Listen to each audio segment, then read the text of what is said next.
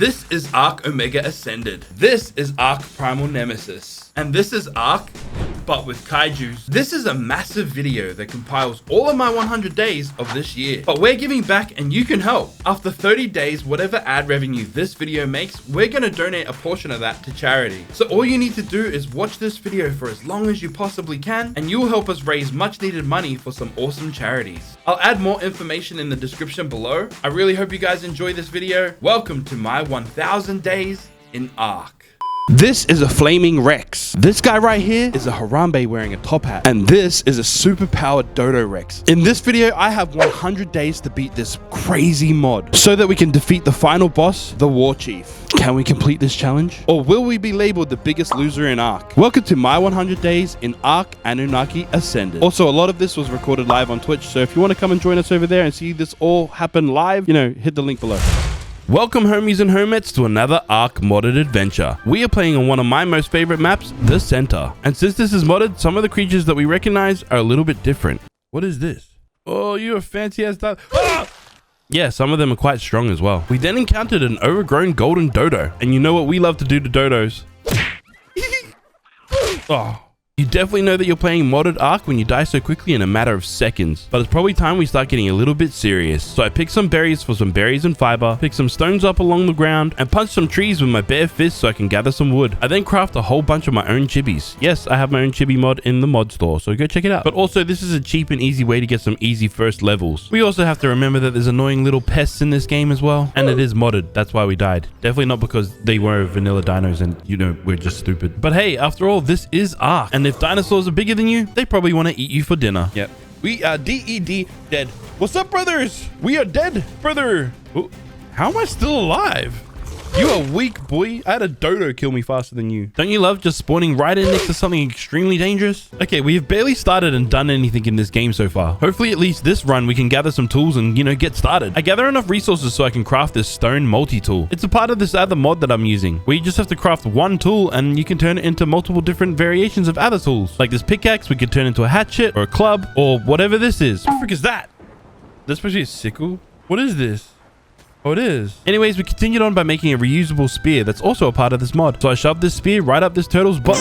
Psych, I didn't do that. I ain't that stupid this early in the game. Instead, I killed this Dilo. I need its precious skin. It doesn't need its life. Its sacrifice was worthwhile. Now we have a raft. The center is a rather large map surrounded by lots of water, so I figured a raft might be a good way for us to get around at the start at least. At least this way we'll be able to enjoy a lot of the scenery and be able to avoid some of the dangerous things along the beach. We made our way all the way over to Skull Island. It used to be called Batman Island, but they turned it into this monstrosity. It is kind of cooler, but I don't know. I miss Batman Island. Day 2, we landed this boat upon this shore, just so I can gather a bunch of resources that I could use to start building upon this boat, placing in all the foundations and then a few walls and then eventually this bed. I couldn't forget to add this ramp so I could make it back up to this boat whenever I need. I then added this storage box, then went back to harvesting yet more resources before fully enclosing this space in. There we have it. We have a little houseboat. It's not fully made out of stone currently, but we'll get there eventually. And because we've been working with stone tools this whole time, this basically took up the entire day 2. Day 3, I made a forge, but we're gonna need to fill it with some metal. So I ran my naked butt straight into the forest because I figured there might be like some metal nodes in here. Maybe. I didn't manage to find any metal nodes, but I did manage to see an ominous red glowing smoke thingy. Oh, frank. Ah! GG's, motherfuckers. Yeah.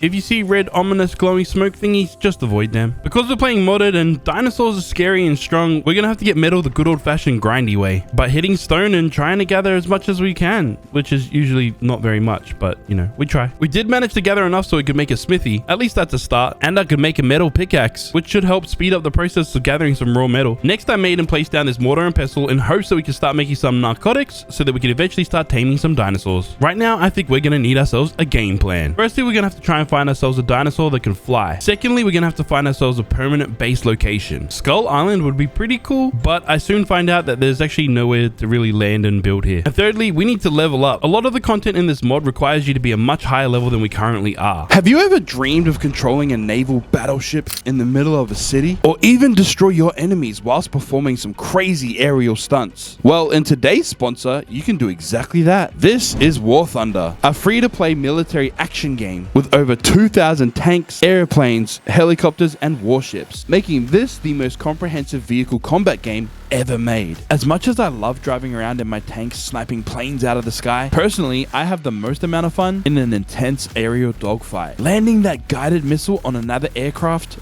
it's pure bliss. In War Thunder, every shot that you take can change the outcome of any battle, so choose wisely before you enter any fight. War Thunder has recently released a brand new update called Firebirds, which means this game now supports ray tracing, making your aerial combat look super clean with realistic shadows, lighting, and reflections. They have also added a bunch of graphical enhancements to make your experience more immersive. They have even added this F-117 stealth aircraft. Get War Thunder for free right now on PC, Xbox, and PlayStation by clicking my link in the description below. And guys, I'm not going to leave you guys hanging. New players and players that haven't played in the last 6 months will receive some exclusive rewards, including the Eagle of Valor Decorator, 100,000 Silver Lions, and more.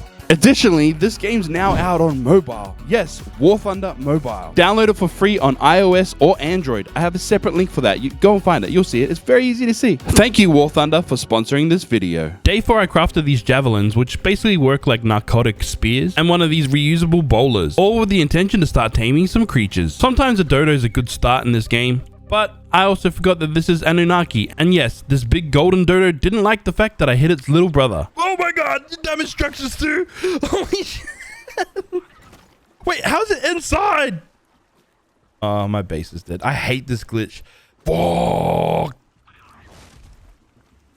Get out of my house. And just like that, because we messed with the wrong dodo, our base is semi-destroyed. And we have an extremely dangerous golden dodo just chilling on the back of our boat. I don't know how that happened, but now it's gone. After all this little bit of chaos, I still haven't tamed anything. I think this parasaur might make a good starter addition to our family. Psych, I need some hide. I then spend the rest of the day just stocking up on a bunch of resources, specifically trying to hit some of these river rocks so we can get some more metal. Day 5, and I remembered back in ASE, there's a little spot that we could get to on our boat to be able to collect some metal. It's just down the end of this cove on this island, and because we're on our boat, we can literally just go straight up to it, and now I can stock up on some metal. Oh, I should be using a metal pickaxe. That was a bad idea. So of course, my next step was to craft up this metal pickaxe. At least this time I could harvest up a decent amount of metal. I'm gonna need a bunch more metal than we can collect down here, but then I also remembered on parts of this island there are a bunch of metal nodes, except some of them just weren't in the places that I remembered. Oh, I'm so glad we finally found some metal. Game changer-rooney. We managed to gather quite a bit, enough to get us started at least. It's now day 6 and I drive my boat straight into a cave. I enter this cave for a particular reason. I was told by my Twitch chat that this is a good place to gather some resources, specifically chitin. If I can manage to kill some bugs down here, I can collect a bunch of chitin that I'll be able to use to be able to make a Pteranodon saddle. We made it quite deep into this cave without attracting any enemies, and then we found this resource.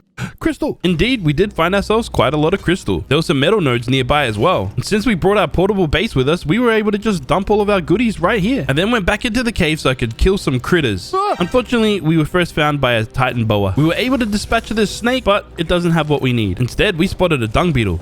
And I didn't know that they were aggressive until now. Are you really trying to fight me right now?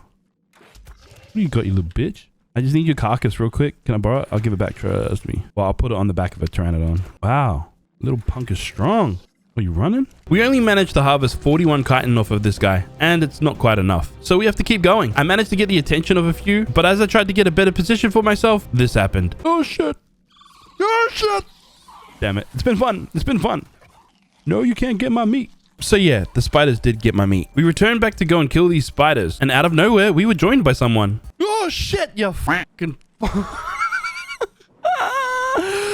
Oh my god, who is that? Yes, he scared the living daylights out of me. This is Atlas. If you remember the last Omega 100 days that I played, he was a part of that as well. I do in fact record these 100 days on my Patreon servers. That's open to any one of my YouTube members, Patreons, or Twitch subscribers. And with that, we were able to harvest up enough chitin to be able to make a Pteranodon saddle. When we can tame a Pteranodon, that is. But I wasn't quite finished here in the cave. I made myself some essential tools, like this spyglass and this reusable grapple hook. Thanks to my time in Monarchy and hanging out with Raz Clark, I learned a few tricks to be able to maneuver these caves safely ish. With a reusable grapple hook and a parachute, you can basically Spider-Man your way through this entire cave and avoid all the dangerous creatures. Now, why was I trying to go so deep into this cave? For that thing over there. I wanted to see if I can get my hands on some juicy loot. It wasn't really safe for me to land on the ground, so I'm trying to kill a lot of these critters while I'm hanging on the roof. This proved to be kind of difficult, and the loot drop wasn't really worth it, so we just left. After all, we got everything that we need to progress, so it's time to leave the cave completely. I saw that someone had built a little starter shack, so I wanted to go investigate. Turns out this is Atlas's home base, which makes sense on why he made it to us so quickly. Anyways, on this island was a level 135 Pteranodon. So I bowled it and then shot it in the face. And now we just wait until this Pteranodon is fully tamed. Whilst we wait for this Pteranodon to fully tame up, I crafted this Anunnaki workbench. Took us a while to be able to make this. It's kind of expensive, but this bench is essential for us to progress through this mod, as it is used to craft a bunch of the modded items. It seems kind of empty now, but that's because we haven't unlocked a bunch of things. Like I said earlier, in this mod, you have to be a much higher level before you can do a lot of the modded content. Anyways, as night fell, our Pteranodon finally tamed up. Pteranodon! I don't name creatures typically at the start, mainly because they die quick. Yes, this is true. I cannot be trusted with dinosaurs in the early game. But because we were well prepared, we already have a Pteranodon saddle, meaning we can hit the skies straight away. And anybody that's been playing Ark long enough knows that if you hit the skies, your game changes completely, as this opens up a whole new way of exploring the map. Day 7 and I'm scouting out different locations for our forever base. I was somewhat kind of still hopeful that I could build on Skull Island, but it doesn't really look like there's anywhere decent to build here. I mean, I'm sure that there's some creative builders that will build here, but I'm just not that creative. I came back to visit one of the places that I built in Monarchy Season 4.5. I didn't want to repeat something that I've already done. I then had the idea to maybe move into these big ruins right here, but I decided against that. So I guess we just got to continue our journey forward. The only thing is, sometimes you need to remember, in modded Ark, some creatures are significantly more dangerous. Oh no! What the frick? Get away! Get away!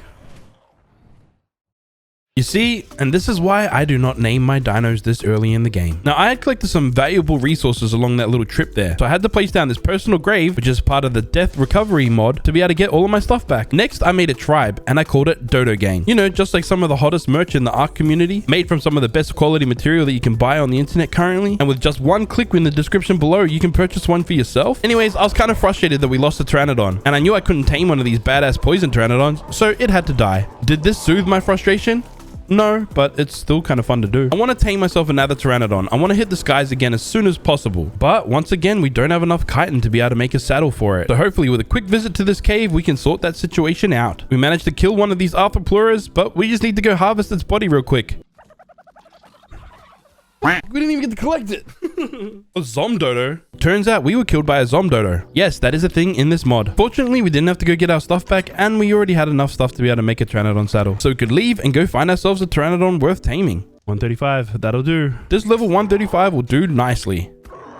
Day 8, I encountered some baby dinos. They seem to be living their best life, unaware that there are predators in this world. It's a little messed up, but I'm trying to turn these kids into orphans. You know, give them some main character energy like Harry Potter, Luke Skywalker, or even people of a certain racial demographic. No, but really, I need to kill the kids. Yes, sounds kind of messed up, but I need them for their prime meat. They're sacrifices so that I could tame things a little bit quicker than normal, like the Pteranodon. Problem is, the parents didn't like that, and we weren't successful turning them into orphans. In the end, we managed to get some prime meat off this dead alpha Dilo. I think it was killed by that golden turkey. So I quickly fed the prime meat to the Pteranodon, and just like that, it was fully tamed up. Now we're back in the skies for a second time. Hopefully this lasts a little bit longer than the last one. We should really consider starting our forever base now. This map is massive, but I do like this area. I kind of like the look of this island, and it seems pretty safe considering. It doesn't seem like anything dangerous or modded spawns here, so it's probably a good place to set up our forever base. We placed down some basic foundations in this storage box so we can start storing some of our initial resources. I then move our boathouse over to the new island and continue laying down the foundations to our new base. My Twitch chat instructed me to name my Pteranodon. I named this Waffle 2. The previous one was called Waffle. Obviously, this is Waffle 2 in honor of Waffle 1. Day 9, and I was lucky enough to have the mod developer in my Twitch stream. He mentioned if I go and kill some of these modded creatures, they have a chance of dropping some experience potions, which we can then use to level up our dinos or character. They also drop these badass tokens as well, which are important for taming some of the modded creatures in this mod. I really needed to level up so I can actually start playing this mod properly. We got ourselves to level 69 by by crafting some chibis. But really, we need to try to get ourselves to level 82 before we can start taming any of these modded creatures. You see, this modded creature requires badass poison treats to be able to tame it. Unfortunately, you can only craft that in a thing called the Anunnaki Lab Bench, which you don't unlock until level 82. Side note, that has changed and it's now a much lower level, but whilst I was playing this, it was level 82. Anyways, we continued trying to kill as many of these modded creatures as possible until we could get ourselves an experience potion. But we came close to dying, so I figured we'd head back to base and I'd make myself some flak armor to protect us in these wilds before heading on out murdering any of these helpless creatures. In the redwoods, we killed this frost pteranodon and then we got it.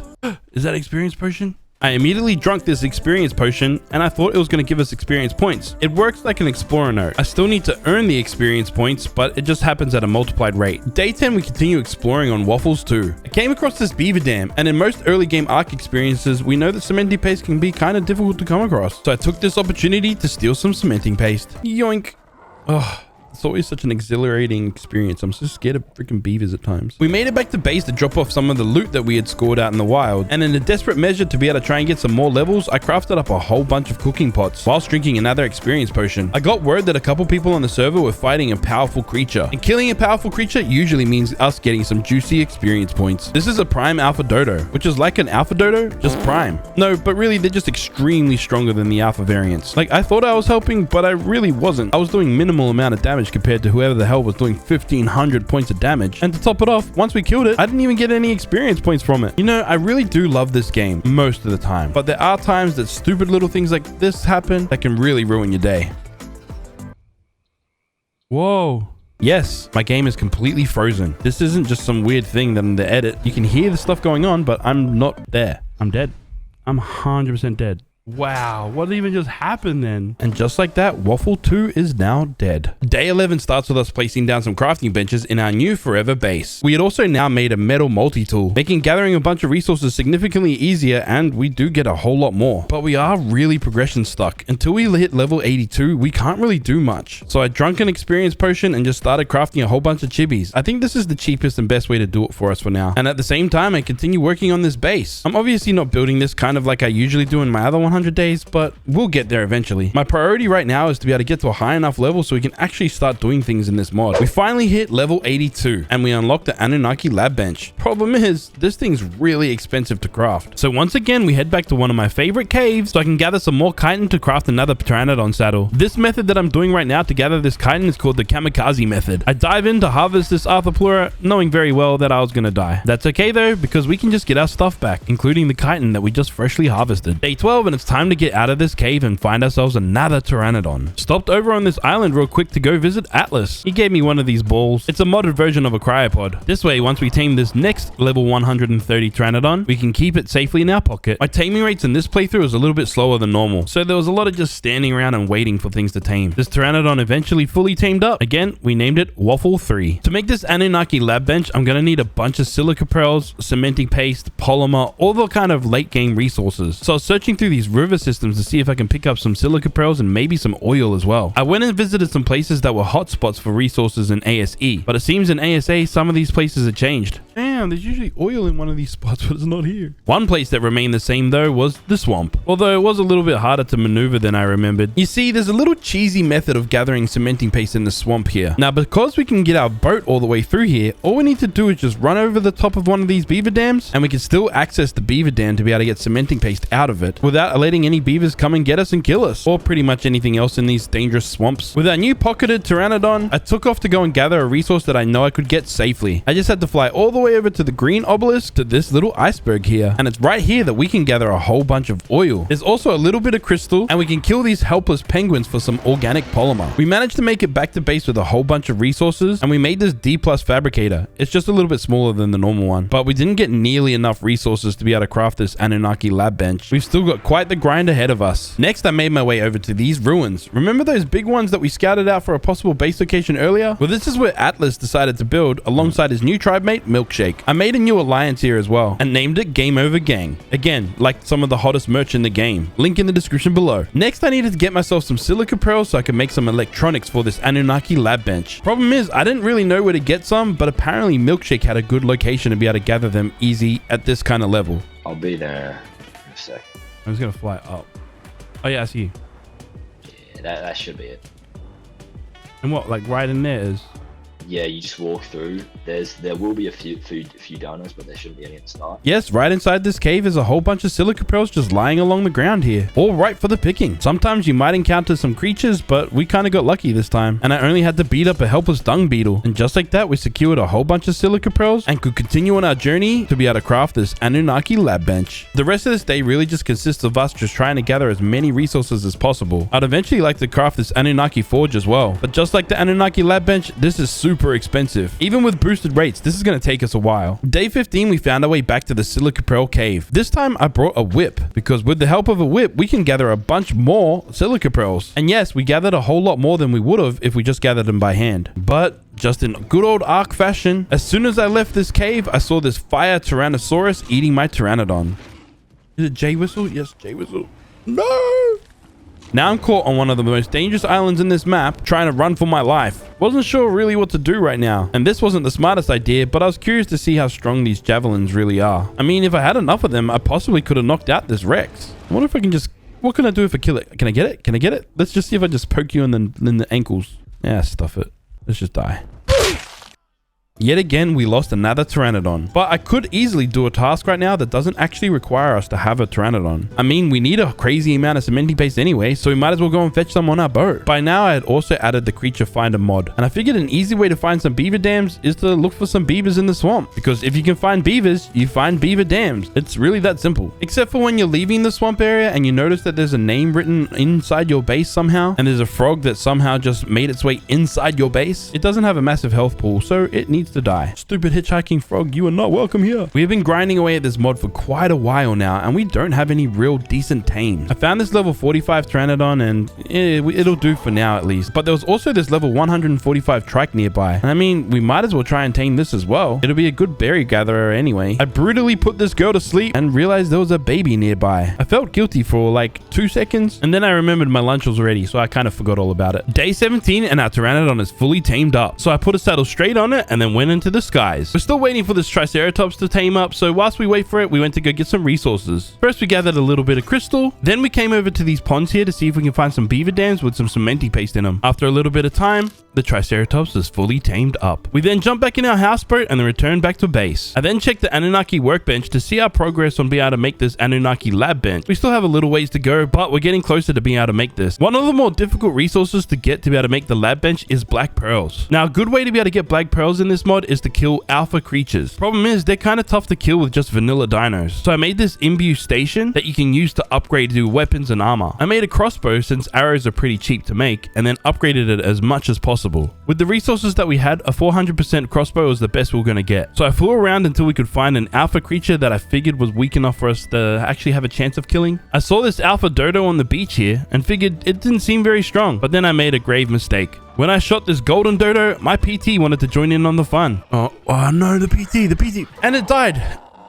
Yeah. A horrible death. Now we're stuck over here getting chased by a bunch of murderous dodos. I'm trying my best to be able to kill this dodo. 1, so I can get black pearls, and 2, so I don't die myself. I managed to kill it, but it seems like other dinos want to harvest my kill. I harvested its body and I only got 32 black pearls. I escaped from the little dangers that we just had there and ran back to my Pteranodon's bag. I really wanted that saddle back. Day 18, and we're still trying to kill some creatures with this new crossbow of ours. We managed to take down this alpha dialer with some precision headshots and got a little bit more black pearls. Feeling a little bit confident, I found this prime alpha dialer that already had some damage to it. So I trapped it with my bowler and then started shooting it in the head. Ooh, I don't think we're gonna have enough time to kill this. 17 seconds, no? Or no, we're doing 1,000 per and nah.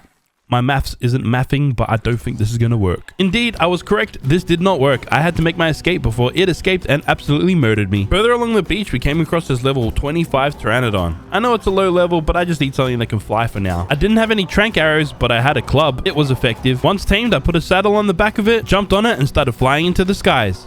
But there was one problem. Because this stupid thing is such a low level, we were overweight. I force-fed it a bunch of food to try and lessen the weight. When that didn't work, I just dropped half of it. Then the next problem arose. We ran out of stamina along the beach and started getting attacked by some pegamastics and some compies. With this, my PT couldn't regain any stamina. So in a last-ditch effort to keep it alive, I jumped off it and then put it in one of my soul balls. I then began running down the beach towards my base and somehow died to a prime alpha dialer. Well, on the bright side, this gave us an easy access back to our base, I guess. It's moments like these that this personal grave feels kind of cheaty, but hey, it is what it is. But hey, if you don't like it, Go and uppercut yourself. Next, I wanted to make some more tranks and narcotics, but spoiling meat takes so damn long. That's okay though, because we added the meat spoiler mod, so we can spoil meat rather quickly. And now that we have this trike, we can farm our entire island quite easily. There's so many bushes and no dangers, so we can do this at a leisurely pace. Our focus right now is to be able to get ourselves a better Pteranodon. This Pteranodon really sucks. I fed it an experience potion. That's why it's spewing glitter out of its butt. The stupid low level ran out of stamina again. We managed to spot a level 140 Pteranodon. I needed to get off of the back of this stupid low level one, but I almost made the mistake of killing this one because my crossbow is kind of powerful. I fed it some prime meat. Now we just gotta wait and pray it doesn't die. Whilst waiting for this Pteranodon to tame up, we found a level 90. Figured I'd try and tame that as well. It can't hurt to have some spares laying around the place anyway. This level 140 we have now acquired. Placed the saddle right on its back and started flying off into the sunset. I went ahead and named this one Waffle 5. I don't really know what number we're actually up to, but I kind of figured we're up to this. The other Pteranodon was fully tamed up as well, so I went back over to that and put it in a soul ball. I'm gonna need somewhere to keep these guys safe, so I placed down this SCS terminal and placed my spare Pteranodon straight inside there. Next, I worked on making another part of my base. This section of our base is going to be for our farm. We need all the vegetables so we can make some of the treats in order to tame some of the modded creatures. And since we're almost there, we might as well get started now. Now that we have a farm, we need some fertilizer. We can get poop going in this SCS terminal, but we really need fertilizer, which means we're going to need a dung beetle. And I remember from earlier in this video, we could get dung beetles from this cave that we love so much. We entered into this cave and there was a dung beetle waiting right at the shores for us. There was also some spiders too, so we had to try and get away from them and murder them because they're in our way of success. Yeah, it didn't really go to plan. Before returning to go get that dung beetle, I made sure to be wearing some armor this time. I mean, it is more fun to kidnap things naked, but hey, we need some protection sometimes, right? I returned and I remained cautious, but it seemed like the spiders were not around. So I was able to tame this dung beetle with no obstacles in sight. I was able to leave this cave in peace as well. Return straight back to base and place this dung beetle straight into this SCS terminal, so it could immediately start turning all of this poop into some healthy fertilizer. Obviously, I also need a water source for these plants to be able to grow. And we're right next to the water, so it's not really a problem. Since we're getting really close to be able to tame some modded creatures, I went ahead and made myself this long neck rifle. I then went ahead and started upgrading it in the Imbu bench and began crafting some of these Anunnaki tranquilizer darts. They're like normal tranquilizer darts, just way stronger. Before we start taming any modded creatures, I figured I'd tame something a little bit stronger so we can kind of ease this progression along. I figured a level 150 Rex would really help us out right now. This would also be a good way to test out the potency of these new tranquilizer darts as well. This particular Rex wasn't alone. I tried to find a good vantage spot so I could take it out, but it gets really hard to see sometimes with all this foliage. Good thing we could just whip it all away. Then we could start our attack trying to knock out this 150 Rex. I really should have built a trap for these guys. The fact that they run away and run around so much is kind of making this a little bit more difficult than I expected. Just so I could tame this level 150 Rex, I'm out here trying to be Spider-Man, and I kind of discovered using the crossbow was a bit easier to knock this guy out. We got one of these Rexes down. Now we need to try and get our hands on the other one. This one right here, the level 50. Couple arrows shot straight into its butt and we put it straight to sleep. And no, I wasn't going to tame it. If I remember correctly, I should be able to slaughter this thing and get prime meat off of it. I was right. We managed to get a little bit of prime meat. Looking back, this is kind of messed up. I fed this Rex its friend just so it could be my friend. Now we just have to wait for this Rex to tame up completely with nothing to do but just run around this lava pit for a while. Also, I learned that I could harvest this big bone here and you get raw salt from it.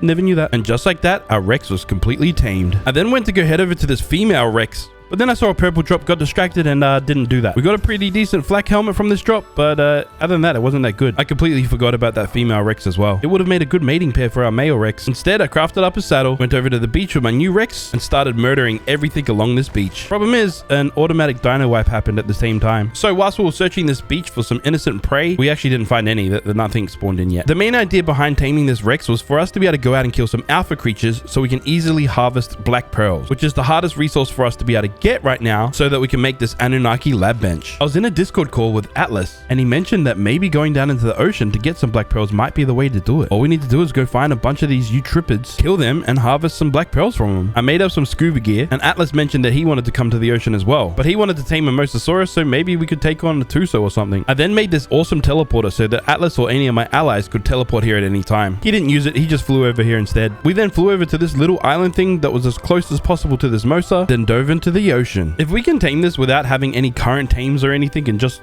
you know, scuba diving, we're either geniuses or complete idiots. Then we ran into our first problem. The creature finder sometimes shows you creatures that are stuck in the mesh, so this particular Mosa isn't accessible for us right now. We gave up trying to get at this one, then looked on the map to see if we can find another decent level one. There was another one that wasn't too far away from us, really close to Skull Island. It's not a great level, but you know, it might work. We arrived at this other Mosasaurus that was swimming freely in the middle of the ocean. Once I arrived, it was already chasing Atlas. Oh, boy wants me now. Yes, it did look quite hungry for some Atlas. There was a weird mechanic that happened. The Mosasaurus just decided to run away eventually. It's so weird that it's not staying aggroed. It knows. It knows what's about to happen. And to make things even more annoying, a freaking Plessy decided to join the party. Dude, you weren't invited to the party. Go away. One more hit and it's down. One more hit and it's down. Holy crap. What is that? Oh my god. All right, sir. Try and not kill me. Oh crap. Go to sleep. Go to sleep. Go to sleep. Okay. Thank you for your time. After that little distraction, the Mosasaurus came back and we started pelting it with some of our arrows. It began to rush in to kill me and I kind of survived it, which I'm glad about. Shot it with some more trank arrows, but then it started to escape. I'm just not fast enough to keep up right now, and it did break my flippers. It just got way too far away from us and its torpor is dropping rapidly. I had run out of stamina as well, so it was time to call it here and head back to base. I repaired my scuba gear and then went back into the ocean. Started swimming towards this Mosasaurus, but then I got attacked by this Megalodon. I only had trank arrows on me, so I put it to sleep. I had some prime meat on me as well, so I figured maybe I'll just try and tame it. Having an underwater tame might actually be helpful in this situation. We tamed it right next to our base anyway, so, you know, might as well. I had to call this guy Bruce. It just made sense. Bruce made traveling through the ocean so much easier. We didn't have to worry about our stamina at all, and he was a lot faster. When I finally caught up to this Mosa, I went to approach it so I could start tranking it. I was hoping Atlas was here. I got killed by that friggin' electric eel. Yeah, that's why he wasn't here. And we're getting chased by a prime alpha Plessy. With 340,000 health points, yeah, it would absolutely destroy us. I ended up giving up on this task to tame ourselves a Mosasaurus and just started hunting down these Eutripids with myself and Brucey here. The problem is they did not drop a lot of black pearls. Even if I used the pickaxe, it was barely any. But this did seem easier and a little bit safer than fighting alphas. It might be a little bit more grindy, but hey, this might be the way for us to be able to get enough black pearls to make the lab bench. Day 22 and we're still on this Eutripid grind. Also, I know I'm saying it wrong, so don't come at me in the comments. This gets extremely boring after a while, and it's depressing when you don't get that many black pearls. There is another way that we could get a lot of black pearls quickly. That's from killing a big ass squid. Saw that there was a level 20 on the map and went after it. Unfortunately, this one was glitched into the walls as well. But I do have to give it to the developers of the center. This underwater glowing cave area is pretty damn cool. What did I just see? You, sir, just found an Alpha Tuso. The Alpha Tuso found me. Oh, no, it found us. 42k health. That's not fair. This one's going to be tough to beat, but if we do beat it, it will definitely be worth it. And when I say we, I mean Atlas. Atlas is coming as well. He tamed himself a Megalodon, but he just needed a scuba tank. So I gave him my spare one. Then we went into the fight. Yeah, I know this was stupid, but I just went to charge straight in. I was stuck in its tentacles and just biting away. We were actually doing surprisingly a fair bit of damage. Yeah, until it kills us at least. My Meg died. Did it? Yeah, it's dead. I mean, mine's gonna die. Poor Brucey is dead. He won't need the saddle anymore. The Tuso seemed to be aggroed on Atlas and its really fast Megalodon. Whoa, you're so fast. I shot this Tuso and then it started charging towards me. I felt like this was my time and it was over. Yeah, I'm dead. I'm so dead. The underwater arc gods have blessed me today. This Tuso couldn't seem to get its grippers on me at all. Wait, bro, we might win this, bro. And yes, it seemed like we might indeed win this. Bro, we're killing it. I'm biting. I'm gnashing. We might actually kill it. It's 10k health. Bro, it's got 4k. It's got 4k. We're gonna kill it, dude. I can't see it. 4,000 health points left. It's running away and squirting all over our faces. Wait, you're almost good. 900, 700, 200. Dead, it's dead, it's dead. That's right, bitch. And just like that, we defeated this Alpha Tuso. Yes, yes, yes. That might give us the right amount of pearls. I then went to go harvest its body, expecting me to be able to harvest the pearls from it. And there must be a bag around. No. I think I lost the bag that it might have dropped. No, where's my pearls, you bum? Oh, wait, there's a bag right above me, Aaron. Oh. Yeah, Alpha Tuso right here. Atlas found the bag and we managed to get 75 pearls. It really wasn't worth it. But then again, it kind of was, because I teleported straight back home, placed the pearls into the Anunnaki workbench, and then checked to see what else we needed. We only needed some more metal ingots and we had ourselves an Anunnaki lab bench. Side note, we already had the ingots ready and cooked. Just like that, we finally had ourselves the Anunnaki lab bench. With that, I thought we were ready to start taming some modded creatures. Once I saw what it took to be able to craft these treats to be able to tame them, I didn't have some of the ingredients to be able to make it yet. Not only was there some of the crops that I haven't even planted yet, and I need all of them, I also need some alpha blood and some golden kibble that drops from golden dodos and golden turkeys. We had all the required seeds and a little bit of fertilizer for these crops, so I planted everything that I had to start this growing. Then to speed things up, I wanted to build a greenhouse, but all the pieces require cementing paste and crystal. We flew to a close location so we could harvest up some crystal, just enough to make sure that we could keep our Pteranodon in the skies at least. And with that, we had enough to be able to make some pieces for this greenhouse, and we could just start piecing this all together. We eventually ran out out of crystal and needed to go collect some more. It wasn't until the following day that we could actually complete this greenhouse. With this greenhouse in, we gained a 300% greenhouse effect from all of our crops. Now we just have to figure out how to get some alpha blood, some golden treats, and even some cooked prime meat. With the alpha blood, we could just use our Rex to go and hunt down some alphas. And we might be able to pick up some prime meats from some of the creatures along the way as well. This Bronto in particular dropped quite a bit. We managed to kill a whole bunch of creatures, but didn't really come across any alphas. Now, prime alpha dinos definitely drop alpha blood, but I just wasn't confident that my vanilla Rex could beat one. We eventually managed to come across this alpha Dilo and alpha Raptor, which we managed to kill and get some alpha blood from them, and a whole bunch of black pearls and some prime meat as well. We returned back to base and I placed all of this loot into the Anunnaki lab bench. I then crafted this industrial grill so we could cook up some of this prime meat rather quickly. We're still waiting for our crops to grow, but whilst we wait, we went to go hunt down a golden dodo. We found this one close by and I got my Rex out to fight it. This dodo had 66,000 health points, and I wasn't doing a lot of damage with this vanilla Rex. Make things worse, this dodo was absolutely wrecking my Rex. I was starting to get fearful that my Rex was going to die, so I went to get a soul ball out to try and soul ball it and escape, but neither myself or my Rex survived. God damn it!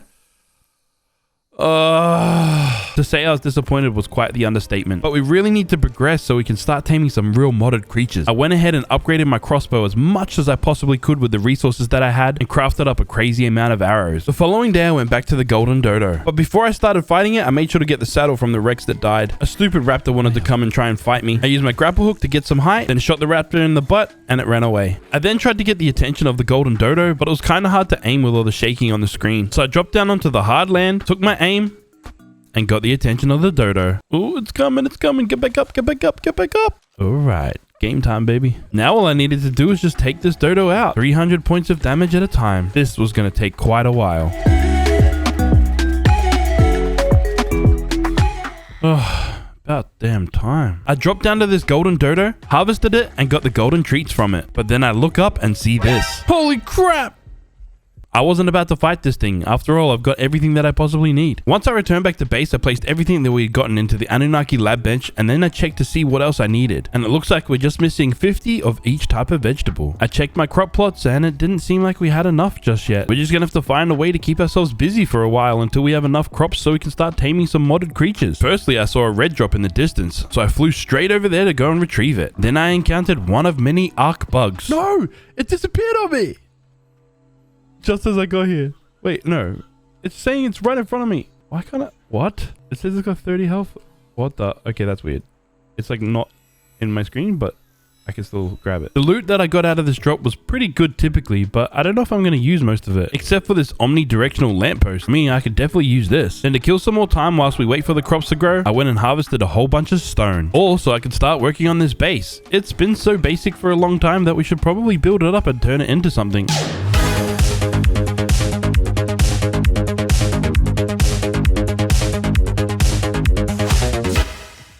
And there we have it. Look, I did plan on building this into some sort of like penile power base, but it just didn't end up happening. I'm starting to realize that this mod requires you to have a whole lot of resources. And we all know that Ankies are a great way to be able to farm metal. With this level 150 on the map, I had to tame it. I was kind of worried that that alpha Anki was going to try and fight us if I'm shooting its friend here. The alpha Anki didn't aggro at all, and we managed to knock this out quite easily. Whilst we wait for the Anki to tame up, we went into this underground cavern kind of place. A lot of people that have played this map before will be quite familiar on where we are. We're heading over to this little, I don't even know what this is called, because there's an artifact out in the open. And since we're here, we might as well pick it up. Next, we went on a hunt for another dino that's great for resource harvesting. The good old sperm dinosaur, Doedicurus. I shot this little roly-poly dinosaur in the face, but it wasn't alone. It had this saber-tooth here too. I went to try and escape, and it seems like the saber-tooth started going after this Doedicurus. I wanted to rescue the Doedicurus from all of its pain, but these saber-tooths were really wanting their dinner. I managed to kite these saber-tooths off the side of the mountain, but when I returned to these Doedicuruses, they were curled up in their balls, making them much harder to tame. I figured if I left for a little bit and maybe came out of render, they might just come out of their balls and I can then shoot them again. This level 20 appeared to be out of its ball, but I don't think it was. As I was trying to kill it, another saber-tooth joined the party, and it almost killed my waffle number 5. The following day, I returned back to this Doedicurus. It seemed like it was out of its curled up ball so I could shoot it and deal some torpor damage, but I don't think it was. I think this was like a visual bug. In the end, we just bailed on the whole idea of getting this Doedicurus and then went to go fetch this Anki that had fully tamed up. I then returned back to base and checked my crops. We had enough to be able to make one of these badass treats. I immediately crafted up this badass fire treat. There was one particular creature on the map that I wanted to try and tame, and that's this level 150 badass fire Pteranodon. Unfortunately, this thing was in the redwoods with lots of dangerous creatures around that like to just bite. I patiently waited for it to come close to the ground, threw a bowler at it, then shot it with these modded trank arrows. We managed to put this down in one hit. I then fed it the badass treat, and now we wait and hopefully try and keep it alive, and maybe nothing will come over and try and kill it. I teleported back to base in hopes that maybe being out of render might keep it safe. We just waited here and watched from a distance. Yep. I then remembered in the Anunnaki lab bench you can make this sedative elixir. This is basically like a taming potion. You feed it to a knocked out dino and its hunger will drop to 0, meaning you can tame it basically instantly. Once made, I teleported straight back to the fire Pteranodon, and then I heard his terror bird eating away at the Pteranodon. I quickly fed the sedative to it so it would tame up instantly, and then I put it in one of these soul balls. Unfortunately, because of this whole terror bird incident with this badass Pteranodon, it didn't get many bonus levels, making this Pteranodon not that great considering it was a level 150. As we began flying, I realized that the controls and handling are very different on this Pteranodon than normal. This thing flies kind of weird.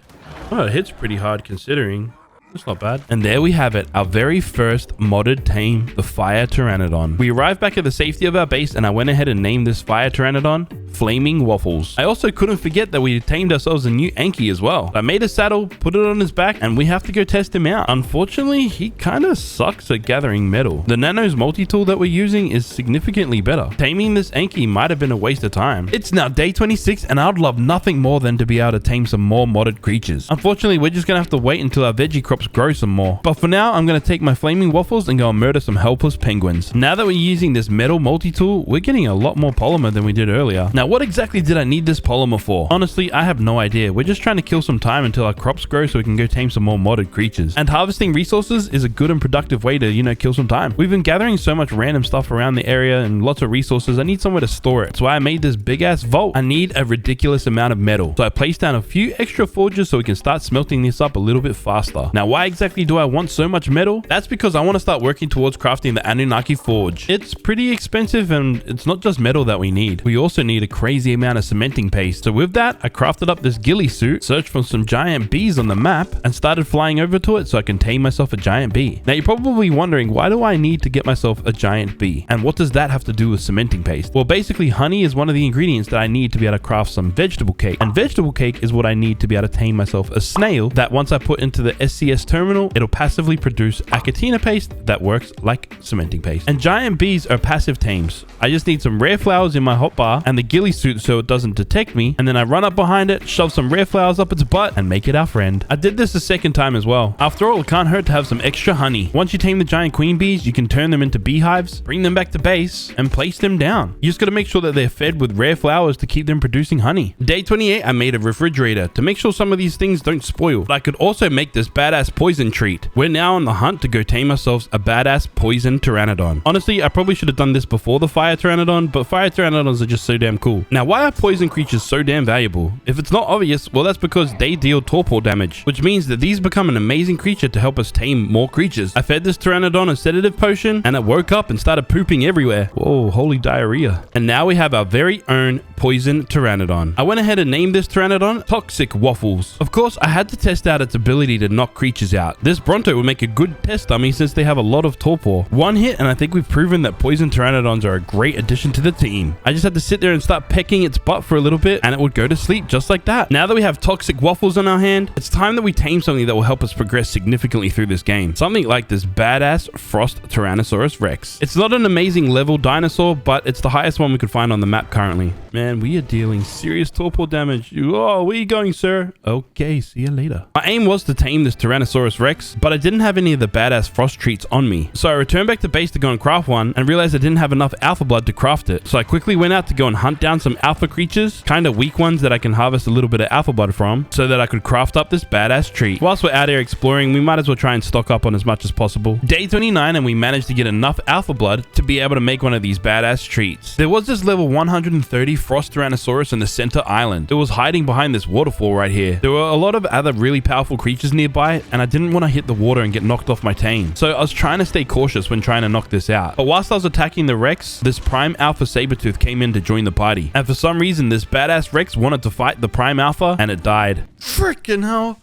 All of that work for nothing. Stupid freaking game. That's Ark for you though. We now need to find an alternative to tame. We discovered that there was a level 130 Frost Tyrannosaurus Rex on the map, all the way over on Lava Island. It was kind of difficult to try and knock this thing out when you can't see because of the trees. So I kited it out to this little beach right here. Then it went into the water, and I was again worried that I was going to get kicked off of my tame. So I jumped onto this little cliff face here and began shooting it with my crossbow. It looked like it was going to start chasing me again, so I jumped back on my PT and managed to knock it out with my poison Pteranodon. I fed it the sedative elixir and then its treat, and now we have a badass Frost Rex. I went ahead and named him Alotta. I didn't come up with this name. This was my friend Gamer K. It's some sort of reference from some sort of movie or something. I don't know. If you know what it is, comment below. Anyways, we're back to trying to make this Anunnaki Forge. Having this powerful Rex on our side should make getting black pearls a little bit easier, since it should make it a little bit easier to take down some of these alpha creatures. And yes, it kind of did make things a lot easier. Day 30, and we're still in the redwoods killing things because it's just so much damn fun now. A few levels under our belt, I was kind of confident to try and take on something a little bit stronger. Yes, like this Prime Alpha Terror Bird. I realized because this is a Frost Rex, one of its abilities is that it will slow down anything that it hits. And that ability, coupled with the fact that it knocks its enemies backwards, means that my Rex does all the damage and takes very little. And just like that, we can collect a whole bunch of black pearls. This Rex isn't invincible though. If it does get hit, it takes quite a lot of damage for what it is. So it's time to put it away and let it rest. I know our main goal is to get this industrial forge, but as I was looking through some of the blueprints, I saw that we could make these Anunnaki hatchets and Anunnaki pickaxes. And I was reading through it and realized that they harvest a lot more than just what they typically harvest in the vanilla variant. I need to get my hands on some more black pearls, and we can make one of them at least. I managed to find this Prime Alpha Dilo and absolutely obliterate it, which gave me enough black pearls to make this Anunnaki pick. This was really expensive. We lost a lot of black pearls on this. I sure hope it was worth it. Immediately, I took flaming waffles out to go and test out this pick. This thing gathers a lot of metal, silica pearls, and crystal at the same time from metal nodes. From obsidian nodes, you get stone, obsidian, and metal. From crystal, you get crystal and silica pearls. I definitely didn't need to get that Anki at all. These hand tools are significantly better than anything else I can get. I want to work towards getting this Anunnaki hatchet, which will then allow me to cut down trees, and I'll get sap from them, which I can then use to make some vegetable cake and then get myself some snails. I know we kind of got distracted from doing that a little bit earlier, but hey, now we're really in the thick of the game, so it's fun time. We had harvested our veggie crop once again and could now go out and tame another dino. Flaming waffles wasn't going to be able to cut it, obviously, so I need to get my toxic waffles out. Anyways, we're here to tame this level 150 badass fire Tyrannosaurus Rex. I mean, I can't have a playthrough without having a fire type dinosaur. They're just too freaking cool. I knocked this thing out quite easily if you ask me, fed it all that it required, and made it ours. I immediately put a saddle on its back because I wanted to test this big boy out. It honestly wasn't as strong as I thought it would be, but we were able to easily take out this Alpha Carno and all the little pests that were around it. Day 31, I crafted up another Rex saddle and began upgrading it. Since the Rex is going to be our main killer from now on to help us progress, it probably needs a decent saddle. My brand new Fire Rex had suffered a little bit of damage from fighting that alpha creature before, and it just wasn't healing fast enough for us. So next I crafted this industrial cooker, found this nice open spot to place it down, and started making some medical brews. This is so I can make these modded health elixirs. They require a fair bit of resources to be able to make, including my own blood, but you can use them to instantly heal one of your dinos, which means we don't have to wait for it to heal up. We can get straight back into the fight. Our Frost Rex is now completely healed up. I think this is going to be our main Rex for now until we progress. Because of its slowing ability and knockback, it's just a better fighter all around. Next we head into the swamp, and for two reasons. We're currently pretty damn strong, so I'm not too scared of all the dangers that are around here, and we can go and gather some cementing paste kind of easily. Literally, nothing stood in our way from us getting this cementing paste. But also, I realized there was a lot of prime alphas and alpha creatures in the swamp area as well, which means we can now stock up on alpha blood and black pearls. We stayed out here for quite a while, but then our Rex started getting pretty beat up, so it was time for us to head on home. After I yoinked some more cementing paste from this beaver dam, I arrived back home and the first thing that I did was make this chemistry bench. We're going to need a whole lot of narcotics moving forward, especially since you need narcotics for health potions and for stronger tranquilizers for these higher tier dinos. I also decided to seal up this greenhouse completely. I don't really have to because the 300% greenhouse effect already works without this, but I don't know, sometimes you get a little bit bored and feel like doing it. The fact that our creatures are now starting to get quite beat up means we're going to have to craft a lot of these health elixirs just to keep them alive. And one of the main ingredients for these health elixirs is rare flowers, and this silica pearl cave has a lot of them. We also found another use for this Anki. Apparently they can harvest rare flowers kind of easily. Huh.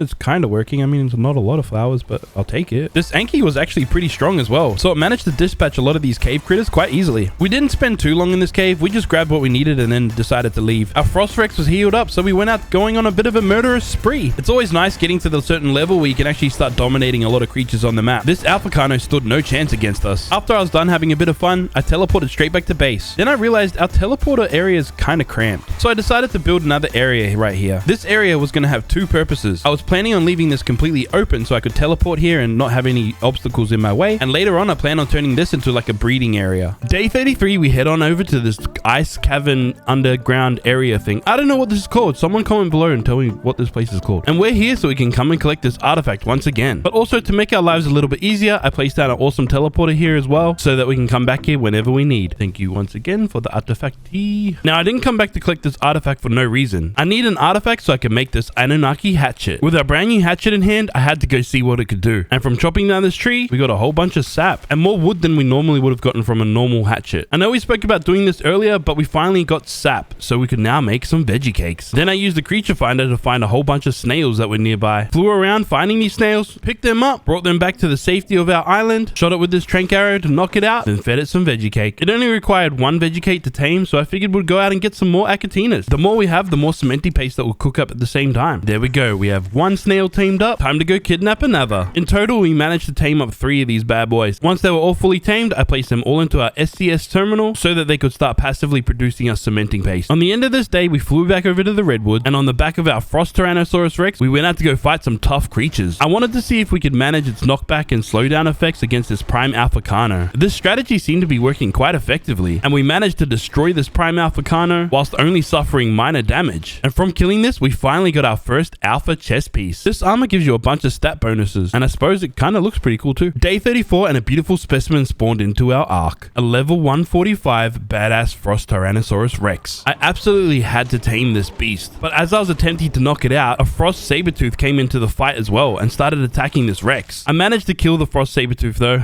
luckily, but our Rex has sustained a lot of damage. I eventually knocked it out and fed it this badass frost treat. I didn't have a sedative on me at this time, so instead we just flew around on our waffles, exploring the map. Hey, yo, there's like islands and stuff over there. Can we go over there? Oh, nope, that's the world border.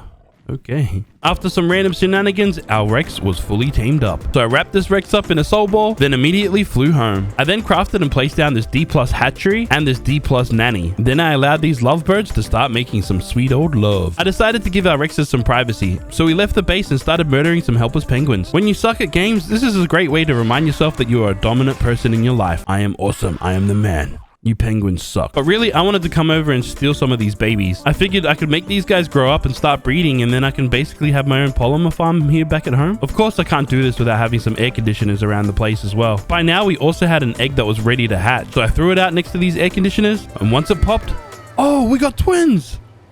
Yeah, sick. 2 for the price of 1. Or females as well. We finally had 2 baby Rexes. Now we just gotta wait for them to grow up so that we can start breeding again. Day 35, we returned back to the swamp area. I needed to go and gather just a little bit more cementing paste for a certain thing. Now, what is that thing, you might be thinking? Well, it's quite simple. It's the Anunnaki Forge. Yes, we finally have enough resources that we can make this. I needed to see how good this thing really was and was it worth it. So I placed some metal in it and just watched it smelt up. This is basically instant. With the success of gaining a new forge, it was time for us to pamper ourselves a little bit. Now, this wouldn't be a fun playthrough if I didn't do my signature look. There we go. The red hair with the mustache. Oh, and also we managed to pick up some alpha pants along the way. Recently, we've started progressing along quite nicely, but now we need to look into the future and see what else we need to do. We need to start preparing so we can get strong enough to fight some of these wardens, or even possibly some of these primal creatures. The next tier of creature that we need to tame are the alphas. But for now, I just want to solidify the fact that we have some frost creatures breeding, so, you know, we don't run out of them at least, if they die, which they will likely do. We're definitely going to have to make ourselves a little bit stronger, and a good way to do that is probably by upgrading our armor. I managed to have enough resources to upgrade our alpha armor a little bit. We managed to score ourselves just over 1,000 armor point, making this piece of armor pretty damn strong if you ask me. Day 36, we're back over here collecting some more polymer from these penguins. I know that we started breeding our own penguins for some polymer, but it's just taking way too long. We need polymer now. I specifically needed it for this contraption that we're building right now, the industrial grinder. We've been collecting so much random loot from all the creatures that we're killing that I figured having this might be a good way to be able to recycle some of the stuff so we can turn it into some more resources and make some better items like this bunk bed. Do we need it right now? Not really, but hey, I don't know. It's kind of good to have. Next, we were able to hatch a few of these penguins. So I went ahead and bonked some of them on the head so we can collect their skin for polymer. Problem is, we didn't get as much polymer as I thought we were going to. I don't even know if this is a worthwhile way to do this. Anyways, one failed experiment down, it's time for us to start thinking about progression. We need to tame ourselves an Alpha T-Rex. The problem is, there really isn't any high-level Alpha Tyrannosaurus Rexes on the map. I really only have one solution for this, and that is to just kill all the Rexes that we can find and hope that a high level spawns in. Ooh, we got an Alpha helmet. Even normal Rexes aren't safe. I figured if I kill these, it might increase the chance of an Alpha Rex spawning as well. It's now day 37, and since Alpha Rexes seem to be unavailable to us right now, I figured we'll go and try and tame a different type of Alpha. Maybe something like this Alpha Sabertooth. I start hitting it with my toxic waffles to try and knock it out. Then a Rex comes into play. It didn't last long, and that wasn't me that killed it. As I was swooping in to try and deal some torpor on this Sabertooth, I got attacked by some zombie dodos. So to get rid of them, I picked them up and dropped them in the middle of the ocean. Stupid freaking dodos. Eventually, I managed to knock out this high-level Sabertooth. Then I fed it some narco berries because its torpor was dropping quite rapidly, and then I gave it an alpha treat. Whilst we're waiting for this Alpha Sabertooth to tame up, I saw an overgrown red pigeon flying through the bushes. This thing was at level 150 Alpha Argy, and it had 118,000 health points. I had to tame this big chicken. After all, this is Ark, and when an opportunity arises, you need to take it. We managed to get it on the run, and then it finally went to sleep. I didn't have any more alpha treats on me, so I had to race back home to go and craft one. I also had no idea if I had enough ingredients to be able to make one. Luckily, I did, so I quickly whipped up an alpha treat and swiftly raced back over to this Alpha Argentavis so that I can feed it this delectable treat. Oh, I also had some alpha sedatives on me as well, so this was instant tame. I had one for the Alpha Sabertooth as well, but it was already tamed up, so that's a good thing, right? My initial goal was to tame the Alpha Sabertooth, but I think I was more excited about this Alpha Argentavis. It tamed with 170,000 health points. This is easily one of our strongest dinos yet. What was weird though, is this Alpha Sabertooth only came with 22,000 health points. In this mod, alpha creatures require a different type of saddle. They're kind of expensive to make, but once you get to a certain level, it becomes a bit easier. With these creatures being more powerful, I had to name them. This Alpha Sabertooth, we named Dominic. We will name our Argentavis a little bit later, but for now, we're going to use our Alpha Sabertooth to go and do something. Yes, I wanted to use this Alpha Sabertooth to go and run some caves. I wanted to stock up on a whole bunch of chitin, and I figured being an alpha tier dino, we should be able to do this a lot quicker and easier than normal. I quickly realized that he wasn't as strong as I'd kind of hoped he was. I thought he would do a lot more damage than he's doing, but I don't know. Anyway, we did manage to gather a bunch of chitin. Next, I went to go visit one of our friends in the server. This is Mr. Pineapple's base. This is some of his pyromanes. He asked me to craft something for him that he can't make yet because it's part of the Bob's Tall Tales thing. We also invited him to the Game Over Gang Alliance. Okay, back to the chitin that we had gotten from the cave. I got it so we could upgrade our alpha armor pieces. Next, I wanted to see how good our Alpha Argentavis really was. I came over to the redwoods and I saw this weird thing happening in the ground here. That right there is a warden, and it's kind of bugged out at the moment. When you're in the vicinity of a warden, you get these little debuffs that happen to you. Obviously, I didn't want to lose this Argentavis, so we left. Then I began attacking this Alpha Diabear. We don't currently do significant amount of damage, but the fact that we can fly and we have a massive health pool, I think we can take down this Alpha Diabear and this Prime Alpha Diabear that came to join the party. We were losing a bit of health, but we managed to take out one of these Alpha Diabears. And because we're riding an Argentavis, if it harvests anything that it kills, it'll then heal up a little bit. But is it enough for us to be able to defeat this Prime Alpha Diabear? We are getting our butt kicked for sure, but we're so damn close. We just gotta try our best to hit this thing and not get hit ourselves. It only has 7,000 health points left, 2,000, 1,000, and we have defeated this Alpha Diabear. Defeating the Alpha Diabear, we gained a whole lot of levels. I increased its health a little bit, but then I put a lot into its melee. I then raced back home so I could heal this Argentavis back up. I quickly crafted up some health elixirs, fed it to the Alpha Argentavis, and since everything was going so well and our relationship was growing, I had to name this big bird. I named this big bird Caden. I don't know how I came up with that name or where it came from. It's just something that I thought was kind of cool. Once healed, we're back at it. And now since we leveled our melee up, we're doing a whole lot more damage. Quite satisfying taking out a whole beach of pathetic dinosaurs. Next, I went to go test this big bird's might out against these golden turkeys. And yes, we were smashing these Thanksgiving dinners in the face, dealing a whole bunch of damage. We also managed to stock up on some golden kibble as well. We had proven that this big bird can take on some prime alpha dinos, a golden turkey, but can it take on an uber tier dino? Next, I went to go find out. If you're wondering what is an uber tier, the uber tier comes after the alpha tier. They're usually a boss variant dino, like this Dodorexy. Another advantage that alpha creatures give is that they nash their enemies. So not only am I doing 1,000 damage per hit, it's also adding more damage over time as well. We managed to defeat this Dodorexy, and it was a little bit easier than fighting that prime alpha Diabet earlier. Day 39, I crafted up a whole bunch of these metal arrows so that I could make these tranquilizer metal arrows. These arrows mixed with a decent compound bow should be a lot stronger than the darts or the crossbow that we've been using. I was hoping to be able to use this on an alpha Tyrannosaurus Rex, but there was only one on the map and it's a really low level. So the only thing we could do today was go out and cull the Rex population in the map, including the low level alpha Tyrannosaurus Rex. Day 40, we discovered that there was a level 150 alpha Tyrannosaurus Rex on the map. Problem is, this particular one is the prime alpha, so it's not tameable. I was curious to see if we could defeat it in battle though. I had a spare Frost Rex with us and it died quickly. We were biting away, but we were also getting quite easily munched on. I had to escape this situation. I didn't really feel like dying today. I returned on Caden. I figured having a flying alpha creature like this that does a lot of damage and has a high health pool would be our best option in order to defeat this beast. We had a couple health potions on us and remained consistent when attacking this. This fight took us quite a while, but we did manage to defeat this Rex. I kind of thought the fact that this thing was so damn strong, we would have got better loot from it than we did. Honestly, it's not really worth fighting a prime alpha Tyrannosaurus Rex. There's much weaker creatures that you can kill and get the same kind of loot and stuff from it, like this prime alpha raptor. This took us a quarter of the time to kill and we got pretty similar amount of loot. Prime alpha Dilo, same thing. Although it's not as much loot, it's still just a much easier fight. Day 41, and I realized that this Argy has another really handy use. Its weight stat is extremely high, and I didn't touch it when I was leveling it up. So of course, I went over to some really well-known metal spots and just started harvesting as much as I could, and just kept filling this bird up. Since we were harvesting with these Anunnaki tools, we gained a bunch of crystal and silica pearls as well. I discovered this cool-looking cave behind this waterfall, which didn't seem to have any dangerous critters in here, but it did have a whole lot of metal that we could mine. Our bird is extremely full, but it can still hold a lot more. We returned back to base with a whole lot of resources and filled this forge quite the ways up. Also, there's still no decent alpha Tyrannosaurus Rexes on the map, so we just have to destroy what's here and hope more spawn in later. Day 42, and there was this level 85 alpha Tyrannosaurus Rex on the map. At this point, I decided to just tame it. What's the worst that can happen? Other than my PT's head almost getting completely chewed off, I realized we're gonna have to do this on foot. I can't risk losing my toxic waffles, and this was an opportunity to be able to test out the metal tranquilizer arrows. I shot the Rex with the metal trank arrows and watched the torpor rise rapidly. I shot it again, and then I realized I'm out of arrows. Oh crap, it's chasing me! Oh crap, oh crap. Am I gonna die here right now? Am I gonna... Wait,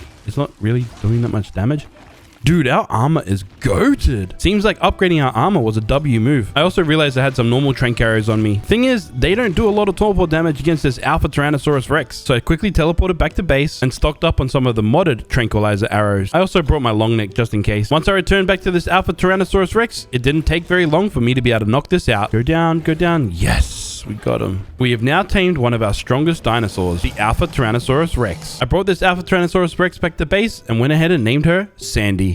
Made a saddle for this pink baby and went out to go test her might. Considering it has no levels in it, 800 damage isn't terrible, but it's not great either. Increased its level a little bit and now we're doing 1100 damage per hit. That does make a significant difference. Also, because this is an alpha, it does Nash damage as well. That's why a lot of these creatures are just melting to 1 or 2 bites. I then flew back to base and noticed that there was a ton of babies just growing up around our base area, and it looks kind of messy. I want to kind of fix this. Then I remembered I'm actually the owner of this server, so I could just go into the admin settings of the SCS terminal and make it that all dinosaurs grow up inside the terminal. This does feel a little bit cheaty, but when you're playing on a server with a few other people also doing mass breeding, this helps reduce the lag on the servers. And if you don't like it, go lick a toe or something. Next, I made a little addition to our base right here. I wanted to make kind of like an interior second level to our base. There was no real purpose behind doing this, just other than the fact that we needed to kill some time, again hoping a high level alpha Tyrannosaurus Rex would spawn in the server. This balcony doesn't do anything other than just kind of add some aesthetic to our base, but it doesn't get in the way, so it looks kind of cool, I guess. Day 43, and it finally happened. Hold on a second, is that what I think it is?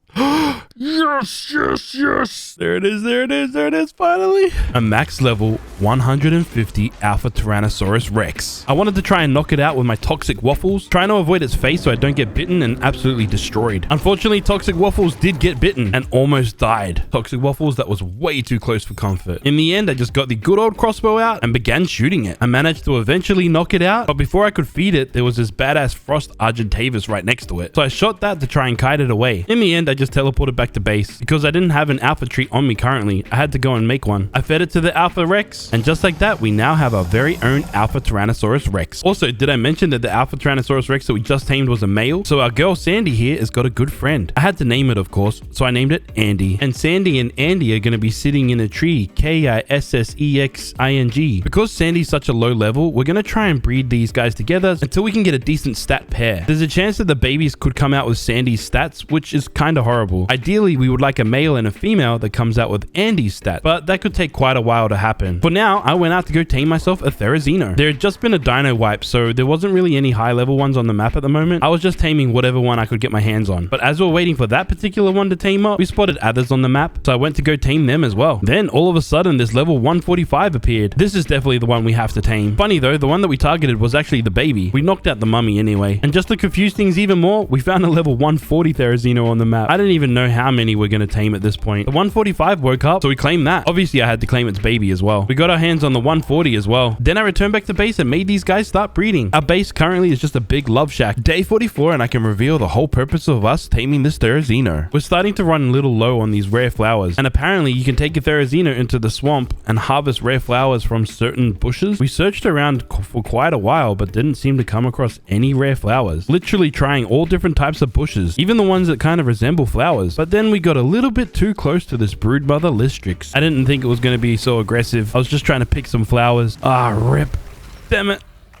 There goes one of the Therizinos. Luckily, we got multiple. That I decided they could grow up next to their parent. Anyways, I managed to return back to the swamp and try this again. We found that there was a bunch of flowers in these lily pads, so I figured surely we'll get some rare flowers from this, and we didn't get a single rare flower. Guys, let me know in the comments, am I doing something wrong or am I just extremely unlucky? I thought I would have gotten rare flowers from anywhere around here, and I just didn't. It's not the end of the world though. Remember, we still know a different location that we can guarantee will give us some rare flowers. Inside this Silica Pearl cave, I ran on in, got my Therizino out, killed the local inhabitant, and began harvesting rare flowers. Oh yes, we're getting heaps. Nice. Yes, give me rare flowers. We legitimately got so many damn rare flowers. This little trip was well worth it. Now we should be able to stock up on a bunch of health elixirs. Day 45, and we have a whole bunch of cutesy little Alpha Rexes growing up. We even managed to acquire a female that with the stats that we're looking for, specifically in its health and melee. Say cheese. That's a pretty cool shot. Since we have a really good female breeder growing up currently, I figured I'd take Sandy out to kind of push the limits of the Alpha Rexes. She is our weakest Alpha Rex that we have, so testing her strength out against some of these stronger creatures will be a good benchmark moving forward. And honestly, Sandy really holds her own. By the end of this day, our female breeder was ready to start breeding. This brings new meaning to daddy-daughter time. Day 46 was just one of them days that we're just trying to get our house in order, trying to breed some really good stat Rexes. We then went out to harvest as many berries as we could around the island, then began cooking up a bunch of narcotics and stimulant. They call me Walter White. Next, I went to go bully some really strong golden turkeys so we could stock up on some more golden kibble. And we need quite a bit of it because we're going to tame something really interesting quite soon. Not many of these guys currently spawn on the map, so we're just kind of taking out what we can. Then for the remainder of the day, we had to fight and kill a bunch of alpha creatures to collect their blood. We're also going to need a whole bunch of black pearls as well for what we're trying to craft. What exactly could we possibly be trying to craft right now? We want to craft this Drake tree. It's time that we go and tame ourselves one of these badass drakes. Day 47, and we're feeling kind of drippy. So yes, we take a good look at ourselves. I don't really know why we did this. We just did it. Anyways, of course, our main mission today is to go and tame one of these badass poison drakes. Hello, Mr. 150.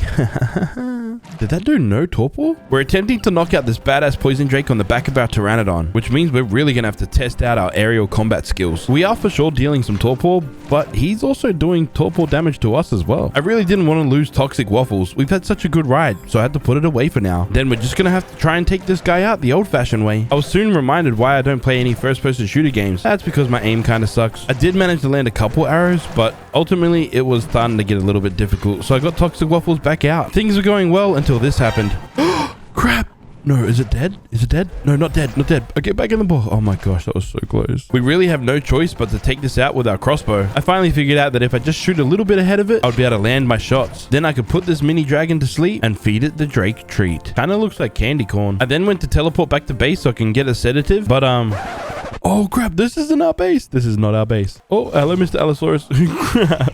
Okay, let's try that again. Now we teleported back to base successfully. I whipped up one of these sedative elixirs and returned back to this badass poison Drake. And just like that, we have now tamed our own badass poison Drake. I went ahead and named it Drizzy. You know, like Drizzy Drake. I really wanted to ride this Drake right now, but we just can't. That's because we haven't made a Drake saddle just yet. That's also because the Drake saddle actually requires Drake hide. So I guess we're going out to murder some Drakes. We got to kill quite a few of them so we can get enough hide so we can make ourselves a Drake saddle. Made it back to base so I could whip up a good old Drake saddle. I made sure to upgrade it in our imbue bench just to, you know, for extra protection, and put it on the back of our Drizzy Drake. Then of course I had to go see its power, specifically its knockout power. I aimed at this turtle, hit it once, hit it twice, and it was asleep. We're not doing a significant amount of damage, but the fact that it knocks things out rather quickly is a good sign. Day 48 was one of those days that we really didn't do anything very notable. We basically just flew around the map on our Drake, just kind of having a little bit of fun experimenting on what we can knock out. Then we went and collected a few artifacts, like this one that we already have an awesome teleporter at, which I used to upgrade our Anunnaki hatchet. I wanted to upgrade it another time, but I needed another artifact, and I am aware of one that we can access by flying. This center island has a cave that you can fly straight on into right here. You zoom all the way through down here and boom, there is the artifact. Hey, there we go. Thank you. Yoink. Now our Anunnaki hatchet is at 300%. The idea behind upgrading this Anunnaki hatchet was so that we could harvest more hide or blood from creatures, so that we could somehow lessen the grind in this game. I used the hatchet to harvest this dire bear, and I'm unsure if it was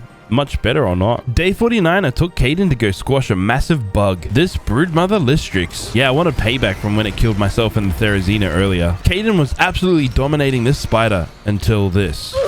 Whoa, whoa, what just happened? My biggest fear right now is the fact that we might have lost Caden. I quickly retrieved all of my stuff and began flying back to our death marker on the back of Toxic Waffles. When I made it back, I saw that Caden was fighting this big spider. I was hoping that I was praying that it wouldn't die to this spider, and it didn't. Instead, Caden handled its business by itself. Then we had to listen to Helena talk about these spiders. Blah, blah, blah, blah, blah. Cool, spiders are dangerous, and yeah, you have an Australian accent. Amazing. Next, I got out one of my Alpha Rexes. This particular one has the stats that we wanted and is imprinted. That's why it's doing a whole lot of damage. 2,900 damage, and we are absolutely wrecking these guys. It's now day 50, and I think it's time that we go and attempt to fight a boss level dino, like this Primal Dodo Rex. First, I just want to get rid of some of the inhabitants around it. I'd like to fight it one-on-one. I don't think this Primal Dodo Rex really enjoyed my presence here.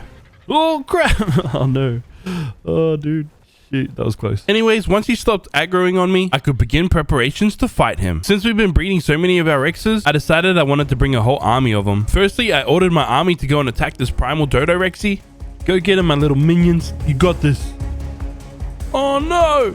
They're not lasting. Oh my god, they just got absolutely murdered. I'm sorry, my army of Dodo. Wait, did they die before even getting close? I went in to go and try and help somehow, but I didn't last very long either. I was riding a pretty strong Alpha Rex. For us to get murdered so quickly and easily, I don't know how we're supposed to do this. Also, the Alpha Rex that I was riding had a really good saddle on it, and I wanted to try and get it back. I raced over on my Toxic Waffles, and I put him away to try and keep him safe and ran over on foot. Hey buddy, you're cool, right? We're chilling. No, you're not. Oh my gosh, I'm dead. God damn it. Just want the saddle, bro. I kind of gave up on the idea of getting that saddle back. I did manage to move this personal grave inside though. That's a win at least. Day 51, and we're gonna have to try and figure out how to get strong enough in order to be able to fight and defeat one of these primal creatures. I made one of these SCS terminals and placed it outside. This one is specifically going to be used just for breeding. Next, I made a chibi stand on our little balcony that we built inside and placed my chibi in it. I then went to go and kill this Dodo Rex. This was payback for the primal Dodo Rex that killed us and my whole army of dinos. We were really close to Atlas and Milkshake's base as well, so I went by for a quick visit. They had quite a few cute dinos. Since we lost our Alpha Rex saddle, I went out to go kill some more Alpha creatures so I could harvest their blood and hide so I could make a new Alpha Rex saddle and upgrade it as well. It was taking quite a while to find decent creatures to be able to harvest their blood and hide from. Then I remembered I have a whole bunch of Alpha Tyrannosaurus Rexes in my own base, and I can just harvest them for their blood and hide. Doing this just with my hatchet takes us quite a while. I'm gonna have to figure something out to make this a bit easier. Day 52, I went to go hunt down another golden turkey. This is significantly easier than it used to be thanks to our Alpha Argentavis Caden, I needed to gather a whole bunch more of this golden kibble. And one turkey wasn't enough. I needed to go kill this golden dodo as well. I had the thought that maybe if we tame a badass fire drake, that might be the solution for us to be able to kill a primal creature. I found one on the map, and then I jumped on the back of Drizzy Drake and flew over to this level 150 badass fire drake. I'm grateful I'm on the back of this poison drake, since this should make knocking this out much easier. It is in some ways. It's just not when we get set on fire and our whole screen turns into a big blaze. If I didn't have the badass fire drake tracked, I wouldn't be able to see anything. But of course, we just made it work, and we were still able to knock this guy out. As I was taming this drake up, Atlas let me know that he had a female badass drake, and maybe we could breed them together. If you let me borrow your male, I'll let you borrow my female. Yeah. You touch mine, I'll touch yours. What? Also, I named this drake Drizzy Blazed. I immediately wanted to confirm that I had made the right choice by taming this thing. So I fed it a bunch of our experience potions and went out to go attack some things. Even with no levels, we were doing quite a bit of damage. The following day, Atlas appeared out of thin air. Then he gave me his drake so I could begin breeding these two together. Once I got a creature with a decent enough stats, I would then return his dragon back to him. But for now, we must patiently wait. Not very long though, because like 10 minutes later, we had an egg that was ready to hatch. Once it hatched, I checked it inside the terminal, and for some reason, the maturity said it was completed. I popped it out of the soul ball and realized it was fully grown up instantly. Because it was a female, I just threw it out next to the others and started breeding them up again. Now they're just popping out eggs extremely fast, and since they grow up basically instantly, I was able to return Atlas's drake back to him. Be careful, I'm stonk. I wanted to make sure that I could get the best saddle possible for this drake, so I went out to go kill some more drakes for their hide so that I could upgrade the saddle in the upgrade bench. I was in a Discord call while I was fighting this Alpha Spinosaurus, and something happened to Atlas. No! You fucking... Oh, I'm coming for you, bitch. Oh, no. No, that was my poison PT. That Alpha Carno is about to be minus life. Oh, there he goes. I'm still using that in the vid. Wait, did you go to my base and see me? Yeah, I was flying straight past it. I just see you come flying out of your base just straight after you say it. Day 54, and all of a sudden we have a whole lot of badass fire drakes. Thanks to these guys instantly growing up, being able to breed these guys has been quite fast and easy. Next, I upgraded this saddle's armor as much as I could. We couldn't upgrade it much further than what it is, but it was a significant jump up in armor rating. Then I jumped on the back of this badass fire drake and went over to the redwood so we could test out its power. This drake is imprinted, so it's doing a little bit more damage, pre-levels that is. And thanks to the help of our experience potions, we had a bunch of levels that we can put into our melee and our health. I then spotted a primal Dodo Rex in the wild and then tried my luck against it, but I'm pretty sure its fireball attack has aimbot. Okay, primal Dodo Rexes have aimbot. Proper aimbot. Oh my gosh. Oh, I'm doing damage there. Oh, I'm dead. Heal. We had quite a few close calls when fighting this thing, coming close to death a couple of times. I have no idea how we're intended to actually defeat this guy. To make things worse, out of nowhere, it completely healed up. Wait, it healed itself. There's a few problems that I'm facing right now. One is the fact that the primal Dodorexy just randomly heals itself. The second thing is it has 2 million health points and I'm doing an abysmal amount of damage compared to the amount of damage I'm receiving. Also, there's about to be an automated dino wipe, so this fight was kind of pointless. After the dino wipe completed, we saw that there was a primal Megapithecus on the map, so I went to go hunt that down. Maybe it's a bit easier than the primal Dodorex. I lit it up with my fire breath attack and it made it rather angry. I flew away to get myself a bit of distance and then it did this. Oh my god! Oh my god! It just threw a spear in my face. Oh my god! Yeah, it threw a second one at my badass fire drake and it died. Luckily, I was able to get the saddle off of the back of this drake. Day 55, I returned back to my death location with an Alpha Rex. I don't know if I'm going to be able to kill this thing, especially doing the kind of damage numbers we're doing against this Prime Alpha Mammoth, but I guess it's kind of worth a try. Whilst I was attacking this Prime Alpha Mammoth, the monkey came in to fight and it wasn't here to play. Bro, how am I? It's doing 47 to me. Yeah, okay. I'm dying. I'm dead. To say I was frustrated was an understatement. I couldn't figure out how to progress in this mod. I had some of the strongest tames that you could possibly tame in this mod. They were imprinted, had pretty decent stat, and a pretty decent saddle. So why were these primal level creatures so damn hard? Since I'm playing on a server with a few other people, I invited them along to come and help me try and fight this guy. We got out all of our most powerful creatures. I had a bunch of spare Alpha Rexes and spare Fire Drakes as well. Atlas had a crazy amount of Alpha Dodos. I don't even think they're going to survive, but this will be funny at least. Will our armies combine to be able to defeat this big purple monkey? I don't know, but the Dodos went flying in first. The monkey was enraged. The Dodos didn't seem to want to fight initially. The monkey threw his spear right at one of these Dodos. Somehow it survived until he done his spinny breakdance move. I then whistled in all of my creatures.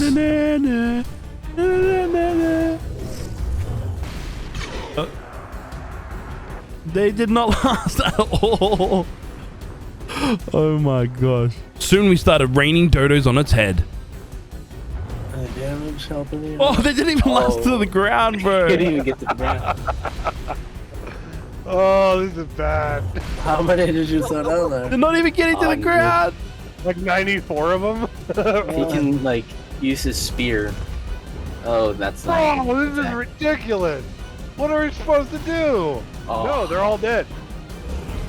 None of them had a chance.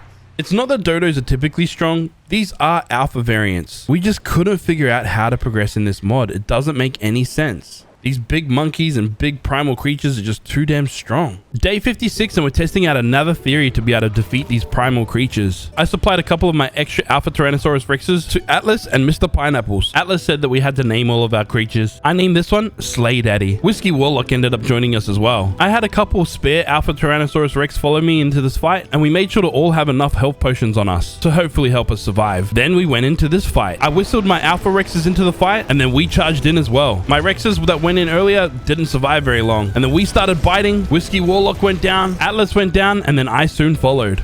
Ah, man, what the hell? We had 4 mounted Alpha Tyrannosaurus Rexes fighting a primal and couldn't even make a dent in its health. This was beginning to not be any fun anymore. I couldn't figure out how I was supposed to progress. I was thinking to myself that maybe I'm just gonna have to change some of the server settings just to be able to progress and finish this video. But then Atlas gave me a really good idea. In a previous video that Atlas was in, we would kite boss level creatures to the water because certain creatures can't use their abilities while they're fully submerged underwater. We just have to survive long enough to be able to make it to the water. Oh crap, we're gonna die, we're gonna die, we're gonna die.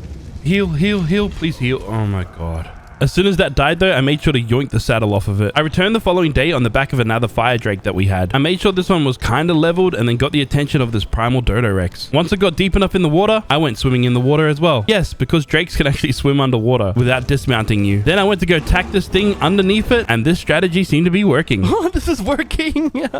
I'm under the water, under its ass, just hitting it. We're not doing a whole lot of damage, but we're also not really receiving any damage either. Primal creatures do like an AoE passive attack, so your health does drop by just being in its presence. This took a really long time, but we managed to finally defeat our first primal creature. I was overexcited and wasn't paying any attention and didn't realize that my badass fire drake was still losing its health. I found the dead bag of the primal Dodo Rexy, and inside it had a bunch of goodies. Back at base, I looked to see what I needed to do to progress even further. Killing your first primal unlocks these engrams. These allow us to tame celestial creatures. But before that, we probably need to tame an uber creature for ourselves as well. When you kill a primal creature, you get its insignia, which allows us to tame its uber version. We killed a primal Dodo Rex, so we can go tame ourselves our own Dodo Rex. I'm glad we tamed this poison drake because it made taming this Dodo Rexy significantly easier. We knocked it out, I fed it a sedative, then the insignia, and we had tamed our very own Dodo Rexy. Back in base, we got our Dodo Rexy out to have a good look at him. I don't want to use it just yet because I'd like to go and get another one so I can start breeding them together. Since we're at a level of the game now that things die really easy, I don't want to risk them dying now. The next day, I went to go visit Raphis the Celestial. I wanted to see if this underwater technique still worked on celestial creatures as well. And the answer is yes. Yes, it works quite well actually. And since celestials do not have a passive AoE attack, we don't have to worry so much about our own health. The reason this takes so long though is because it has 10 million freaking health points. An eternity later, we finally defeated Raphis. I tried to harvest its body, but we couldn't. The only thing that we got from it was this Raphis essence. I think you use this later to be able to craft something. Killing Raphis was technically a waste of time, so I went to go hunt down another primal Dodo Rex. Since its flame attack has aimbot, I made sure to hide behind these big redwoods trees while it was chasing us down. We were pretty far away from the water, so getting this thing down there was kind of sketchy. Things got really sketchy when it was in between a warden and Raphis. I just went into attack and then quickly ran. I had no idea if I was getting chased by all of them or just one. Thankfully, only the primal Dodo Rexy chased me, and we were able to lead it to the water. I began hitting it right in the bum once again, but it wasn't deep enough to not use its abilities, and we died. I returned once again, led it out to the ocean, and you guys pretty much know how this goes.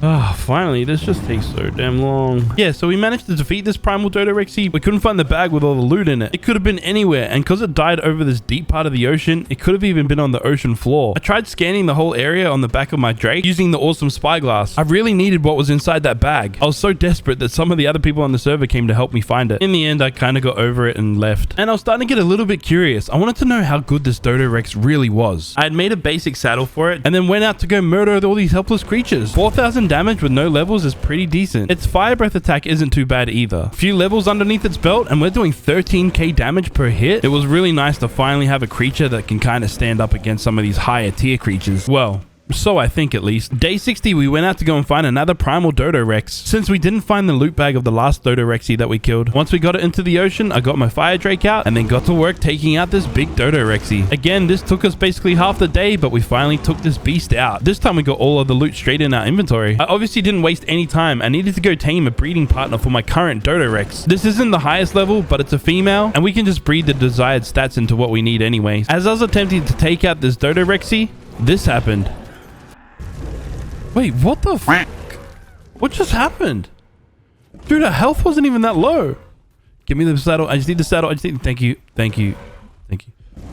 Okay. Fuck. Ever since we hit this level of the game, everything seems to be going wrong. But we still need to be working on progressing. We were getting attacked by this Dodorexy, but thankfully our armor was keeping us alive long enough to get a few shots in. We still died though. We returned once again. I shot it in the butt with a bow, and then I saw a fireball come straight for my face. Holy shit. Oh my gosh. Day 62 and it's been many failed attempts to knock out this Dodorexy, but somehow I seem to duck behind this rock just in time. Oh my god, that was close. Holy crap. I shot the Dodorexy again and then it started running straight into a wall, so knocking out this big grotesque monster chicken only took me seconds. I raced back home, got these 2 Dodorexys out and began the process of breeding them up. From here on out, our game has definitely changed. A little bit later, the first egg was ready to hatch and we got twins. Turns out these guys instantly grow up as well. With that, we now have our very own imprinted Dodorexy with the desired stats that we want too. And it does a fair bit of damage. But can this Uber Dodorexy stand up against a primal Dodorex?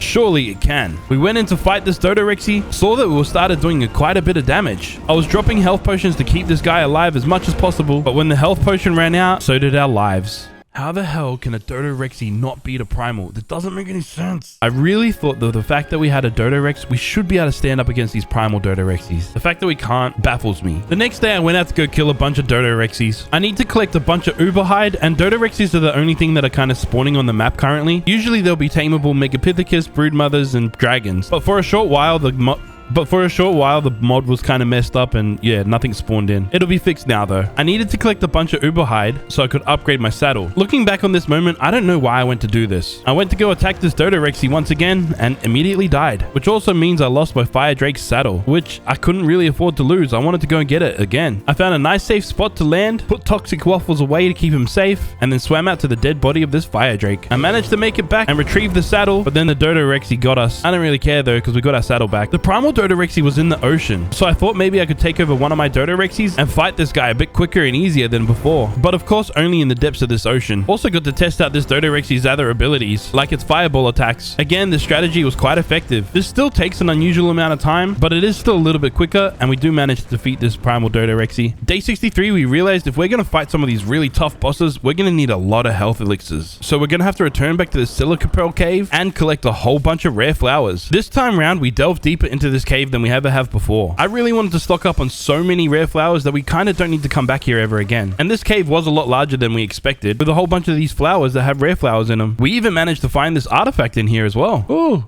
artifact. Yes, I'll take that. Oh, Silica Pearls just below it all. Yeah, sweet. I'll take that as well. Thank you.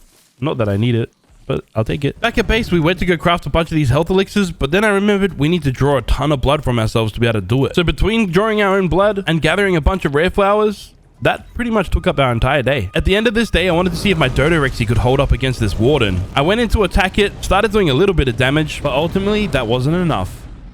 Day 64 and we're on the back of a Dodorex. What mischief do we have planned today? I'm gonna go fight Raphis the Celestial. We were really close to the ocean, so once again I let it out to the ocean. I struggled to keep myself alive, but we ended up leading him out here successfully. From deep under the ocean, I could just shoot it with my fireballs. Sometimes controlling the Dodorexy underwater is kind of difficult, so I had to come back up on land to get it deeper into the ocean. This almost cost me my life. We did manage to position Raphis in a place that we could start attacking successfully and not die. But then somehow Raphis got out of the water and up high enough that it could start using its attacks again.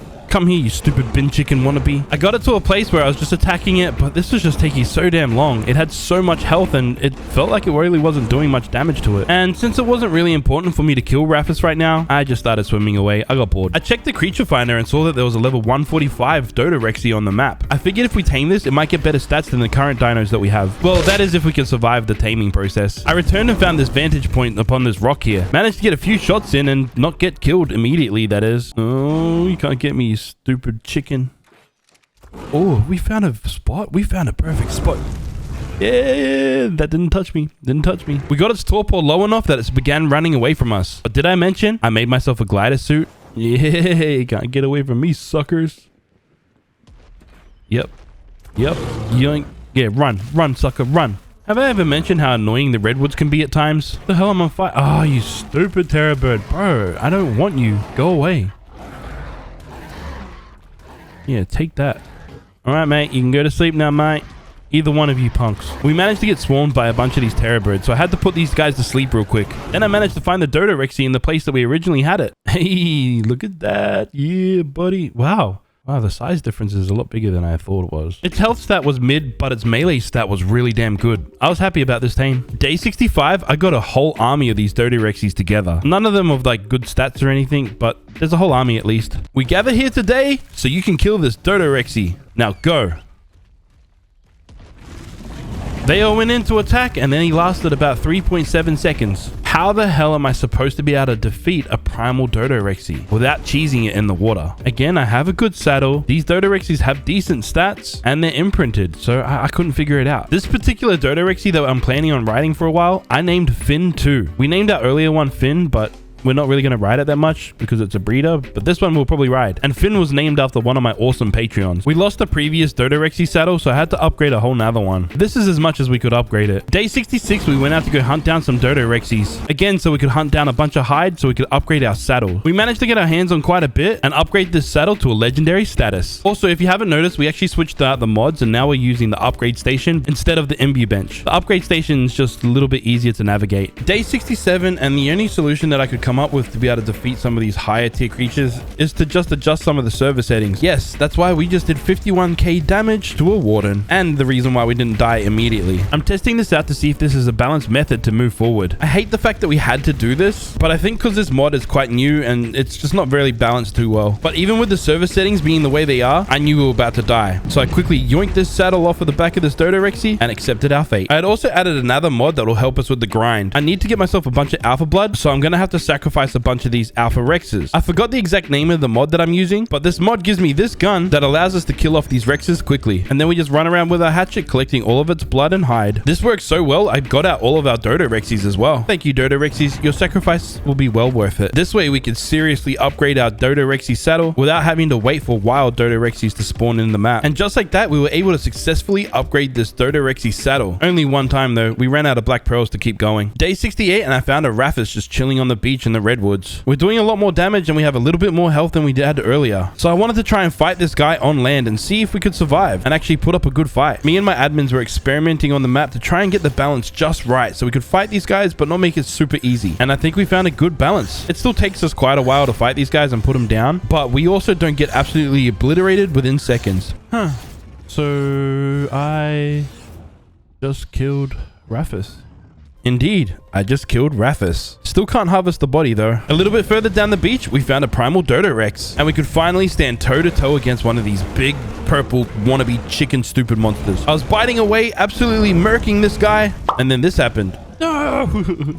So the dino wipe got rid of this guy before I could kill it. I waited about 10 minutes and came back and found another primal Dodorex and managed to kill this guy without dying myself. It's now day sus number, and to make sure this day stays sus, I went to go fight an overgrown orange sperm. This would be our first attempt at trying to fight and kill a warden. I intentionally tried to fight it against the water. I wanted to try fighting it out of the water, but if we needed to, I was going to duck into the ocean just in case. Our health got really low, so I tried to make an escape. Please heal, please heal, please heal. Hurry up. Oh, yes. Are we healing? We're healing. Just in time. That was so close. Now we're in my playground. Down here, I obviously had the advantage, but it still wasn't an easy fight. I tried to just keep my distance swimming away and then just shooting my fireballs at it. But when you're in close vicinity of this warden, you get some serious debuffs against you. We were chipping away at its health, and I didn't want to give up this fight at all. I made sure to remain patient and escape when I needed to so I could heal up. Every time you use a health elixir, there's a 20-second cooldown each time you use it, meaning you can't just spam health elixirs whenever you need. And this orange sperm wasn't really fast in the ocean, so we could get away, gather ourselves, and get back into the fight. This warden has 2 million health points left, and we're still chugging away at it. Coming so close to defeating this guy, I made sure to remain patient and calm. Oh my god, come on, we're so close. Oh. Well, as calm as I could possibly be. I shot this barrage of fireballs at it and finally defeated this boss. Hey, where's my loot? Where's the loot at? Oh no, we're gonna have to... Is it in my inventory? No, that's not it. I don't think. I had to look for the loot bag. It wasn't too hard to find, and I managed to get it, and we scored some warden armor, some essence, and some warden tokens. Killing this was quite worth it. I then went to go check to see exactly what I needed to craft some of these celestial matrices. Seems like we have to kill basically every warden, a bunch of apex creatures, and even the primal creatures. This is going to be such a grind, and it's so hard already. Day 70 and the biggest grind begins. We found a bunch of these primal megapithecus on the map and started taking them down one by one. They all appeared mostly in the snow area, or at least close by, and obviously because of the new server settings, taking these guys down was rather easy. It just took a lot of time, like the whole day. We managed to get a whole bunch of black pearls from this excursion as well. Day 71 consists of us killing spiders in a swamp. Not little ones, these massive big mamas. There was currently only 3 on the map, and they all seem to be pretty close to each other. But yes, this is pretty much all we did this day. Day 72, we went to go fight Nasha, the warden of the beach. He was already in the water, so we kind of just let him out there again and just sprayed him with our fireball attack until we finally defeated this big ass turtle. I managed to get some warden leggings from this turtle as well. Next, we went to go hunt down this apex Tyrannosaurus Rex. Even though it only has 1 million health, it packs a punch against us. I managed to kill it and then gain the item that we were after. I also took down a couple other apex creatures as well, and we got to secure the items that we were after, these red skulls. Day 73, we went to go store some of the resources that we had gathered into this bench and check to see what else we needed to make these celestial matrices. We still have quite the ways to go before we can craft this, so we head on back out to go hunt down some of these primal creatures. I haven't fought myself a primal dragon yet, so this will be my first time. The fact that it's a flyer and we're stuck here on the ground makes this a little bit more difficult, but as long as we kept it aggroed on us and we just shot it with our fireball attack, we could get the job done. I of course have to repeat this process a few more times. I'm glad we changed the server settings, because if we did this prior to changing the settings, I don't think we would have ever won this fight. Next, Atlas had told me that he had tamed a dragon for himself, so I had to go and see it. Oh, okay. A weird size. Yeah, they're much bigger than ours. I'd say Quetzal size. Yeah, I was curious to see what size they were to see what kind of trap I was going to need to be able to knock it out. I found one on the map and then started heading on over to it. Also, the spawns weren't fixed at this time. I just had an admin fly around and drop different dinos into the map that wouldn't spawn currently. We approached this dragon. I was going to trap it, but I realized I couldn't because I couldn't think of a trap and I couldn't be bothered trying to invent one. Instead, I'm just attempting to use my PT to knock it out, hoping that my fast movement speed will keep us out of any dangers. Obviously, it didn't. One hit and we lost half of our health. All right, for your safety and protection, Mr. Toxic Waffles, you're going away. I cannot afford you to die right now. Yes, in order to protect all of our creatures, and since our poison drake is dead, we're just gonna have to do this the good old-fashioned way, picking our moments and shooting it in the head with some tranq darts. Also, the reason why I'm surviving a lot of this fire is because I'm wearing some really good armor currently, but this is definitely a whole damn process in trying to knock this out. I managed to get a couple hits in, but the dragon flew away once again, so I had to get Toxic Waffles out and chase it down, trying my best to avoid getting hit and trying to hit it at the same time. I had a few health elixirs on me, so we could afford to get hit a couple times, but I'd rather not waste them on something like this. I was doing what I'm supposed to do, keeping my distance and not getting hit, until this happened. Oh no! No! Toxic Waffles was killed. I couldn't leave Toxic Waffles' death in vain. I also couldn't leave that useful saddle on him. Now I had to make this dragon ours. I'm doing my best to time my shots so I can make sure to hit this guy, but he's damn fast. After a hot minute and a whole bunch of missed shots, we managed to get that final shot and put this baby to sleep. Take that, bitch. Yeah. The disrespectful teabag. Yes, I had to disrespectfully teabag this guy. Once I tamed this dragon, I went ahead and named it Atlas. Obviously, after the gentleman that I've been playing within the game that you've seen, as he is one of my Patreon members. Atlas also allowed me to breed my dragon with his dragon as well. But also, the fact that we lost Toxic Waffles and we've had such a great journey with him so far, I had to honor him with a gravestone. Let us take this moment to reflect on all the good times we had with Toxic Waffles. Anyway, he's dead and life goes on. We have our first fertilized dragon egg ready to hatch. And it just so happens to be a male dragon with the stats that we wanted, which means I can head back on over to Atlas's base and I can return his dragon back to him. We begin day 75 of building a little addition to our base, adding quite a few of these chibi stands. This will be the entrance to our base, so I wanted to make sure that the entrance looked kind of really cool. Yeah, these are the chibis and the chibi mods that belong to myself and all of my friends. Comment below if you recognize any of the chibis here, and then go ahead and let me know which chibi is your favorite. Anyways, moving on, I got a saddle for my dragon, placed it on its back, and then went to go test out its power. Yes, also these dragons can swim underwater as well. The fun part about them as well is you can just jump straight out of the water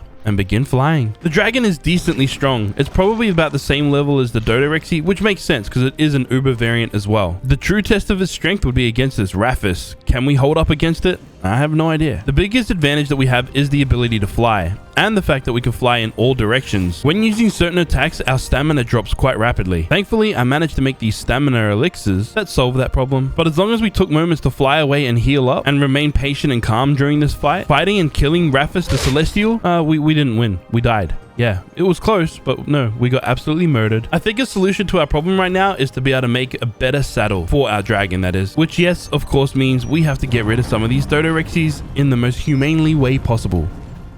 Murder. And after quite a few of them, we managed to get a whole lot of Uber hide, make another dragon saddle, and upgrade it a little bit. Well, as far as we possibly could currently. Day 76, and to make sure that we could continue upgrading this armor and all of our saddles and everything that we need, we went out to go gather a whole bunch of metal. Thanks to the current armor set that we're wearing, it also gives us a massive weight bonus, meaning we can hold a lot more things in our inventory. I managed to hatch a baby dragon with 38 points into its health, and I knew Atlas and Milkshake were in need of a dragon like that. And of course, because Atlas has helped me out so much through this entire playthrough, I had to hook him up. At the end of this day, we had to say goodbye to a bunch of our Dodorexys. Also, using the chainsaw against these guys gets us a lot more hide than we had been getting with our hatchet. And after spending basically the entire day gathering resources, we then went ahead and spent all of those resources in upgrading this dragon saddle. Day 77, and we have a dragon with desired stats. So I placed this legendary saddle on the back of it, named it Atlas 2, then went on out to go get some levels into it by murdering the whole population of this island. Even with very little levels, we were doing a pretty decent amount of damage. I realized we were really close to this cave once again, so I came over here to collect a whole bunch of rare flowers. The health elixirs are really expensive to make, so I feel like we're always over here collecting a bunch more. It would have been nice if we could have stocked up on heaps earlier, but it's inevitable that we're just gonna have to keep coming back here. Later that day, we discovered that there's a warden in the ocean. I believe Fin 3 here, our Dodorexy, was our best chance in defeating this guy, since it has a pretty decent saddle on the back of it. And I believe that the Dodorexys have more damage output than the dragons do. This fight I knew was gonna be quite scary, since I couldn't use the underwater technique against this one, since it is an underwater dino. Instead, I tried the reverse and taking it up to land. Little did I know this motherfucker can fly, because it's a water dino, and I didn't know it could freaking stay out of the water. That's bullshit.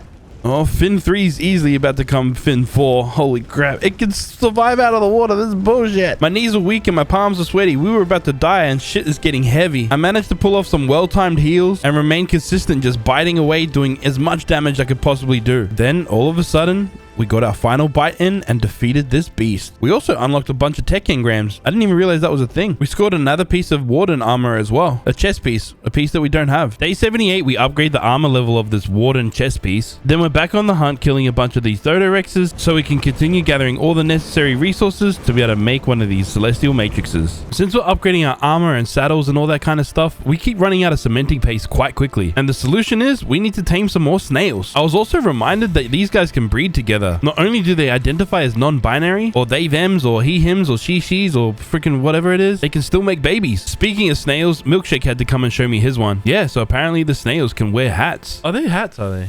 That's funny. Day 79, I forgot I was recording for like the longest time possible. So yeah, we were just basically AFK this entire time. And when I came back, I realized all of our snails had fully grown up And we have a whole bunch of them now. Now we just place them in the inside SCS terminal to let them start doing their thing. Day 80, we're back in the wilds hunting down creatures so we can get the Celestial Matrix. This part of the video is quite grindy, so I'm gonna kind of skip over a lot of it as we're just fighting the same creatures over and over again. Day 81, we go to take on another Warden. These fights can be kind of interesting because we're always at the risk of dying, like always. This particular Warden is Karkanos, the Warden of the River. Basically just a big green crocodile. Now don't tell Uncle Steve Owen, but we need to kill this crocodile, and I'm attempting this battle on the back of my dragon. This fight turns out to be quite difficult. I try and maintain myself in the skies, but this Warden has an ability that grounds me, which basically means I'm left with no choice than to just fight it head on. This fight takes us a very long time to complete. We did have some close moments, especially because there's times we can't heal up because there's a cooldown timer on the health elixirs, but then we fly back in and go and absolutely destroy this Gucci handbag. Oh my god, it's a relief. My finger hurts from freaking clicking so much. We're inching our way closer and closer to be able to tame one of these celestial creatures. And to celebrate defeating another Warden, I killed off a whole bunch of other creatures. Then I had to go back out to killing off some of these primal creatures, specifically these broodmothers, since there were a few on the map currently. Day 82, things are moving in the right direction, so I feel like it's time we take on another Warden. This particular Warden is a big purple Giga. Oh my gosh, this dude's fast. Yeah, take that, sucker. Oh, he's grounded us. He's grounded us. We're going down. No. We're biting away, handling this Warden just like any other Warden. I was healing up, but then this happened. Crap, what happened? We died, but our dragon didn't. So I had to race back and try and keep it alive. When I arrived back, I saw the Giga fighting it fiercely. Tried spraying it with my fireball attacks, and my dragon was still passed out, so it was just getting absolutely munched on. And then he died. Make things worse, I just realized that the Giga had healed up a little bit. So we just got to take over from here and try and kill this big purple Giga. I had a couple of these elixirs to try and keep us awake and not getting knocked out, since this purple Giga gives us torpor damage over time. Everything was going fine. We started doing a bunch of damage. Then we were left with only one of these elixirs, and the Giga still had half health remaining. It was unlikely we were going to survive this, and we didn't. Man. Can't catch a break. Not defeating this Warden kind of sucks, but most of all, losing the saddle that we had for the dragon and the Dodorexy, that sucks even more. I tried my best running around to find my loot bag. We managed to find the loot bag for the Dodorex saddle. We just need to find the loot bag for the dragon saddle. Unfortunately, the Giga wouldn't allow us to do this. I desperately didn't want to lose that dragon saddle. It required a whole bunch of resources that we spent a lot of time farming to be able to make, so we risked coming back here once again. It's just so hard to see loot bags in this game. Oh, and it's also hard to survive. Day 83, we went to go fight a different type of Warden. Maybe we would have better luck fighting something else. We came to come fight the big Harambe wearing a top hat, Bolquito, the Warden of the Snow. I thought that maybe because we're in the water, he might not be able to do as much damage, but I couldn't find a deep enough place to get him. Bolquito doesn't deal any torpor damage to us, so at least that's one stat we don't have to worry about. We're slowly doing a bit of damage to him, and it looks like we're going to defeat this big gorilla. Psych, we died. Yeah, I accidentally pressed E when I was on the back of the monkey. That was a skill issue, not the actual game. We flew back to our death marker, and it seemed like the monkey wasn't fighting our Finn. So I whistled Finn to follow me and managed to get him back safely. With Finn back and safe, we healed him up and then started fighting this big monkey again. This time I wanted to try and get him into the deep part of this little iceberg area. Maybe being in the water might give us another advantage. I am somewhat abusing this little strategy here, but don't sit there and say you wouldn't do the same. Doesn't really matter anyway. He wouldn't really follow us into the deep parts of the ocean, so we had to go fight him on the land. Because he was so fast, he would run away and heal up, and then he'd have to come back, and then, you know, it's just a shitty repeat over and over. With this strategy, at least we could just stand here. As long as we just timed our healing correctly, we were able to melt the health down of Bolquito, Warden of the Snow. After a long slog, we were able to defeat this big monkey. We also got the headpiece for the Warden armor. Hey, the helmet's like a Dodorexy helmet. Now we're a Dodorexy riding a Dodorexy. I've stocked up a lot more on these wake up elixirs, so now it's time for us to fight and finally defeat this big purple Giga. I hope. We chomp away at this big guy, and you kind of know how this goes. I understand why our Dodorexy fell asleep earlier. He was probably bored from just standing here biting the entire time. And just as we were about to defeat this guy, this happened. No! Oh, you only had freaking a little bit of health left. We were just about to defeat the big purple Giga, and somehow we just didn't heal in time. Day 85, we took a break from fighting wardens. Instead, we went to go fight some creatures we were pretty confident we could defeat. After all, we do need to harvest some resources from these guys. One of the biggest things that deter me from this game is the fact that the freaking loot bags can be hard to find. It'd be nice if there was an easier way to be able to spot them. I did find a nice strategy to be able to fight some of these dragons as well. If I used my dragon and led this dragon to the roof world border, it'd just get stuck and then I could just repetitively bite it until it dies. Day 86, and I swear today is going to be the day that we defeat this purple Giga. Now, I don't say his name because that name is really hard to pronounce. Raiwayan or something. Anyway, Purple Giga is going to be his name. Anyways, we got his health down to halfway. Then my game started lagging out a little bit, and for some reason the health elixir button wasn't working. No heal. What the fuck's up with this lag? You fuck. Yeah, I was killed by lag. This Purple Giga is going to be the death of me. And once again, we had to return to try and get this freaking saddle back. We managed to scan it with our spyglass, so we knew it was around here somewhere. Dude, I swear we just saw it. Where is it? Hello? Loot bag. Can we see anything? No. Why? Because the loot bag's brown and so is the freaking dirt. Once again, this big purple Giga wouldn't allow us to get our stuff back. We came back and got our stuff from the personal grave, and then when I looked inside my inventory, I saw that our Dodorexy saddle was there. We must have picked it up earlier. I just didn't realize. Day 87, and once again, we're out here killing primal creatures. From brood mothers to dragons in the skies. Then there was Primordius the Celestial. I wanted to try and fight him. Thought it might be fun. I used the same strategy against this than I do against the primal dragons. It has a rather interesting skill that ends up draining all of your stamina. Kind of like an electric shock kind of thing. Fortunately, I had a bunch of the stamina potions on me, which kept me in the skies. And I managed to defeat Primordius kind of easily as well. Next, I went to go hunt down an Elegon the Celestial. This is a slightly smaller green dragon variant. It has a lot of similarities to Primordius. It's just green and smaller. Obviously, I managed to kill this thing quite easily as well. You see, when you kill him, you get this orb thing that you can use to be able to craft a certain matrix. Okay, after killing a whole bunch of primals and celestials, I was starting to feel quite confident. Well, kind of. I went to go fight this big purple Giga once again, but this time I did bring along a couple friends. Atlas and Milkshake once again came to help out. I charged in to tank all of the damage since I had the best saddle and the most health pool. Milkshake stayed back and shot with the big fireball attack, and Atlas was flying around on his dragon, except he kind of died early on. Then, just like that, we got to defeat this big purple Giga, and then got all the loot that we required to be able to progress on further. Well, some of it at least. Over the next few days, we went to go fight the remaining wardens that we need to kill so we can craft ourselves a celestial matrix. I had the help of Atlas and Milkshake for some of them, and we started taking them down one by one, starting with Nylok, Warden of the Sky, the greenish yellow Rhino, Perdition, the Warden of the Plains, the overgrown frog, Eureka, the Warden of the Swamps, and then I fought Smog, the Warden of the Grasslands solo.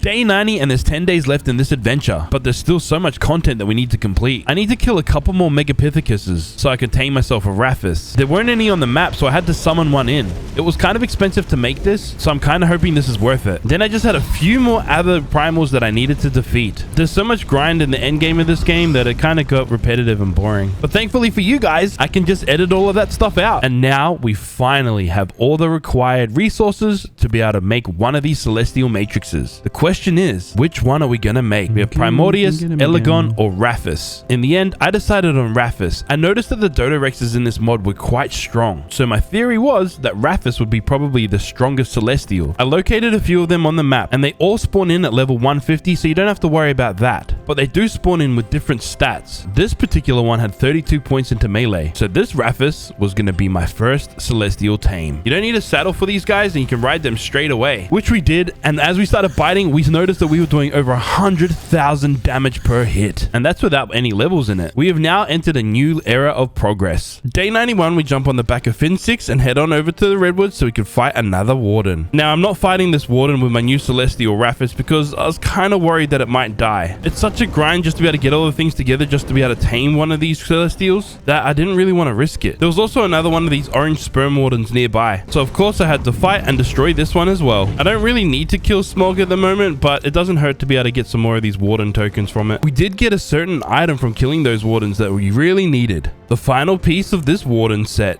the Warden gloves. I just need to upgrade them now. And it's kind of cheap to upgrade them because they're still considered fur gauntlets. And it's kind of cheap to upgrade them since they're still considered just normal fur items. Next, I made an armor piece for Raffus to try and keep him safe, obviously. And then I wanted to upgrade it. I just needed a little bit more uber hide. So I had to say goodbye to a couple more of these Dodorexes. A little bit risky doing it this way. What if I had accidentally killed Raffus? We only managed to upgrade this armor only a little bit. We're gonna have to keep grinding if we want to upgrade it some more. And now we have a full complete set of Warden armor. That coupled with Raffus, we are a pretty unstoppable force right now. I hope. I don't know. This mod gets really difficult. I put a few levels into Raffus and started swimming over to the redwood so we could test out his real power. First, I figured we'll try against a primal Dodorexy. And man, dude packs a punch. And now the Raffus came over to join into the party, so we had to keep fighting that. Our Raffus's biting power is really quick, so taking out this other flaming Dodorex was quite easy. But then Smog came in to fight. He was really close, and yeah, of course he was going to come into fight and if he got caught in the crossfire. I tried to move away to reposition myself, but then Raffus went down, and because its body doesn't decompose, we kind of got stuck here, leaving us no choice but to fight Smog. Smog having a 40 million health pool makes this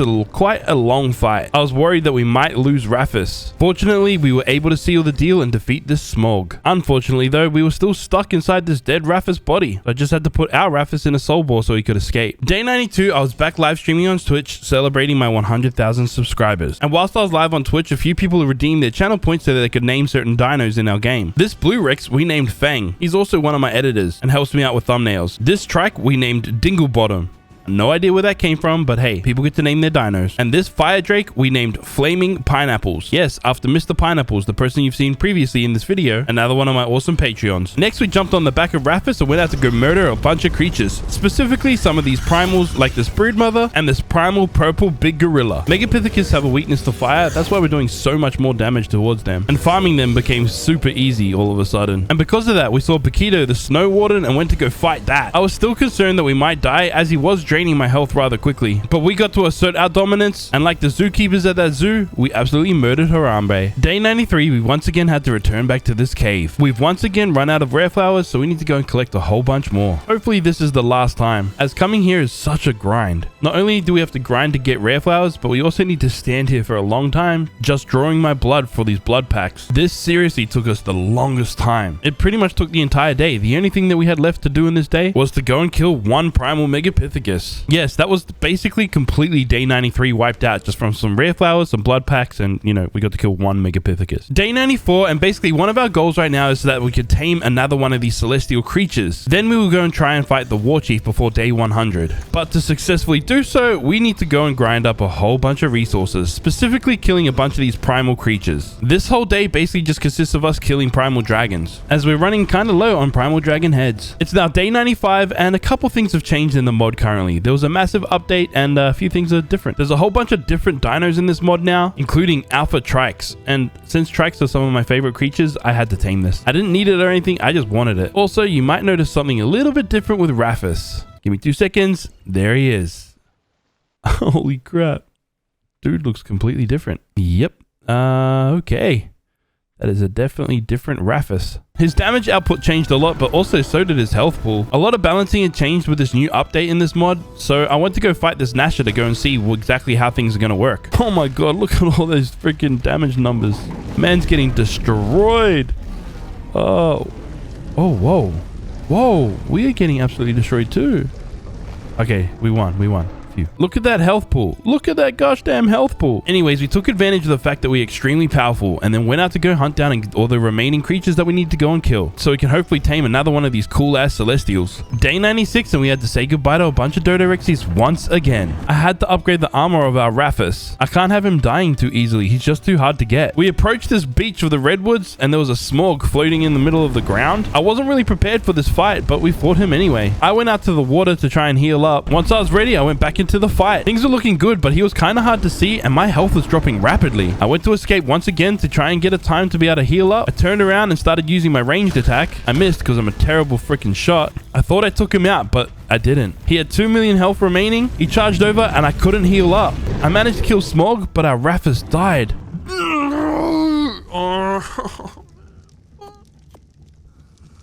This is not what we need right now.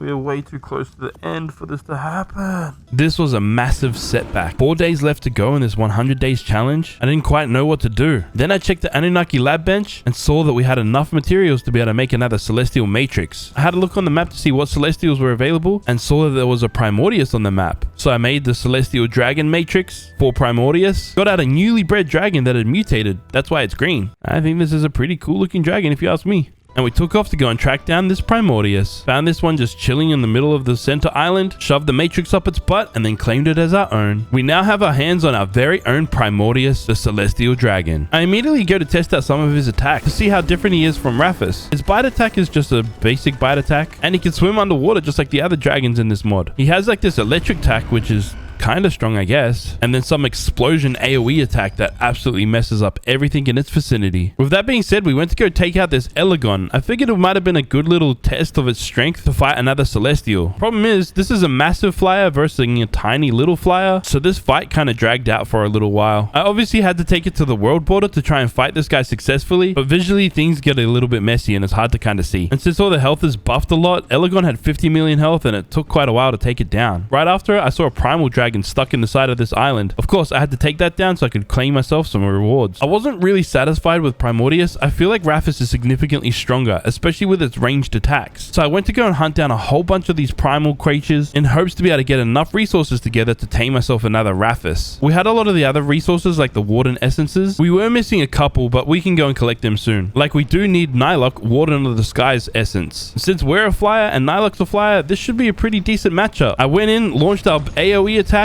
got the attention of Nylok and started biting down. Began our assault, made sure to heal up when needed, and got it stuck against this mountain. Kept attempting to do my big attacks to make sure we can ensure our victory against this big black and white pigeon. I saw that our health was rapidly dropping. I dropped another health potion and tried to escape. The health potion did nothing. Dude, why are we not healing? Why are we not healing? No, are you freaking kidding me? Oh my god. Yes, so when this mod updated, the health potions kind of bugged out and they were basically useless against wardens. The wardens could drain your health faster than the health elixirs could heal you up. And I didn't quite have enough resources to be able to get my hands on another celestial. There's a whole bunch of warden essences that we do not have currently, and we need to kill a couple more primals. I went out to go fight some primal dragons since there were a couple close to my base and they're on the map. But even these fights have become much harder than they were before the mod update. I was feeling lost and confused and didn't really know how to progress forward. What are we going to do to be able to defeat the war chief on day 100? Day 98, and I need to defeat this war chief on day 100. And I had a plan. How could we possibly defeat a really hard boss if we can barely defeat wardens? Well, that's quite simple. All I need to do is just exploit my community and subscribers. Mr. Pineapples and Atlas were already on the server and they both had celestials that they can use to fight with. So between the three of us, we should be able to take wardens out quite easily and simply. I just stayed back and just did my ranged attack because I'm pretty sure at this time of the game that my Dodorexy wouldn't survive. Atlas stayed in with his Raphis and absolutely kept destroying him and tanking all the damage. And just like that, we were able to defeat Smorg. This also allowed Atlas to level up his Raphis, except he made a dire mistake. No! Oh, I accidentally put some in movement speed. 6 levels. Between the three of us, we were now able to go and kill a bunch of creatures much easier so we could start working towards myself getting a Celestial and also summoning in this War Chief. It was extremely satisfying going up to Nylok and absolutely murdering it and getting my revenge for our Primordius. We then found this purple Giga just sitting on this pillar. Couldn't really think of a way to be able to get it down so we could fight this successfully. And that's when Atlas said this. Oh, yeah, have him aggro it down. We just go to the ground. Oh yeah. He can I can aggro it, yeah. You see, I'm glad I brought these guys along. I kept my distance once again, just shooting this purple Giga. But then something bad happened. No, don't die, Raphis. Raphis is dead. Fuck. It was just myself and Primordius left. We managed to kill this big purple Giga. Oh, I popped the health pot and it just one-shot Primordius. Yeah, my health pot didn't do anything either. Yeah. The health potions were absolutely broken in this mod. This whole situation was a terrible setback. How the hell are we supposed to be able to defeat the war chief without even a celestial on our side, let alone health potions not being able to work? I ran around in circles on my island whilst we tried to think of ideas to be able to defeat the war chief. I stood there in a pile of my Dodorexes while we were thinking, and that's when it hit me. First, I want to see how far away we are from being able to get myself a celestial. I only need to kill 2 wardens to be able to get one. And again, maybe with the help of Atlas and Mr. Pineapples, we might be able to complete this. We started attacking Karkanos, the warden of the river, and somehow, luckily, Atlas on his dragon kept the aggro of Karkanos, so we were able to sit back with our ranged attack and take this guy out. Successfully defeating this big leatherback crocodile, now we just need to defeat Mormor, the warden of the ocean, which is easier said than done. This guy can fly out of the ocean, and yeah, this is a tough battle. Not only does he do a lot of damage, but he absolutely murders us when he tries to attack us. He deals torpor damage as well, so we have to maintain that. I tried spamming my health potions. I got my heals in just in time. We might have got our heals in, but it didn't really work. We couldn't heal up enough in time and died to Mormor, the warden of the ocean. I returned to our death spot to try and pick up our saddle. I was confident that we weren't going to defeat this big, stupid, freaking dinosaur wannabe. Unfortunately, we looked everywhere to try and get our saddle back, and Mormor came down to kill us. Oh, what the frick? It's day 100, and I basically accepted defeat. We only needed the essence of Mormor to be able to get ourselves a Celestial, but we're out of time. I only have one option left if I want to have a chance of defeating the War Chief. Between myself and Atlas, we're literally getting every dinosaur that we've bred or that we have in any of our terminals out, and we're gonna have to fight this mega boss with a massive army. If you want to know how massive, I mean, it's freaking massive. This isn't even all of it. This is just a bunch of Dodorexes and some Alpha Tyrannosaurus Rexes amongst that too. You know, you guys have already seen that we've had a pretty unlucky run through this entire 100 days. But to top it all off, yes, that noise there, that's Bakito, and he's coming to try and fight our army. Uh-oh, Bakito's here. Bakito's here. Everything's getting ruined. Oh crap. Yes, Mans has come in and absolutely destroyed a bunch of our army. This is so bad, but hilariously funny. Bro, it's ending everything. Just as we thought things couldn't get any worse, this big monkey absolutely ruined us and our whole army. Well, a big chunk of it, not all of it. I jumped on the back of one of the Dodorexes to try and get rid of this massive pest. Its health was really low, and then, yeah, we died. Once I had returned, the big monkey was dead. Our army managed to finish it off. Luckily, I still had a whole bunch of Dodorexes that I hadn't gotten out of their soul balls just yet. Was this going to be enough to be able to defeat the war chief? Probably not. Most of them aren't leveled. This already feels like way less than we had before, but it's all we have to work with right now. Now, after all this build up and all this hype and this crazy adventure in this 100 days, it's time to take on the war chief. There he is. Atlas summoned him in, and our army began its assault. I made sure to stay back, but I was just watching all of our Dodorexes get absolutely melted. Oh, one thing hit. One of my Dodorexes hit. Oh my god, it just wiped out everything. Oh, they're all gone. No! No! He's on me now! He's on me! Heal! Oh, I'm still doing damage! Oh, these minions have 2 million health. No, I'm dead. That was fun.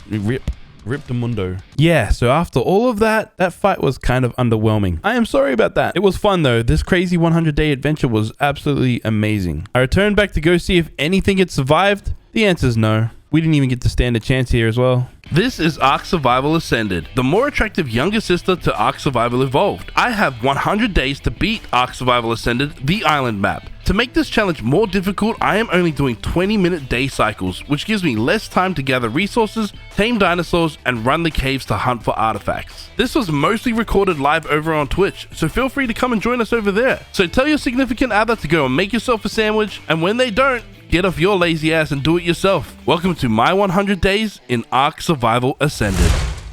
Here we are waking up on a super high graphical beach. You know, I always thought that this was sand. I didn't know they were all rocks. Seems an uncomfortable way to wake up. Now, in every typical Ark start, we would always go and punch a tree. But not this time. This time we're going to do a note run, because that's kind of what you do on the island to get some extra big levels. But there's one problem. Yes, raptors. They suck. Anyways, once I respawned, I spawned closest to the 4x Explorer note. And I already have a feeling that this run's going to be a little bit scuffed, so let's just go here. Even though there's stairs leading back up, it's always fun to jump off of this cliff. Moving on to the next Explorer note, we spotted a dodo. And we all know what I love to do to dodos. Then we got murked by a raptor. I think it was unhappy that I punched the dodo in the face. That death kind of screwed up our little note run. So, yeah, anyway, well, let's move on. With some basic tools and a spear in hand, I went and watched the fight happen. I wasn't going to get involved because, kind of like the UFC, I kind of like to watch instead of participate. That was until the Parasaur started charging after me. Now, a new thing in ASA, if you kill the parents, you can then go and imprint on its babies. Which means now I have 2 little Parasaur babies that are all mine. I named them Tweedledee and Tweedledum. In the name of progress, I then made myself a 1 little foundation and then put a forge down. Yes. Progress. I'm unsure where any metal nodes are around me, so I do know that you can go and collect these little river rocks and you can get a little bit of metal from them. Then I went to go farm some more resources to go and expand our little pathetic thing we call a base. Day 2, we added some more foundations on it, and a campfire and a storage box to store all of our juicy loot. Can't forget the smithy either. We need a smithy. Mainly so we can make this metal pickaxe. Duh, that's just what you do in this game. Unsure of all the dangers around us, I made sure to put up a couple walls just to, you know, obviously make sure that we're safe. But just before I could finish putting up all these walls, a freaking Kano came through. They're kind of stupid, so I kind of tried to kill it, but that didn't work. I then had a stranger come and meet me. This is Mr. Pineapples. He was playing on the server currently. Yes, this server's live and public to anyone that wants to join. Just join my Discord for some more information on how to do that. Day 3, we made ourselves a crossbow for taming purposes. I basically just went AFK while we crafted up a bunch of arrows. Oh, and you might be wondering what happened to Tweedledee and Tweedledum. Well, they died a couple nights ago to some piranhas. I don't know what you expected me. This just happens. I then went and murdered Tweedledee and Tweedledum's long-lost cousin. I needed as much meat as I could get so I could spoil it, so then I could craft some narcotics. Now that I had everything I needed to tame something, I went out to go find something worthy to tame. Instead, I ran into a big, oversized Neanderthal named Fang. And then I ran into, yes, my worst enemy right now, a raptor. Oh no, raptor! And die.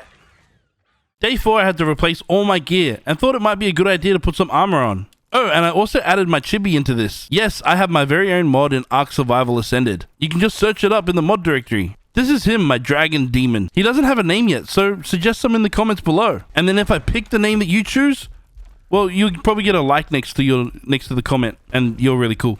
More proof that this was a stupid place to build? Yes, that's a Therizino trying to attack us through our base. Ark Survival Ascended is full of a lot of bugs and exploits, and this is one that I'm happy is still in the game. Yeah, I can hit it through the wall, and it can't touch me. How cheesy is this? Well, I'll put it at a macaroni and cheese level. We're back off trying to find ourselves a tame. We're aiming to try and get ourselves a Pteranodon. A lot of the creatures around our base are kind of low levels or too hard to tame right now, so this might help us go and explore and find better tames. We ended up taming this Pteranodon. It's only a level 37, but at the time I couldn't see what level it was, and that's just the way it is. I don't have any crazy mods in this playthrough, just some basic ones to help us get through, and our rates and stuff I've been adjusting along the way. Day 5, I added these boys into my alliance. But before that could happen, I decided to go for a little nap. I needed a saddle for my PT in order to ride it. So the best way to get them right now is to kill turtles. I'm glad these things are slow, because they kind of hurt when they hit you. I won't lie though, it's kind of hilarious that they think they can catch you. Couple turtles down, we had enough keratin to be able to make ourselves a Pteranodon saddle. And now it's time to hit that big blue sky. The first destination that I headed to was this little mountain here, because I know here it has a little bit of crystal and some metal. Our PT can't carry much, but it'll be enough to be able to take back and, you know, get things going. Day 6, we're out on the hunt for some drops. They're significantly different and a lot better than they were in ASE.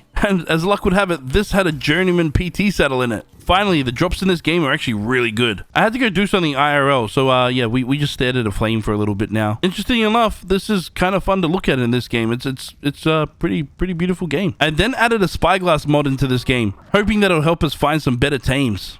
Specifically a better Pteranodon, because the one that we're riding now is ass. It has about as much stamina as a pack-a-day smoker. Day 7 and that PT that we knocked out is fully tamed, and is now level 142. We've moved on from a Bob Marley that smokes a lot to a Usain Bolt that can fly for days. It's weird how Jamaica can produce both sides of the spectrum. Now that we have a decent PT, to try and level it quicker, I figured it might be a good idea to hit this Explorer note. It's about time that I start working on our forever base, but there's a damn Therizino that's right directly where I want to build. It was trying to kill my PTs, and I couldn't have that, but I kind of panicked, and one was following me. It killed me. Yeah, this all happened. I ended up getting my gear back and placing down a storage box. This is going to be a place that I'm just going to put all the materials in before we start building. Really happy with our brand new PT, I decided to give it a name. We named it Spinky. I don't know where that name come from or what it means, but yeah, it's Spinky. As this day ended, we jetted on off to go and try and find ourselves our next tame. I want to try and get myself an Argy, as they are a great utility tame. They can fly for long distances, they have a massive carry weight, and they can also pick up a lot of dinos, which makes it a little bit easier to tame them. The only problem is trying to find a decent level Argy. I was searching around a lot of the known places that they spawn, but couldn't find any. Well, any that was a decent enough level to tame. That was until we made our way over to the snow, and I found this level 85. It's not a great level, but it's gonna have to do. So I went down and found this flat and peaceful area so I could build my trap. This particular trap is designed by Captain Fat Dog. I want to give him a shout out because he has a lot of great traps on his YouTube. As luck would have it, I ended up finding this level 110 RG instead, and managed to kite this one all the way into this trap. Oh crap, I missed. Aha! Perfect. Now to lock him in. Haha! You're trapped now, sucker. Whilst it lay snoring, I stood there with my heroic pose. Well, until it woke up and stood there in all its glory. Since ASA has no cryopods or anything, I had to lead this bad boy all the way home. It was quite the grueling trip. I know I could add a cryopod mod in, but I want to keep this playthrough as vanilla as possible. Day 9, and it's all about building this base. And man, just look at this moment here. Look at this waterfall. What a great place to build a base. Guess we better start building with a super satisfying montage.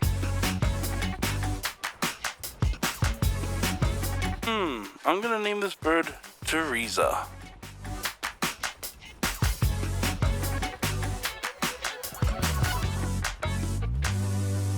And there we have it. It's quaint and simple, but we'll work on it later and make it look pretty. But this will get us through the night. Day 10, we're smashing some Dwayne Johnsons. This time, I was trying to build this. Yeah, it's a trap so we could use our RG to pick some dinos up and trap them. The problem was, we spent the whole rest of the day trying to find something worthy to tame, and yeah, we came up dry. There was literally nothing. There were some metal nodes though, and that's a good thing, I suppose. You can never have too much metal or crystal. Day 11, we did some more exploring on our big-ass pigeon. Stumbled across this blue drop with some interesting items in it, and gathered some cementing paste from these beaver dams.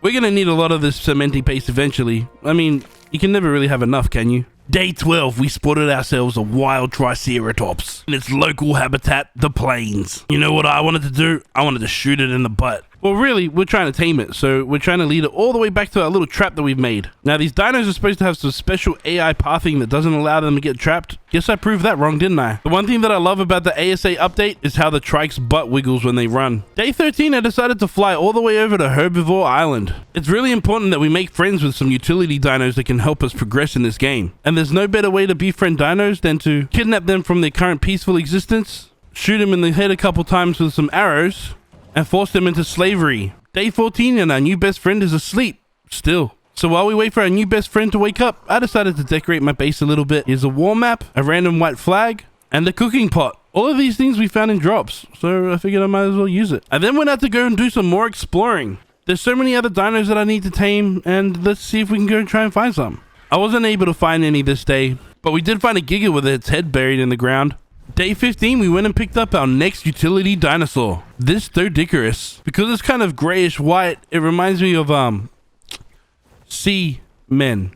I make sure to bring all of these dinosaurs back to my base to trap them. I find it's a lot easier to do it here, just in case I need some extra resources or whatever, and it's right next to my base. I know it's just a good place to be.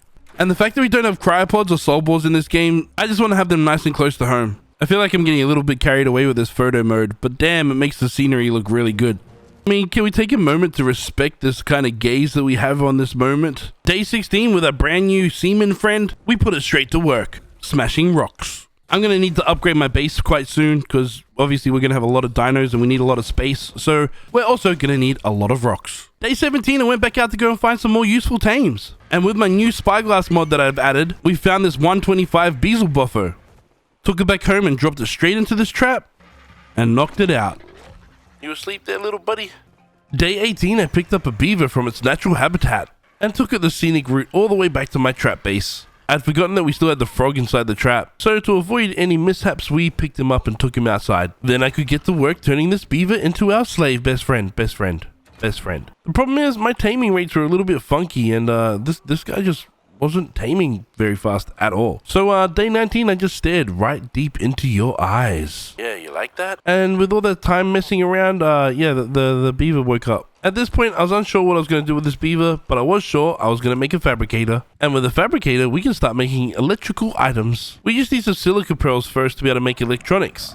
And I know that this place is a pretty good location to find silica pearls. Problem is, in ASA, they're kind of hard to see underwater. Like, really hard. They used to, like, glow. See, like, this is silica pearl. Did you see it? You barely saw it, right? We didn't find many silica pearls, but there's lots of oil out here, and I didn't really want to leave empty-handed. Day 20, and we're back to knocking out this beaver once again. Whilst we waited for this beaver to tame up, I placed some water pipes in the water around us. Did you know you don't need to add other pipes? You just need to put the intakes in. This is a great feature. I love it. And then I took our Dodo cat to go smash some more stones. Now the beaver is fully tamed. Now, of course, I had to put this beaver to work straight away. After all, a good beaver likes big, long, strong wood. Now that we have a bunch of utility dinos, I can now get enough resources to make some serious changes to this base. I'm planning on renovating this to make it big enough so we can breed tons of dinos and, you know, have a bunch of tames just kind of fitting in and around. And of course, I couldn't do this without bringing you a fantastic montage.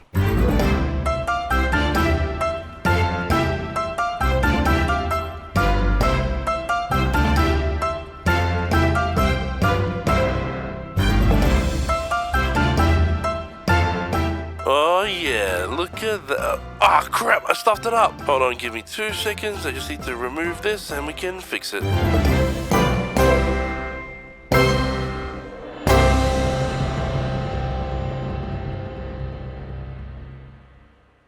Okay, yes, so our base is fully finished. Well, kinda, it's just bigger. We might add some stuff onto it later. It's time we get serious with some flak armor. Like we said earlier, the goals are to be able to defeat the bosses of this map. I just need to know what I need to be able to summon them in. Looks like we need to get all the artifacts of this island, which means we're going to have to do a lot of cave runs. And from what I know, the best creature to run caves in is the Thylacoleo. And in the middle of Redwoods, we found this level 105, which should do the job, I hope. There was just one little problem that happened when trying to tame this beast. I left the gate open of our trap. So once I dunked him in there, it kind of ran out, and I'd left the gate open of our base. He ran straight into there and started fighting everything inside. I was freaking out. I was so scared that this thing was going to destroy all of my dinos. Oh, frick, get this thing out. Get this thing out. Get out. Can I pick him? No, I picked up the dirt. No. Oh, can I? Okay. Go back. Thylacoleo, where you at? Come here, punk. Oh, I'm stuck. Can I pick you up? Alright. No, I got the beaver. Yeah, got him. No, I don't got him. Oh, the beaver messed you up. You stupid cat. Well, since I failed taming the Thylacoleo, I knew I wouldn't fail making electricity. Yeah, I made this so I could have a refrigerator to keep my meat cold. Yeah, we love cold meat. But also, most importantly, light, because this kind of place gets really dark in ASA. It's a really cool feature that the lighting works like crazily, but I don't know, I suppose you need light more here. Day 26 and we're heading back to the Redwoods. We really need to get ourselves a Thylacoleo so we can start hitting some caves. We searched through the Redwoods for the entire damn day and came up pretty much empty-handed. We found a random Argy egg though, so that's a win I suppose. Day 27 we spotted a level 80 Thylacoleo, and after searching around the area, this was the highest level that we could find, so we're gonna have to make do with this. It took me a moment to remember the only way to feed these guys is with some cooked meat. Luckily I had some cooked lamb chops lying around from a drop that we found earlier. I then took this grey kitty cat out for a little bit of a stroll around the area, and as luck would have it, we bumped into this level 150 trike. Level 150s are kinda rare, so I had to tame this horny beast. Getting it stuck in the trap was a little bit trickier than I thought it was gonna be. Come here, trike, come here. Too easy, mate. And I'm just gonna jump out and we're good. Day 28, I went out and found an Oviraptor. So I snatched it. I want to start breeding some of my dinos, and apparently Oviraptors can help with this in ASA. I realized soon enough that it probably wouldn't fit in my trap, so we're going to have to try and knock it out inside my actual base. Hopefully they're not aggressive. Putting this little peewee to sleep wasn't too difficult, but then I remembered they have to eat eggs to be able to tame. Problem is, I only had one Argy egg, so I'm not sure if this is going to work. It didn't 100% tame, so we're going to have to try and figure out another way to do this. I do have 2 trikes, so maybe forcing them to breed might work. I shoved this trike egg down this Oviraptor's throat, and no, didn't work. Didn't work at all. So close, but yet so far. I'm gonna need an Oviraptor eventually, so then I'm gonna probably need some eggs. And there's one tame that gives you lots of eggs quite easily. The Dodo. I just tamed up a baby one, waited for it to grow, picked it up, and jumped on my Thylacoleo and took it straight home. Except on the way back home, we had this Baryonyx chase us. Basically the entire way. So I just let it into our trap, and before my Thylacoleo dying, escaped while locking it in and put this Baryonyx to sleep. Baryonyx is a great underwater tames, as well as pretty decent cave tames too. The only pain in the butt thing about them is they're piscivores, so they only eat fish meat. So in order to go get it some food, I went and took on some Megalodons for a mass amount of fish that it would give us. This also gave this high level Baryonyx a bunch of levels. Oh, and that Oviraptor, I killed it.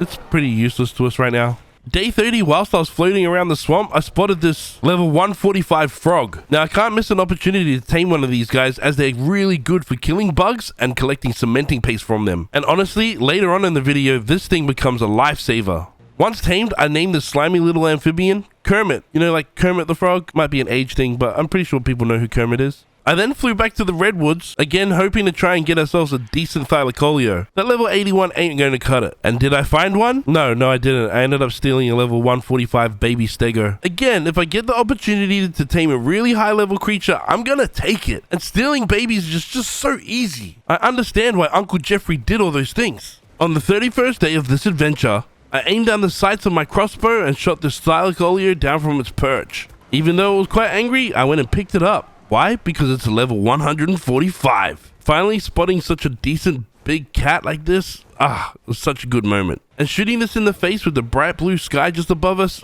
what a scenic sight this is. No, it's so peaceful when it's sleeping. I mean, it's kind of scary though, but it's peaceful. It didn't tame until day 32 though. And of course, I immediately took it out to go see what kind of damage we had and get it a bunch of levels so we could prepare for our first cave. We arrived at the south cave. I jumped on the back of the Thylacoleo and then took off into this cave. As we traversed deeper into this cave, I realized Thylacoleos can't actually fit all the way through. Dude, no way. We can't get in? Well, I really do need to do this cave, so we're gonna just try it on foot. After all, I am a very skilled Ark veteran. Oh, I swear there's usually spiders and stuff in here. Where are the... Holy crap, they just spawned right in front of me! Die, please. Die, please. Pretty, please. No. This is the way we're gonna go out, huh? Yeah, so, that happened. Day 33, I went back to retrieve my Argy and my Thylacoleo. That was quite the failed mission, but we're gonna have to go back, regroup, and rethink our strategy now for these caves. I think the shotgun's gonna have to be a main weapon of ours, but I don't know if a prim shotgun's gonna cut it. It'll have to do for now because we're kind of running out of time to be able to defeat this challenge. Remember, we have 100 days to be able to beat the entire island. I returned back to this cave only wearing prim flak with a prim shotgun and a primitive crossbow with unlimited grapples. Thanks to the weird spawning mechanics, I was able to get my gear back, and there was no creatures around. Then I immediately grappled straight up into the roof. Then they all spawned straight in. From here, I was able to shoot these spiders dead.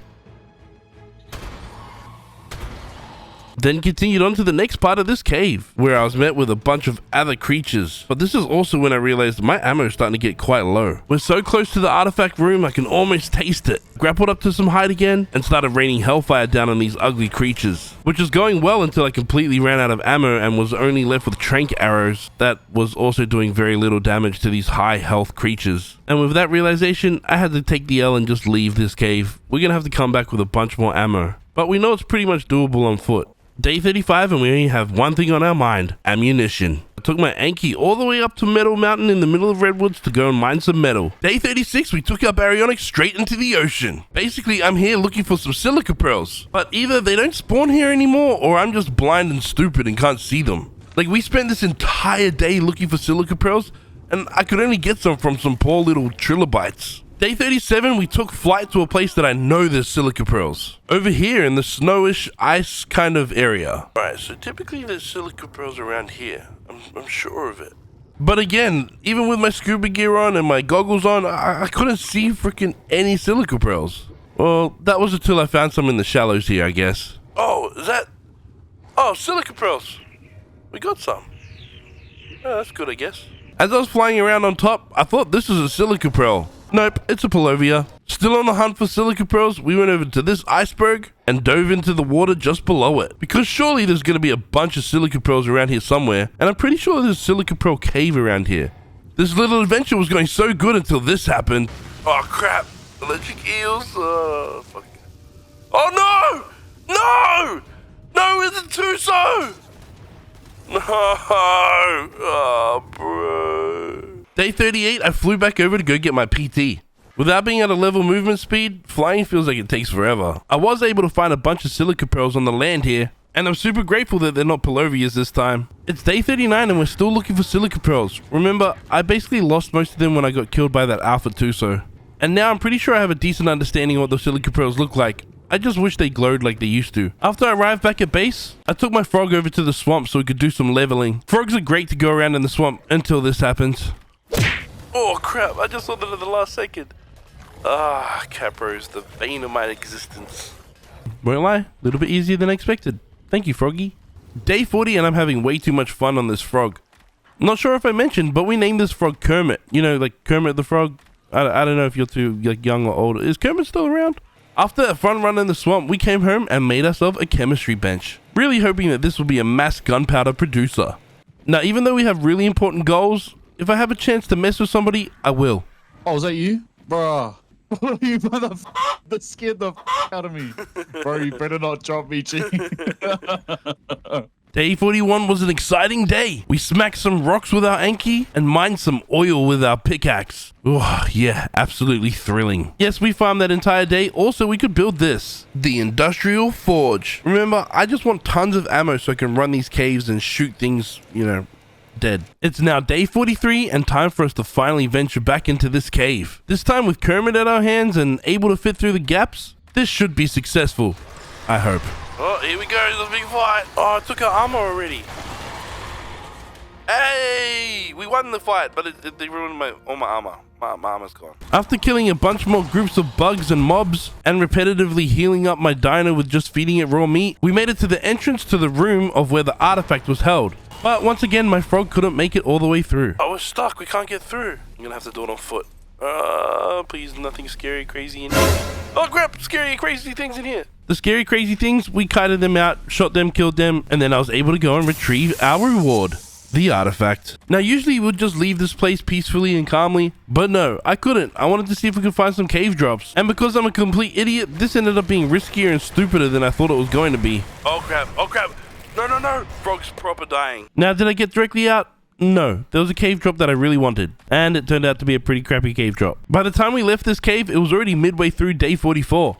Yeah, caves take a long time. Since we almost lost our best frog, I went back to the swamp area on my RG to go see if we can find a mate and then start breeding frogs. So, you know, essentially, if we lose one, we can replace it easily. This isn't a frog, but it's pretty cool. I've not seen one in game before. You know, these things, the sky lobsters, I can't say what they're really called, the runny or whatever. Day 45, and we still haven't had any luck finding a damn frog that's a decent enough level that can breed with my current Kermit. So instead, I went home and started placing down some air cons because it gets hot in here. No, not really. I just wanted to start breeding something that I can breed right now. Yeah, I want to try fight the bosses with some trikes. Crazy idea, yes, but let's just try it. They all hatched really quickly and then started growing really quickly too. Yes, my breeding rates are really high, but in order to be able to defeat this challenge in 100 days realistically, I need to be able to breed fast. The only problem is, some of these trikes suck. So there was only one choice left for us to do. Bro, I left that like blanked out on purpose. If you can like add like a sound effect there to make it, you know, sound more brutal and whatever, a shotgun sound or something. I don't know, bro. Day 46 and we find ourselves in the ocean once again. Why are we here? Well, I don't remember. But through this little side quest adventure, we were attacked by the rarest creature in Ark, the Liopleurodon. Now, on my first ever Ark 100 days, I encountered one of these, and I didn't know what they were, so I killed it. But this time, I know how rare they are and how good they are as tames. So you know what I did? Absolutely nothing. The thing just disappeared once it done its whirlpool thingy. Day 47, we spent this entire day fishing. Yes, I know it might be strange, but I really want some decent gear, and I know fishing can sometimes give you some decent blueprints. We didn't really get anything great. I mean, that compound bow is good, but not right now. Day 48. No, we do not have any special gear, but we do have Kermit and an optimistic attitude. Did I breed Kermit with anyone else? No, I haven't. So yeah, this is a little bit silly, but I get sidetracked and a little bit distracted sometimes. So yeah, we're running a cave. What could possibly go wrong? We were stripped naked early on by these weird centipedes. They're kind of like Herbert the Pervert from Family Guy. But all in all, thanks to Kermit, this cave was rather easy. And just like that, we secured our second artifact. Day 49, and we have to put these artifacts on display. Having two of them on lock looks good, but once we have them all spread around our little veranda here, it's gonna look good. Then I picked up my Thylacoleo and flew on over to another cave. This is that scary lava cave, so I made sure to put down some sleeping bags just in case. But guess what? My Thylacoleo has been eating too much meat and it's too fat to fit through this hole. It took us long enough to fly here, so let's see if we can attempt to do this on foot. I have the unlimited grapple hooks mod on, so this might help us get through. I'm just gonna have to try and Spider-Man my way through this and try and get through all the creatures without dying. With dangerous lava surrounding us, we made it super close to the artifact. But then, yes, my skills kind of did not prevail in this instance. Yeah, day 50 ended up just flying all the way home. I was definitely very ill-prepared for this cave. Frustrated, I had the urge to kill something. And nothing better to kill than an Alpha Raptor that's really close to your base. I don't really know why we're doing so much damage to it compared to other dinos, but I'll take it. Yo, Mastercraft pickaxe? Yes. Even though I haven't got a lot of gear that I'm really after, we've been collecting a few things along the way. That's why I crafted this vault, that we can keep all of our goodies safe and locked and, have enough space to keep it really. Day 51, we spent the day fishing. Again, I'm determined to get some decent gear from fishing. It's gotta happen. In this particular case, it didn't happen. With no luck fishing, we went out to go find another water-type creature, the humble amphibian frog. This one's only a level 105, but it should do, and if we do enough breeding, we should be able to make a decent frog. Side note, a cool little breeding mechanic with the frogs is that you have to breed them underwater. And these are their eggs, and once they hatch, they turn into tadpoles, it's pretty cool. Day 53, and it's all about that baby making. I'm trying to breed dinos with decent stats. And dude, aren't baby tracks kind of super cute? Unlike frogs, they're ugly no matter what. Sorry. Day 54, and we finally have a decent stat bezel buffer of our own. What the hell? Dude. Yeah, take that, sucker. Come in and mess with me and my boys. Stupid Therizino. Oh, yeeted.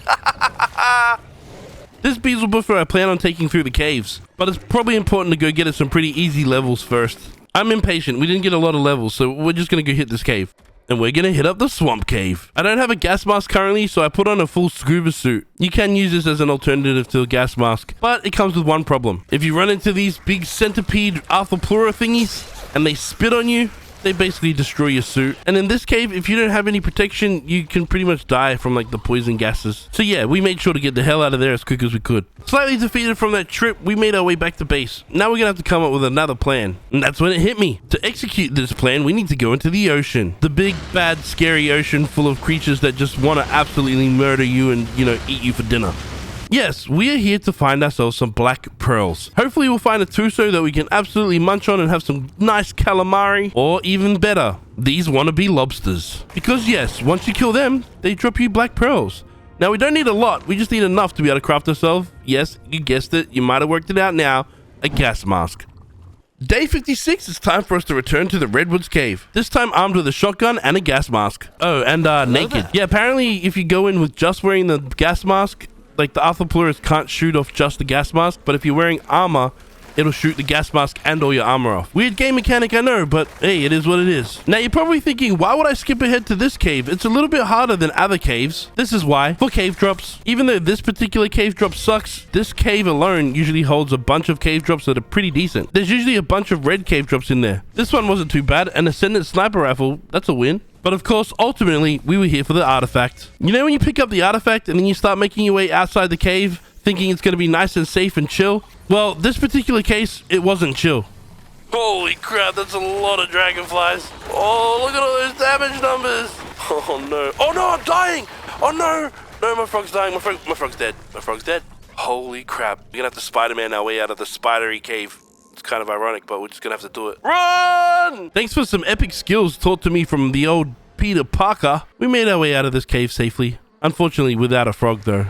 But that's okay, we can replace it by making Kermit have some lovey time. I try not to get too emotionally attached to some of these dinos. Because I suck at this game, they die a lot. Day 58 was a pretty chill day. I started the day off just by leveling up our new frog, then flew off towards the volcano, towards the snow area in hopes to find ourselves a decent tame. Something a little bit stronger for some of these caves that will be coming up later. Although not a cave dino, the Daedon can be a pretty decent tame, and this level 140 is pretty hard to pass up. It's just such a mission to fly from one place to another on this Argy. It's so damn slow. I encountered a slight problem when I was trying to tame this Daedon. For some strange reason, its food wasn't dropping, so it wouldn't eat. It's a freaking Daedon. That's all they do is eat. It had been a little while in game, so it should have tamed by now. I decided to go on a little bit of a trip to see if I can find another tame, hoping that the Daedon would starve out. I came back empty-handed, and nothing had changed with this Daedon. I don't know if the game's bugged or my settings are wrong. I'm gonna have to figure that out. If you know what happened here, let me know in the comments below.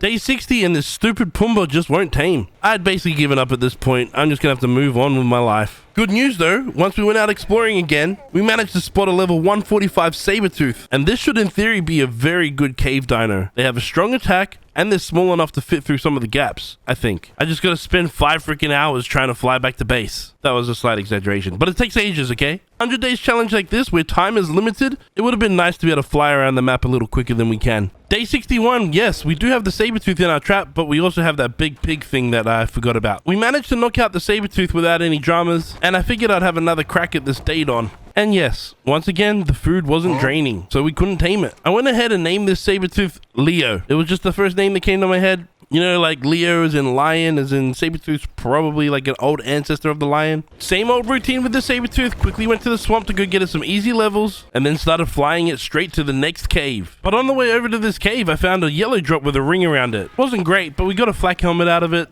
So that's a, yay. And as luck would have it, only a little bit away, there was another yellow drop with a ring around it. The only problem is we had to wait for it to fall. A little bit of Mastercraft gear. That's pretty good.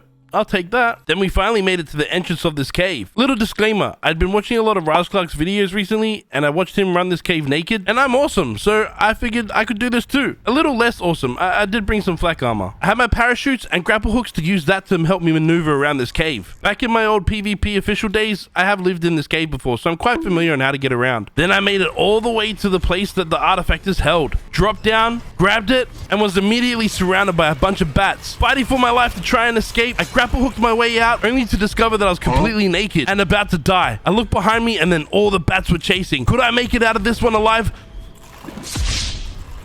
No, I couldn't. Okay, let's try this one again, but this time the more sensible way. No, I don't have any armor, but I'm hoping my Sabertooth will protect me for most of this journey. I went down to the first little lot of enemies and attacked them. I kind of forgot that some of these enemies are a lot higher level and in caves than they are out in... well, not in caves. And that these bats are particularly brutal. So there's a lot of times that I just have to stand still and force feed Leo. Since I have Leo here, I wanted to make sure that I can run this cave a little bit sensibly and patiently. I don't want to just charge on through like I did earlier naked. Although we are running out of time, doing 20-minute days in this run through is making this time crunch quite hard. We finally made it back to just where the artifact is held, and I have to leap over this lava. Don't stuff this up. Oh, looks like we've gone too far. Oh, we made it.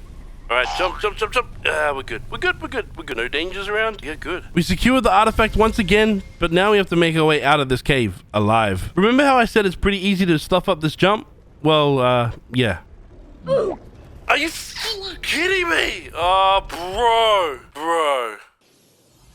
Now I really have no choice but to run this completely naked. It's a little bit cheesy and cheaty, but I placed down some foundations inside the cave, hoping that if I had to run this again, they're definitely not going to spawn again. Fortunately, we cleared most of the way, and only a few creatures spawned back in, but they were pretty easy to run past. I managed to secure the artifact once again, and we made it all the way back outside the cave to our Argy.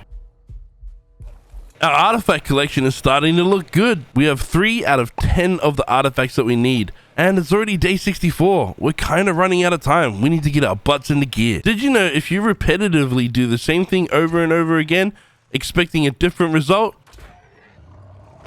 then that's the definition of insanity. Stop it. Get some help. Yeah, I'm really sick of this freaking pig. I decided to kill it in the end. You don't want to join me? You die. Day 65 and we're back on our baryonyx. This time, yes, hitting up another cave because time is running out. This deep underwater cave is aptly named the Caverns of Lost Faith. Interesting name, and yes, it is a kind of scary cave because, well, underwater stuff is just scary in itself. But once we opened up this red drop here, we scored a stupidly valuable blueprint, an Ascendant Trike Saddle blueprint. This is massive. Have I ever mentioned how much I hate jellyfish? They're such a pain in the ass. In my opinion, the baryonyx is probably the best tame for this cave, as there's a lot of underwater sections and some land sections too. But easily, the biggest pests in this cave is definitely the eels. I continued on through this cave, trying my best to, stay alive, and finally made it to the end little pool here that holds the artifact. It also holds a bunch of electric eels, and they suck. They suck so bad that they almost killed me. So I straight up noped this situation and went back up to the safety of the land. And the only way to heal up my baryonyx right now is to force feed it a bunch of fish. Shoving all this food down this baryonyx throat took us quite a long time. Once we got it up enough that I felt comfortable going back into the water, well, we're back in the water. And I was able to secure the next artifact. Now we just have to make it out of this cave alive, which is always easier said than done. As I was on my way out though, I spotted another drop along the ways. And if you know me, I'm a fiend for some good drops. This one was pretty interesting. I'll take an Ascendant assault rifle. Could be handy for something. We swam all the way through this cave and then saw the light at the end of this tunnel. We made it out alive and were able to secure the next artifact. Day 67 and we're taking a slight break from caving. Today we're murdering helpless penguins. and collecting more drops. Again, we need some decent gear for this end game. That yellow drop in the distance had my name on it. Well, that was until I looked to my right and saw a red drop. So yes, of course, I had to go for that one. Except it was protected by an Alpha Raptor. If you notice here, my RG's doing a crazy amount of damage. That's because I had all my settings messed up and wrong. Setting up Nitrado servers can be kind of confusing. I end up fixing this later on in the video. Oh, and if you're wondering what we got in the drop, yeah, that's it. It was pretty decent. Day 68, I crafted myself up a complete ghillie suit. Because who doesn't love role-playing as a bush? Well, really, I made this ghillie suit so I could go and try and harvest some honey. Except Microraptors wouldn't let me get to the honey. Eventually, I made it to the honey. In theory, the ghillie suit was supposed to help me not get attacked by the bees, but I ended up getting attacked by the bees. I don't know how this freaking thing works. You're probably wondering, what's the deal with the honey? Why do you want it? Well, that's quite simple. It's better bait for fishing. Yes. Fishing. I am determined to get decent gear from fishing. Because I was streaming at the time, the chat told me to go to different locations because there'll probably be better fish there to catch. Oh, and my Twitch chat told me to name this Thylacoleo Mr. Honeybait. Yeah, it's unique and I suppose appropriate for what we're doing. We settled on this place near the redwoods because it had some saber-toothed salmon in there, and apparently they give you better loot. Except we only caught a piranha, and it only gave us some trash stuff. Since fishing wasn't really working, we went back to the swamp cave. But also, because I'm completely stupid, I was fully clothed. Which means, yes, once an Arthropleura hits you with a full set of clothes on, it destroys your gas mask as well. So yeah, that was the end of that trip. Day 71, I ventured back into the swamp cave. This cave is one of the easiest caves that has some of the best loot drops. You see, like this one, we got an Ascendant flak helmet. And in order to tackle some of the harder caves later on, we're gonna need some of the best gear we could possibly get. And we're gonna need some decent saddles for some of these bosses. Day 72, and I have one purpose today. I am here to murder this T-Rex. Or basically so I can steal its baby. Kidnapping babies in ASA is a great little addition, but morally it's a little weird. I went up to it and said, hey, I just killed your parents. Then it became my best friend, so I named it Arthur. Day 73, and I've got my heart set on killing one of those sky lobster bugs. Thing is, to tame them, it's quite a process. First, I have to find a male and then kill it, which is somewhat easy because they're kind of weak, but they're just kind of awkward to fight. And once you finally kill it, you get one of these things, the Rhinogonatha thingy pheromone, which we're going to put in the fridge for a little bit. We need to find a female sky lobster first before we can use it. Day 74, and little old orphaned Arthur is fully grown up. And because he's a little bit lonely and loves long walks on the beach, well, we did exactly that. Well, that was until I got bored. I'm the boss here, so, you know, long walks on the beach are kind of boring. But flying in the sky is kind of fun for a little bit.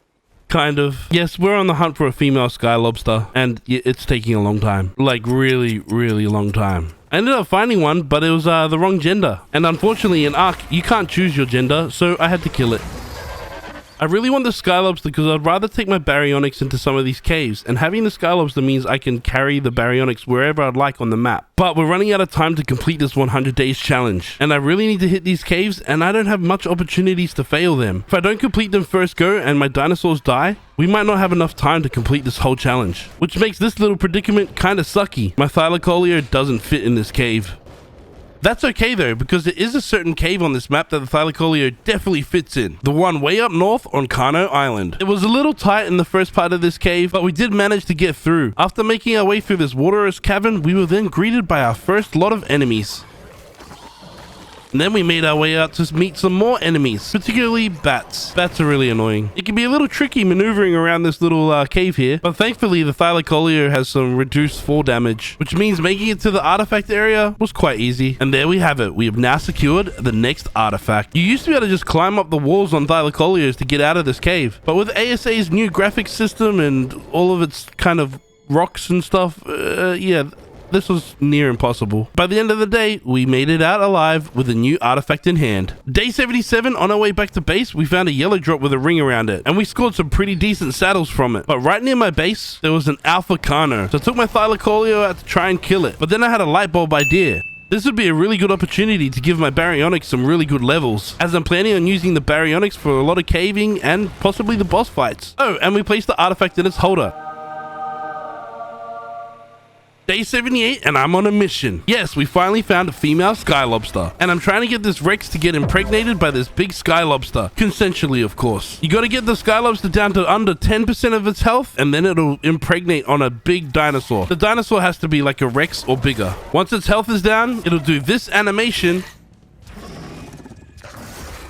and the Rex is fully impregnated. It's a shame. Lobsters don't last long. Now, to get extra levels on your Sky Lobster, you've got to feed the Rex its cravings. Unfortunately, this stupid Sky Lobster wants exceptional kibble, and I don't have the means to make that. Oh, and I kind of forgot to tell my Rex that it's gonna die when the Sky Lobster's born. Well, anyway, in honor of Arthur dying, we then went ahead and named this Sky Lobster Arthur, but spelt a little different. It's now day 79, and yes, our Sky Lobster's fully grown, but its levels kind of suck. Now, I do know that they can pick up large dinos, just not Brontos, as you can see now.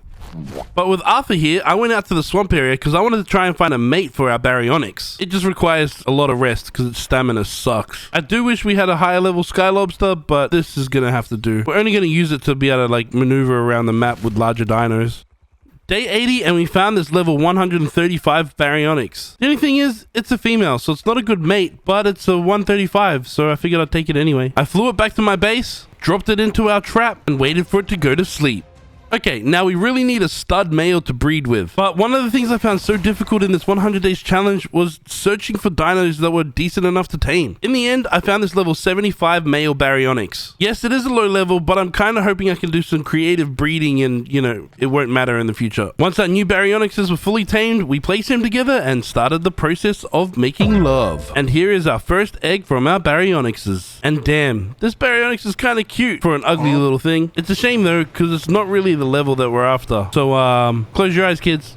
No! Day 82, I went for a little bit of a fly around on our overgrown pigeon, and you'll never believe what we came across. That's a unicorn. Yes, a unicorn with a baby unicorn with it. Now, I'm a lazy tamer, so yeah, I killed the mum. Also, I could kidnap its baby and take it back to my lonely island, and I took a moment to get a pretty cool action shot. I haven't a clue what I'm going to do with this unicorn, but it's a pretty cool addition to our family. Anyways, I'm back out on my RG looking to locate one of these, the Oviraptor. This time I have some eggs laying around, so there's a good chance I will be able to tame this. It can sometimes be a little tricky knocking these things out though. Luckily I have an ascendant crossbow that basically did it in one shot, and a bunch of unfertilized eggs to be able to tame it. And after this successful test, the Oviraptor passively picks up the eggs and stops them from spoiling. Day 83, and we hatched another Baryonyx. This time a much better level, so we kept it alive. Then I picked up my frog and went back to the Redwoods cave. Yes, I'm trying to farm the drops. I really need to get myself a decent weapon or some better armor so I can do the caves later on. Problem is, I've done this cave so many times, I was being a little bit overconfident. So when I jumped off my frog to go and fetch this drop, I got attacked by leeches. What do you mean I can't get back on the frog? Get on, get on, get on. Oh, no, the leeches are freaking killing me. Oh, man. Day 84, and I kind of gave up hope on that little adventure back in the cave. Instead, I'm flying to a much safer location, the top of the volcano. Basically, I'm only here to collect as much resources as possible that I can gather from around here. Mainly looking for obsidian and metal. But hey, there's a lot of crystal around, and I need it, I guess.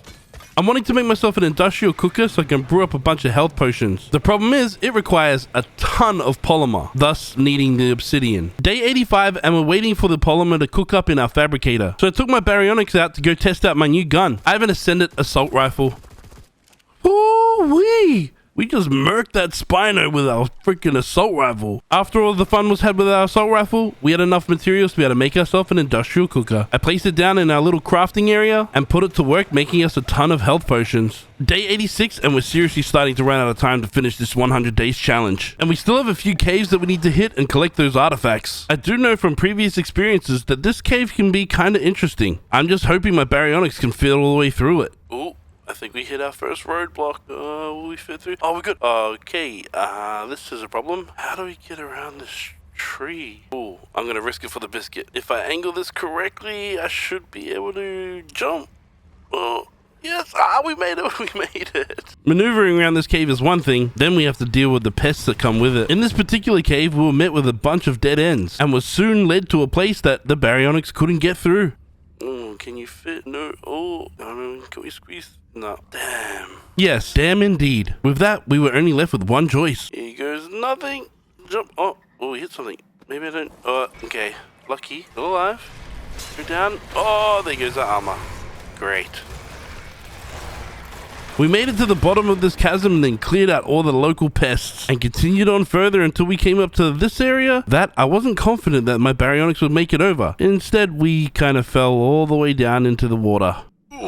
Well, that was until I missed and hit the tree and Yeah, my Baryonyx took some damage. That was dumb. I didn't have a lot of choice. I had to follow the water all the way into this dark and scary little hole, which was really a trap because yes, as soon as I got stuck in that little hole there, we were attacked by a million different creatures. And once we got free, we came into this room where we were met with more pests and stuff that needed to die. I had to make sure that everything in this area was dead. Why, you might ask? Well, that's simple. I was going to have to leave my Baryonyx behind because to get to the artifact, I needed to grapple up to this area and make my way through on foot. And now we have secured the next artifact. We just now have to make our way out of this cave, which is a lot easier said than done because we were quickly met with our old nemesis, that gap that we couldn't get through earlier. Yeah, we're completely stuck here now because we jumped down into places and I didn't really think about getting back out. I was really left with no other option. I'm sorry, Mr. Baryonyx, but I'm gonna have to leave you behind. Equipped with only the pants around my waist and an Ascendant assault rifle, I quickly made my way out of this cave and safely home. We're so close yet so far from collecting all the artifacts and fighting all the bosses. Let's see if we can make it. Day 88 and I'm not wasting any time. It's time to hit up the next cave. This one's relatively easy if you know what you're doing. I'm doing it on foot because I actually don't know if you can take a dino in here at all. I'm making sure I'm being very cautious and only attacking what dinos I can see and easily kill, which is quite a lot of them. And in some moments, this overpowered assault rifle isn't so overpowered. That's why I'm extremely grateful that this cave is quite easy. Now typically you take grapple hooks so you can jump down there and grab the artifact, but if you go prone you can just kind of crawl over and yoink it. I'm gonna crawl over and yoink this baby. Yoinked. And just like that, we have secured 8 out of the 10 artifacts. Day 89 and I'm really kicking things into gear. Am I ready? I don't know. Let's find out. Yes, now we're doing the hard underwater cave. Welcome to the Caverns of Lost Hope. And do we lose hope in this place? Yes, we do. Right at the entrance, we're met by extremely high level megalodons, which I managed to slay easily, but then came my worst enemies, the electric eels. My Baryonyx was holding up pretty well, and we were slaying some of these long, slimy, disgusting creatures. I tried to make our escape, but their electric abilities destroyed my Baryonyx. I couldn't escape. It was the end for us.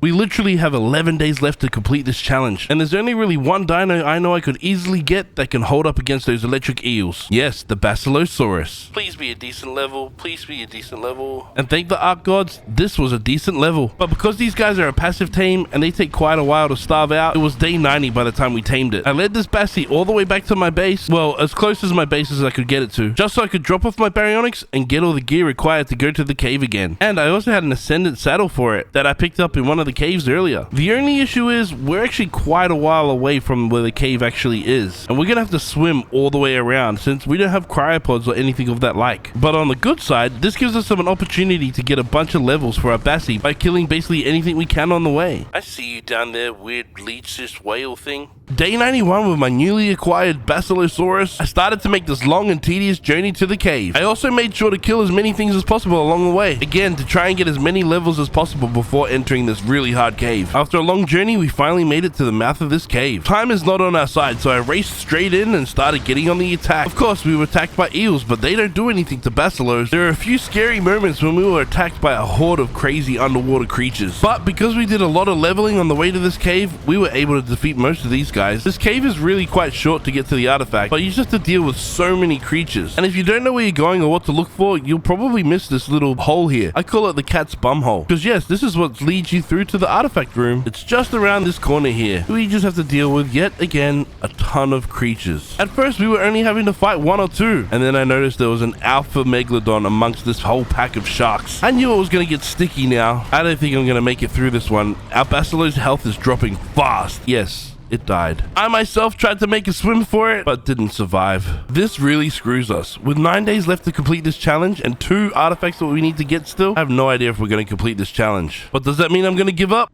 Hell no. We did just prove though that I really need a Basilosaurus in order to do that cave, so we're gonna go out to the water and hope that we can find another one. And I tell you what, the Ark Gods are favoring us today. It's even at level 150. To give it some main character energy, we named it Free Willy. Then I quickly ran back to base so I could craft up all the essentials and get myself a saddle for this Basilosaurus and went back down to the beach. But this time, I wasn't gonna do this trip alone. I needed to guarantee that I could get this artifact. So I invited my boy here, Fang, along. Hello there.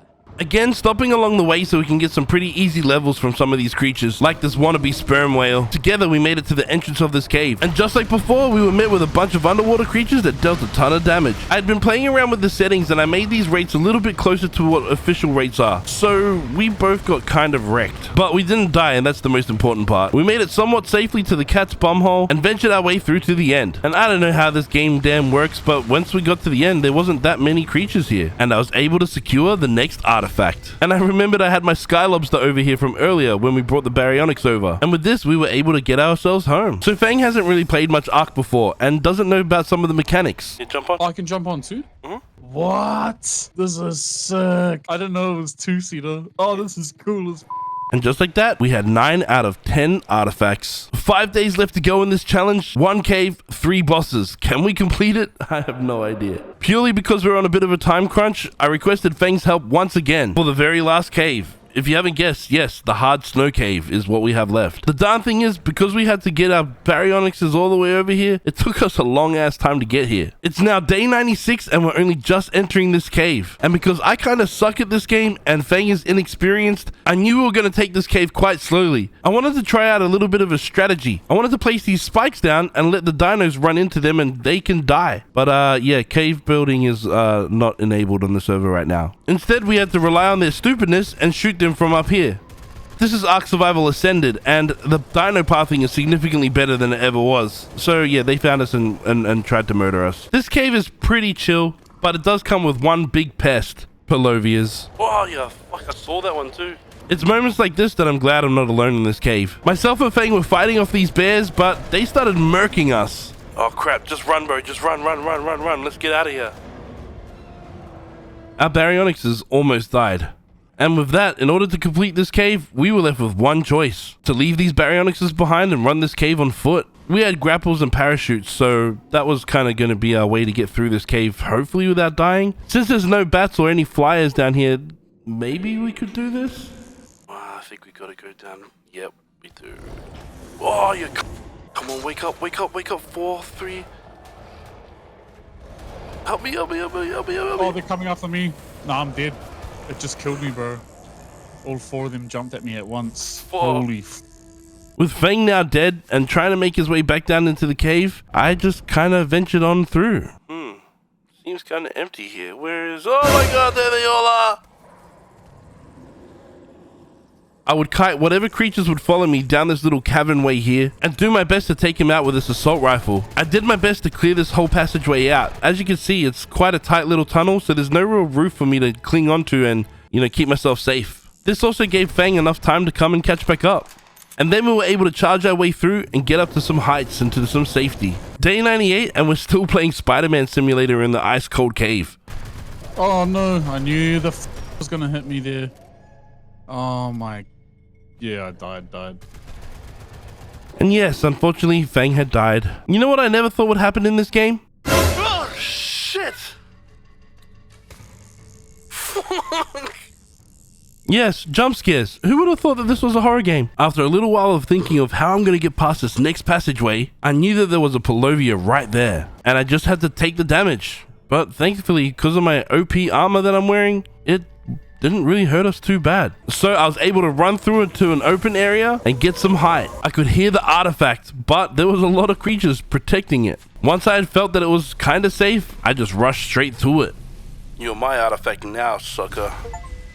Finally. There we have it. We had secured the last artifact and even got the achievement for it. We just had to get our butts safely out of this cave, which surprisingly wasn't too hard. It's already day 99 and I really underestimated how long it would take us to do these caves. Yes, just as a reminder, I'm doing 20-minute days, which means I had to rush through and speedrun as much of these as possible. But I can safely say we have secured all 10 artifacts. And that's a pretty cool achievement in my eyes. But because it's day 99, we don't have any time to really put some levels in our creatures or breed up a decent, army to fight. So yes, at this point, I'm just carting over whatever dinos I possibly can to the obelisk. I will only be fighting the gamma bosses, so maybe this will be achievable? I don't know. Let's find out. It's already day 100, and we're finally ready to fight the gamma broodmother. All I have left to do now is take all of these artifacts out of their pedestals and place them in the obelisk. We have a little bit of a scuff situation here with the dinos that I have. The levels kind of suck, but the trikes at least have ascendant saddles, so maybe that'll help. I had brought over basically every dino that I have either bred or tamed along this whole journey, including Mr. Honeybaits. I plan on riding Mr. Honeybaits because I think it's kind of my strongest dino right now. Of course, I brought Fang along for this one too. Honestly, in this situation, I'm going to need as much help as I can get to defeat this Broodmother. We got into the boss arena and I couldn't find Mr. Honeybaits, and the Broodmother was coming to kill us really quick. So I just jumped on the closest trike that I could find and sent my whole army in to go and fight. My plan was just to kind of sit back and shoot with my assault rifle for as long as I possibly could. But then I started seeing some of our dinos die. Things are looking like this is possibly going to happen. We got the Broodmother down to its half health, but soon after, our dino army started dropping like flies. That's when I enacted an old strategy of ours that we just used in one of the caves. Get up high with some grapple hooks and shoot down. There was one problem though. I didn't know the Broodmother could shoot up. Oh shit, it hit me. Oh, it killed my armor. Oh no. Dude, I'm almost out of bullets too.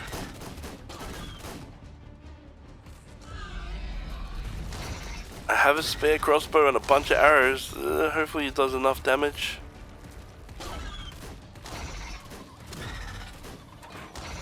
Oh no, 100 damage per hit. That's not good. I'm not too good at maths, but if we're only doing 100 damage per hit and it has 98,000 health left, and I have very limited arrows, I don't think we can defeat the Broodmother.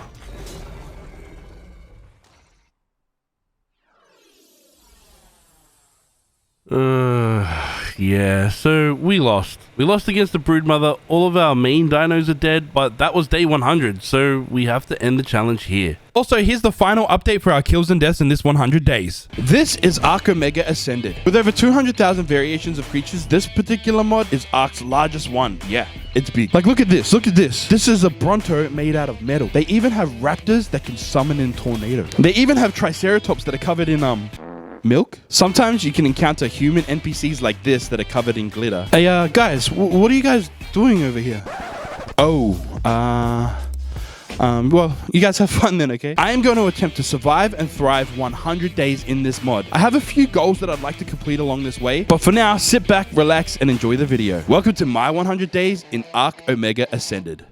Welcome homies and homettes to another modded Ark adventure. We are playing on the modded map Amissa. We spawn in this strange temple-like area, which seems to be rather safe for now, which is rather refreshing since normally in our modded playthroughs, we die in the first 5 seconds. This gives me an opportunity to go and pick some berries, punch some trees for wood and thatch, before heading through this little tunnel here into the big open world. And since we're playing the Omega mod, we actually start with some free tools. I have to be wary of every dinosaur around us. You can't tell if they're going to be passive or aggressive no matter what type of dino they are. But we can be sure of one thing in this mod, dodos are still non-threatening. So there's only one thing we can do with these guys. What's up, Dodo? You Dodo gang for life. Nah, we're friends, homie. We friends out here, homie. We eventually knocked out this Dodo thanks to our knockout club. But just as I started feeding this Dodo, I heard a noise that I didn't really look forward to hearing. Oh shoot. Oh shoot. Shit. Oh, yep. Don't come near me, boy. Fortunately for us, this Spino has no idea that we're here. You see, when you first start in Omega, you get this buff that lasts for quite a long time, which makes you basically invisible to dinos, unless you provoke them first, of course. It also buffs you with some other things, I just don't really know what they are. Anyways, our Dodo is now tamed up, and we named him Dodo Gang. Yes, shameless plug for my merch. Go and buy some. We've had a rather peaceful start in this 100 days, but then we're soon reminded that this is modded. Holy crap, you see that? We are not going over there. What is that? Yes, going over there would be a very bad idea. Oh yeah, some dinosaurs make scary noises too. There's so many different dinosaurs with different abilities, which we're about to discover. I saw this trike that looked like it was about to die, so I figured maybe I could go over there and kill it and get some easy hide. I went and hit it, and this happened. Oh what the?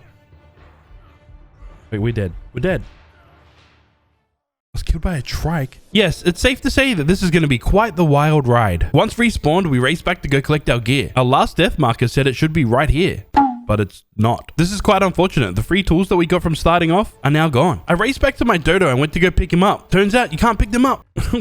What is this? I could ride a little Dodo. Anyways, moving on, this is quite a hefty mod, so we need to start working on some progress. Maybe find somewhere that we can set up a little base and get started. So I collected some wood by punching down some trees. Then I learned the gathering tool, Engram. I just need 100 stone to be able to craft it. The problem is there's no freaking stone along this riverbed here. Yes, we searched for the longest time to just try and find some stone laying on the ground. We eventually found some over on the beach near the ocean. And we could finally craft this stone pickaxe, gather a little bit of flint so we could craft the stone hatchet. Then we could really start gathering some resources. But there was one problem. We were freezing. We're dying already just from the cold. Yeah, we didn't make it home safely at all. Twice. Yes, we died twice to the cold. I then thought maybe if I spawned in the desert, it might be a little bit warmer. There was a lot of stone around, so that was good, but no, we're still cold. I need levels so I can increase my fortitude, so I started crafting some chibis, which seemed to make all the difference. We had enough fortitude to be able to survive through this cold, but unfortunately, I didn't actually want to live in the desert, so we had to say goodbye to ourselves quickly. It's already day 2, and I found some stone laying around the temple here, so maybe hopefully we could actually get a good start in this game. You see, levels and experience is exactly what we need right now. We're playing on a modded map, so there's no explorer notes for us to be able to get some easy experience points. That's why we settled for these cheesy chibis. We gathered enough stone so we could make ourselves this gathering tool. Now, if you're unaware, the gathering tool is a stone version of a pickaxe and an axe in one, and it gathers more resources as well. Once we gathered enough resources, I started placing down our little starter base. Next, we just started pounding some rocks until we could get enough resources to continue. We might have the safety buff on, but I'm still scared of basically every dinosaur in this mod. So it'll be kind of nice to have a really safe base up kind of soon. But we don't only have to worry about dinos. Yes, we still have to worry about the freezing damn cold. We almost died again, but I managed to place down a campfire just in time. Psych, we were too late. We died. We spawned in back at the temple. Thankfully, we didn't build our base too far away from the temple anyway. Anyways, this time we got our stuff back. Then I went ahead and started cooking up some meat and crafted and placed the Omega workbench. This is the workbench that crafts all the items exclusive to the Omega mod. It's now day 3 and our progress has been a little bit slow, but we are progressing, so that's what's important. I now need to get myself some hide, and I'm too afraid of everything else except for these dodos, so they're gonna have to be sacrificed for the greater good. I arrived back to base to hear some explosions going off in the distance. Bro, whatever that is gonna absolutely wreck me if it comes over here. Hopefully it doesn't come over here then. I need to start thinking about taming something. So I placed down the mortar and pestle so that I could make some narcotics. Thing is, I don't have a lot of meat or spoiled meat at all to be able to make it. I'm gonna need to go out and kill something to do that. Maybe like this Lastrosaurus, because they're pretty weak, right? This one already looks like it's half dead anyway. But remember, some of these creatures have special abilities. Oh, he's fighting me. Yes, even a simple task like getting meat has been quite difficult so far. I spoiled the meat that we had currently so I could at least make a little bit of narcotics. Saw this little dillo just chilling minding its own business. So I smashed them in the head with this club. I have every intention of taming this dillo, but once I realized it was a modded dino and we need modded kibble to tame it, it was no longer useful to us. Anyways, after that dilo sacrifice, I realized I probably need to craft this. This is the kibble machine, which does exactly what you probably think it does. It's where we craft the certain kibbles that we need to be able to tame certain dinos in this mod. There's over 120 different types of kibble that we can craft, and they nearly all require different variations of essence and dino souls. This mod is quite in depth. There's a lot of little things to it that make it so complex. One cool little feature about the early game is I can use some basic essence and some basic souls to be able to craft an early set token, and I can turn that early set token into a piece of armor. It's always random, but we got this defender gauntlets. All of the modded armor comes with significantly higher resistance to damage, but the more pieces of that select armor piece that you wear, the better the buffs are. And we basically get to test this armor out straight away because we started to get hunted by this uncontrollable Lystro. The uncontrollable variants are exactly that. They're uncontrollable. So no matter what type of dino they are, they will always be aggressive. And if you tame them, you have no control over them. I need some eggs in order to start making our first kibble. So I began knocking out this female helpless dodo. I managed to knock it out, but unfortunately the Lystro was still following us. I ran away once again just to try and get my distance, then returned to our knocked out dodo. Well, so I thought. I had kind of lost it at this time. Yeah, I kind of thought that the Lystro killed our dodo. But somehow we ended up stumbling across this knocked out dodo in the patch of grass here, and I got to ride her back to our base nice and safe and sound. With scary little Lystros running around, I decided to place some walls up on our base here. I got jump scared by the freaking Lystro. This guy's such a pest, I think we have to deal with him. So I just had to start pelting him in the head with some of these arrows. This was an extremely long process. As you can see, we weren't doing a lot of damage, but we eventually killed him. Hey there, once again, it's me, Aaron Aztec. And as you may have seen in the start of this video and right now, I am wearing a cool, flashy new hoodie. Yes, this is part of my new merch. We are calling this the Game Over line, GMEOVR. This is one of my first drops that we're having right now. There's the sleeves, there's this, and then yeah, on the back, we are looking fly, baby. This is one of my drops. If you'd like to go cop it, hit the link below. There's also a whole other different range of items that you can buy in this, like this other hoodie that I have right on right now. Yeah, the Dodo Gang hoodies, different sleeves, got the feathers, got the dossiers, we got the whole lot. Also, a little backstory about these hoodies and this kind of fit right here. I wanted to make sure that I had premium style hoodies. This is quality material right here. I didn't cheap out. I didn't go the cheap route. I want you guys to wear the best of the best stuff with some of the dopest streetwear fits out there right now. Go through, check the link below. There's a whole bunch of the items that you can buy. If you do like it, you're really supporting me and my channel and the future of everything that's great. Okay, let's get back to this video now. Day 4, I saw a green shiny light just laying on the ground. Turns out it's a piece of armor. Looking back, I think this dropped when I killed that Lastra earlier. I really think that it's time that we actually finish off this base. So I spend the next little while working on this base until we have it completely closed in. And that was the final piece. We have our base completely sealed in and our little dodos completely safe. Somewhat, I think. Now that we have a completely secure base, it's probably time that we go out and tame something. In this mod, you need to tame a crazy amount of dinos just to be able to progress. We're 4 days in and we only have 2 dodos. Yes, we need to really start to get a move on. Unfortunately, the Ark gods really don't want us to progress in this mod. Oh, there's some massive ants. Run, get out of here. Oh, raptor. Okay. The ants are following us? We didn't even do anything. We have the newbie buff on.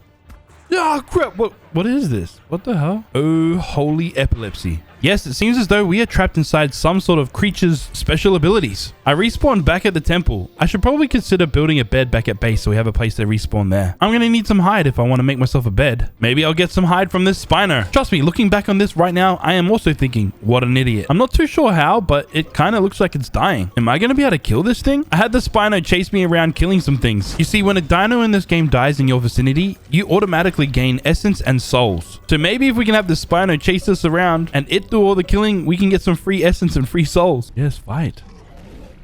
Fight. Give me essences for free. Yes, we can just sit back and relax and watch the bloodbath happen and get some free essences and souls. I'm just here for the free essences. Yep, more essence. Good.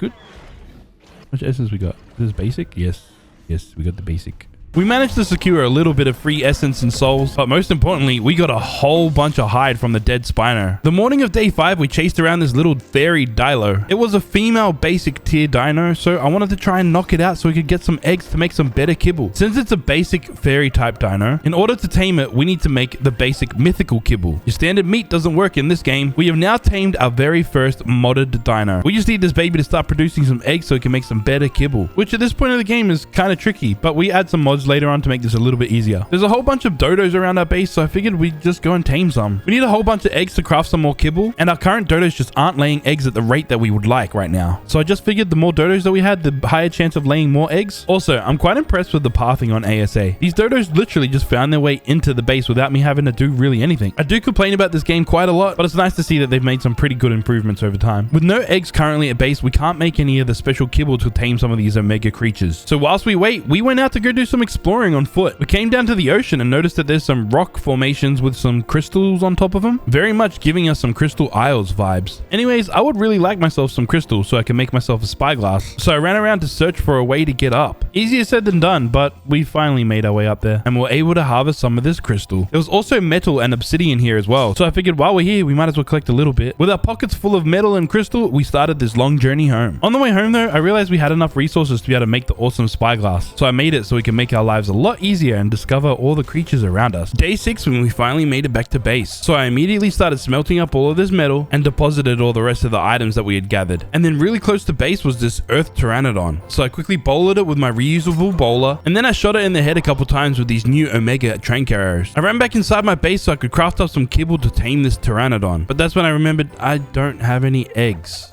Lay an egg, you stupid mutt. So I did the only thing I think I could have done. Move this guy over here. You can stand next to these lovely ladies. Yeah, I got these dodos to start breeding. This way we could ensure that we can get an egg. It might be fertilized, but hey, it's an egg nonetheless. Now, I wasn't too sure what kibble I needed exactly. You see, if I made the wrong kibble in this situation, we'd kind of be screwed. So I ran outside to go check the Pteranodon with my spyglass, which confirmed that we need elemental kibble. I quickly whipped one up, shoved the kibble right down its throat, and we attained our first Pteranodon. We need to get ourselves a saddle, but we don't want our Pteranodon to die. So I left it in this area right here, thinking that it would probably be the safest space for it. Now we just need to gather a bunch of chitin or keratin so we could craft up a saddle, which would be kind of a simple task if this was vanilla Ark. But it's not. Instead, we have to fight overgrown flying ants with special magic powers. I never would have imagined that these stupid ants were so damn strong. And I wasn't reading the spyglass correctly. I just kept reading the name thinking it was just a basic type ant. But if you read the type of kibble that it needs to eat, you'll know what tier it is. And you probably won't die a horrible death like we just did. I really need to consider making a bed so I can spawn back at base every time we die. Next, I crafted up this D+ smithy. I wanted to make this pike and a crossbow. This should help us fight some dinos. There was this turtle right outside my base, and it's only a basic tier. I double checked this time. Thing is, it has this crazy ability to summon in the sun, but I have a crossbow, and crossbows are stronger than suns, apparently. We eventually managed to kill this guy and harvest his body for some valuable keratin. Unfortunately, it's not quite enough to be able to make ourselves a Pteranodon saddle just yet, but we'll get there. First, we got to make sure this Pteranodon is nice and fed. I'd hate for it to starve. It's the morning of day 7 and I've added a couple new mods, starting with the egg collector. This should make collecting eggs much easier. Through this entire 100 days, I had to chop and change a bunch of mods and balance a bunch of the settings. So if you see some things kind of off, that's probably why. Anyways, this Triceratops is only a level 10, so I'm trying to take it out so we can get some hide from it. Admittedly, it is kicking my butt. I'm doing my best to try and only hit it in the side because obviously its head has reduced damage. Then we finally took it out and I could collect that valuable hide. We still need a bunch of chitin so we can make this Pteranodon saddle. I saw a white glowing ant and tried to fight it. It didn't end well. Not at all. I spawned back in at the temple. Yes, I should probably make a bed so we can spawn back at base. Anyways, I ran back to get my stuff, but the ants weren't having any of that. Okay, I finally made myself a bed back at base. Yeah, we're dying so much that we should probably spawn back here too. I really needed some of the stuff that we gotten from our dead body. Unfortunately, none of the creatures around this area want us to do that. Getting our stuff back was turning out to be quite futile. I guess I'm just gonna have to start from scratch. Oh, and I had to make myself another smithy because we changed the mods around. I got rid of the D+ mod and yeah, that got rid of the D+ smithy as well. Anyways, I made myself some brand new equipment and I went out to go and kill this turtle so I could get some keratin. Again, the start of this mod can be quite difficult. You think you're fine having a 1v1 battle with a turtle and things get extremely real when its friend comes in and wants to blow up in your face. Yes, this turtle is the meltdown variant. When it gets really angry and starts glowing like that, yeah, you basically insta-die. But I can't give up. I really need this keratin so we can hit the skies. Managed to take out this one turtle and harvest some of that juicy keratin. Also got some armor as well. It's not over. I just needed to kill one more turtle so we could have enough keratin to be able to make this Pteranodon saddle. Finally, we killed our final turtle and we now have enough keratin to make ourselves this Pteranodon saddle. Psych, we lost the keratin that we had before in the smithy from the old mod, which means yes, we need to kill another turtle, which is easier said than done. Turtles are pretty tough in this mod. Interestingly though, this one's the Phoenix turtle. To see how it's on fire, I'll go and try and harvest it and the thing resurrects. I was sick of chasing this thing around. Instead, I accidentally knocked it out. Don't know how, I just did. This was an easy cheesy way of getting some extra keratin as well. I don't know what compelled me to do this, but I decided to go for a little run on my Dilo. I wanted to see its power, and no better way to test a small little lizard's power than against a big lizard trike. Yes, even watching this back right now as I'm editing, I think, what a idiot. I'm barely keeping myself alive in this battle here. I get swooped by a freaking seagull and my Dilo dies. The trikes at least fell into this water, so I had the advantage here and managed to kill it. At least I got some levels out of this. I suppose that's a good thing, I guess. Day 9 and we finally have a saddle for our Pteranodon. This took us way longer than it should have. I'm definitely getting worse at this game the more I play it and not better. But hey, we found some metal nodes on top of this mountain right near our base. So I harvested up a bunch and some of this obsidian as well. Not too much because this PT can't carry that much. This should be enough to get us going for now. I need to collect a little bit more so I can make ourselves this egg collector. But first, let's head on out and gather some essence and some souls. Having a flyer can kind of make this a little easy. All you need to do is just go to an aggressive pack of dinos and enjoy the bloodbath that's happening right in front of your face. And when a bunch of them die, you'll get some free essence and some free souls. And all you had to do is just watch. If you see a T-Rex in the wild, you know you're going to get some freebies there. Amissa is a modded map. It's not perfect and it's not complete yet, but it is damn beautiful. We're currently on the hunt to try and find some beaver dams. I figured if we look for lakes or rivers kind of like this, we might find some beavers with some beaver dams in it. I inspected our map, saw a bunch of rivers, so there could really be beavers anywhere. I kind of got bored of exploring, so I went into the mod makers Discord and saw that there was information of where the beaver dams are. And apparently you can find beaver dams right here. I landed as close to the water as possible, jumped off my PT, dove into the water, and there it is. I can't lie though, I was kind of scared here. Some of these fish, they have special abilities as well. So I moved my PT over just as close to this beaver dam as possible, went up to the beaver dam, snatched all the cementing paste out of there, and quickly hightailed it back to my PT. I got hit, but I managed to get on my PT and make a quick escape. Phew, that was lucky. I flew up to the top of this mountain, which had a pretty cool view. I noticed that there was more temples here and decided to go and explore. I don't know the intentions of this place, but I don't know. It's pretty cool, I guess. Then I went to go and explore these floating islands. They were completely bare, so I'm assuming that it's just not complete just yet. Otherwise, I probably would have built a base up here, but knowing that if it's not complete yet, if they do change some things here, my base will get deleted if there's any type of update in the mod. Day 10, we arrive back at base with all these goodies. I now have enough resources to make the egg collector. This should be a pretty big game changer for us. Placed it down nice and snug in the corner and then opened it up because I was kind of unsure how this thing worked. Anyways, I basically figured it out. What you need to do is you integrate any female dino that you have that lays eggs, of course. Once you integrate that said dino into the egg collector, it'll then passively produce more eggs for you directly into the egg collector's inventory. Anyways, we head back out to try and gather some more essence and souls. You see, basically every item in the Omega workbench requires essence and souls to be able to craft. And I remembered the snow is typically a pretty aggressive area, so we should be able to get some essence and souls here. Also, I am very much aware that that is a Paragon dino, but I'm also aware that I can't kill that right now. Instead, we just have to sit here and watch us lose out on a massive opportunity to get ourselves a Paragon soul. And for those wondering, what is a Paragon dino? Well, that blue shiny thing right there. If I kill it, I'm guaranteed to get a mammoth Paragon soul from it because it's a mammoth. And with that Paragon soul, if I feed it to a mammoth tame that I have, it'll increase its entire stats by 100%. I was kind of waiting here hoping that something else would kill it and I could swoop in and take the Paragon soul, but yeah, it was still alive. Instead, we just keep spending the rest of the day flying around gathering souls and essence. We had now gathered enough resources that we can now make some more kibble. Which kibble should we make right now? I don't know. But what I do know right now is that we need a fabricator, so I made that. Anyways, we're back out here exploring, and I'm starting to get a little bit more brave and trying to actively fight some of these dinos. Unfortunately, that was a massive mistake. Are you ever truly safe in any of these mods? No, you're not. Yeah. Even compies are stupidly overpowered in this mod. No, we just lost our flyer.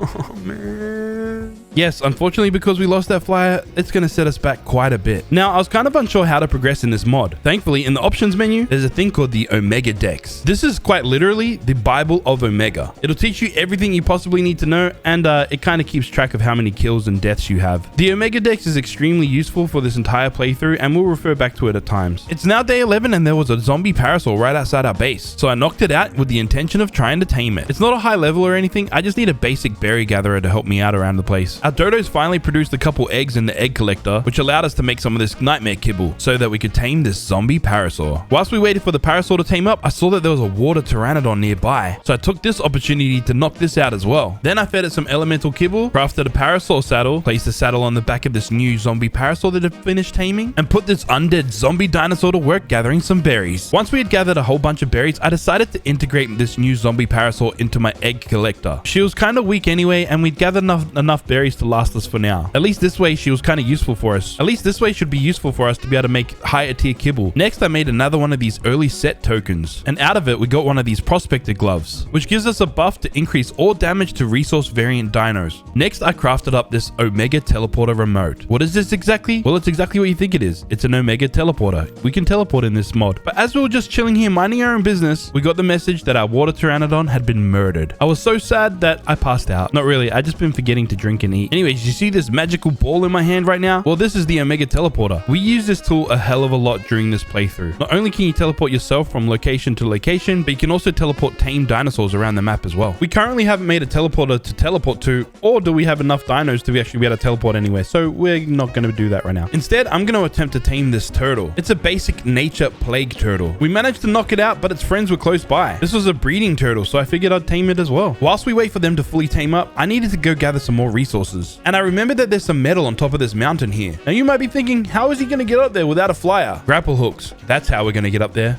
Grapple hooks. And it's always quite handy to have a reusable parachute when you're using grapple hooks, you know, just in case you screw it up. And just like that, we were able to gather up some easy metal. Once we gathered enough metal, we blissfully parachuted our way back down to our base. This isn't a lot of metal, but it's all we could kind of carry at the time. Day 12, I checked my egg collector and saw that there was some eggs inside it. Now we're in business. I also decided to integrate our plague turtle so it could start passively producing some nature eggs for us. I then ran outside and saw my other turtle. It's the breeding variant. I decided to integrate it as well. I don't know if I need breeding variants currently, and I'm sure we'll be able to pick one up later if I do need it then. But I do know I definitely need some kibble to be able to tame some higher tier dinos. Next, I went to go pick a fight with this Comet Triceratops. It's a low level, but it's a female. So I knocked this out with the intention of taming it, again so we can get some more eggs and tame some of the cosmic creatures. Unfortunately, in order to tame it, I need a cosmic soul, which I don't currently have. And I thought I might be able to get a soul from killing this trike. Turns out, if the creature's knocked out, you don't get any souls or essence. But as luck would have it, as we went outside, we noticed that there was a basic fairy Triceratops. Now, I knew I could make mythical kibble, but I didn't know how I was going to knock this out without its friend coming and trying to murk me. But we got to try. I ran over to these temple stairs to try and keep them away from me. I don't know how this is going to work, but I was just trying to, you know, be safe. Then I just led them down into the water. And I thought to myself, maybe if I just stand up here safely, I can just shoot down at them and knock them out. I successfully managed to knock out the fairy trike and soon after the teleporter trike. I was concerned that if I jumped down into this water, I wasn't going to be able to get out. That's why I made this grapple hook. See, smart gamer right here. We then secured the fairy trike, but for some strange reason, I couldn't access the inventory of the teleporter trike. Come on, get in there. Freaking hell, what if I just try and get a different angle?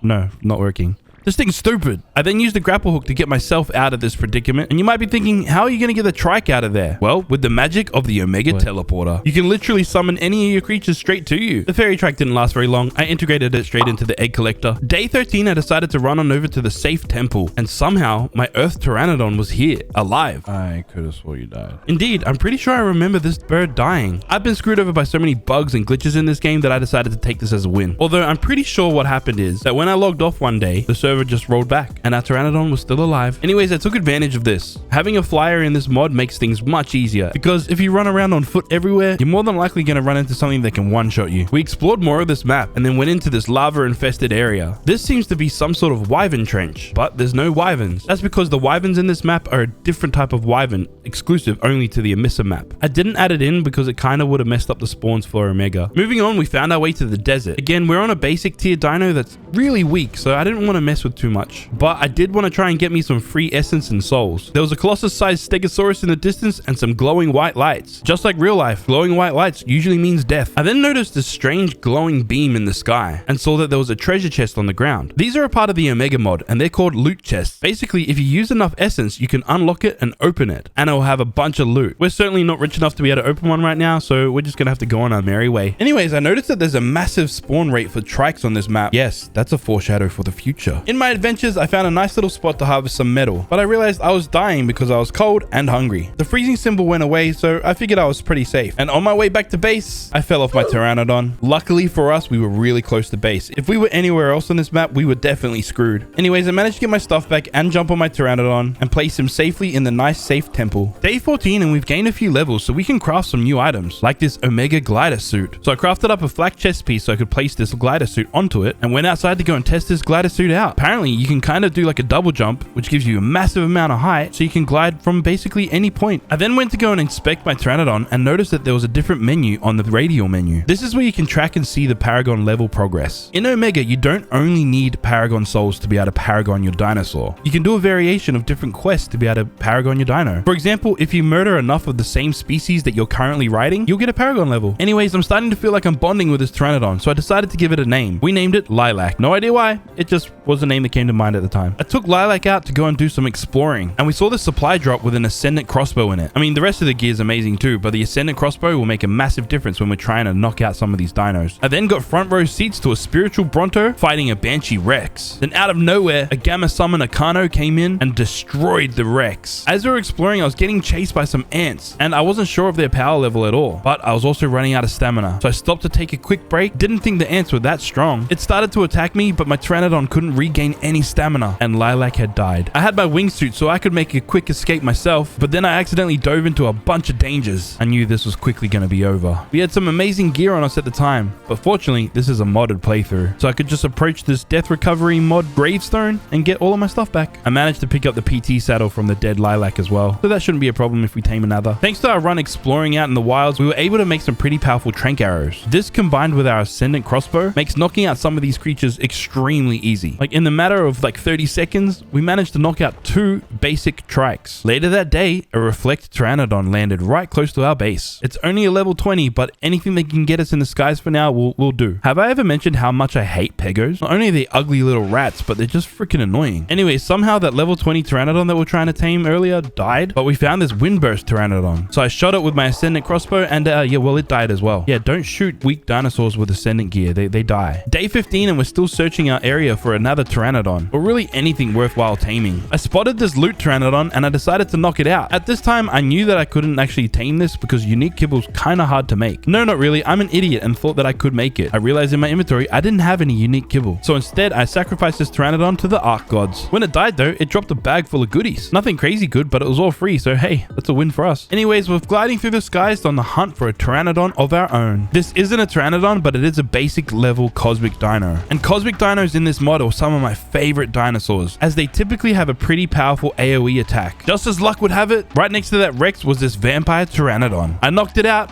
but I didn't have any nightmare kibble on me currently. Instead, we had to race our butts back to base as fast as possible. I got distracted, kinda. There was this female summon a Baryonyx right next to our base. Again, we just want to tame all the basic variants of all dinos so that we can start going through all the different tiers of dinosaurs to increase our power so we can complete this mod. Anyways, I managed to craft the kibble that I needed, then race back to our Pteranodon and our Rex. Our Rex had fully tamed up, but we're gonna have to leave it here for now because I quickly tamed up this Pteranodon, put a saddle on it, and began flying back to base. I got the Rex to follow us initially, but I wasn't too confident that we could get it back safely. Instead, I just left it behind, came over to the safe temple area, and just used the Omega teleporter to bring it to us. This is a little OP, but I mean, it's kind of a safer option in this mod. It might be a Rex, but this can get murked by anything that's a higher tier. I also teleported that Baryonyx into this area as well. I was considering integrating these guys into my egg collector so I could get some more eggs, but I didn't want to lose them just yet, just in case we needed them to go and kill some things or something. I don't know. Day 16, we went out exploring again with a few goals in mind. One was try and get near some fights so we can get some free essence and souls. 2 was try and investigate to see if we could find any dinos that we could tame. And 3, go on the hunt for a new base location, somewhere that we can call our forever home for this entire playthrough. Now, other than gathering some free essence and souls, we didn't complete any of those goals this day. We did encounter an element Argentavis that is a resource variant that if we kill, we can harvest this body for whatever resource it says it is. For example, element, we would harvest element off of it. Then later in that day, while we're flying through the redwoods, we got caught in this singularity caused by a cosmic dino. Oh crap, oh crap. Wait, it's not doing heaps of damage. Are we gonna survive this? We're gonna survive it. Oh, barely survive it. Oh my god. Day 17, whilst we were still out exploring, we encountered a Delta Phoenix Argy, and I had myself some Delta Mythical kibble on me. I managed to knock this big bird out and feed it the kibble that it desired. Close by, we came across this level 150 Teleporter Argy, and Argies could be really handy for us to be able to start taming some other creatures, since they have the ability to pick some of them up. The thing is, just as we were about to knock this thing out, it teleported away from us. I attempted to chase after this Argy as it would have made a really good addition to our team, being that it is a 150. But we couldn't get the aggro back as it would keep teleporting away from us. In the end, I gave up trying to tame this Argy. For a good reason too. We found this massive Colossus Argy. Colossus creatures are exactly what you think they are. They're dinosaurs that have had too many steroids and eaten way too much fast food. But they also have a special ability that you'll find out after we tame this creature, which I actually have to attempt to do. Yes, it just knocked me off of the side of this cliff. Luckily, I had my parachute on me, so we were kind of safe. When the Colossus Argy started to run away from me, I began whistling my Pteranodon to come down to us, but something even scarier killed it. I grappled up to the top of this mountain. I was curious to see what killed our Pteranodon. I made sure to keep some height because it's probably something scary that could one-shot us. Seems as though it was some sort of saber-tooth. I didn't want to stick around and find out exactly what type of saber-tooth it was though. Now we really need to get ourselves one of these new flyers. I managed to knock out the Colossus Argentavis, but it was drowning in the water. I went to go feed it, but I didn't have any basic mythical kibble on me, and I didn't know that this Delta kibble might have worked. I looked at my teleporter, but realized I didn't place the teleporter at my base yet, so we couldn't teleport back. Side note, you can, but we didn't know this at the time. Then I looked over and realized we're actually not that far away from our base currently. Oh, look, we're actually close to base. I used my grapple hook to get me closer to base quicker, as I was kind of scared of some of the piranhas around here, and rushed back to base so we could make this kibble and a saddle while we're at it as well. Managed to glide my way back to the Colossus Argentavis, feed it some of the kibble, and it immediately woke up. Then I was able to put the saddle straight on its back, and we are now riding the biggest Argentavis I had ever seen. Bro, does it resize me as well? That's hilarious. I'm massive. You kind of can't tell though. Need to scale it against something. Having this massive Colossus Argentavis is a massive game changer. Why, you might ask? Well, they come with a special ability. You see, Colossus Argentavises can pick up almost every creature in the game. Yes, like this Rex right here, which I immediately flew up to this rock formation, dropped it so it was kind of trapped, shot some sleepy arrows into its head so we could make it our friend. And that's how you do it, folks. That is what you call progress. This rock formation cliff area seemed to be a great place to be able to tame some of these larger dinos. So I took advantage of this and placed down some gates here to block it in so I could really start taming a few others. I really needed to take advantage of the fact that we had a Colossus Argy and we could basically tame anything that we could trap. Kind of like this Delta Earth Spino. This Spino was a little bit trickier to tame since it had a ranged attack. Oh crap. Oh, the thing almost killed us. Don't worry though, I'm a professional Ark player, so I managed to knock this gal out. Also, you know you're having a great day in Omega when you get to tame a third dinosaur in a matter of minutes. That can also get ruined by an Ascendant crossbow as well. Damn it. Wrong crossbow. We had to wait for our new tames to fully tame up. So I returned back to base to deposit some of the stuff that we'd gathered and replenish some of our trank arrow supplies. Day 18, our new friends are fully tamed up. So I summoned them to my location and immediately destroyed them by placing them in the egg collector. Almost seems like a waste just to tame a Rex and a Spino to place them in the egg collector. Moving on, we're finally making some decent progress. And we really should consider moving our base to a better place. So that's what we did. We went out to go and explore the lands and try and find our forever home. There was a whole bunch of interesting places to set up this base. I even considered building right here. First, I wanted to check to see if we could place down a foundation to make sure it worked. And it does. This could literally be a really cool place to build. But I kind of wanted to build my own kind of base design. That place was cool and all, but I just wanted to do my own thing. In the end, I settled for the top of this mountain. You know this place with all the pink trees? I figured a place just like this would be really cool to be able to look over. I mean, the view's kind of amazing. Once my decision was completely made, I started gathering all the necessary resources so we could start this build. Let us begin the super satisfying build montage.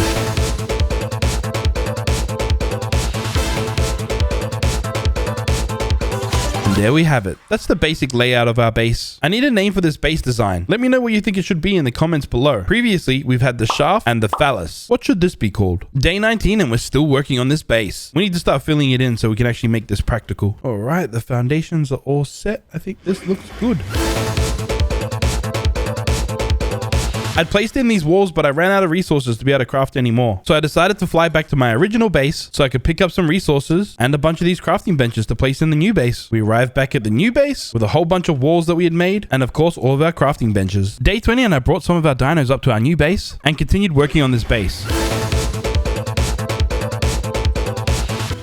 And there we go. It's obviously not complete, but it's gonna have to do for now. I'm hella bored just working on this base for the last 3 days. This is Ark Omega after all, and we're all about taming crazy powerful dinosaurs. I just need to find one that I can actually tame. And when I couldn't find a single one that I was looking for, I gathered some resources that were around. At least that's something I know I can do successfully. I ended up adding another mod into this game. Yes, this is the Dino Finder mod. It literally tells us the location, level, and gender of any dino we want. It even tells us the variant and the tier of dino that's out there. Oh, and I know it's 20 days in, but it's not too late to ever name your tribe. We named our tribe Subscribe to Mr. Miola. Yeah, go and do it. I dare you. Day 21, I went to go and explore the surroundings of our base. And not only is this place beautiful, but it's rather practical for our 100 days as well. You see, we found these plots of lands that kind of look like farm plots. I started collecting this stuff and realized it was Savaru. I flew over to another location and found that there was long grass here. This area also had citronal and rock carrot as well. We just didn't gather it at this point. This discovery is definitely a massive game changer. Because this stuff is so close to our base, we kind of don't have to grow it ourselves. And we do need it for some of the higher tier kibbles later on in this video. I came to my kibble machine and deposited all of the stuff that I'd gathered, including some berries that we got as well. Then I began stocking up on a bunch of kibbles. In Omega, you can also craft a net gun. Anyways, we're back out in the wilds with our Colossus Argy. I spotted this Delta Siren Parasaur, checked my inventory to see if I had the Delta kibble. Once confirmed, I kidnapped this Delta Siren Parasaur and dropped him on this floating island. I netted him and then started shooting him with the trank arrows and began the taming process. At least up here on the floating island, I know he's safe. I then went out to go and find another dinosaur that we could capture and tame. And this is where I made a pretty bad mistake. I saw that this cursed dino had died. I went down to go and try and harvest the body, but I seem to have aggravated this Alpha Stalker Bronto. And in the blink of an eye, a Colossus Argy died. I grappled up to the side of this cliff while I decided what I was going to do next. There really wasn't much I could do other than go and try and pick up the item that had been dropped by this cursed dino and attempt to get my Argy saddle back.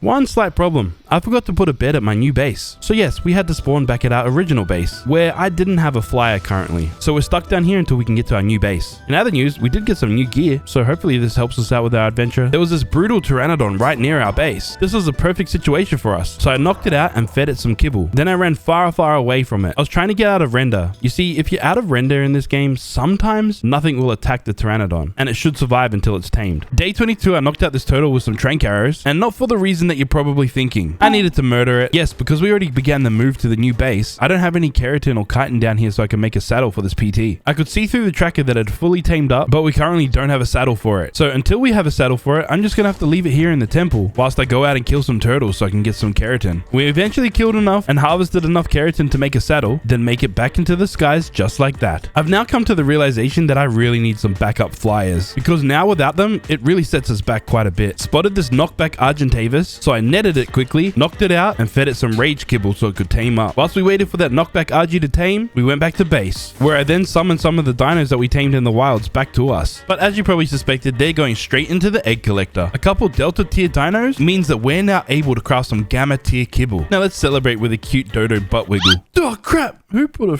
freaking hole here? I'm an idiot. I can't get out! I'm gonna have to grapple out. Yeah. Oh, that doesn't work either! Freaking hate this game sometimes. Make me destroy my own base just so I can get out of a stupid hole that I freaking made. Alright. Excuse me, you gotta come too.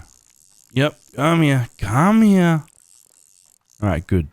Next, I crafted and placed this preserving bin. In order to make some of the higher tier kibble, we're going to need some of this jerky. And because it takes a while to make, I figured we better get started now. Oh, and that knockback Argy, we teleported him back to us. Next, I placed down this personal gravestone right next to our bed. So next time that we die, we spawn back here and we can get our stuff back. The following day, we found ourselves back in the snow biome. We're here to gather a bunch of oil. I want to try and stock up on as much as possible while we're here, because this was actually quite a far flight from home. This map is currently unfinished, so some of these oil nodes are pretty safe to be around since there's really no dinos that spawn here. And of course, at this time, I was definitely taking advantage of this. After collecting a bunch of oil, I saw some creatures fighting. Ooh, let's avoid that. Oh my god, that hurt. Yeah, I was actually trying to get close so I could get some free essence and souls, which we did, but I didn't expect to almost die. Luckily, we had one of these beta health potions. Anyways, we made our way back to base and deposited a bunch of oil into the preserving bin with some cooked meat so we could start making some jerky. Next, I wanted to tame a killer dinosaur, and I used the Dino Finder to try and find a decent level and tiered Rex. There were a few Rexes around, but nothing that we were looking for specifically of the right variant and tier, until we saw this level 145 Gamma Phoenix Rex. Having a pretty strong creature that can kill other dinos will make the progress in this 100 days significantly quicker and easier. Also, occasionally I just turn it to daytime just because I don't really like recording in the dark. It can make the videos kind of crappy. I began tranking out this Rex, but it was getting chased by a rather strong Bronto, and for some strange reason, our PT wanted to get in on the fight as well. Anyways, we managed to get the Rex separate from all the other creatures around it and put this mini lizard to sleep. Whilst waiting for the Rex to tame up, we flew around the local vicinity and spotted this female Delta Starfire Pteranodon. I shot it with my net gun, but that could have been a bad idea. Yeah, it immediately used its special ability, the Starfire, and started roasting me and my brutal PT. We managed to knock this PT out though and feed it successfully, but not without getting chased by some piranhas.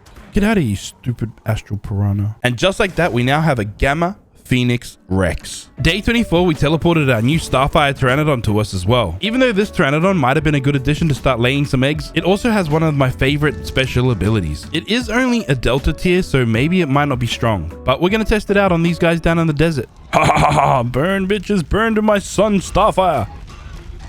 Oh, that's not doing an awful lot of damage. That's kind of underwhelming. I mean, we picked up a little bit of stuff, I guess. Although we did kill a couple creatures, this wasn't as effective as I had hoped. I wasn't planning on giving up though. If I could kill some more creatures and gain some more souls and essence anyway, it's good. Maybe if I put some more points into my melee, it could help. You know those times when you're playing a game and you think you're really good at the game and you start getting a little bit overconfident? This was one of those moments. Yeah, I forgot that some creatures have special abilities that make you lose control of your creature, which in turn forced me to go and fight some creatures while I'm riding on the back of this Pteranodon. I just regained control of my PT in time for us to get away. I quickly realized the best way for us to increase our power right now is to start taming some more egg layers so we can start working through some tiers of the dinos on this mod. For example, if we tame this Gamma Earth Mantis, we will then be able to start taming some beta elemental creatures. We're now slowly moving up the ranks of the elemental variants. And voila! We now have the Gamma Mantis.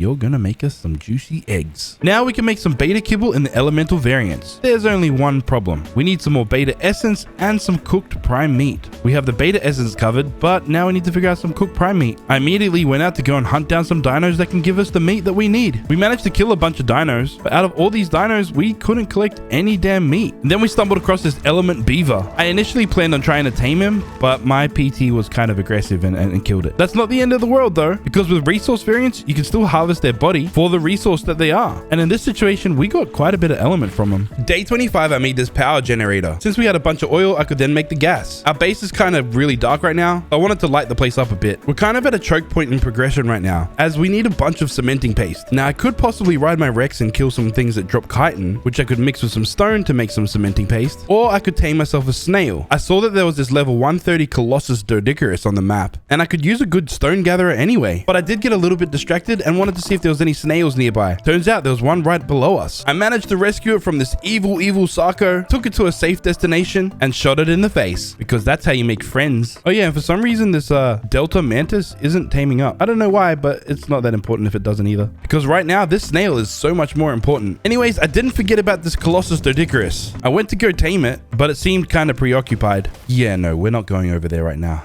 There is a lot of magical abilities happening, and yeah, we don't want to be a part of that. Sometimes it's a nice feeling getting back to base and not coming back empty-handed. Having this overgrown snail with us and absorbent pteranodon. I don't remember taming that, but I must have missed it in the footage. Oh my lord, you can ride these things. This is disgusting and super cool at the same time. Day 26, I built this little playpen for our snail, because I'm pretty sure you have to have them on wandering in order for them to passively make some cementing paste. I then located a few other snails on the map, then started flying over to them so we could tame them. I tried picking the stone snail up, but for some reason it didn't work. Then when I landed nearby it, some explosions went off. There's plenty others out there. We don't need to get that one. This water snail was quite easy to pick. I brought it up to this ledge, dropped it down, but as I was changing my arrows over to different trank arrows, it fell down the cliff. I took it to another location a little bit higher up. This time I made sure to net gun it so it wouldn't get away. Then I knocked it out and fed it some kibble. Found another stone snail and realized we couldn't pick it. It must be something to do with the stone variants that we can't pick them up, but we could still trank them and knock them out. Anyways, I managed to get my hands on a couple more snails, trank them, and knock them out as well. A little while later on in the day, all of our snails were fully tamed up, so I teleported them straight into the pen that we had made. This should be enough snails to be able to make enough cementing paste to last us through the rest of these 100 days. Next, I had a look at some of the weapons that we could make in the Omega workbench. I made this chromatic boomerang and this Hades torch as well. It makes a really weird blue light. I was curious to see if any of these weapons were any good or kind of what they did, so I tested this boomerang out on this Dilo. Honestly, I was kind of expecting it to be a little bit better than it was. I mean, it's strong, but it's not that strong. I mean, we have a Pteranodon that summons in the sun. Having a rainbow boomerang isn't as cool. We're also in that time of the game that it'd be good for us to be able to have some murderous dinosaurs on our side. And nothing screams straight murder like a level 135 Delta Rampage Therizino. Fun fact, the Omega nets do not work against this.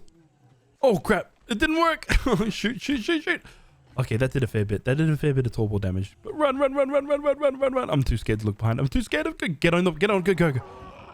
Ah. That was close. Yes, that was quite the close call. Therizinos are kind of scary for big fluffy T-Rex wannabes. I managed to get another shot in, but there was a friend nearby, so it chased me as well. Oh, it's knocked out. Epic. Now we just need to get rid of this guy. Best way to get rid of some of these pests? Run them over a cliff. Except this isn't old Ark anymore. This is ASA where the pathing's good and they don't run over cliffs. That's not to say it's not impossible though. Come on, come follow me. See you later, sucker. With no dangers nearby, this gave us the opportunity to go over to the Therizino and feed it some kibble. Day 27, I placed down a feeding trough. We have a lot of dinos out, so it's probably a good idea to keep them fed. I was feeling kind of thirsty, so I went for a dip in the water to, fill up my water bar. But then I saw something in the water. Oh, no way. There's silica pearls here.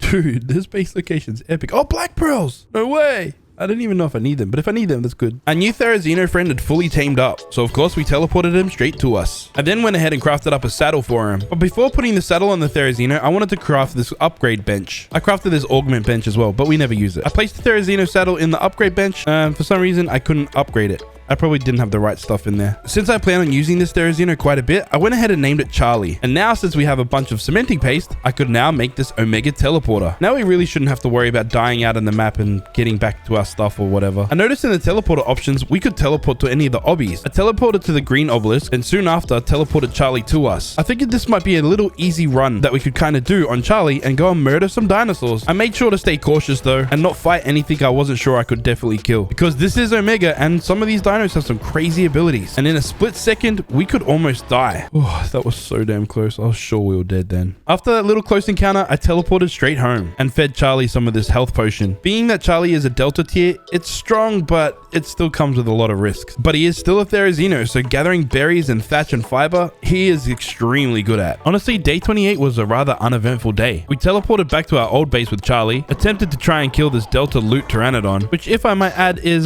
can be a bad idea unless you you're guaranteed to kill it quickly. It'll try and fight you back. It gives you the rare flower effect as well, so all the other dinos in the vicinity want to kill you too. Then we spent most of the day just going into rampage mode trying to kill things. That was until we had enough and decided to teleport home for the night. I kind of thought that our Delta Therizino Charlie was going to be a lot stronger than he was, but I really think that we need a higher tier creature so we could survive out in these wilds. Maybe something like this Beta Fireburst Raptor. I landed my Pteranodon quite a distance away. I didn't want the Pteranodon to try and engage with this Raptor. I knew it would probably die quickly. I then approached this Raptor, shot it with the net gun, and then it used its Fireburst ability. Thankfully, I didn't die, and it only took me one Alpha Trank Arrow to put this guy down. And now we have the Beta Fireburst Raptor, easily the most powerful creature that we have in our team. I then went ahead and crafted up a saddle for it. Then I attempted to upgrade it. Turns out I need a little bit more hide in order to upgrade it. Unfortunately, I don't currently have any. Instead, we're gonna have to ride this Raptor primitive style. Now I wonder, are you strong?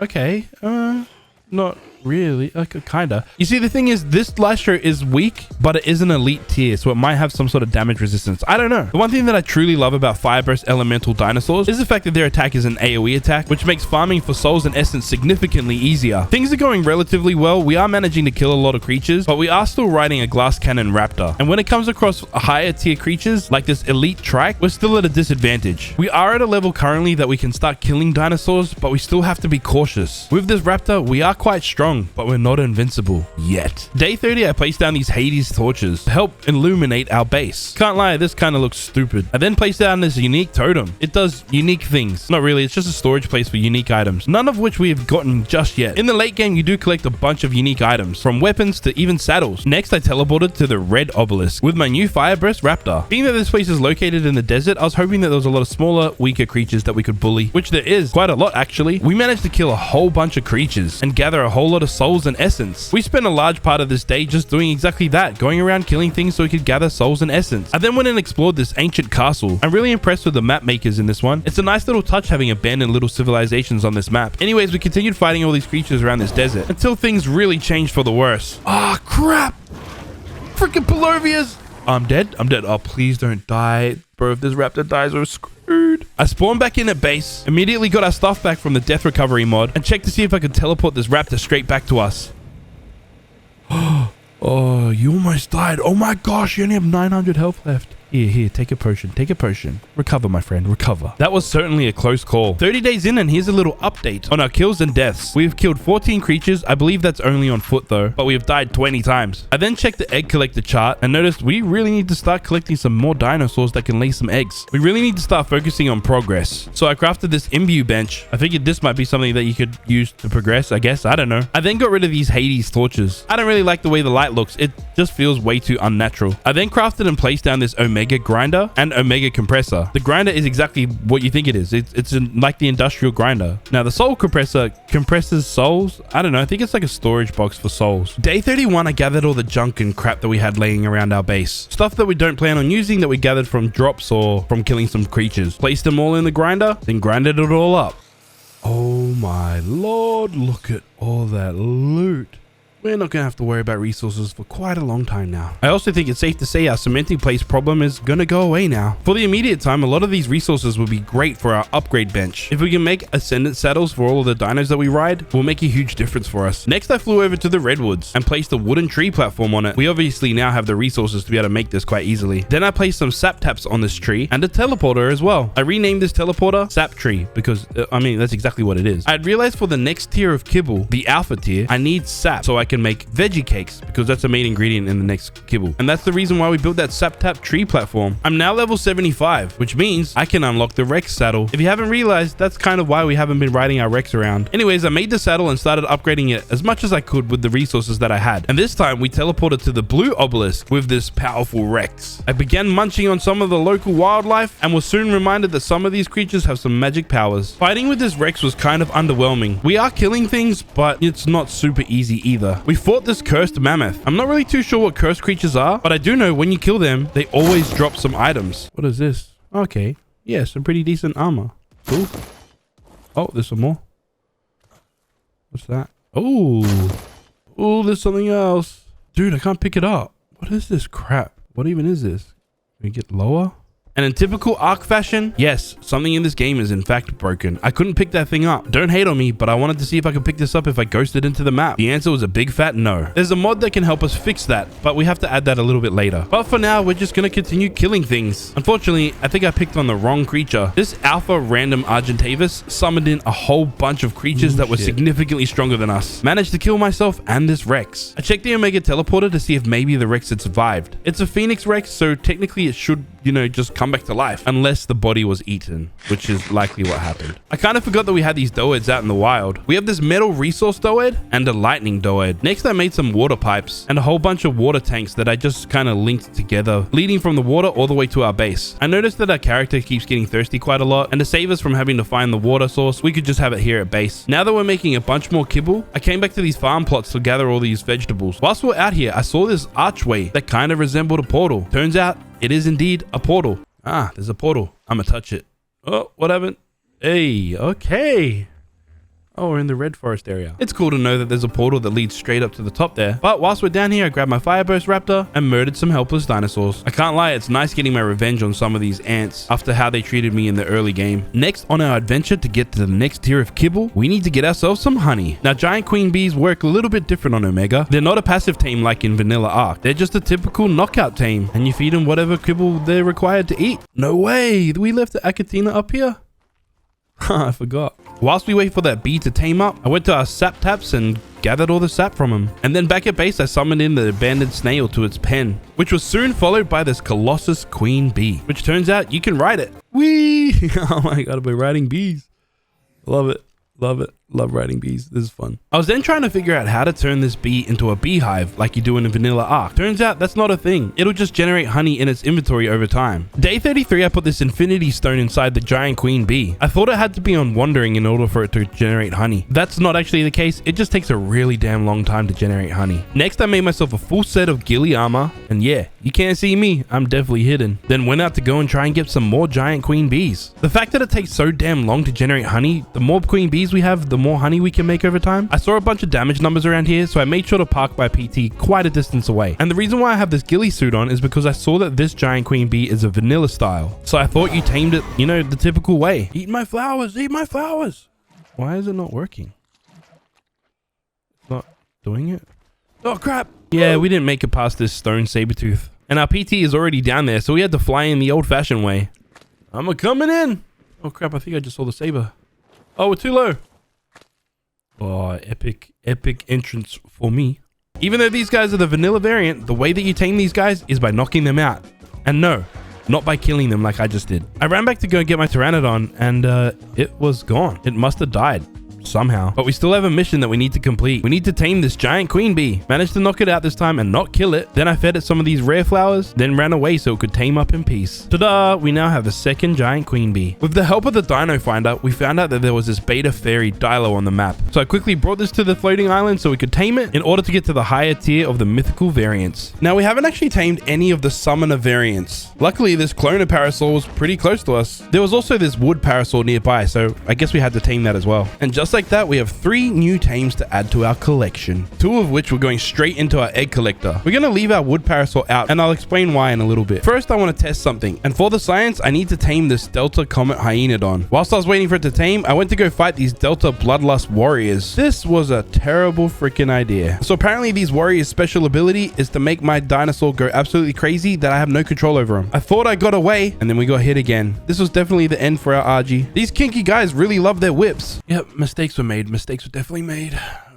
We respawned, and that's when I realized we are down 2 flyers. I actually think that's all of our flyers. Anyways, life goes on, and I made this weird contraption. This is a resource collector. What does it do exactly? Well, it passively collects resources from resource dinos that you integrate into it. That is why we left our wood Parasaur out. Next, I made this refrigerator. I didn't really want our honey to spoil at any point, so I made sure to have this around. Also, for some weird reason, the snails got a little bit freaky and laid this egg. So now we have a baby snail. I discovered that there was this Delta Starfire Therizino on the map. Being that it's a level 145 and a Therizino, in theory, it should be pretty damn powerful. Day 35, we go and check our queen bee to see if we have any honey. And yeah, there's quite a bit. Well, there's quite a bit because we had been off the server for quite a while. You see, Ark and Nitrito had a few problems and the game crashed for a few days, so we couldn't play or record. That's why there was a lot of honey. Our focus right now is to tame ourselves an elite tier dinosaur, preferably a level 150. But in order for us to do that, we need to start working through the tiers of all of these creatures. That's why today we're going to tame some necessary creatures, starting with this beta fire turtle. Also, do you remember that science experiment that I wanted to try with that Delta Comet Hyaenodon? I wanted to see if it could lay eggs, even though it's not typically an egg layer. Turns out you can still integrate it to the egg collector. Anyways, I also tamed this farmer turtle as well. They're really good to have around your base if you're growing crop plots, which we're not. But hey, you know, we have it. Back at base, I immediately integrated this beta fire turtle, which always gives us at least one egg. We then teleported back to the location that we were on the beach because there was this gamma cosmic parasaur here, which thanks to the net gun we were able to tame quite easily and integrate straight into our egg collector, which means now we can tame beta tier cosmic dinos. Here's a little checklist of all the eggs that we currently have and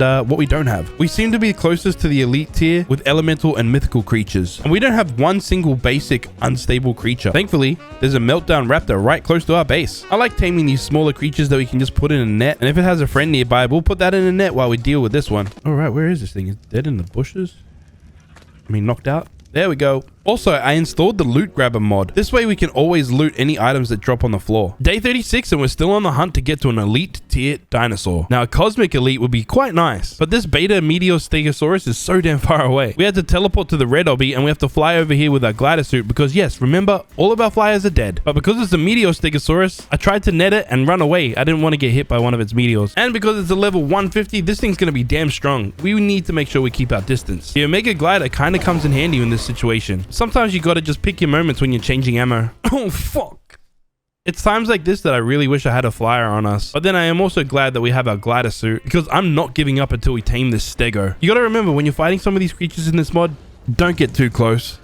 We then returned to the stego for the third time, and as luck would have it, it was already knocked out. So all we needed to do was feed it some kibble, and boom, it was tamed up. But before I headed back to base, I went to go look around this island, see if there was anything else interesting to tame. That's when we stumbled across this level 150 harvesting triceratops. So I shot it in the bum and immediately knocked it out. Fed it some kibble, and it was basically ours now. I teleported back to base and brought the stego with us, then immediately integrated him into the egg collector. Our harvesting track wasn't tamed just yet. In the name of progression, we found this Delta Overlord Pteranodon. Successfully managed to knock it out as well. This team is good for two reasons. One, we have the next tier of the summoner variant, and two, we now finally have another flyer. I then checked the Omega Dex to see what eggs we needed to collect, and I'd be pretty happy with a cosmic, elemental, or mythical creature as our main creature at this point of the game, that is. Day 37, we teleported our new dinos to our base. It was particularly nice to have a flyer again. We returned back to the desert so we could tame some more creatures, like this Gamma Brutal Parasaur. An elite rage variant might be a cool option for us as well, but this mod is complete RNG. We're just going to try and take whatever we can get. I'm just glad that we're progressing through the tiers of these variants quite rapidly now. Sometimes you got to be a little bit careful when you net some of these guys. Their attacks will hit you from a distance. Ouch. That freaking hurt. Yeah, go to sleep, bitch. Here, eat some of this and become my friend. We'll see you in a bit. Whilst we wait for these tames to tame up out in the wild, I figured it's probably time to actually enclose this base and put a roof on this thing. Satisfying montage.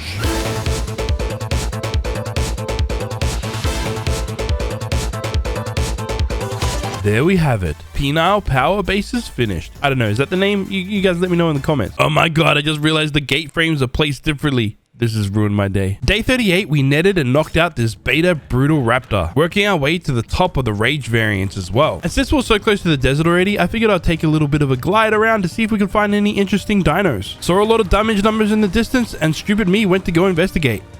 Yeah, if you didn't realize, I just died. There was a lot of powerful creatures there. So what did I do next? I decided to fly back over there, but this time I brought my raptor with us. It's time that we fight. So it turns out one of these vultures is an elite demon vulture, level 150 as well. That makes this thing pretty damn powerful. And I'm riding my brutal raptor. Not the fire burst raptor, so I don't have any magic abilities right now. That's why it's probably best that we run away. Later on in the day, I found that there were some engrams locked away at the bottom of this list. I think to be able to unlock these though, you need to meet certain requirements in this mod. I just don't really know what they are. Also, we're finally a high enough level to make this chemistry bench. I'll no longer need to be crafting stuff out of this mortar and pestle. It's actually quite a relief, especially since we've been chewing through a lot of narcotics lately, taming all these creatures. The morning of day 39, we knocked out and tamed this Gamma Siren turtle. Then once available, we integrated it straight into our egg collector. We then discovered that there's this level 150 Beta Gorgon Rex on the map. It wasn't that far away from our base. I didn't want to risk bringing a dino down here just to die. I used our glider suit to keep us up in the sky, but Gorgon Rexes, like Medusa, can turn you into stone and kill you quite easily. Gliding takes a really long time, so I flew back over this time. I just made sure to teleport our PT back to base before I did anything. Now I just made sure to try and knock this guy out before it could kill us. Feeding this Rex was rather exciting, because now I knew that we're going to have the most powerful creature we've ever had in this playthrough. In anticipation of getting this brand new Rex on our side, I crafted the saddle and upgraded it to the Ascendant level. We got a pretty decent tame on this one. Its stats are really damn good considering. This is definitely going to be one of our main tames that I had to name it. I named this Rex Austin after one of my amazing Patreons. All of my main creatures from now on are going to be named after Patreon members. If you'd like to become a Patreon member, make sure to hit that link below. This gives you access to any one of my private servers and really helps support my channel. Anyways, as you can probably tell, we're back in the desert killing absolutely everything we can see. Nothing was off limits. We were murdering absolutely everything. And we were getting a lot of souls and essence from this. We killed some more creatures and then got our first unique weapon, the Swiss Army tool. I think it's just a better multi-tool. The morning of day 40, we tested Austin out against this Apex Thorny Dragon. And it's nice having a creature that does over 2,000 damage each hit, which means we absolutely obliterated this Apex creature. Now that we're quite rich in essences, I'm now able to craft some of these Omega crafting benches, starting with this Soul Furnace, which works like a furnace or a forge, but it requires souls to be able to use it. It can also cook meat and make jerky as well. Veggie cakes too. With that, I cooked up 3 veggie cakes so that I can make this alpha kibble. Then I crafted up a bunch of these metal arrows and a compound bow for the metal arrows, which we upgraded just a little bit. That's as much as we could at this point. All because we could start making these gamma metal knockout arrows. If it's not obvious, these arrows deal much more torpor than our original crossbow would. And with this, we went to go hunt down this alpha ice burst iguanodon. As soon as I landed, I put this iguanodon in a net. I started shooting this with my compound bow and gamma arrows, which put this girl out quite quickly. Taming this iguanodon means that we can now tame elite elemental variant creatures. With that, I immediately checked the Dino Finder to see if there was any elite elementals in the map. Unfortunately, there wasn't, but there was a female alpha comet Titanoboa. Taming this Titanoboa wasn't as simple as I had hoped. First, we got Paloviad. Then the Titanoboa was in a massive fight with a bunch of creatures. So in order for us to tame it, we had to take out all these other creatures, or possibly the Titanoboa would die, which is easier said than done because, you know, terror birds are a pain. You stupid freaking wannabe bird punk ass bitch. I was using my crossbow to try and knock out every aggressive creature that was around right now. Then went in to go knock out this cosmic Titanoboa. Back at base, I integrated this alpha comic Titanoboa and our beta brutal raptor. Day 41, we decided on a little scenery change and went on a murderous rampage through the snow. You know you're really making it when you can kill 4 mammoths at once. And from that, we managed to score a mammoth paragon soul. I managed to take out a whole army of NPC players as well. One thing to always note, that whenever you see a whole bunch of these NPC players, there's always a loot chest nearby. I currently didn't have enough essence to be able to open it, so I quickly teleported back home, grabbed all the essence that I had, and returned back to this loot chest to open it up. This is the type of loot that you'll get from every chest. It's completely random. Sometimes it's really good, sometimes it's not so great. And obviously, the higher tier loot chest, the better the gear you get. After a little bit of fun in the snow, we teleported to the desert for some more killy death time. I began to get a little bit overconfident and started messing with the wrong Triceratops. You see, the cloner variant summons in a bunch of clones of you, meaning all of these Rex can kind of mess me up. So it's probably a good time for us to leave. Also, yes, that is a flying track that you see on the screen. He's actually a unique creature. Unique creatures come with 2 different variants. Scooby here is a vampire and dimensional variant. He's not a high level or anything, but unique variants are really rare, so I had to tame this guy, assuming I could hit one of these shots, that is. Come on, man. Freaking just stop moving. You're not doing anything else but moving. Ah, there we go. There we go. Now, the only way to tame unique creatures is with unique kibble. Fortunately for us, because we can make every basic egg, we can make basic unique kibble, which means we can tame Scooby, the flying Triceratops. Scooby is absolutely ridiculous, but pretty damn epic. He kind of sucks as like a creature, but you know, he's kind of like our token trike. We now have ourselves a flying trike. Yes, he's just walking on air. This guy sucks at basically everything else to do with Ark, but he's so damn cool. Except he does gather a lot of berries. Damn. Day 24, we did a little bit of work on our base, making a bunch of these things for our base, like this soul grinder and this reliquary. You see, if any one of our dinos die, we don't lose it forever. It will come back to the reliquary, but it does lose a tier. For example, if it was an elite, it'll then become an alpha. But if we use this soul grinder correctly, we can add a paragon soul and some essence and then increase that tier back up to the elite tier. I tested this thing out by making this Delta tier token. I used the Mammoth Paragon Soul that we had gained earlier, but what I didn't realize is that it's only exclusive to Mammoths. So that was kind of a waste of a Paragon Soul. Anyways, the rest of this lovely day, we went to the Redwoods and killed some more creatures. Day 43, we find ourselves in the desert killing more creatures. You see, in this mod, killing creatures has a chance to drop certain items, from significantly better weapons and armor, and sometimes magic charms. We're officially in the mid game, I think, where a lot of these items can give you certain buffs that can give you a massive advantage at the end game. Whilst we're here, we saw this Delta Reactive Vulture. I almost killed it, but I managed to tame it. We don't have one of these yet. We then continued killing some desert dinos until it was time to return home. We managed to score some pretty good items from this little run of ours, including this unique weapon called Destiny, which we never really used, but hey, it's pretty cool getting some unique stuff. I then crafted this Omega Item Fragmenter. You use this to fragment certain Omega items, and with those fragments, you can put them in this imbue bench and imbue certain items with certain buffs and traits. I experimented with this Rex saddle by putting a bunch of this beta essence in the imbue bench and imbuing the Rex saddle. This gave us the armor bonus and impulse taken reduced. So with those fragments that we used earlier, you actually use them so you can re-roll the stats and make different stats on an already imbued item. Day 44, we made some more veggie cake. Why, you might ask? Well, that's so we could make this elite cosmic kibble. And now why would we make elite cosmic kibble? That's so we can tame this beast of a Pteranodon, the elite Starfire Pteranodon. You want to know how strong this is? Well, it's about this strong. Yeah, I couldn't even get close to it before it killed me. Luckily, it was knocked out kind of close to our sap tap tree. When I returned to it, I saw it getting munched on by a Capro. That's okay though. We knocked the Capro out and fed this Pteranodon. Once completely tamed, I made sure to teleport it straight back home so it was out of any dangers. Whilst I was here, I wanted to test out this Destiny weapon.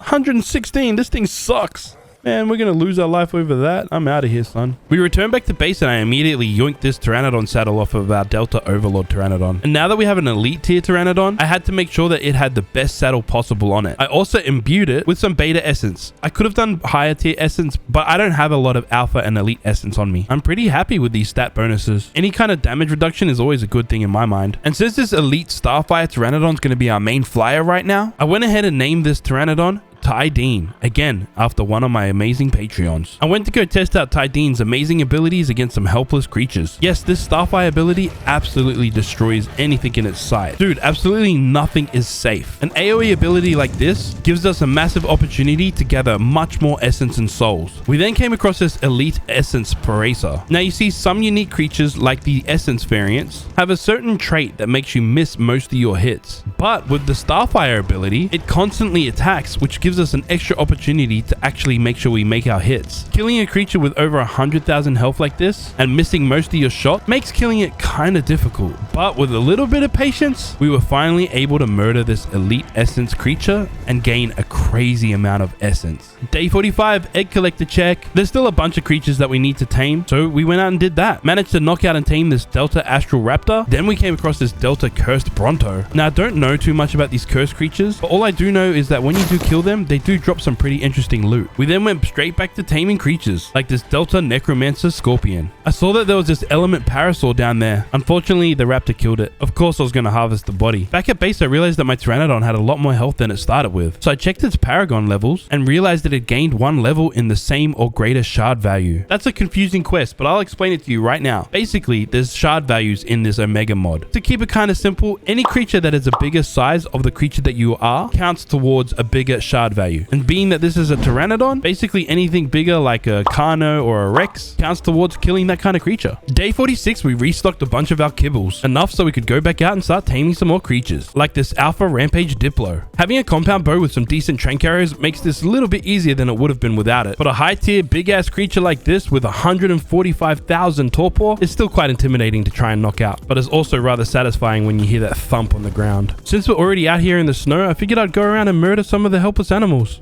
Again, we managed to kill this soul mammoth that scored us a whole bunch of souls. Then we fought this gamma gifted leader. It was kind of tough, but our Pteranodon's a bit of a beast. We managed to loot some pretty good gear from him too. And because we've been killing so many creatures in the wild, we have enough essence to open up this loot chest, integrating Alpha Rampage Diplo. I then placed down this weird-eyed monkey statue and placed some of my unique items in the unique totem. I have an Ascendant Mercenary sword, but this weird monkey statue is called the Cursed Idol. And with the Cursed Idol, you can run the chance of increasing some certain stats on on imbued items. You can also add special abilities to certain saddles if you try that out too, which we will do a little bit later, because right now we have some taming to do. This Gamma Zombie Kano will do, and this Gamma Teleporter Bronto. Day 47, we brought all of our brand new friends back to our base, and then went out to go make another friend, like this Gamma Necromancer Diplo. I then landed here contemplating my entire existence. I was kind of confused on how to really progress from now on, and what the best way to attack the rest of this playthrough is. Like, do I just go around trying to upgrade my Paragon levels on my PT, or what should I do? That's when I reached out to the mod developers Discord and started asking questions in there, and damn, I got a lot of good responses. The community over there is really helpful in this mod. The first bit of advice that I got was that it's probably a really good idea to tame a certain creature that is quite abundant on the map, because one of the easier ways to upgrade your Paragon levels is to repetitively kill the same kind of creature that you currently are. And since we're playing on a Missa, there's a whole lot of trikes here. Like, look at that. That's a crazy amount of trikes right there. I scanned through to see if there was anything decent to tame, and when I discovered there really wasn't, I deleted them from my playthrough. Yes, this seems kind of evil, I know, but hopefully if we kill enough of them, the one that we really want to tame will spawn in. And if we're lucky, we might get some really good loot. For example, this medallion. These medallions act like set pieces, kind of like your armor, but it's like an extra piece that you can put into a different slot in your inventory. We searched this entire trike island and couldn't really find anything worthwhile taming. I mean, we did have Scooby and he is a trike, but really he's not that great. Day 49, we finally found a trike worth taming, but first we need to make the appropriate kibble for it. Elite Elemental Kibble. Yes, we plan on taming this Elite Fire Trike. It's only a level 110, but it is an elite and we can probably do something with it. I saw some damage numbers in the distance, so I wanted to go check it out. I summoned in the sun and killed a bunch of creatures, which also dropped a little bit of loot for us as well. And just like that, we now have our very own elite tier trike. Sorry, Scooby, my friend. I'm gonna be needing this saddle. I immediately turned this trike saddle into the Ascendant version, imbued it in the Imbue workbench, this time with some Elite Essence, which gave it some really nice stats. That damage reduction is actually pretty decent. I wanted to see if I could curse it, but it turns out I need some Paragon Shards in order to do that. Now, how do I make Paragon Shards exactly? Well, if you have some Paragon Souls laying around, you can place them into the Soul Grinder and grind them up. The only thing is, you don't actually get a lot of shards out of them, and I need 100 just to upgrade this Ascendant trike saddle. Anyways, I named this new trike Joseph, again after one of my amazing Patreons. With our brand new fire trike Joseph, we went out to go and kill some things, and damn,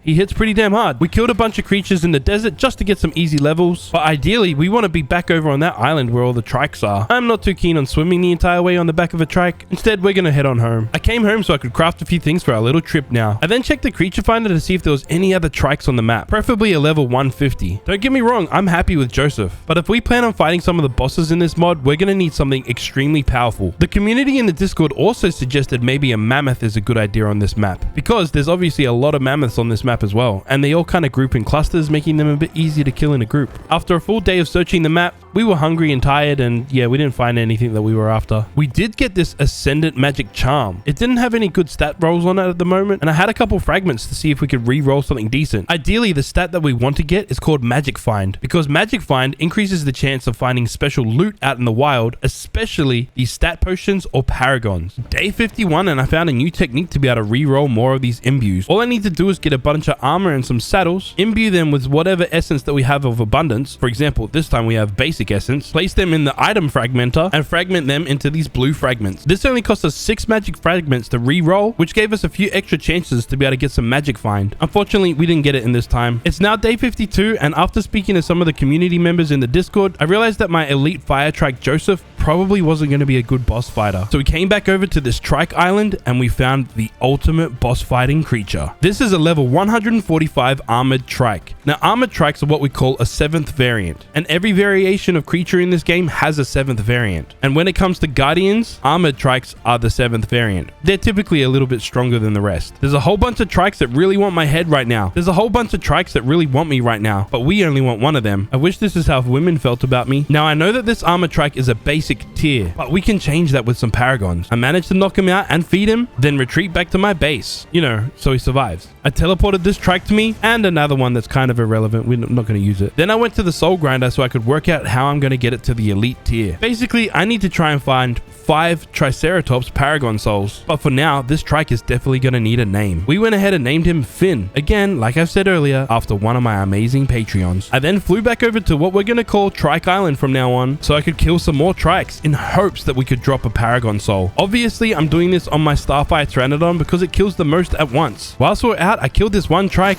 and heard that noise. That means something dropped. I picked it up and it was a quest scroll. This particular quest scroll was quite a good one. Kill 80 wild dinosaurs of the species Triceratops and get 4 Triceratops Paragon Souls? Oh, this is easy. I don't know how this happened, but the Omega Arc gods were really praising me today. All we need to do is kill a bunch of Trikes and we're going to get 4 Paragon Souls. That alone will get us to the Alpha tier. Also, we've been killing so many creatures that our PT Paragon level went up as well. Our PT has over 300,000 health currently, and it's absolutely destroying everything in the wild. The amount of crazy luck that I've been having is absolutely unbelievable. I even picked up this Paragon Soul that was just laying there out in the open, and just as luck would have it, it just so happens to be a Pteranodon Paragon Soul. So I fed it to my dino and we could immediately see some of our stats go up. I had gathered a few quests while we've been out, but nothing as important as this Trike one. And I love Trikes, so this kind of feels sad murdering heaps of them. We've had the craziest amount of luck in the last couple days. Like, listen to this one sound.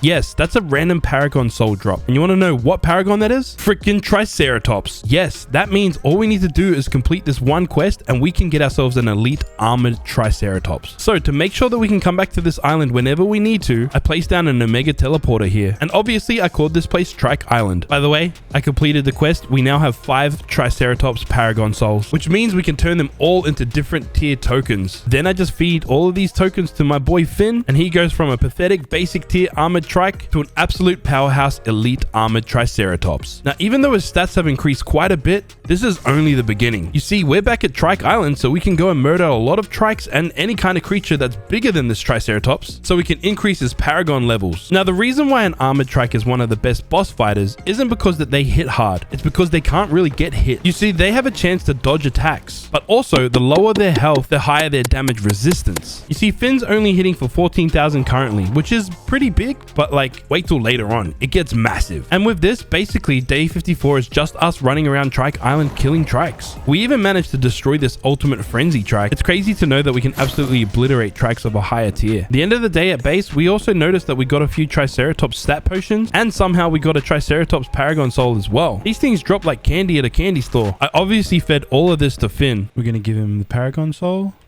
Like 1 Paragon Soul, his health and stats jump up quite a bit. All stats potion. 932, for example, 606. We fed the rest of these stat potions to Finn, which gave him a nice boost to all of his stats. Day 55, we checked Finn's Paragon level progress, and we're pretty close to a few of these Paragon levels, but we've also completed a couple as well. Like, look, Finn here has almost 1 million health, and is also dishing out over 40,000 damage. Even this Starfire attack doesn't do any damage to us. I find it completely crazy that we've had such a crazy turnaround in this game in just a few days. Then, on this island, we encountered our first mini-boss. This is the self-destructive mini-boss. Now, mini-bosses all have different sets of rules to be able to fight them. For example, this mini-boss can only be fought with land tames. Luckily, we are a land tame. Problem is, it's still a Trike, so facing this guy head-on kind of is frustrating because of his damage reduction. We need to try and get to the side so we can do more damage. He's a self-destructive variant, but I'm not too worried because we're so powerful. Although the weaker he gets, the more this flame seems to intensify. We spent the longest time fighting this guy. We got his health down all the way, and then I made the biggest mistake I could have made all playthrough. We died. We died. No! Does that mean our Trike died too? Oh my gosh. No! I respawned and I was in a panic. Please, please, please, please be there. Please be there. Are you there? Bro, he's not there. Fuck!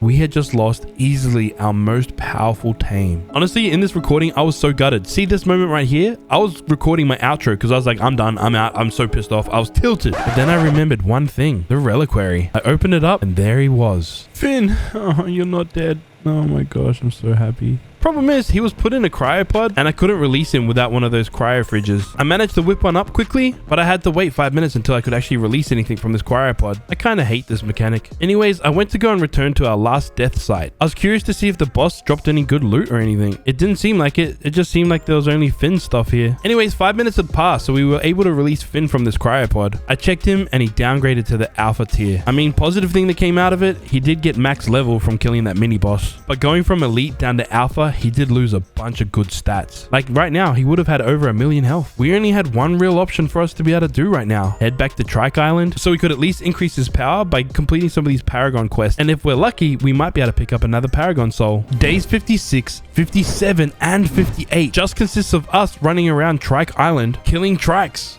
doing whatever we possibly can to increase those Paragon levels. We already got our health back to 1 million and we're still only in Alpha tier. So that's pretty good, I guess. But honestly, I was still hoping that maybe we could find another Triceratops Paragon Soul so we could turn Finn from an Alpha into an Elite again. I think we just got extremely lucky those other days. Or at least a quest that would give us the chance of getting some more Triceratops Paragon Souls. Day 59 and I desperately needed a change of scenery. So we came over to the snow and stumbled across a control mini boss. Again, this can only be damaged by land tames. Turns out we have one of those things. Finn has Paragon quite a few times by now, so maybe fighting a mini boss might be a little bit of fun. We went into attack and we were doing some pretty decent amount of damage. Over 100,000 points each time. This was starting to look pretty good until I realized the more times we hit it, the less damage we'd done. Now I'm aware that that's an ability of the armored variants, but I didn't know that that happened when we were attacking something. Like we went from doing over 100,000 damage each hit to 4,000. Sometimes it went back up again, but I don't really know what's happening. This mini boss had over 1 million health left and we were only doing 1,000 damage per hit. I thought that moving around a little bit might help the situation. Maybe try and get a different angle. Maybe try the charge attack.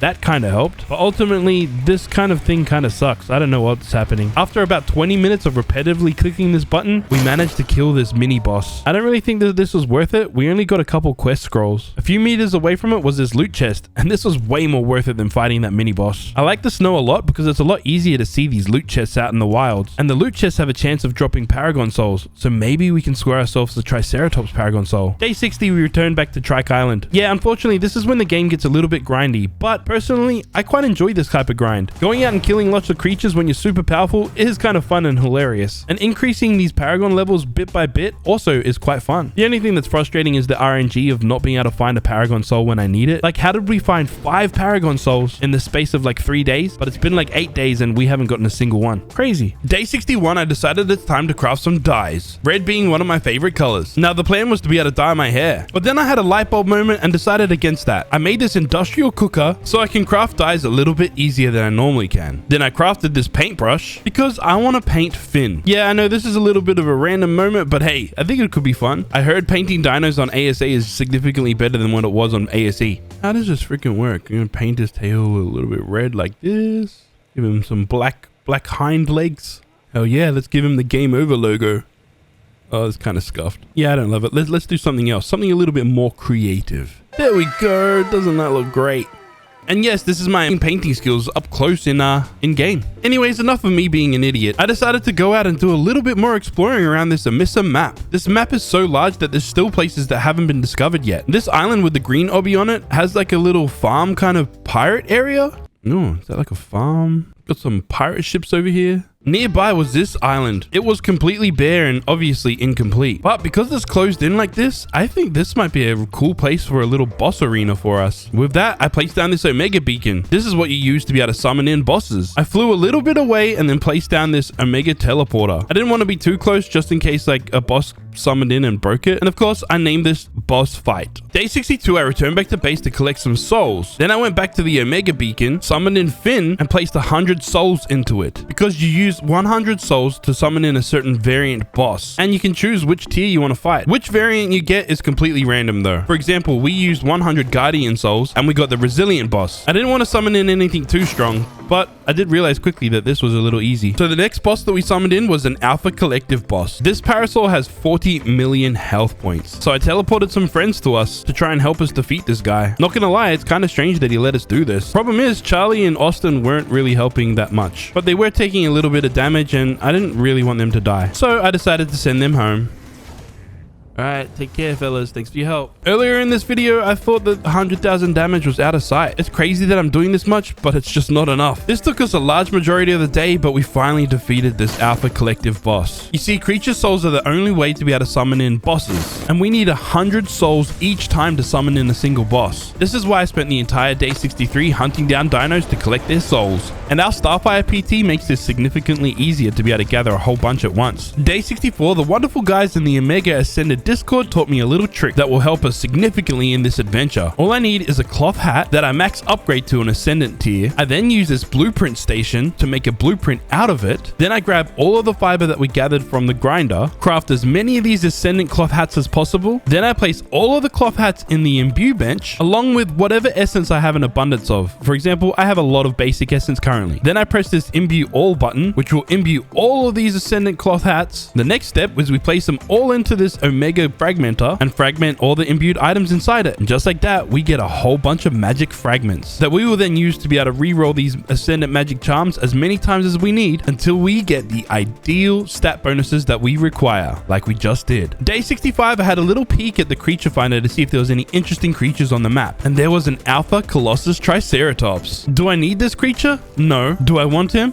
Hell freaking yes. We put this giant trike to sleep, whacked some food straight up its butt, and whilst we waited for it to tame up, we went to go test out this kinky whip. I didn't really love the whip, but I had this Ascendant Fortune sword on us. It does manage to kill creatures, but again, it's not that strong. Day 66, and our brand new friend is fully tamed up. So of course, I took him straight over to Trike Island to try and get him some Paragon levels. You see, Colossus dinos come with a few advantages. They have a massive health pool, and I'm pretty sure they have a reduction to damage as well. And this guy does harvest a bunch of berries at the same time. Anyways, we continued murdering some more Triceratopses. We deleted this shiny blue and yellow creature out of existence. After killing a whole bunch of creatures with our brand new trike, we returned back to base for a quick pit stop. I also feel like this trike needs a name. I had to think about this for a while. I couldn't really come up with anything. Then I remembered that the new trikes have a cool butt wiggle, so I named him Jagger because he's got the moves like Jagger. Whilst we're here, I wanted to re-roll our Ascendant Elite trike saddle a little bit until I got to some stat bonuses that I was kind of happy with. Day 67, we returned back to our Omega Beacon. I wanted to get a better understanding on how this Omega Beacon worked exactly. I had a bunch of these variant souls that I wanted to use. I know that if you place these into the trophy slot alongside 100 of the souls that it requires, you're guaranteed to summon in that variant of creature. I tested this out on a basic variant just so I could kind of get an understanding of it. Then when you kill that boss, it drops another soul. See this red orb thing here? You can then use this soul, which is called a boss soul, to summon in a stronger tier boss, and you don't have to supply souls. The next tier boss is called a master boss. They're significantly stronger than their previous counterpart, but they also come as two variants. This particular spider is a fire and wind variant, but he's still a basic bitch, so we were able to delete him. But they also drop another soul. This is the wind master soul. You can use this to summon in the next tier of boss, but I'm pretty sure that this has changed in the next update of Omega, so it might be different. Sometimes I consider myself the king of squirreling because sometimes I get a little bit distracted, especially when the game gets a little bit monotonous and repetitive. And yes, earlier I was planning on coloring my character's hair, but I kind of forgot. But now we've done it to our signature look. It's a little bit late in this video, but hey, we did it. Anyways, we returned back to boss fighting. This time I used Guardian Souls because I wanted to try and summon in a particular boss. And I think our luck returned. We literally got the boss that we had been asking for.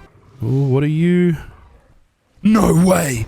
No way. We got an armored boss. That's crazy. Oh my god, oh my god, oh my god. If you couldn't tell, I am quite excited, and I will explain why. First, we actually need to kill this guy, which takes a long freaking time. So long, in fact, that I teleported a couple friends to try and help us out a little bit. Joseph and Jagger came in to help, but Joseph kind of died. Oops. Also, I sent Jagger back home. I didn't want him to die as well. You see, if you remembered, armored creatures have a damage reduction to lower their health. But also, when an armored creature's health goes below 1%, it loses its ability. Now, why was I so excited about having the opportunity to kill an armored boss? Well, that's because if I feed this armored boss soul to an elite armored creature, we can then increase it from elite to prime, making it significantly stronger. And if it's not obvious, Finn currently isn't at the elite tier. So we're back at Trike Island trying to get lucky to find ourselves one single Triceratops Paragon Soul. The one thing that I do like about this mod is the fact that we are looking for a Paragon Soul specifically, but if we're out here killing Trikes anyway, we're increasing his Paragon levels as well, so it's not all for nothing. It's now day funny number, and I wanted to see how we could get a possible leg up in the game, so I checked my quest list, and a large majority of them are telling us to kill a whole bunch of dinos. Now, as you guys probably know, the best way that we could possibly do this in the quickest amount of time is on this Starfire Pteranodon. We also have this Magic Find Magic Charm, so it seems as though with a bunch of loot drops for us, which makes this repetitive grind kind of fun. This serial killer mentality continues on to day 70. When you're instructed to go kill over 4,000 creatures, I mean, this might take a while. We eventually had to come back to base and kind of store all the loot that we had gathered. I mean, look at all of this. This is crazy, the amount of stuff that we found out in the wilds. And just goes to show that this mod has so many things to it that we're barely just touching the surface of it. Day 71, and we're still on a mission to try and get a Paragon Soul for this trike. We did come up empty-handed, but since we killed so many creatures, we managed to get some more Paragon levels. Day 72, we continue our hunt hunt trying to find this Paragon Soul. I managed to take out a whole bunch of trikes. Then we kill this one, and look what drops from it. What's that?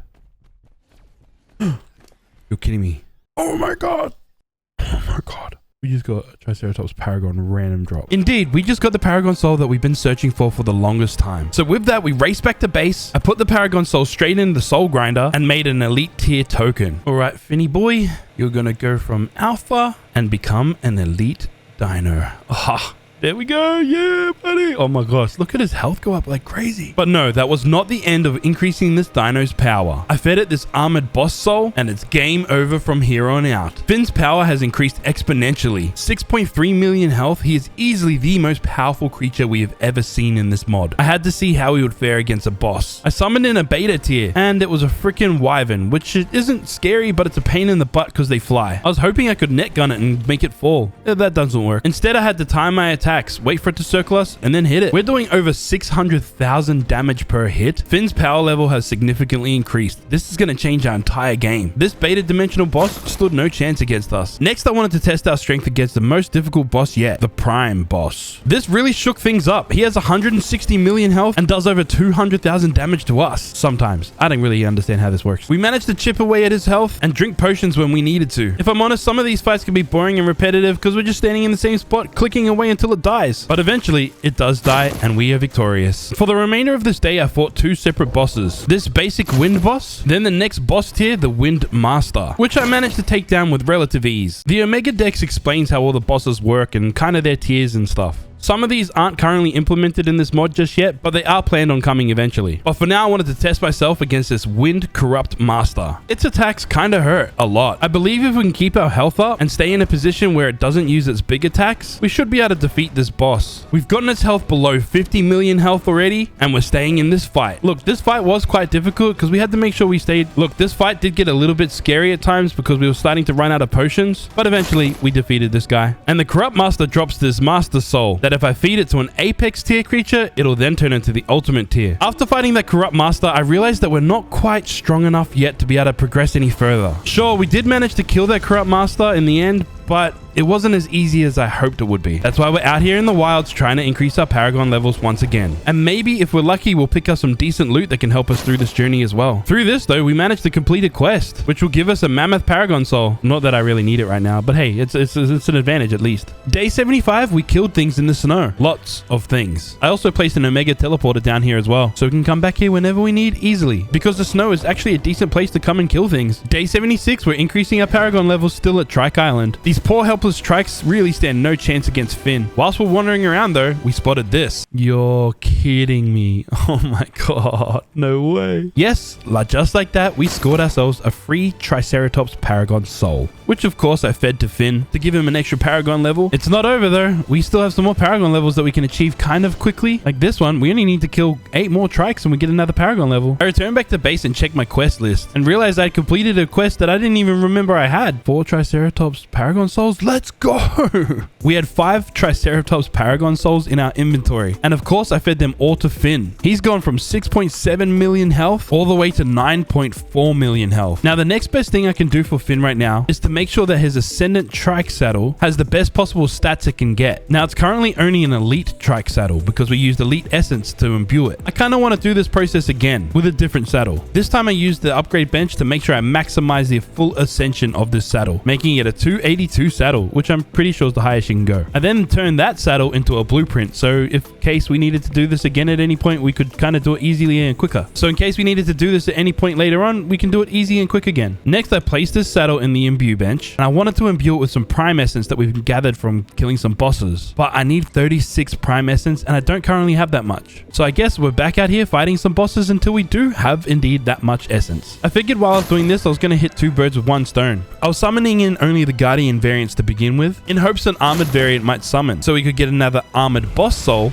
and feed it to Finn so he could power up again. Unfortunately, after 6 attempts, we didn't get so lucky. So instead, I fought some of these tougher bosses like this Alpha Colossus boss so that it might drop some more essence than just 1 from the basic tiers. We managed to summon in this Alpha Fairy boss, but these guys are the biggest pain in the butt to fight. You see, Fairy variants are healers, and if you don't kill them fast enough, they just heal themselves all the way back up. That's why we decided to just run away and teleport Finn and myself back home, because now we finally have enough essence to be able to imbue these Ascendant Trike saddles. With Prime Essence, we were able to get 5 different stat bonuses, and we had quite a bit of magic fragments, so we were able to reroll until we got to some stats that we were pretty happy with. Now the next stage is for us to curse this saddle. Unfortunately, that requires 100 Paragon shards. We don't currently have that many Paragon shards, but we will work on it. To end this day off, I placed this Omega Altar down in our boss fighting arena area. It's currently locked, but this is a feature that'll be unlocked eventually, where we can fight harder and bigger bosses. And you know what a fun and unique way to get Paragon souls is? Killing Paragon bosses. Now the only way to summon these guys is with Lucky Souls, and Lucky Souls are kind of rare to get, but we've been saving up through this entire playthrough. I managed to kill this Paragon boss, and it dropped a Dilo Paragon soul, which is kind of weird. I'm pretty sure that was a Morellatops. I have 200 more of these Lucky Souls, and I plan on using them. This time a beta loot boss spawned in, which if it isn't obvious, it drops loot, and pretty good loot too. I then used the Paragon boss soul to summon in a master boss. This way we guarantee that it's actually a Paragon boss. And this fight was rather interesting. It summoned in a frog, and it was pretty strong considering, I mean, we were doing some damage to it, but it was also doing some significant damage to us. Although it wasn't enough damage for me to worry too much, I kind of went AFK. I needed to go get a drink IRL. This is where things got a little bit freaky, and I died. I finally came back to my PC in a panic, spawned back in, got my stuff back from the death recovery mod, searched the Omega teleporter, and Finn was asleep. Oh, you lazy prick. Why are you asleep right now? We're fighting. What the hell happened? If it wasn't blatantly obvious, I just didn't realize at the time that the frog dealt torpor damage as well. I returned to go fight him, and his health had been recovered, plus some. This was quite the rude awakening, and I knew that this fight was going to take a damn long time now. Also, I made sure to bring some of these wake-up potions here so that we wouldn't completely knock out in this fight, so that Finn wouldn't go to sleep during this fight. This battle was dragging on for the longest time, and my finger was starting to cramp up from clicking so much. That's when I kind of made a pretty big mistake. I turned my back on this frog, which meant that our trike had no reduced damage from the head, and the frog dealt enough torpor damage to put Finn back to sleep. Again, wake up, you stupid freaking Finn. God damn it. I was tired and bored and frustrated, so I kind of gave up on fighting this frog. At the end of the day, I don't know if it was going to be that important or not. Who knows? Day 79, just for a little bit of change of pace, I decided to make a few little changes on our base. I also built and placed a bunch of these dimensional storages as well. If I haven't fully explained how these work yet, basically they're just similar to a dedicated storage box, but the Omega version. And if you set certain items in their inventory, as long as you have the void vacuum, you can throw things out on the ground and it'll automatically get put in that particular storage, making a pretty cool and easy way to organize loot in this game. You do get enough of it that it's probably a good option to do. Day 80, I felt the urge to tame something. I mean, it can't hurt to get some more creatures in this mod, and this Alpha Fairy Pteranodon might make a great addition to our team. Taming this means we will be able to tame elite mythical creatures as well. Day 81, we're out here collecting more souls of our victims, and this is where we picked up an item I had never seen before. This was a Colossus Paragon Soul. It works just like the dinosaur Paragon Souls, but it's specific to variants of dinosaurs. I had no idea this existed, but hey, I think this is pretty damn cool. Paragon Souls are already hard enough to come by, so having something like this kind of makes the grind a little bit better. Well, for us it does, not for our helpless victims. You know, ever since we've been using the void vacuum to dump our stuff on the ground, I realized I had never really checked it. I opened it up to see what was inside, and holy moly, there was a whole bunch of, I mean, some of this stuff, most of this stuff is junk, but some of this stuff is pretty good, I guess. Day 82, I built these mannequins. No, they're not normal mannequins from Vanilla Ark. These are Omega mannequins, which you can use to place all of these set armors on them. And again, you can use the void vacuum to dump all the stuff on the ground, and they'll immediately go into whichever armor set you set it to. I went through and sorted through a bunch of the medallions that we had gotten as well. A bunch of these we don't ever use, but the ones that we will keep around, obviously I'm going to hold on to. Next, I flew over to the Redwoods, initially so I could come over here for some more murdy killy time. But as we approached this water, I saw a Paragon Sarco in the distance, but it wasn't just a normal Paragon Sarco. This was a unique Sarco. They call him Leatherhead, and he is a Paragon Colossus mixed variant, and the collector inside of me just had to have him. Unique creatures are just fun to collect. Is he good for fighting or anything? I don't know, but he's gonna be pretty fun to look at base, I guess. Except for when the game bugs out a little bit and then he turns back to his normal form. Let me introduce you guys to our new family member, Leatherhead. Currently his name's Sarco, what's written on him, so I made sure to just name him Leatherhead. That's actually his name in the mod, but I don't know why it's not working. The whole rest of this day, we flew around on Tydeen killing more creatures. I don't remember why we were doing this exactly on Tydeen, but I forgot to write that down in my notes. Over the last 84 days, we have gathered and collected a crazy amount of decent loot. And apparently you can do this entire mod on foot without taming a single creature. So I came to the snow to test that theory out. And yes, I am fighting an elite stone direwolf with a sickle. Holy crap, I can't believe we won that fight. What the crap? We managed to run the entire snow area, killing a whole bunch of creatures that I never thought I'd be able to do on foot. I tested out a few other weapons that I had on me just to see what would kind of work the best. Turns out the sickle's probably our most powerful currently. For reference, we were testing out the Ascendant Fortune and the Ascendant Lithium, which was super fun. We just kept killing things until, well, we couldn't because we died. This was all fun and games, but at the end of the day, we really do need to make Finn the most powerful creature ever. So we're back out here doing our best to increase his Paragon levels again. Day 85 and we are an absolute killing machine, just like our stupid PC is. Or this game. Something's not optimized well and it's probably the game, not my PC. Day 86, we tried our luck at getting another armored boss to summon in. We weren't so lucky. We only got this monkey gamma control boss, then this giga gamma control boss. So next I tried my luck with some lucky souls to summon in a Paragon boss, which we got. Remember, I'm trying to gather enough Paragon souls so I can grind them up for Paragon shards so I can curse this saddle that I'm riding. Literally the rest of the day we just fought bosses trying to get our luck at getting something decent or maybe some Paragon souls or loot, who knows. And because we slaughtered all of those bosses, we now have a whole bunch of boss souls that we don't really know what we're going to do with. Day 87, I went through one of my dimensional storage chests and discovered that I have a full set of a certain armor, the Bloodlust armor. We also have the Malice, which is a Bloodlust whip. I increased the quality of this armor using the Imbue bench. Now you see, having a full set of armor also does one other thing. When you're wearing the entire set, some sort of animation happens. And in the case of a Bloodlust armor,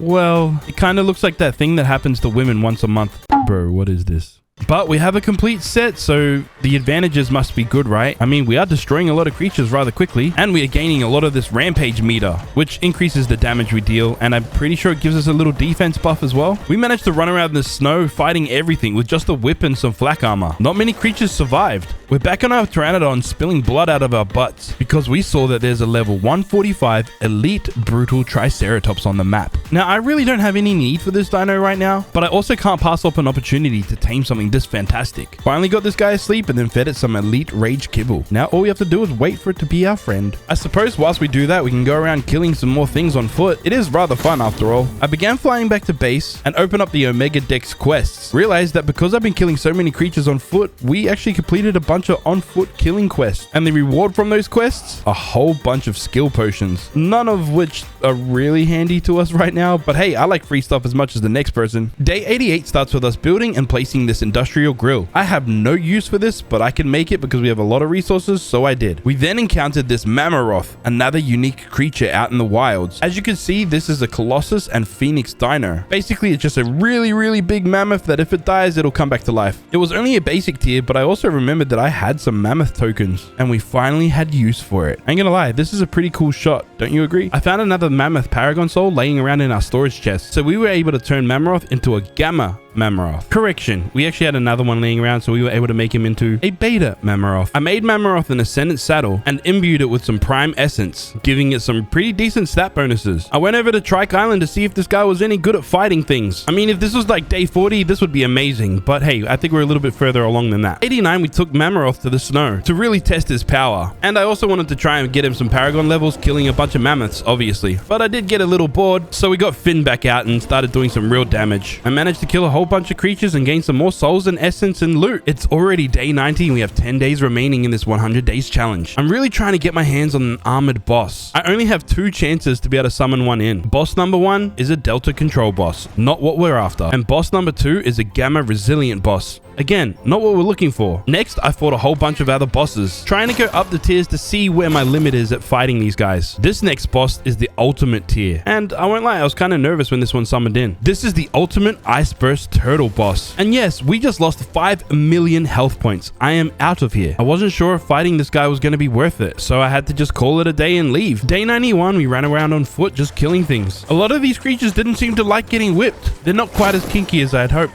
I eventually brought out Tydeen for a little bit more fun as well. And whilst we're killing a whole bunch of creatures, we came across a whole bunch of creatures in this one place. I dropped my Starfire attack, and oh my lord, a whole lot of loot dropped right next to this loot chest. The loot chest was average, nothing to get excited about, but we did manage to get some unique items from the creatures that died. Day 92, I sorted through all the armor sets that I had, with the intention of making a set that kind of works for me with what I have. We had a bunch of items that I could grind down to set fragments, which I thought I could put into the imbue bench and imbue them, but that didn't work. Instead, I upgraded what I could in the upgrade bench. In the end, we combined the Bloodlust and the Avalanche armor together. I really wanted a full set of Avalanche armor, but I didn't have that currently, so this was probably the best that I had. The reason being, this Icicle Sickle weapon that we have is probably our most powerful that we currently have on us, making us pretty deadly on foot and really damn fast. Well, that's until we meet someone that destroys us quickly. It's now day 93 and we're nearing the end of this journey. And since I'm pretty sure that this armor is going to see us through to the end, I figured coloring it might be a cool way to end it off. And there we have it, our signature black and red fit. It's kind of like our black and red hoodie that you can buy with the link in the description below. Anyways, we briefly went back to the snow to go kill some creatures on foot. And I say briefly because we met our match quite quickly. I then wanted to see if we could increase the power of our Ascendant Lithium. If I use unique fragments, it'll increase the power a little bit. I'd forgotten to check my Omega Dex quests, but once I did, we saw that there was a whole bunch of quests completed. We scored a whole bunch of Paragon Souls that I immediately turned into Paragon Shards, and we almost have 100 so we can then curse our saddle. I rummaged through some of my dino storage, found a single shard that would give us enough Paragon Souls so we can finally curse this saddle. I went ahead and placed this saddle straight into the curse bench. I then confirmed that we did have the right stats on this particular saddle that I'm happy with, because once you curse it, you can't re-roll anything anymore. I wasn't extremely happy with these stats, so I went ahead and re-rolled the stats a little bit. I then ran out of magic fragments, so I couldn't re-roll it anymore. But that's okay, we just made a whole bunch of these Ascendant Cloth hats, imbued them real quick, and grinded them down in the magic fragmenter. And now we can re-roll this saddle until we're really satisfied before we curse it. I finally got to some stats that I was pretty satisfied with. I mean, we could always go better, but hey, this took us a while to get here. It's now time to curse this saddle. I went ahead and cursed it, and with this curse, this saddle gained the Water Burst variant. Now, if it wasn't obvious, what does this saddle do? As soon as you place this saddle on a creature, it'll then gain that variant ability. Now, that means that Finn is not only an armored variant, but he's also a Water Burst variant as well. It's day 94, and I had a light bulb moment. I wanted to test out a theory that I had, but to successfully test this theory, I need to summon in a certain boss. Yes, this Delta Water Burst boss. Firstly, I need to kill this particular one, pick up its soul, use this in the Omega Beacon to summon in the next tier boss, which is a massive Water Burst Titanosaur. Now, if you've been paying attention to this video or kind of know how Omega works, you probably know where this is going. You see, once I kill this master boss and I claim his soul, because Finn is wearing a saddle with the Water Burst variant attached to it, maybe I can use a Water Burst boss soul to turn Finn from a prime dinosaur to an apex dinosaur. And just like that, Finn's power has significantly increased. I discovered that I had a Water Burst boss soul lying in my inventory back at base, which means I wanted to kill a master boss so that I could summon in this corrupt master. Then with defeating this corrupt master, I could get a corrupt master soul that I could possibly feed to my dino to make it the ultimate tier. Unfortunately, this wasn't implemented in the game yet and has been removed since, so this didn't work. We had a bunch of souls on us anyway, so I figured we'd just fight a bunch of dinos and really test out Finn's new strength. And Finn now is basically a freak in nature. Over 2 million damage points each hit. Yeah. He's pretty crazy. I kind of forgot that we have all of these Triceratops skill potions back at base. All stat potions are probably the best ones you can get. They literally just give you a point in every single stat. Now, since we're kind of limited on what we can do right now, I kind of went away for a few days until there was an update in the mod. So today is day 95 and it's probably about a week after we finished recording the last day. And there's been a few little changes in the mod. One of the first little changes that I'm quite happy about is the fact that we can now currently use chibis. So of course I made myself my own chibi. I named it Game Over and brought him into our world. This chibi you can download. It is cross-platform. You can play with him whenever you like. Just search Aaron Aztec in the mod store. I then went back out to go and kill a lot of creatures on foot, traveling around trying to kill as many creatures as possible with the intention of trying to get some different loot and gear, maybe a different saddle or something better that we can use. Because if you kill certain creatures on foot with the magic find, you have a higher chance of dropping loot, apparently. I'm not too sure if this is an actual fact, but I have noticed that it does make a big difference when you're killing things on foot. But the downside is you are less invincible. Through our adventures, we had gathered a lot of different armor pieces. So much, in fact, that I had to make a few more mannequins to hold some of this stuff. Like, look, it was all stored in this simple mannequin here. I then went ahead and sorted all of this out, making sure to place these on the correct mannequins. I didn't realize it until now, but we have a couple full sets of armor, and their animations work on the mannequins. Oh, okay, Abruption set. I see you, I see you. What are you, Mr. Bloodlust? We already know what you do. Ugh, you are disgusting. Absolutely disgusting. What are you doing, Bloodlusty? I'm kind of convinced that the mod maker has a weird fetish for blood. Day 96, and I wanted to see with the mod update if this Water Burst Corrupt Soul would work in upgrading Finn to the ultimate tier. It doesn't work. No, not at all. I've been getting a little bit carried away. Running around on foot killing creatures is kind of fun. It's satisfying feeling super dominant with just your character without having a dino to back you up. Plus, the amount of loot drops that we've been getting lately has increased significantly. I don't know if this is part of the mod update or not, but I'm very happy with what's happening. With that little run there, we scored some more armor pieces, so I'm gonna need some more mannequins. Day 97, and I'm trying to find ways to increase our power and make us a little bit stronger than we currently are. I remember that we had this reflex shield, so maybe I can upgrade that and add some imbues to it. Turns out we can. Again, I kept re-rolling until we got some stat bonuses that I was happy with. Then of course went out to go test it out. We got a little increase to magic find as well, so expecting to drop a bit more loot too. I stumbled across this alpha cloner mini boss, and the only way to fight this boss is with a wood variant creature, which we don't currently have, but you can fight all mini bosses on foot, obviously if you're strong enough, which we currently are not. We just got our ass beat,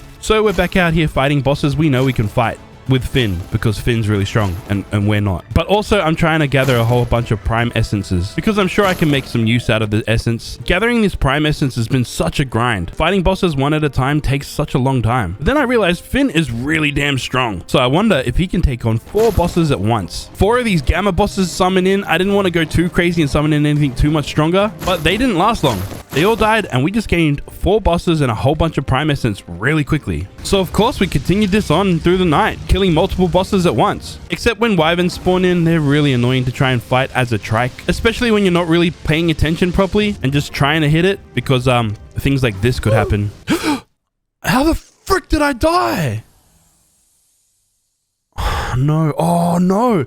Oh, lightning wyvern, my torpor. Frick, I forgot about that. Yes, even Finn got bored of this fight and went to sleep. We ended up having to fly back to the boss island because I'm pretty sure that wyvern destroyed our teleporter. Day 99, and yes, of course, I need to finish this video off with a bang. Of course, I need to summon in a really powerful boss. So I went over to the Omega altar, placed in all of these elemental master souls. Hold on, we were one short. The one that we had in there was actually a duplicate. You need to have separate, different variants. So I quickly went back to go kill a couple master bosses and then head back to the Omega altar to place them in. But there was no button to allow me to summon anything in. Apparently, this isn't implemented just yet. Also, that fire noise in the background is a bug. I just have to relog to be able to get rid of it or teleport back to base. Now, of course, I couldn't finish this video without doing something spectacular, right? But I had to think. That's why I was just pacing around our base trying to come up with an idea. Whilst I was coming up with a brilliant idea, I remembered that I had downloaded the Bob's Tall Tales pack so I could upgrade this base and change some of the skins. I'm still unsure whether I actually like these Bob's Tall Tales pieces or not. Maybe I'm just a little bit excited currently because it's something new and different. But then the idea came to me on how I'm going to finish this video. Not really. I was in the Discord speaking to some of the guys and they kind of told me a cool idea and the strategy to be able to do this. But first I'm going to need a couple pieces of different armor, specifically this Eclipse armor and this weapon. It's called the Afterlife. There are other weapons that are probably better, but this is the only one that I had on hand. Let me demonstrate real quick. This weapon can hit things and curse them. See this effect here? It'll create a curse, and that curse debuffs anything that it hits. This wyvern was kind of a hard thing to hit, so it didn't quite work like expected. I was just testing this out now to see how the strategy worked before fighting the hardest boss we have ever fought in this 100 days. But before doing that, I had to do a quick reconnect so we could get rid of this stupid flame noise. We are going to summon in the utility variant, Ancient Tier Boss. I would have went the whole way to Omega, but I wasn't confident that I'd defeat this guy. This is when we had to face a Broodmother. And oh my lord, we almost died straight off the rip. I was hitting this with my normal attack and trying to add my water burst attack in as well. But every time this Broodmother spat its balls at me, it left me with a slither of health. Oh man, there's no way I'm gonna win this fight. He gets me down to only a slither of health every time he does that thing, and I'm lagging.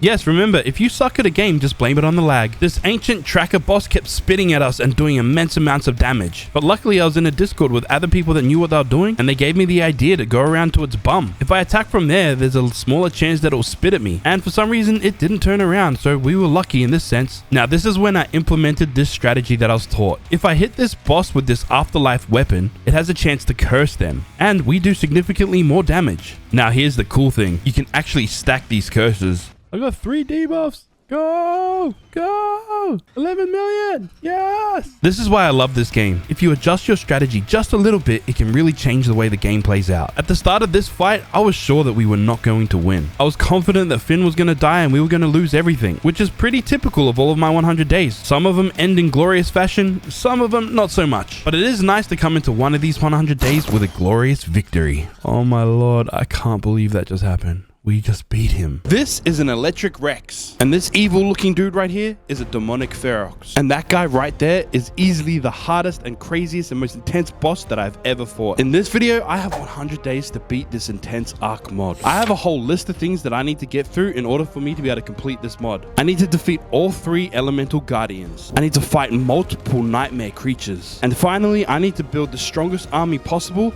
so I can take on the final boss, the Death Knight. Question is, can we complete this challenge, or will we fail miserably like we always do? This is my 100 days in Primal Chaos.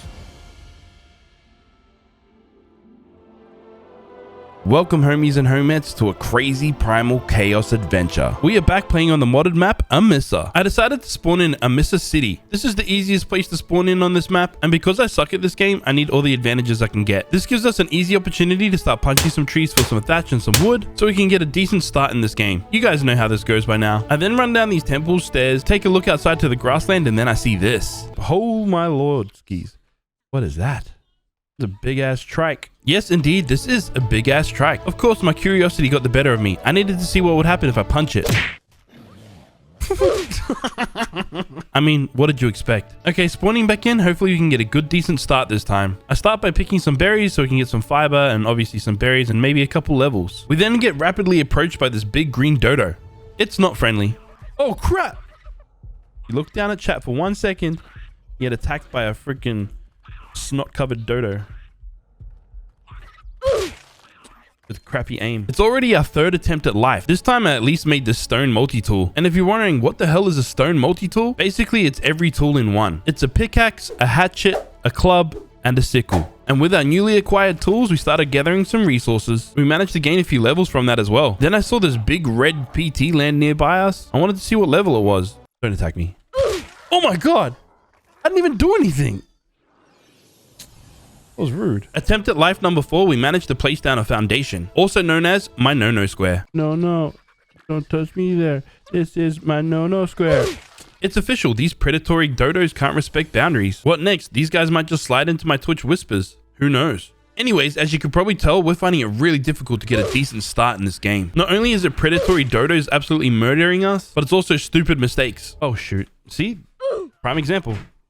Prime example. Unfortunately, cliff edges and me don't mix. Damn it.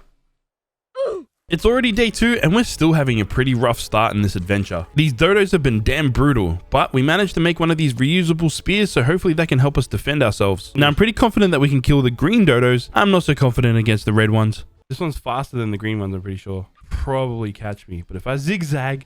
trying to zigzag... I'm out of stamina. No, run! We have a few levels under our belt now, which means our health and melee stats are a little bit higher. I have a spear, so I'm going to attempt to kill this big bird. Come on, can I beat you this time? Oh. I keep fighting though. Go away, compy. Come on. No way.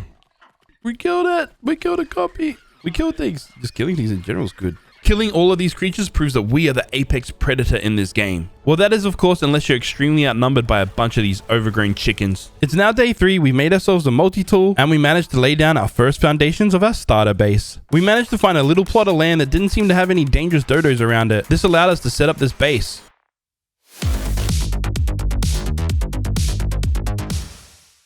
Hey, we enclosed it in. Now we're somewhat safe, I guess. We were finally safe from all the dangers in this world. The only thing that we weren't safe from was our own stupidity. Damn. Forgot about food and water. Yeah, I was so excited about setting up our base finally that, yeah, I forgot to drink and eat. I finally awoke from our beauty sleep, then went straight over to this little watering hole and drank some of the sweet nectar of the gods. You know one of the dinos that I really hate? These guys. Yeah, they're the worst. But I also wanted to kill it so I can get some hide, so I could craft this refining forge. I then go out and start asserting my dominance against our biggest foe in this 100 days so far. Stupid green wannabe chicken mother...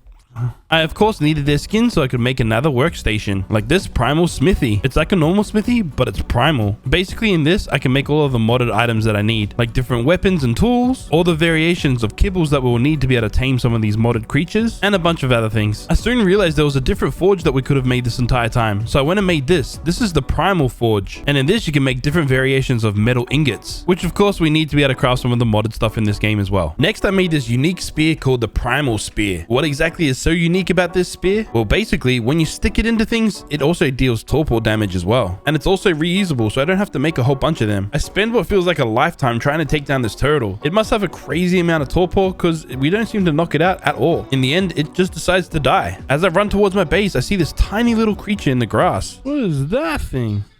Like a mini Serato thing? I can claim it? No way. Never would have thought that a Ceratosaurus was going to be our first ever tame in this game. I instruct this little baby to move a little bit closer to our base. Hopefully it stays alive here. I don't know. I then decide to head out to try and find myself some metal. Once again, we get tracked down by some dodos. I managed to get the slip on that red one, spot another one that wasn't facing me, so I decided to shove this spear up its butt. As it ran away, I went to go chase it down. Then I got gangbanged by all of its friends. Oh shit. Freaking alpha. I'd forgotten to place down a bed in our base, so we have to spawn back here in Amissa City. It's okay though, because our base isn't that far away from the spawn area. We'd managed to scavenge a little bit of metal from hitting the rocks around us, and with that metal, I could then turn it into this beta metal. Because we had killed some beta creatures, we'd been able to harvest their blood, and then you use that to be able to make this beta ingots. And with those ingots, I was able to make this primal grappling bow, which is basically a reusable grapple hook, and this paired with a reusable parachute allows us to safely climb up this mountain where I can get my hands on some raw metal. And to get home, I just need to jump off the side of this mountain and glide on back to base. It wasn't a lot of metal, but it was enough for us to be able to get a start at least. Day 4, with our grapple hook and parachute in hand, we were able to traverse to another area. And yes, because I have played this map before, I know of a few locations to be able to get some good starter resources. Like this spot near the beach is a great place to get some early crystal and obviously a whole bunch of metal. We have a pretty full inventory of resources, but then I realized we're about to pass out from thirst. So I begin heading back to base as quick as possible. And then I'm pretty sure there's a dodo right next to us. No! Mistakes were definitely made. Oh yeah, and once again, I forgot to place a bed down, so we're spawning back in Amissa City. I arrived back at base and there was enough metal cooked so I could make myself a normal smithy. Then we went back out to go and get our stuff back, trying to remain cautious and trying to avoid all of these freaking dodos. The dumb chickens were still around my dead body, so we couldn't get our stuff back. Instead, I got their attention and started kiting them away. Once I finally got them far enough away from my body, I charged back in to go and loot my stuff. No! Why? Open. Get out. Run. I just need to jump off something. I managed to make my grand escape thanks to the grapple hook and parachute combo. But then I encountered my other worst enemy, stupid arc bugs. Yeah, you guys know that crossbow reload bug? It cost me my life and all of our inventory. I really need to consider making a bed back at base so we don't have to keep running back to base whenever we die. And to craft a bed, that requires hide. We're struggling to kill most creatures. Hopefully this PT will go down before it will fly away. Nope, it flew away. And who in their right mind really thinks that killing a big oversized trike like this is a great way to get some hide? Of course it's me, idiot.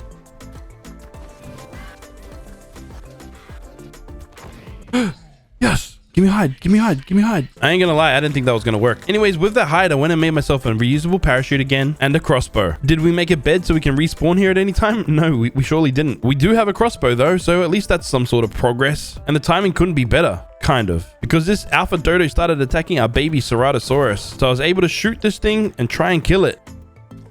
Yeah, our little baby didn't survive.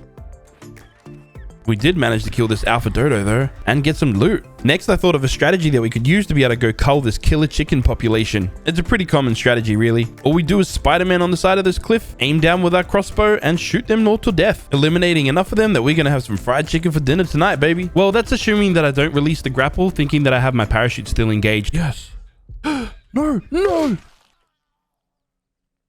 I thought I had the parachute engaged. Mistakes were definitely made, but hey, we finally made a bed, and that counts for something, right? And in case you were wondering, we did manage to make it back to our dead body, collect all of our stuff, and harvest these chicken corpses. It's day 5 and we're moving up in the world, baby. Yes, we're making the metal multi-tool. Never really thought I'd be so excited about a tool in this game, but the last few days have been quite horrific, so it's, you know, we gotta celebrate our wins, right? This metal multi-tool also comes with a club that we use to bonk this dodo. And of course, tame it so it can start producing us some eggs. Well, not this one because it is a male. But once we get a female, having a male and female next to each other kind of helps the production of eggs. Anyways, my aim right now is to go and collect some more resources, you know, with our really cool new metal multi-tool. This new tool is a massive upgrade. We are harvesting a whole lot more metal than we were earlier. We stock up on some crystal while we're here as well. I mean, we might as well. Now we just got to safely make it back to base and avoid shadow turkeys like that. Things are really starting to look up when we're not getting chased by murderous chickens, and we managed to make it back to base safely. Since we had gathered some crystal, we were now able to make the awesome spyglass. This will make it much easier for us to be able to spot the creatures in this world and know their stats and levels and health and, you know, all the stuff. And because we had killed a couple creatures and gathered their blood, we were now able to make some of these alpha narcotics, which I could then use to go full Bill Cosby and put some of these creatures in this world to sleep and do whatever I please with them. I wasn't trying to knock this beta pteranodon out. I don't have any beta kibble just yet. I wanted to kill it so I could collect its hide and blood. Oh, you thought I'd actually win that fight? No way. Yeah, I suck. Don't worry, now that we know that they don't fly to go and attack us, we can just kind of run away. This is definitely the smarter way to do it. And with the metal pickaxe, we gather a lot more hide and blood than we did earlier. I noticed this alpha parasol was only a level 10, so this might be an easy way for us to get some alpha blood. Little did I know that when you shoot them, they're quite aggressive, and they don't run away like their vanilla counterparts. Shit. Damn it. I quickly returned to go and retrieve my stuff from near this alpha parasaur, but it's so damn hard to see loot bags in this game. The grass is too long and it's brown, so, you know, it's hard to find. And to top it off, that alpha parasaur still held a grudge. We found our bag though. Thankfully, we got our stuff back and was able to continue doing our thing. What exactly is that thing? Well, I don't know, but I'm sure it's important. I had previously made this mortar and pestle, and we gathered some keratin and some stone so we could turn it into cementing paste. Why did I need cementing paste this early in the game? That's so I could make this personal grave. This is from the death recovery mod. Basically, it allows us to get all of our inventory back after we die. Day 6, we make our way over to the beach. No, we're not coming over here for a leisurely dip in the water. We're here to dominate the faces of these big chickens. I have an alpha pike now, and it's really strong, so they die quick. Oh, he went down quick. Oh, he did. Oh, crap. Alpha 1. Oh, he hurts. He hurts. Go down. Go down. Yes, run away. Run away, you little bitch. We're actually here on a mission to kill a trilobite. Trilobites can be an easy way to get your hands on some chitin in the early game because they have pretty low health and they yield a lot of chitin. I kind of forgot the whole thing about, you know, not being able to breathe underwater. See, now I'm really glad that we have the death recovery mod here. With the chitin that we'd collected, I can now craft ourselves a PT saddle in preparation for, yes, you guessed it, going to tame ourselves a pteranodon. I guess now all we need to do is find ourselves a pteranodon that we can tame. Ooh. Oh, raptors, no thank you. Let's I'm gonna pass on you. We stumbled upon this pteranodon. It's only a level 50, but it'll do for now. I bowled the pteranodon and then got hit by one of these stupid chickens again. I managed to shoot the pteranodon with one of these modded trank arrows. Then I dealt with the stupid chicken. With this weak and helpless pteranodon knocked out, I enact the first step of our grooming technique, making sure it's well fed. Now we must wait until they feel helpless and alone, and then they become our friend. In the meantime, I assert my dominance against these dumb chickens. And just like that, we now have our very first proper tame, a pteranodon. I put a saddle on its back and hit the skies for the very first time. I still can't believe it took us freaking 6 days to get to this point. After a quick stop off a base, we then hit the skies once again to go out and explore. Problem is, this pteranodon kind of sucks and has extremely low stamina. But we do manage to spot this female dodo, so I quickly abduct it and run out of stamina before we can make it anywhere. It's okay though, we survived long enough to be able to make it back to base with this new dodo. Then a few quick swift bonks to the head, some tasty berries shoved up its butt, and this dodo vows to be our friend for the rest of its life, which probably won't be long if I'm honest. Now we have a pair of dodos that could start producing us some eggs. We then head back out to go and contemplate our life choices. Day 7, whilst we're out exploring, we heard some weird noises. Now, most sane people would try and avoid these noises, but I was curious and wanted to go investigate. I don't think this was making the noises, but that is a big green giga. Level 10 beta giga. Whoa, it has 240k health? That thing's O-freaking-P. I didn't manage to find out what those noises were exactly, but I'm sure they are dangerous. And exploring on this PT has become extremely difficult. I'm pretty sure it suffers from emphysema or something because it always needs to rest. Anyways, we managed to make it to this pink forest area. I came here for one purpose and one purpose only. For vegetable crops. You can literally get all of the vegetables here in this area if you look hard enough. We managed to get some long grass, some sava root, and most importantly, rock carrot. Rock carrot is what we need to be able to start making ourselves some beta kibble so we can start taming some of these modded creatures. Since I was already here, I wanted to fly down to this lake right here. I wanted to come here because I know that this is a place where we can get our hands on some cementing paste from some beaver dams. There was this level 120 parasaur here as well, which I think could make a pretty decent berry gatherer for us. I had everything I needed to be able to tame it, so I figured we might as well try, right? Whilst we wait for the parasaur to tame up, I went into the water to try and find a beaver dam. But then I was quickly hunted down by these alpha piranhas. Oh my lord.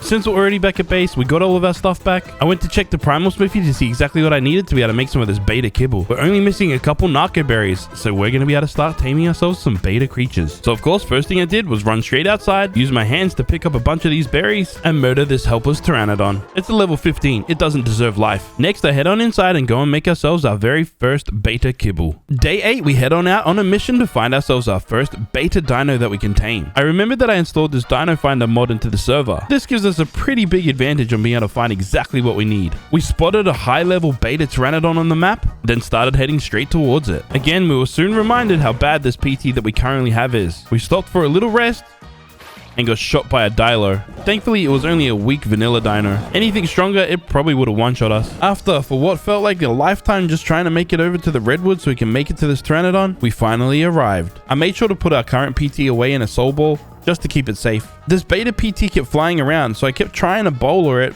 but my aim is kind of off. Eventually, it came low enough that I was able to bowler it. But because bowlering it is considered an aggressive attempt, this alpha PT wanted to kill me for it. I managed to shoot this beta PT and put it to sleep, but then I had to deal with this other PT. Ah, freaking punk. Yeah, get bowlered, asshole. Yeah.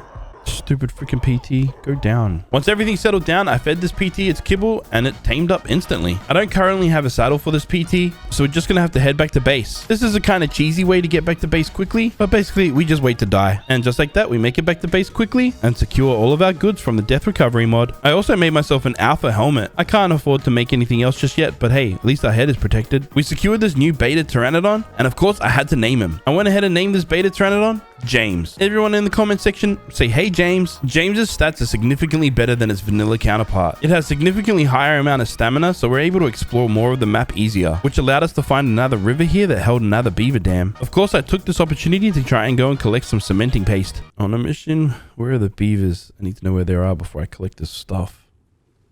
Okay, there's one there. Is that it? That all we're worried about?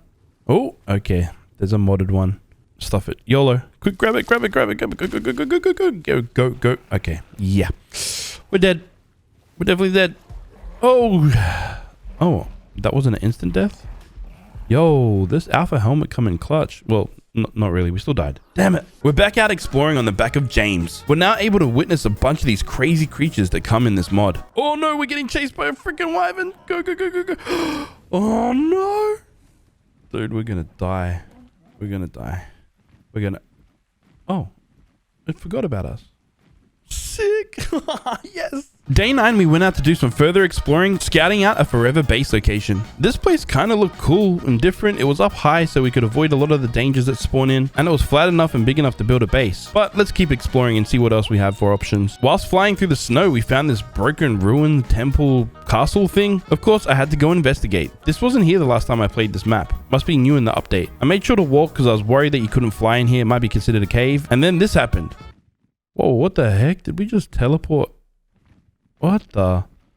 Alright, that's trippy. Whilst we're flying in the snow area, I had to go AFK for a minute. I don't know what I was doing. It was something important, I'm sure. Problem is, we were freezing to death and our health was quickly declining. I returned and I was unaware that our health was dropping. So we continued on into the snow. Since we're here, I figured we'd try and collect some oil since, you know, we're close and it's here. I noticed there was a few penguins around here as well. And since their lives hold no significant value to this world, I decided to kill them so I can harvest their polymer. I ran along this snow-covered beach and saw a little saber-tooth that could be claimed. I claimed it so this would be our little pet from now on. Psych, I killed it. It was funnier this way. This massive prehistoric elephant wasn't happy about that and ended my life. Back at base, since we gathered some oil, we could now craft ourselves this fabricator. Our starter base is now complete, which pretty much means we need to start moving up in this world and working towards, you know, a proper base, which also means we need to gather a whole bunch of resources together in order to make this big move. I kind of want to ensure that we'll always have metal crafting. It seems like this mod requires us to have a whole lot of it. And for the base that I'm planning on making, we're going to need a whole lot of wood, thatch, and stone. Day 10, and we finally have enough resources to make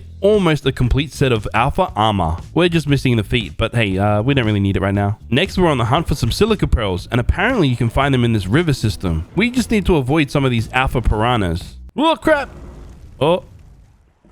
Luckily, Luckily, we can survive long enough to not die immediately because of the new armor set that we're wearing. I soon discovered that there's a whole bunch of silica pearls. They're just located underneath this Hydro Spino and that Alpha Baryonyx. I know this is risky, but we try and gather as many as we possibly can before we get murdered by a level 30 Hydro Piranha. I didn't even know how that happened. Next, I go to scout out some possible base locations. I really do like this spot up here in this pink forest area, but because we built here on my Omega 100 days, I kind of don't want to do that again. Amissa has its own Wyvern trench as well. No Wyverns currently spawn here because it's a separate mod, and I didn't want to mess up the Primal Chaos spawns. Day 11, I was looking for some inspiration on a base location, and my friend Atlas was building in the redwoods over here. He built this tree platform base. In Primal Chaos, living on the ground can be extremely dangerous. Some of these creatures can absolutely one-shot and destroy your entire base, so this was a pretty smart idea if you ask me. Anyways, I was feeling quite parched, so we went down to the redwoods beach and drank some of the hydrating elixir. As we were flying around, I saw this kind of area. This would be kind of a cool place to build a base since it has 3 different biomes attached to it. I'd forgotten to previously mention that we had made this SCS terminal. I'd placed my dodos in there so they can start producing eggs passively. But now I need to go and tame this Beta Doedicurus. I don't really care what level it is, as I only really want it so I can collect some stone. Knocking this out is rather simple with these modded trank arrows. I fed it some kibble and it tamed up. Then we begin a rather large resource grind.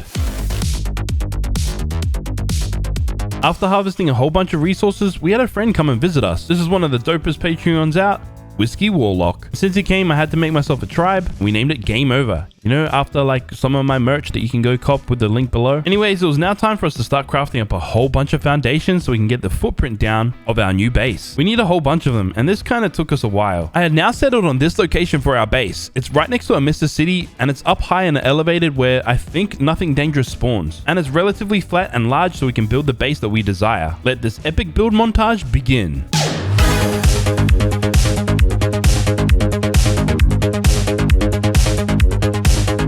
And there we have it. All of our foundations are down, and this is the basic footprint of our base. Now, the last time I designed a similar looking base, I asked you guys to name it. And one of the names that you guys came up with was called The Dong. So I think that's what I'm going to name this base. If you have any other creative names in the future, comment them below. Moving on, we obviously need to enclose this base, placing in some walls, some forges, some of our crafting benches, and the SCS terminal so we can keep our dinos safe. Even though we've been working hard grinding up a bunch of resources, we still didn't have nearly enough to be able to actually complete this base. So of course, we're back to smashing some rocks with our Beta Doedicurus. It started raining, so I quickly placed down these water tanks. We're not close to any water source that we can collect this water easily, so instead it'll be collected from the rain. If we have enough of them, it should be able to look after our crops once we finally make them. But we need to get back to this epic base building montage.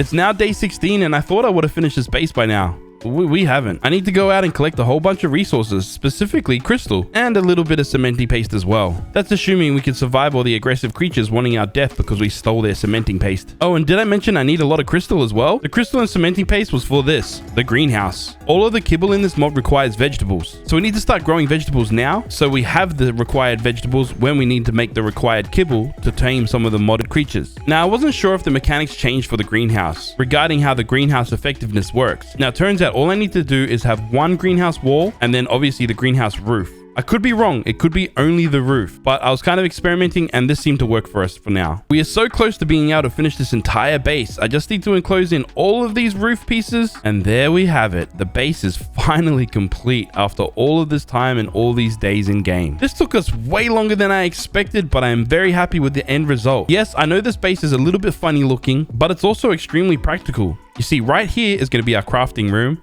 This room's going to be for all of our crops, and this long shaft here is going to be our breeding area. Go ahead, you can call me a genius. I know I am. It's already day 18, and I have no idea where all the last couple days went. Well, I do actually. They all went into building this freaking base. It took us forever. But now that we have our base set and everything's kind of coming together and we're progressing, it's time for us to tame some modded creatures. Starting with this Beta Dodo. Yeah, remember those annoying stupid chickens from earlier? I need to tame one, specifically a female. If you haven't guessed why, well, it's so it can produce us some beta eggs, because we need beta eggs in order for us to be able to make alpha kibble. Our next set of goals are quite simple. I need to tame a few creatures that will help us passively generate certain resources. Whilst we do that, hopefully a couple beta eggs will appear in our SCS terminal. Then we can craft some alpha kibble and then go ahead and tame ourselves an alpha dino. Step 1, we're gonna go and capture and tame this dung beetle so it can produce some fertilizer for our garden. All right, just pick this guy up so he's safe from all the danger. Wait, it doesn't, you can't pick him up?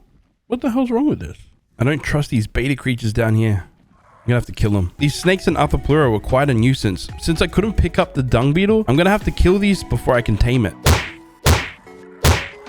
With those pests gone, I fed a piece of poop to the dung beetle and claimed it as our own. I then flew on back to base and placed the dung beetle in the SCS terminal so it can start passively producing some fertilizer out of the poop that generates from it. Next, I want to get my hands on a giant queen bee. Again, another creature that can passively produce us some resources. For example, this will give us some honey. First, we need to destroy this beehive so it will release the queen bee, but we also need to avoid being hit by its little minions that come out of the beehive every time we hit it. As I was flying close to the ground, I saw this red shell poking out from the grass. This is an alpha Achatina. Now, I know we came out here to get a giant queen bee, but when an opportunity arises, you gotta take it. I managed to pick this and then I dropped it down next to our base. Now, it says it only requires alpha kibble to be able to tame this thing. I knocked it out with our magic trank arrows. Then I jumped on the back of James and started flying away. We needed to head over to this island because I was a little bit low on some of the vegetables, specifically citronal. And this island that I've dubbed Pirate Island has a lot of these farmlands that are a lot easier to see than the pink forest up in the skies. For some reason on this server, a lot of the stuff spoils quickly. I then went to go see exactly what we needed to be able to craft some of this alpha kibble, and we're just low on some cooked meat. I placed down a campfire, cooked up a little bit of meat, then made one singular alpha kibble. I ran out to the slumbering snail, fed it the kibble, and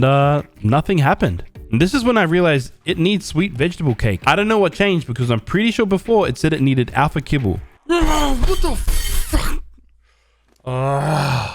Game's stupid. To help my frustration, I killed this snail. Did it make me feel better? No, but we did get our hands on some alpha blood, so that's a plus. Anyways, distraction aside, we came back to the giant queen bee. That's out of its hive already. So I ran up to it quickly and fed it this rare flower. It was immediately tamed. I looked behind me and this terror bird started kissing James. Yeah, James is a little bit of a player. When I arrived back at base, I turned the queen bee into this beehive, made sure to place some rare flowers inside it, and now it will start passively producing some honey. And with that honey, we can get some sap and a bunch of other ingredients, and then we can make some sweet vegetable cake and actually tame one of those Achatinas. Moving on, we now have alpha kibble, so it's time to go and tame an alpha creature. Specifically, this alpha pteranodon. I really like pteranodons in this mod. They're just a good way to start exploring and getting around to begin with. I went to go make a saddle for our alpha pteranodon, but we're a little bit low on some alpha hide. I also wanted to test out a theory. I didn't know if the multi-tool was going to be better than the alpha tools in this mod. There's only really one way to find out. We have to make an alpha tool, specifically the hatchet, because we're going to go and hunt down some alpha hide, kill some creatures, and harvest them with either tool. It seems as though the alpha hatchet's pretty good, and it managed to get us what we needed, so I could then make this alpha pteranodon saddle. This new alpha pteranodon is going to be our main whip for now, so of course I had to name it. I decided to name it Timmy. Why did I name it that? I don't know. I then took Timmy out for a little bit of exploration and to kind of test out his power levels. I won't lie, his damage was a little bit underwhelming. I mean, it's not bad, but I thought it would have been a lot more stronger. We did manage to take down this alpha raptor, which also helped us secure a whole bunch of levels for Timmy. We also spotted this rather scary raptor. This is a nightmare raptor, and it has 112 million health points. No, sir, that's a nope. That is a nope. We are getting out of here, going home to the safety of our penis base. We arrived home and I checked the primal smithy only to find out that we could make some elemental kibble. We had found some alpha eggs in the wild just chilling on the ground. We only need some cooked prime meat now. We will get to that, but I noticed our base was rather dark. So to add some light to our base, I decided to use some of these Bob's Tall Tales windows things.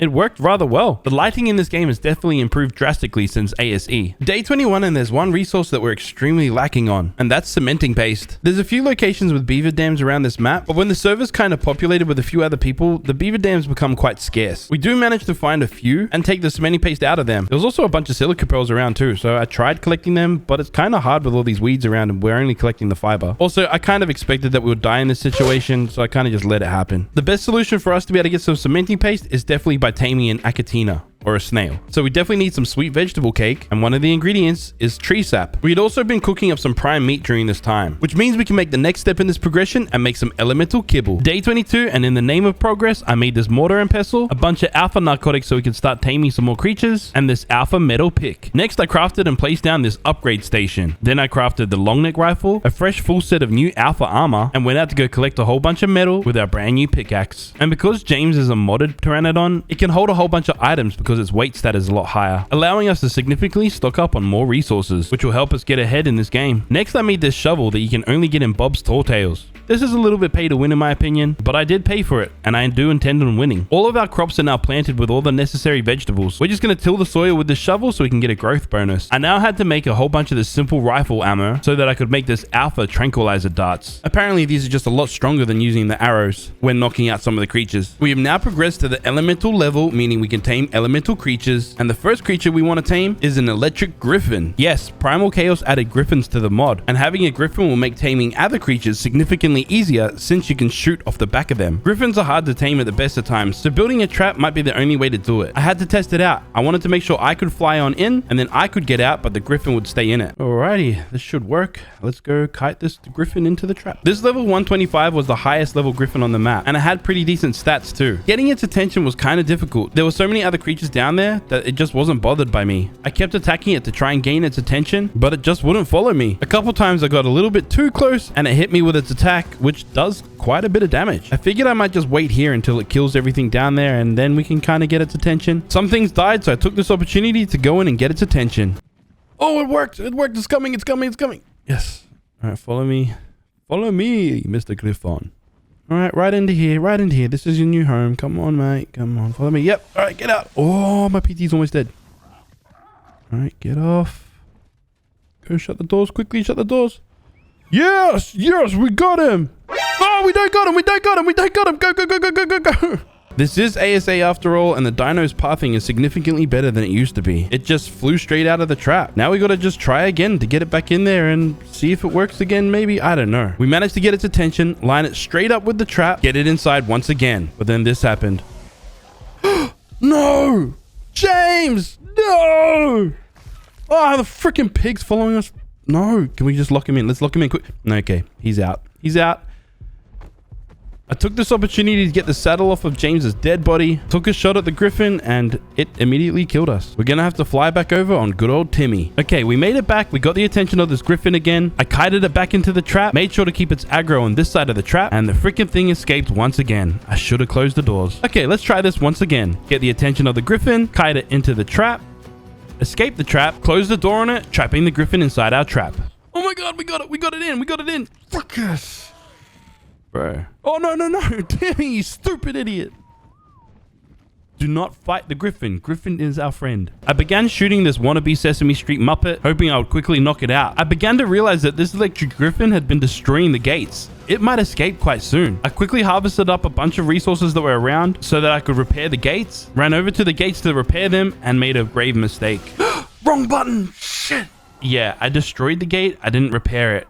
That was supposed to be repair, not destroy, you idiot. I tried over and over again to get this stupid chicken back into this trap, but every time it got in there, it just escaped quickly. I then had to rethink my strategy. There's a different type of trap that I could possibly make. This particular trap was designed by Captain Fat Dog, one of my good friends. Could I secure this griffin inside this new style trap? Well, I kited it all the way in. It seemed to lock itself in, but it also escaped, probably quicker than my other trap. I was starting to die from being in the cold for too long. We had to escape this and rethink our strategy. We made our way back to base, and this took quite a while because this PT is damn slow, and I took this chance to heal up a little bit. Whilst I wait for us to heal on back up, I went out on our parasaur and started gathering a bunch of berries. You can never really have too many berries in this game, specifically narco berries, especially since we're about to start taming like crazy. I had wasted a whole bunch of alpha darts while trying to tame the griffin, so I need to replenish our stock and get some extras as well. It also might be a good idea to upgrade this long neck rifle. This should help us deal more torpor damage against this griffin. Day 25 and I have a new plan to getting one of these electric griffins. But first I need a bunch of cementi paste to pull off this plan. I had no idea, but there's beaver dams right next to my base. There's also a whole bunch of silica pearls here as well. With the cementi paste collected, we can now enact our plan. We're also right next to our tree sap taps, so I might as well get some of the sap from here as well. Back at base, I started crafting up a whole bunch of these metal gates. Hopefully the electric griffin can't break down metal. I then crafted up this refrigerator because everybody likes cold honey, I guess, maybe. We then went back out to go find another electric griffin. The previous one had despawned because it's been some time. We found a decent griffin. I started making this trap. I got the attention of the griffin and began kiting it into our trap.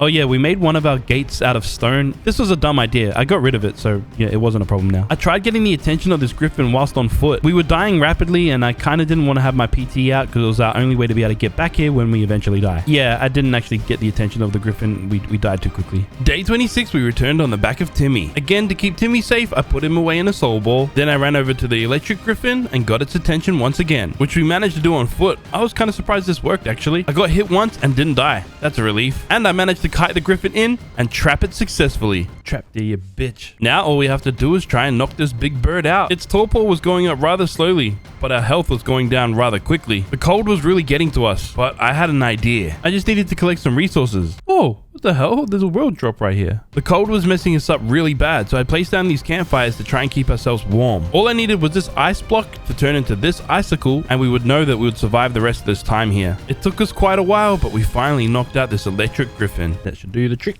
Yeah, buddy. I went ahead and named this electric Griffin Daniel, after, you know, someone I know, I guess. Securing this electric Griffin is going to change our game for the better. Like I mentioned earlier, you can shoot from the back of this. Being able to shoot off the back of these guys makes taming creatures so much easier now. First, I wanted to go check its strength. I kind of thought it was going to be a lot stronger than it is, but I'm pretty sure that its electric attacks do some other kind of debuffs or something. Overall, this Griffin is definitely a killing machine as we're able to take down much larger creatures than we have before. We even took on this electric dragon. I honestly thought that this fight was going to be a lot tougher than it was, but this dragon went down faster than Dr. Disrespect's career. Whilst killing some creatures, we got some mythical blood and some elemental blood, which now allows us to make some mythical narcotics and elemental narcotics, which I could then turn into some really strong tranquilizer darts. I also made this electric Griffin saddle to give some extra armor to our friend Daniel. Then I went back out on a killing spree, this time specifically looking for mythic creatures so we can kill them for their blood. Mythic creatures' blood is extremely valuable in this mod. I use it to make mythic ingots that I can then use to make this mythic flak armor. A full set of this mythic armor gives you some really good buffs in this game. It's all pink, so we are looking fabulous, baby. But basically it increases a lot of your stats, including your food, water, and most importantly for now, our weight and our crafting skill. I also made myself some mythic tools since we had enough ingots to do so. These tools also have an increased harvest multiplier. Day 28 and I realized we need to start smelting a whole lot of metal. What for exactly? Well, I kind of forget, but I'm sure we'll find out soon. So I add a couple more of these primal forges and then I make myself an awesome teleporter, except it's kind of hard to see in the grass and that just doesn't look right to me. Instead, I lay down these foundations and then place it down.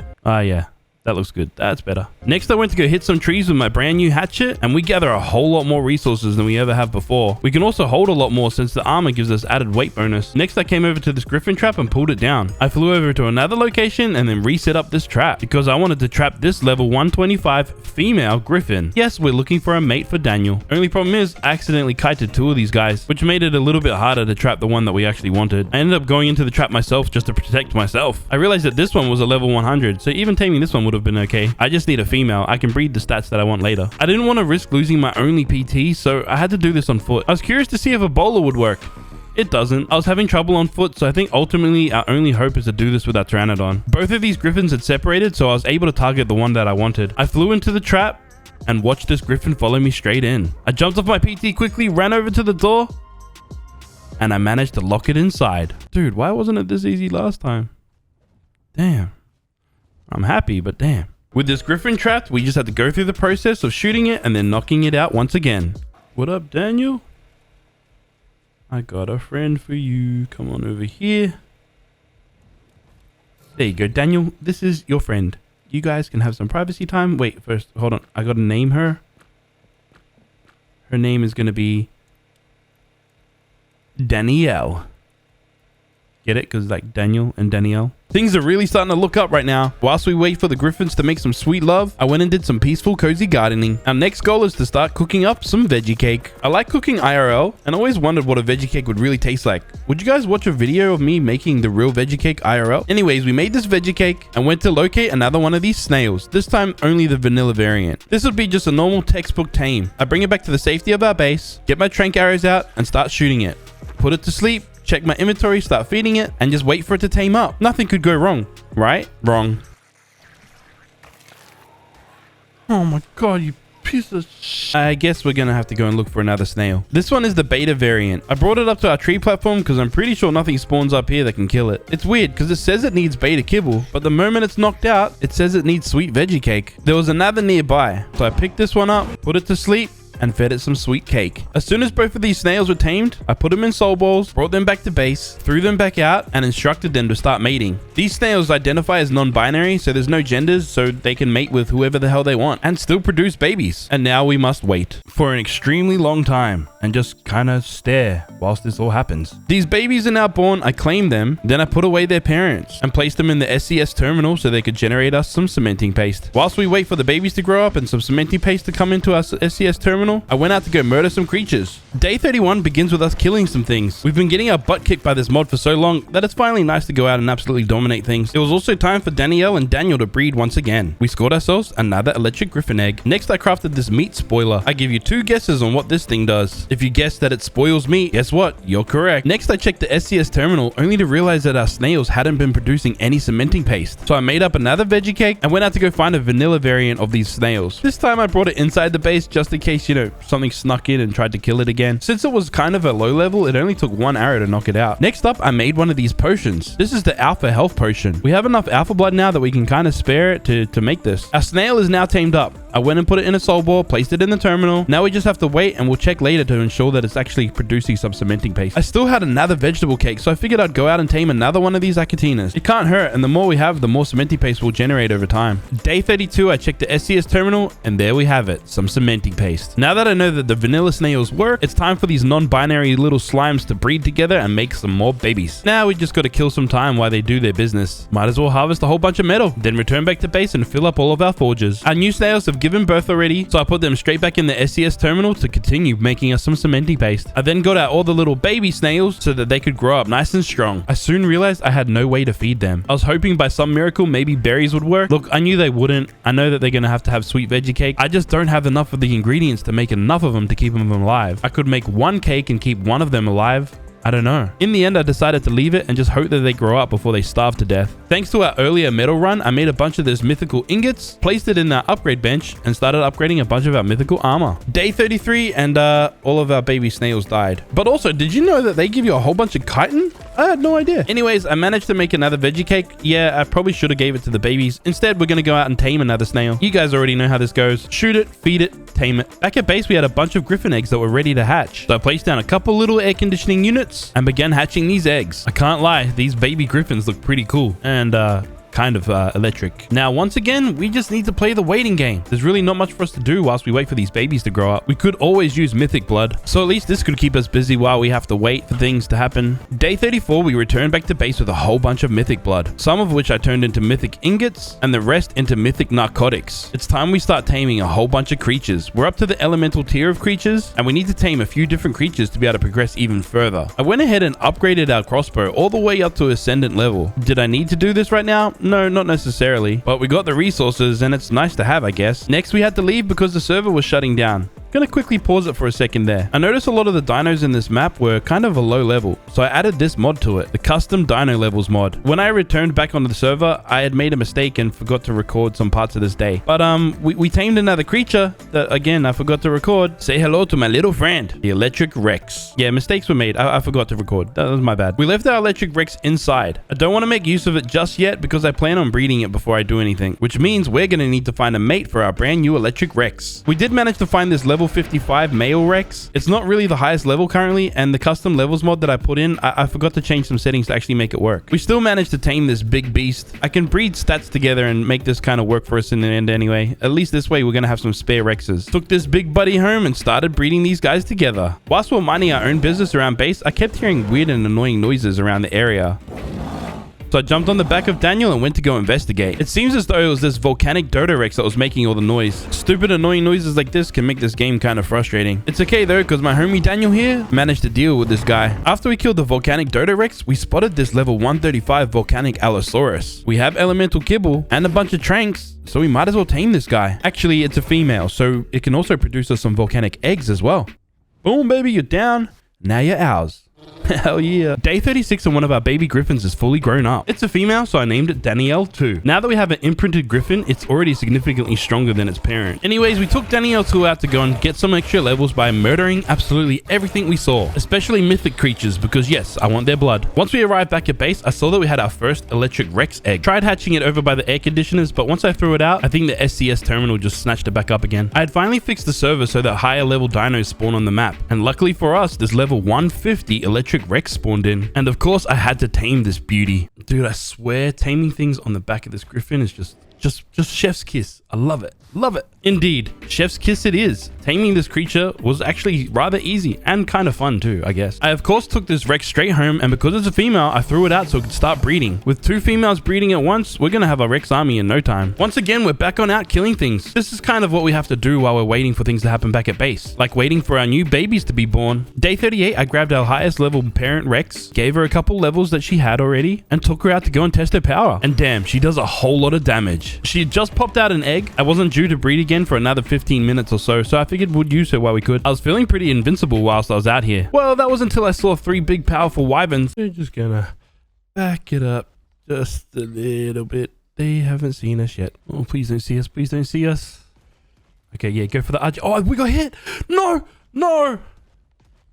Get away. Oh, he's after us. Yep. GG's. It's been fun. It's been fun. Oh, can we? No. Okay, don't worry.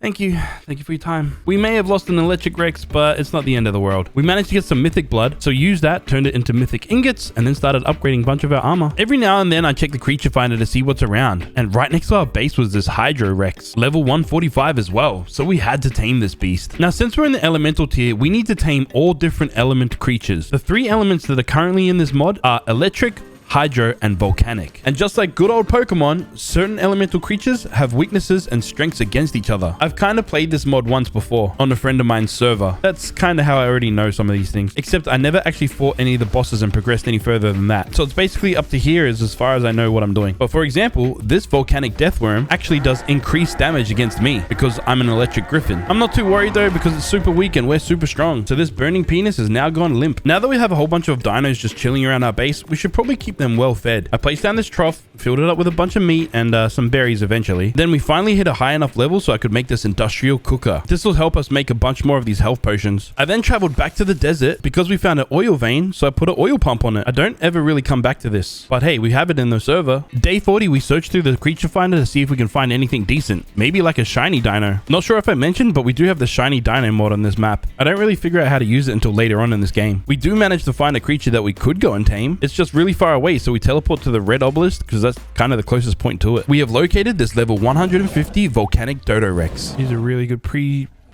stats. Hopefully it's good stats when it tames out. Taming this overgrown fire-breathing chicken will mean we had secured a very powerful volcanic dino. An annoying thing happened though. As it was knocked out, this alpha Paki came in and started biting on my volcanic Dodo Rex, which means it'll lose a bunch of its level bonuses. I tamed it regardless, and it only went to level 197. It should be a little bit more than that at least. Back at base, I decided to name this big Dodo Rex. Went ahead and named it Brody. Again, don't know where these names are coming from. They just, yeah, it is what it is. I then whacked the saddle on its back and went out to go find out if Brody was really worth it. In the short answer, yes, it is really worth it. The amount of damage that it does against these alpha brontos is unbelievable. We now definitely have a massive killing machine on our hands. So basically for the rest of the day, I just traveled around highly populated areas and destroyed everything, securing a whole bunch of loot, specifically different types of blood and hide, some narcotics and experience potions, a whole bunch of stuff. Day 41, I took a peep outside and noticed Brody looking a little bit lonely. Well, we're just gonna have to go and find Brody a friend. Come here, bitch, you're gonna be Brody's friend. This level 135 volcanic Dodo Rex also had some pretty decent pre-tamed stats. I found taming this one a little bit harder than the other one. The trees kind of get in the way of my vision, and it runs around so damn fast. A couple of aloes started to make my griffin bleed too, and all the blood in my face made it a little bit trickier to shoot. But even all through that blood, we managed to knock this girl out and successfully tame her. I decided to name this volcanic Rex Jody. So now Brody and Jody can get down and dirty.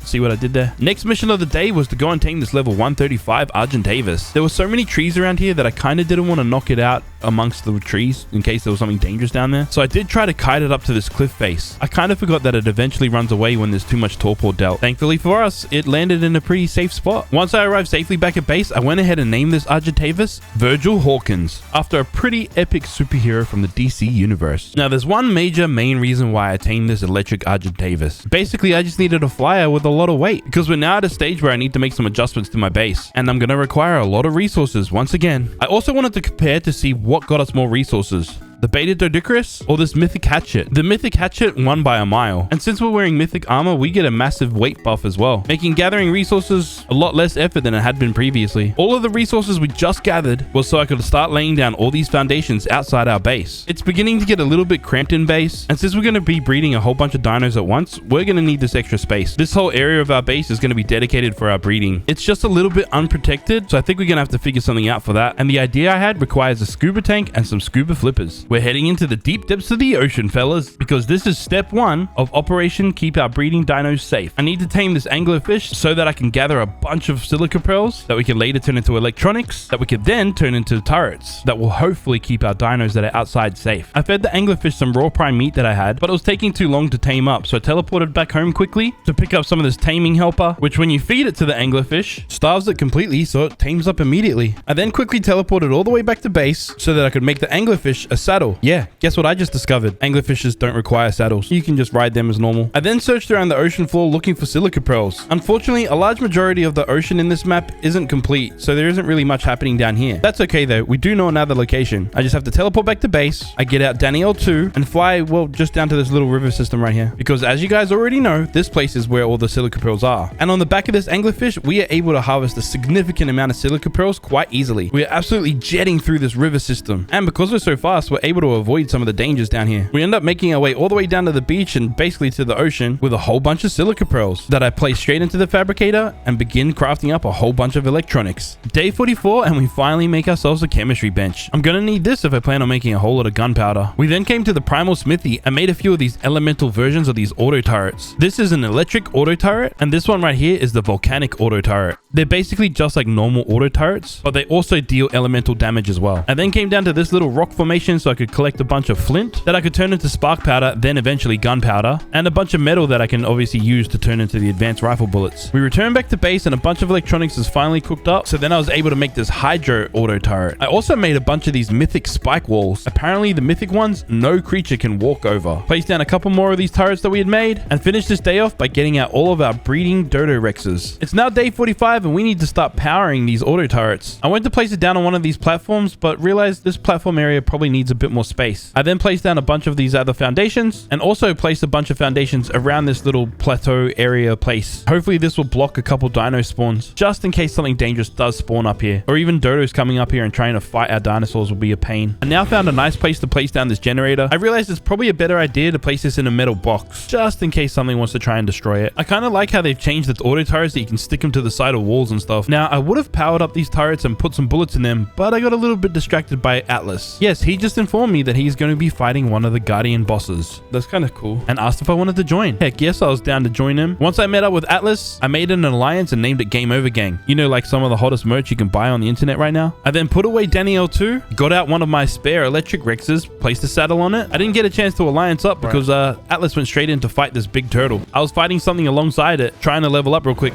Hold on. Oh, wasn't ready. Sorry. I'm freaking toasting him, dude. Hit his head. Oh. Oh no. I'm about to die. Run. Yeah, I died. You drown. You drown. Oh god.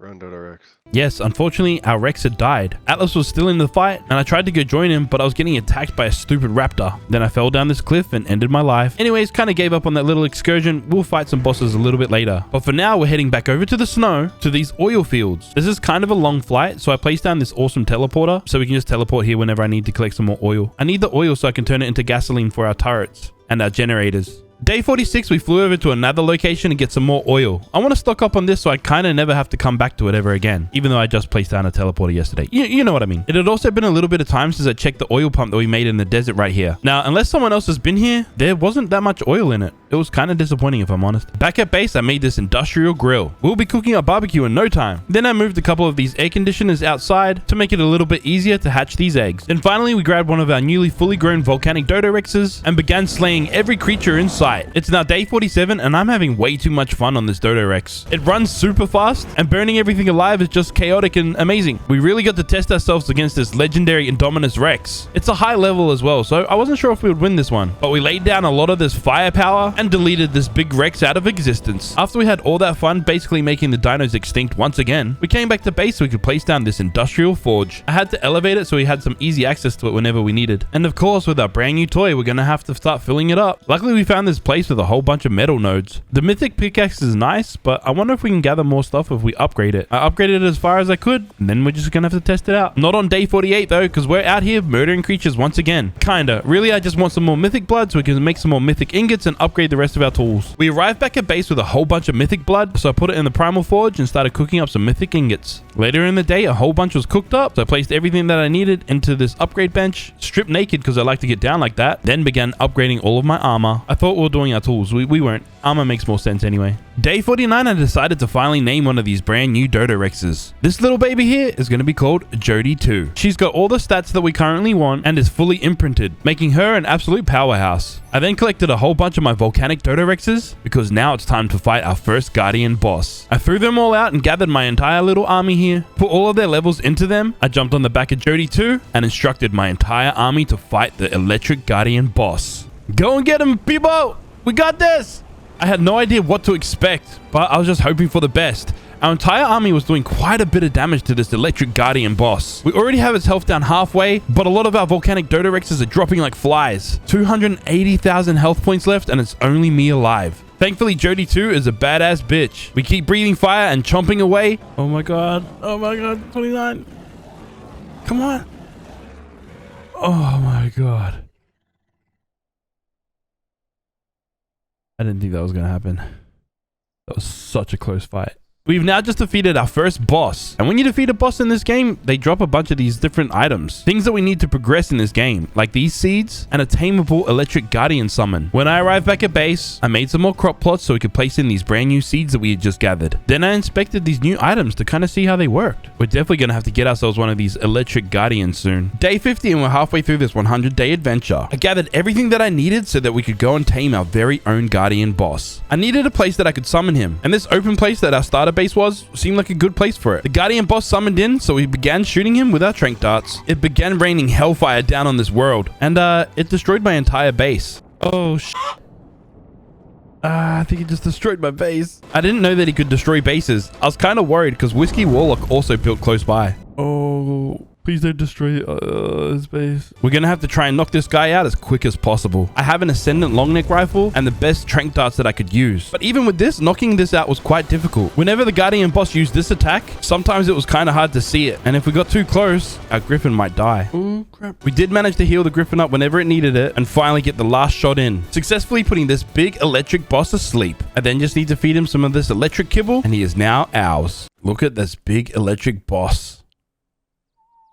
I had to see what this big beast could do. I put the saddle straight on its back and attacked the local wildlife. Some of its bigger attacks do a lot of damage and blow up the entire screen. It can travel around well, but still it's not quite invincible. Yeah, see that demonic Dilo that we just passed? Oh no, I'm stuck. Just get out of the way, get out of the way. Oh, no, yeah. Stupid freaking. Yeah, so that was an interesting experience. Luckily, for some reason, we have some other tameable tokens, so we can just do this all over again. Maybe even get a higher level one. Day 51, and we went around summoning in these electric bosses. We had a few of these summoning tokens, so I just wanted to make sure that we could summon in a pretty high level. The first couple that we summoned in were pretty trash levels, but once we got to the snow, we summoned in a level 145. Yes, this one's gonna be perfect. Yes, we're taming this one. 438,000 torpor. Oh man. This is going to take ages. Obviously, because we had to deal so much torpor to this electric guardian, knocking this thing out took us quite a long time. And also, since it's a high level creature, we really wanted to make sure that we avoided all of its attacks. But after a bit of persistence and some patience, we eventually knocked out this four-legged robot. Bro, guy's asleep. How is he still bombing us? And just like that, we tamed our second electric guardian boss. As we go to test him out by killing lots of things, we realize this guy is so much stronger than his previous counterpart. We killed so many things so quickly that we got a whole bunch of levels already. These experience potions kind of help with that too, which means we can cause even more destruction with this big beast. Once our fun was done, we teleported back home on the back of this. It got kind of stuck in Jody too. Day 52, and if we wanted to be able to defeat a volcanic boss, we're gonna need a Hydro Dino. And I figured maybe a Hydro Spino might be the way to go in this situation. So it's time to knock out this level 140. Its melee and its health aren't amazing stats, but maybe it'll tame out at a higher level. And oh lord, it did. There's Dilo over there.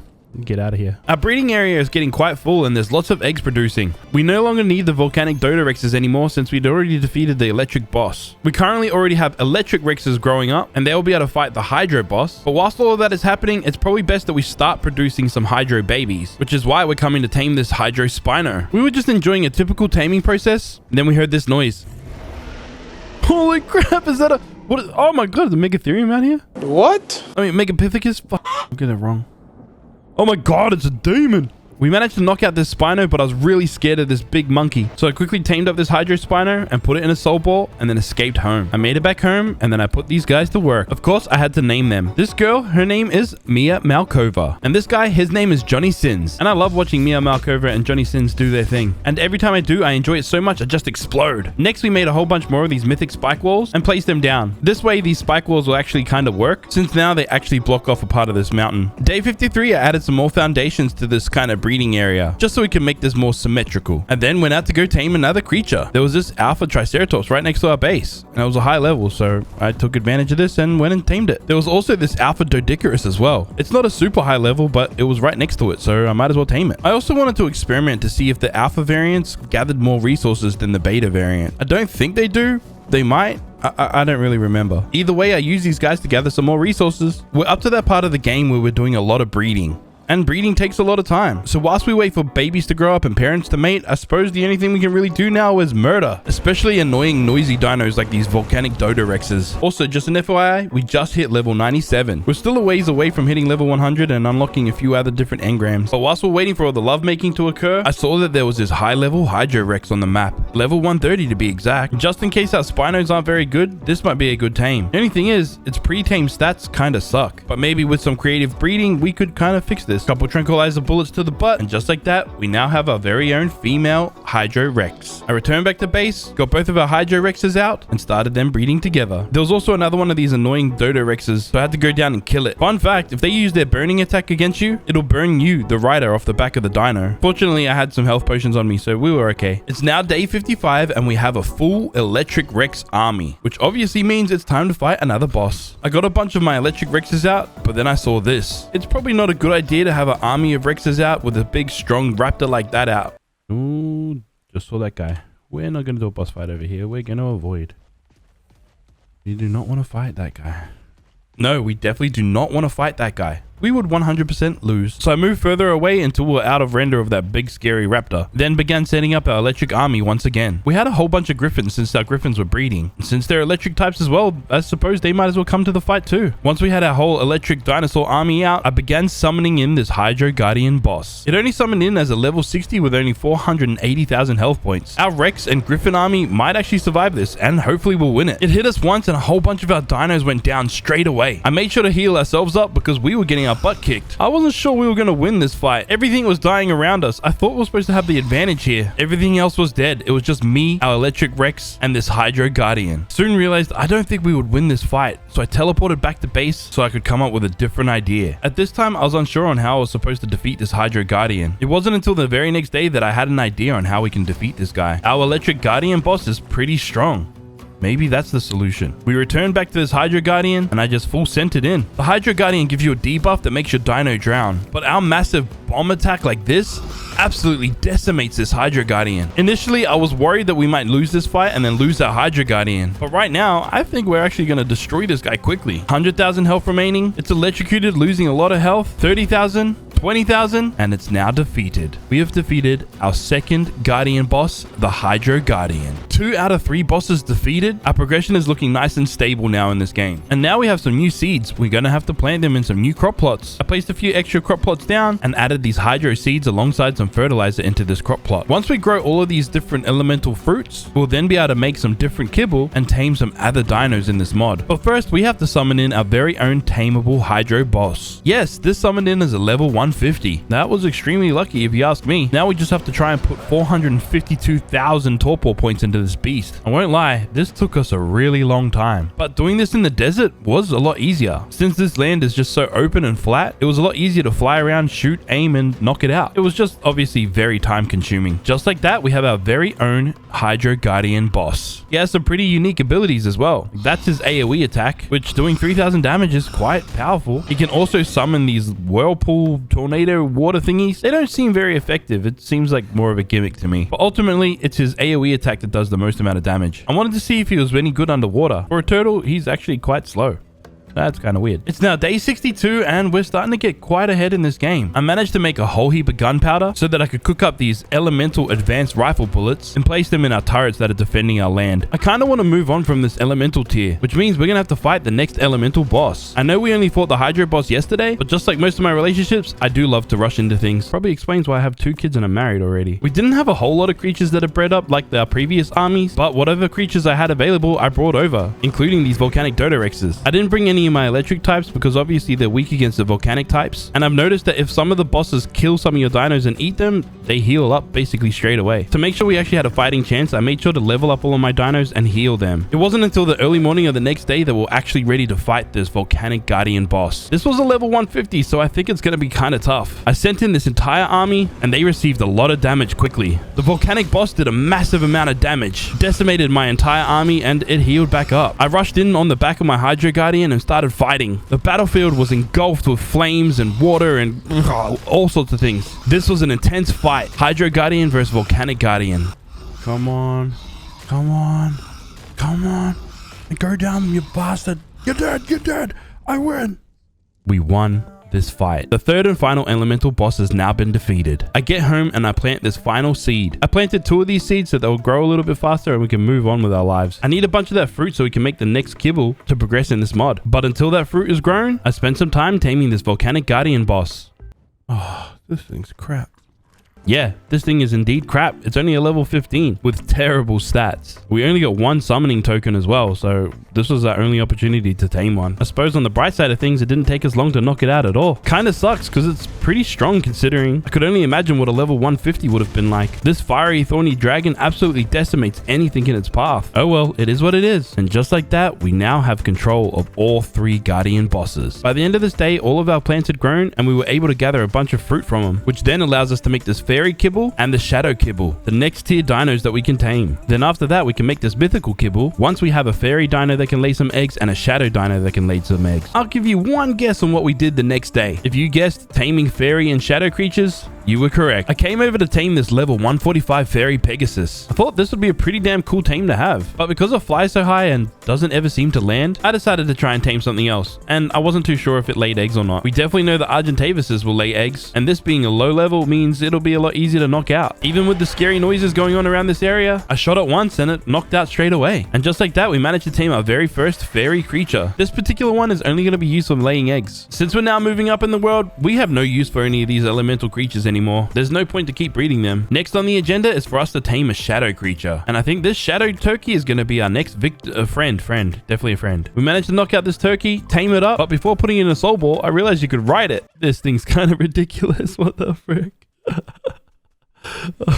This is definitely one of those moments that you have to immortalize in time. It's weird, ridiculous, and amazing. Screenshot. I will admit, taming the fairy and shadow dinos are kind of underwhelming. This stage in progression could have been a little bit more exciting if it wasn't just that simple. Now we must wait for a few eggs to generate so that we could then start moving on and taming some higher level creatures. Whilst we waited, I placed down some more of these turrets and filled them up with some ammunition. Had to make sure that they were all set to the right settings so they don't start killing things that don't need to be killed. Day 60 and we can now make legendary kibble and mythic kibble. I didn't realize until now we could actually make legendary kibble as well. I searched the Dino Finder to see what kind of creatures we could tame. And you guys already already know, I'm a massive fan of Pteranodons in this mod. There was this level 130 around and I went to go tame it. Except once I arrived, I saw something scary. Ooh, let's just forget about this legendary PT then.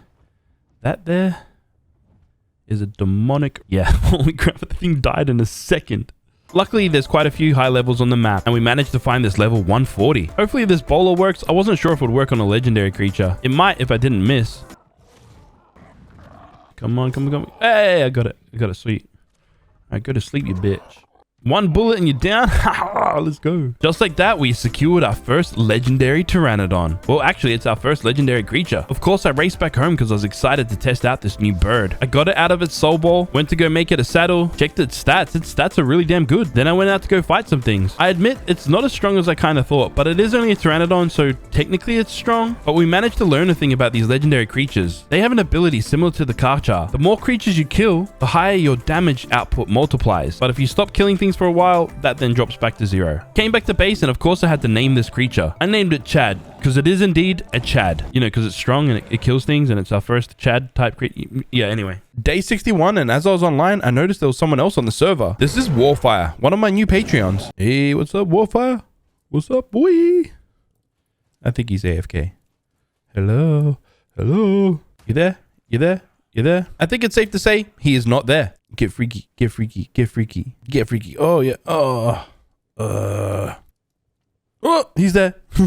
Whilst we were there, this noise started happening. And since he made his base out of wood, I wanted to make sure that he would survive at least a little bit longer. So I went to hunt down this volcanic Dodo Rex to get rid of it and protect Warfire and his base. I then took another good look at our base. I'm quite proud of how this looks, but I'm definitely going to want to make some changes soon. The following day, and we're back on the hunt to tame a very powerful creature. Hopefully the most powerful creature that we've had up to this point. This level 130 legendary Indominus Rex. Knocking out this wannabe T-Rex was kind of difficult when it dipped below these trees. Just means we have to get a little bit dangerously close to it. It was a little bit of a process and we missed a lot, but we just kept chipping away at its torpor until it finally went down. I then fed it its legendary kibble and made it our big yellow friend. I came over to this redwood so I could tame this legendary Dilo. You might be thinking, why the hell do I need myself a legendary Dilo? Well, if you notice, this one's a female and I need an egg layer. Yes, I'm going to need some legendary eggs for a little bit later. I came back out to the wilds because I needed to kill myself a legendary Indominus Rex. Why exactly did this thing need to die? Well, that's quite simple. I needed a bunch of legendary hide so I could make the legendary Indominus Rex saddle. Turns out there's 2 different variations of them. One's got a little bit higher armor bonus and I don't really get why there's 2 of them. Anyways, I immediately took him down right here and went to go test out his strength. Managed to take down this volcanic Spino, but again, I kind of thought that it would have been a lot stronger than it was. Maybe the strategy on these legendary creatures is really just to keep multiplying its damage output. So we just kept testing this out to try and get that multiplier as high as possible. I went into this little river so I could kill a bunch of fish, but the multiplier wasn't increasing. Once our multiplier hit 96 points, I decided to try and fight this primal resurrected trike. With 32 million health points, I was unsure if it would win this fight. To make things worse, it still had its damage reduction to its head. But because we were doing close to 10,000 damage per hit, and it seems like we deliver bleed damage as well, it looked like we had a chance to actually defeat this thing. Well, that was until this happened. Oh crap, it's dead. Wait, it's not dead. What happened? Get in the ball, get in the ball, get in the ball. You will not fight without me. You will not fight. You will not survive without me. Okay, good. Well, that was awkward. I had no idea what happened, but I was in a call with Mr. Pineapples and he said this. The Indom has a rage like the Giga. Which honestly makes a lot of sense. I got the Indom back out and it only had 1,900 health points left. It literally almost died. Now knowing what we know, these Indoms might not be the best choice to be able to fight some of these higher tier, much stronger creatures. Now we just have to sit here and ponder our life choices. Not really. I went AFK for a little bit. I had to do something IRL. But I will admit, the sky looks pretty damn cool. Once I got back to my PC, I checked my creature finder to try and find a friend for our current legendary Indominus Rex. This was the highest level female on the map currently. Its stats kind of suck, so we might just wait until something else spawns in. In the meantime, there was this level 150 legendary Triceratops on the map, and you guys already know I love my trikes. And since there was no other Indom on the map, I decided to try and tame this. Taming even these higher tier creatures on the back of this Griffin is so much easier. Day 64, since we're in the legendary tier, I decided to name all of my legendary dinos after my legendary Patreons. Starting with this one, his name's gonna be Warfire, which admittedly is a pretty damn cool name for him too. I then took Warfire out to do a little bit of killing, specifically trying to kill this primal resurrected raptor. It was only a level 15, and with 7 million health, maybe we had a chance to fight this and not get enraged. All I needed to do was keep biting it and keep it at a distance. This way, it wouldn't bite me and enrage my dino. Just like that, we had already done over 1 million damage to it. We might be doing 16,000 damage per hit, but I think the bleed damage is significantly helping us out. Drained its health down halfway, but I was facing the wrong direction. I needed to try and readjust so I could fight this guy. This ended up becoming a mistake because it came too close to us and enraged my Indominus Rex. Ugh, Grabben's chasing. It's chasing and it's actually really slow. I think we're gonna. Oh, okay. It ran away from us. It gave up. Okay. With the raptor running away from us, we ended up being able to escape. I now need to rethink my strategy on how we're supposed to progress in this mod. I then remembered that there's another strong dino that we could possibly tame. Yes, a legendary wyvern. You see, wyverns can go over max level, which gives them an advantage and could possibly be way stronger than any other creature in this game. Being that the legendary wyverns are flyers, taming this thing was kind of difficult. It would breathe fire on me, and since I'm only on an electric griffin, it would do a ton of damage. I had to heal up quickly. Without having access to those health potions, I'm sure we would have died. But because we did, we managed to knock out this big yellow wyvern. We had now secured ourselves a rather strong wyvern. 196,000 health points. I had to name this. I named it Whiskey Warlock. Again, after one of my awesome Patreons. Of course, I didn't hesitate. I wanted to test out its power. Being that this is a fire wyvern, its fire breath attack alone is pretty strong. It's now day 65, and since we're now knocking out creatures with a lot more torpor than we have previously, I went ahead and upgraded this long neck rifle as far as I possibly could. Well, with the resources that we currently have, that is. I then jumped on the back of Daniel 2 once again to go and tame another creature, like this female legendary wyvern. Obviously, we're here looking for a friend for Whiskey Warlock back at base. Knocking out this legendary wyvern was a little bit easier than before. It helps that our long neck is better than it was previously, and there were so many other creatures here that the legendary wyvern stayed distracted and didn't really focus on me that much. On the last shot that we got in,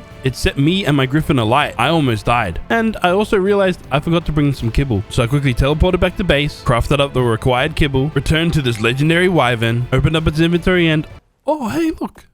There's some wyvern milk. How cool. We had now successfully tamed a friend for Whiskey Warlock, who seems to have no interest in Whiskey Warlock currently. Dude, go back and, make love with Whiskey Warlock. Day 66, and I remembered to name this other wyvern that we had just tamed. I named it Sleeper Hazard. Again, another Patreon. I then got these wyverns breeding. It popped out a rather unusual textured egg. Now that we have the legendary dinos on lock, I thought it might have been time to go tame the next tier dino. There was one really close to base, this demonic Ferox. I lined up a shot with my tranks, shot it, and nothing happened. Dude, what the hell? Am I just missing? Like nothing? What the hell? Later on, I discovered that there's a different way to be able to tame demonic creatures. You can't just trank them like normal. So for the rest of the day, I just decided to go kill things because that's all I can really do right now until our wyverns breed up and raise a whole army of baby wyverns. Oh, I also went to go visit Mr. Pineapples. He was also AFK, so, it was a good time to take a photo. And by the end of this day, one of our wyvern eggs was ready to hatch. This little baby legendary wyvern hatched. We checked it out. Its stats were pretty decent. We just have to wait for it to fully mature. Day 67 and our new baby legendary wyvern is fully grown up. So we named it Curtis. Again, they're all basically named after all of my Patreons. Anyways, we took Curtis out to see how much damage it could do. And yeah, it destroys everything. The mere fact that this is fully imprinted and already comes with a whole bunch of melee points makes Curtis a force to be reckoned with. Except for when it fights a demonic Reaper Queen. Damn! Anyways, we discovered what we needed in order to be able to tame ourselves our very own demonic creature. We need a demonic rocket launcher, which we haven't unlocked yet. I need to try and figure out how exactly we need to do this. In the meantime, these legendary creatures in the dark look pretty damn cool. So again, photo time, cha-ching. Also, since Curtis died, we have to wait for another wyvern to grow up. Day 8, I jumped on the back of Sleeping Hazard. Yes, one of our breeding wyverns, but we need to get the move on if we want to try and progress. I believe in order for us to be able to unlock the demonic rocket launcher, I need to kill one of these resurrected dinos. 39 million. Nope. Yeah, 39 million health dino might have been a little tough. Maybe this primal resurrected trike might have been our answer. Unfortunately, the damage resistance in its head was a little bit tough to get past. We searched the creature finder to see if there was anything else on the map that was a little bit weaker and, maybe something we could kill. And we discovered that there was this primal resurrected Carnosaurus, which being a level 50 made it the weakest one on the map currently. And with that, we began this long perilous fight against this red-boned beast. We found a few issues when fighting this thing that kind of made it a little bit harder than I thought it was going to be. Damn, it heals too quick. If you don't continuously fight it, it'll heal up completely. So in this instance, I had to dip. I have to rethink my strategy and maybe come back with an imprinted dino that can, maybe fight this thing easier. I don't know. It's now day funny number. And because we're killing so many other creatures out in the world, I created a vault so we could store a lot of our goods. I then went out to go hunt down a demonic creature. I need to kill one and harvest its hide and blood so I can eventually craft one of these demonic rocket launchers. They're not too hard to find. Just look for a whole landmass on fire. You'll usually find a demonic creature there. And demonic dilos seem to have the least amount of health, so they might be the easiest thing for us to kill. Or not. Damn. With yet another failure under our belt and another dead wyvern, I needed something that I could actually successfully do. This task of ours required some silica pearls. Now this I know I can do successfully. If I just remember that we freaking need oxygen. Psych, I could just drink a health potion and not die when drowning. Anyways, with these silica pearls, we can then make this new set of armor. This is the legendary riot armor. I mean, yeah, I don't know. It doesn't look that great to me. Day 70, we went on a little bit of a resource run, mainly gathering some berries so we could replenish our tranquilizer stock. And it can't hurt to stock up on some mythic blood and hide, as even this late into the game, we still go through quite a lot of it. Day 71, we traveled over to the snow biome so we could try and tame the shadow gorilla. Obviously, this is a tier below legendary, and we don't really need this. I just kind of think this would be a cool kind of tame to have. But what I didn't expect was to randomly die from it. No. I think Daniel just died. I didn't care about us dying. I respawned and I raced back in a panic. I was so concerned that Danielle just died. On my legendary wyvern, I was prepared to absolutely murder this monkey if it killed Danielle. We arrived back to see Danielle safe. Oh, Danielle, I'm so glad. That was scary moments. I got her to follow me up to this ledge out of any harm's way. There you go. Oh, hello, Danielle. Glad to see you alive and safe. I then returned to go and tame the shadow gorilla. Just finish what we have started. It somehow got stuck and wedged between these rocks, making knocking it out pretty quick and easy. Now, of course, because of the position that it was stuck and knocked out in, I got a little bit carried away and having too much fun. I'm gonna stick this rifle up your butt.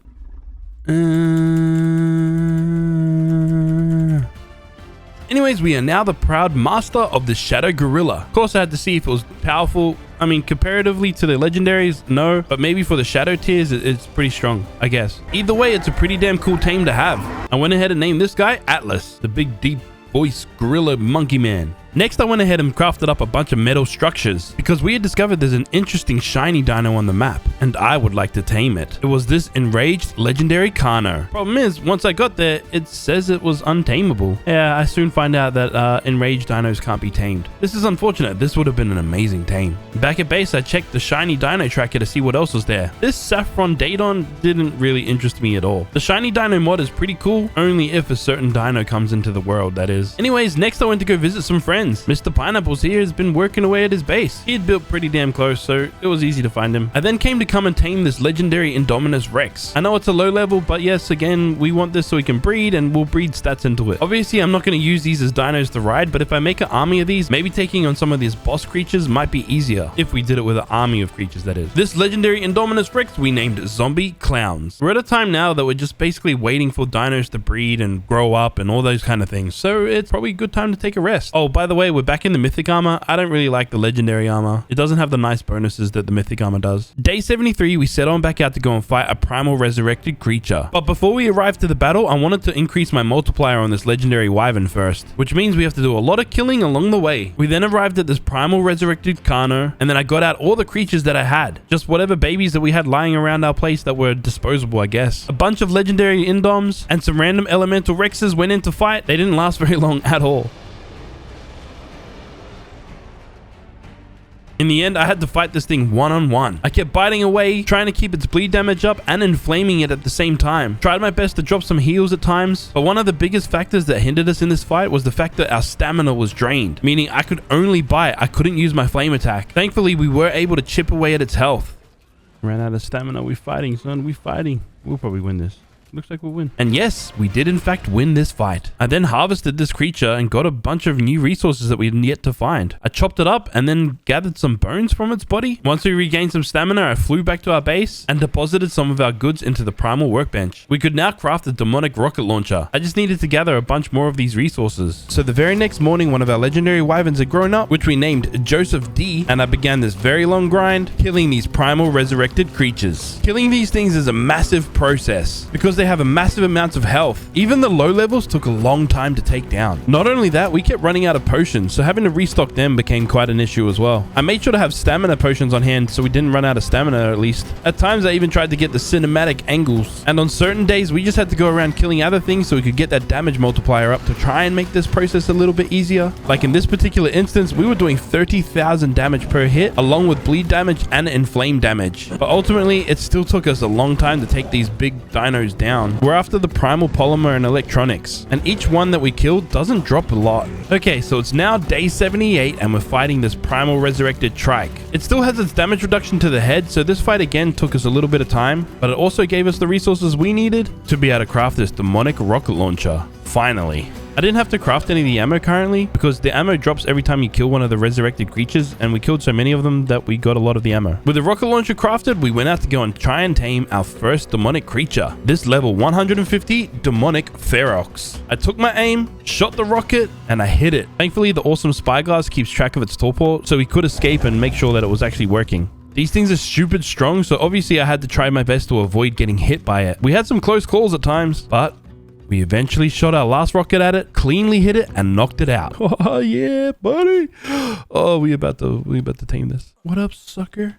What up, sucker? Yeah. Take my butt in your face. Take my butt in your face. My butt in your face. Yeah, lick my butt. Lick my butt. Lick my butt. At times, I do realize I was being a complete degenerate while playing this mod, but ultimately, I was just damn excited to have our first demonic creature. This demonic Ferox is gonna be called James N. Not just a random name, another one of our lovely Patreons at the time. I really wanted to ride James and see what he could do, but I couldn't without having a saddle, which I need demonic hide for. So I searched for the weakest demonic creature on the map, except it seemed pretty angry and scary. Even this level 20 would absolutely wipe me and my legendary wyvern out. I dropped a couple health potions at once to try and keep us alive in the meantime. This gave us enough time to kill this thing, but it didn't give us a lot of resources. There was another demonic Dilo nearby. It was a higher level, so this might have been a little bit scarier. What the frick? Where'd that come from? Tappy, you just die out of nowhere? And sometimes in this game, you have to beware of falling dead dinosaurs. Anyways, once again, I dropped some health potions and went in to fight this demonic creature. We did a whole ton of damage to it. No. But ultimately did not survive. Thankfully, we're at that stage of the game that we do have a bunch of spare wyverns laying around the place, so we can get back to hunting down demonic creatures quickly. This was turning out to be quite the dangerous task though. It really put all of my arc skills to the test. This demonic gorilla was damn tough, and for the most part, we did dodge a lot of its big attacks, but we did often get blinded by whatever move this is. After a fierce battle, we managed to take this big gorilla down, except its minions were still here, so we had to try and fight them too. I dismounted my wyvern and went to go harvest this big gorilla. We managed to get a whole lot of demonic hide and blood from it. So the following day, we were able to make this demonic Ferox saddle. I jumped on the back of this big beast, and I had to take a moment to appreciate this. So cheese! Of course, we went to go investigate to see how powerful this thing really is. Starting off with this epic jump. Yes, no fall damage. Its normal attack does 17,000 damage with no points into anything at the moment. It has a massive AoE attack that also does 17,000 damage to everything. Then it does this big explosion thing that over time absolutely decimates the entire area and makes everything go on fire. It's safe to say that we have entered a whole new era of this mod pack. I ran around the snow like a menace, ending the lives of everything in sight. I'm starting to understand why they call these the demonic creatures. With our demonic Ferox, we were able to assert our dominance across the entire world. Day 81, and today is a simple kind of day. It was just one of those days that we just had to go out and stock up on a bunch of resources, particularly metal. I wanted to turn a bunch into some more mythic ingots and some demonic ingots. We managed to fill up this industrial forge quite a lot. Oh, and I also tamed up this mythic Triceratops. I realized it was the only variant Triceratops that I didn't own currently, and I just wanted to collect another one. Day 82, we teleported to the desert biome, so we could head over to this luscious island once again because there was another high-level female demonic Ferox. Crazy to think that another one would spawn in the exact same place as last time, but I guess it is what it is. Welcome to Ark, people. Anyways, just like you would expect, we tamed it, brought her back to base, and let James N have his way with her. I think they're enjoying their time, I guess. I don't know. Once again, we're stuck waiting for things to happen so we can actually do something. Now might be a good time to go and gather some more resources. It's about the only productive thing we can do while we're waiting for dinosaurs to breed up. I did remember that we should have dyed our hair a long time ago, but hey, better late than never, I guess. I also kept forgetting to craft my chibi up, so he's here too. Day 83 and one of our demonic Feroxes is fully grown. So I placed a saddle on his back, fed him a whole bunch of these large experience potions, leveled him up a bunch, ran and leaped out into this world, making an epic entrance before we go and murder everything. Oh my lord. Yes, this was a good choice. This guy is absolutely beastly.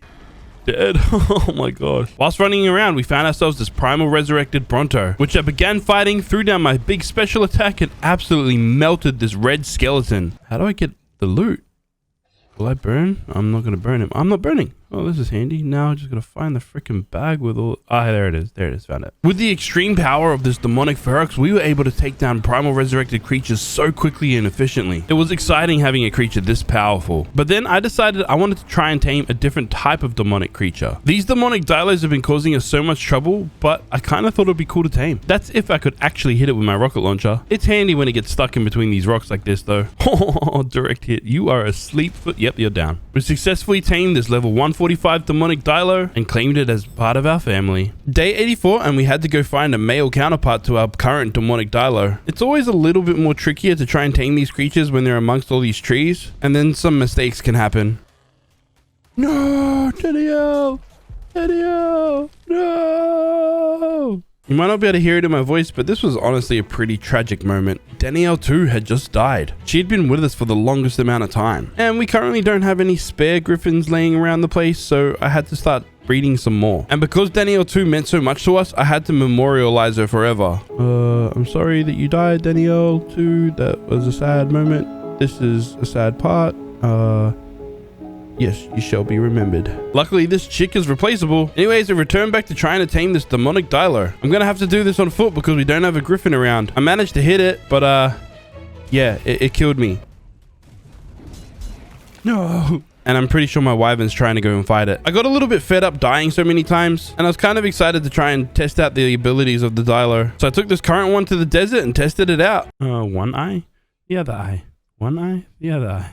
This demonic Dilo is not as powerful as our demonic Ferox, but being able to aim its fire attack makes things a little bit easier for us, I guess. Day 85 and one of our brand new electric griffins is fully grown up. It's not the highest level, but it'll do for now. So with this, I returned back to where we had died earlier and saw that my wyvern was still alive. How the heck was that possible? You survived? You didn't kill it, so... Okay. Then we return on our mission to try and find a mate for our current Dilo. These demonic Dilos are a little bit harder to hit with these rocket launchers. The rockets are slower than most bullets, and obviously the Dilos are a lot smaller target. Took us a little bit of time, but we managed to knock this guy out and secure a friend for our current demonic Dilo. We have a bunch of crazy powerful bosses that we're soon going to have to fight. So regardless if these demonic creatures are good or not, doesn't matter. They can just be a part of our army. Now we're just gonna have to wait while they all breed up. I can't lie, these baby demonic Dilos are pretty cute. Cute in like a scary, sadistic, killing, like I want to murder you kind of way. Speaking of crazy powerful bosses, this is one of them right now. The Nightmare Kano with 40 million health. This is a low level, so I figured let's just try and take it on. I dropped my Ferox's ultimate attack, which seemed to do quite a bit of damage. I can't lie, this fight was scary, but I was surprised that we were chipping away at its health quite nicely. And then I moved away for a second just to try and reposition myself, looked back at this Nightmare Kano, and it started healing up again. What in the holy heal your bumhole thing is that?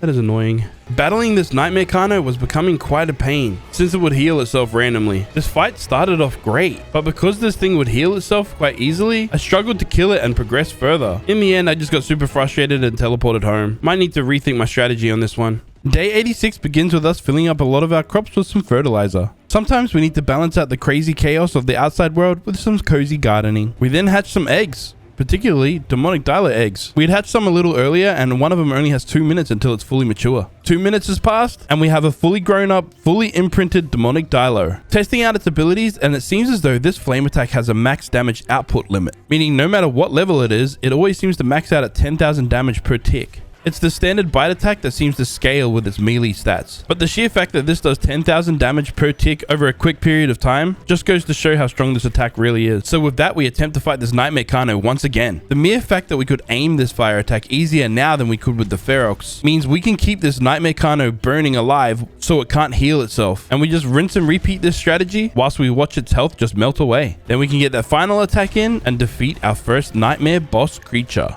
Hey, yo, this loot's... Oh, Ascended Demonic Ferox Saddle? Yes. This loot's kind of crazy. Oh, Nightmare Kano token? Nightmare Soul? Huh. Let's go. We had successfully defeated our first Nightmare boss level creature, and we're pretty much in the end game now. Now, in order for us to be able to fight the final boss, the Death Knight, we need to kill every Nightmare creature there is, because we need those tokens so we can summon in the final boss. Now, I had noticed that there are demonic thorny dragons in this mod, and if this mod is anything like Primal Fear, demonic thorny dragons are extremely OP. I really wanted to be able to rely on the other demonic creatures that we had gotten, but in the end, if I want to be successful and defeat this mod, I'm gonna need the best creature possible. Yep, that's one demonic thorny dragon tamed successfully. Now let's go and tame a second one so we can start breeding at least. We came over and found this fiery female, shot it, and burnt alive. Yeah, we died. It was not good. I'm starting to discover the end game in this mod is kind of difficult. We die a lot. And with that, our armor gets destroyed a lot too. Thankfully, I farmed up a bunch of mythic blood so we can keep repairing this stuff kind of quickly. And also, luckily, we've been breeding up these griffins in the background. I hadn't been naming them, but if I was, this would probably be like Daniel number 6 or something. Luckily, Daniel's not around to witness this either.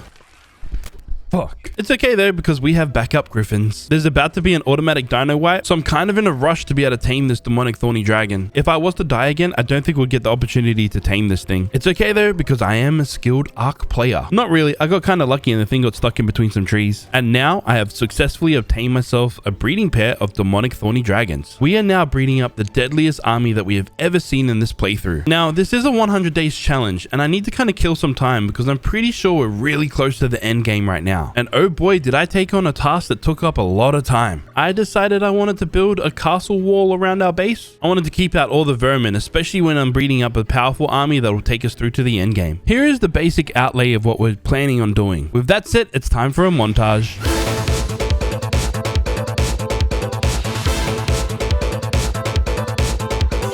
Day 90, and no, we haven't finished working on this castle wall. But one of the people on the server's base got destroyed, so I wanted to go help him out. Yeah, you guys remember Warfire? His base is kind of completely gone now. So I added him to our Game Over Alliance, teleported him back to my base, and gave him a bunch of basic armor and tools. You can't say I don't look after my peoples, and I don't want to give him too much. It'll kind of ruin the fun of playing through this mod. Anyways, we should probably get back to building this castle wall.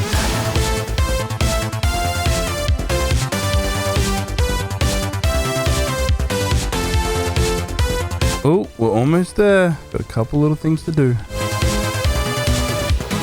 It wasn't until the very end of day 92 that we actually completed this castle wall. Well, kind of. There's a few holes in it, but it's gonna have to do. We got other things to do, like hatch all of these eggs for our massive army that we're gonna need to be able to fight these final bosses. And I can finally test out the abilities of this demonic thorny dragon and see if it's just as good as the Primal Fear version. There was a random Hydra Guardian spawned in right here, so I tried testing it out against that. For some reason, it wasn't really doing much damage at all. Must be an elemental thing, I'm not sure. Anyways, against everything else, it absolutely destroys everything. The fact that we could shoot, aim, and destroy things so quickly and easily confirmed that the Thorny Dragon is definitely the most powerful creature in this mod. Currently, I do expect this mod to update and have a bunch of new changes, so maybe when you're watching this video, there's something else that's more powerful. Day 94, and we found a level 150 female demonic thorny dragon. I wanted to tame another one so it could speed up this breeding process. I just needed to get one more rocket into its butt. I just kept missing my shots over and over and over again.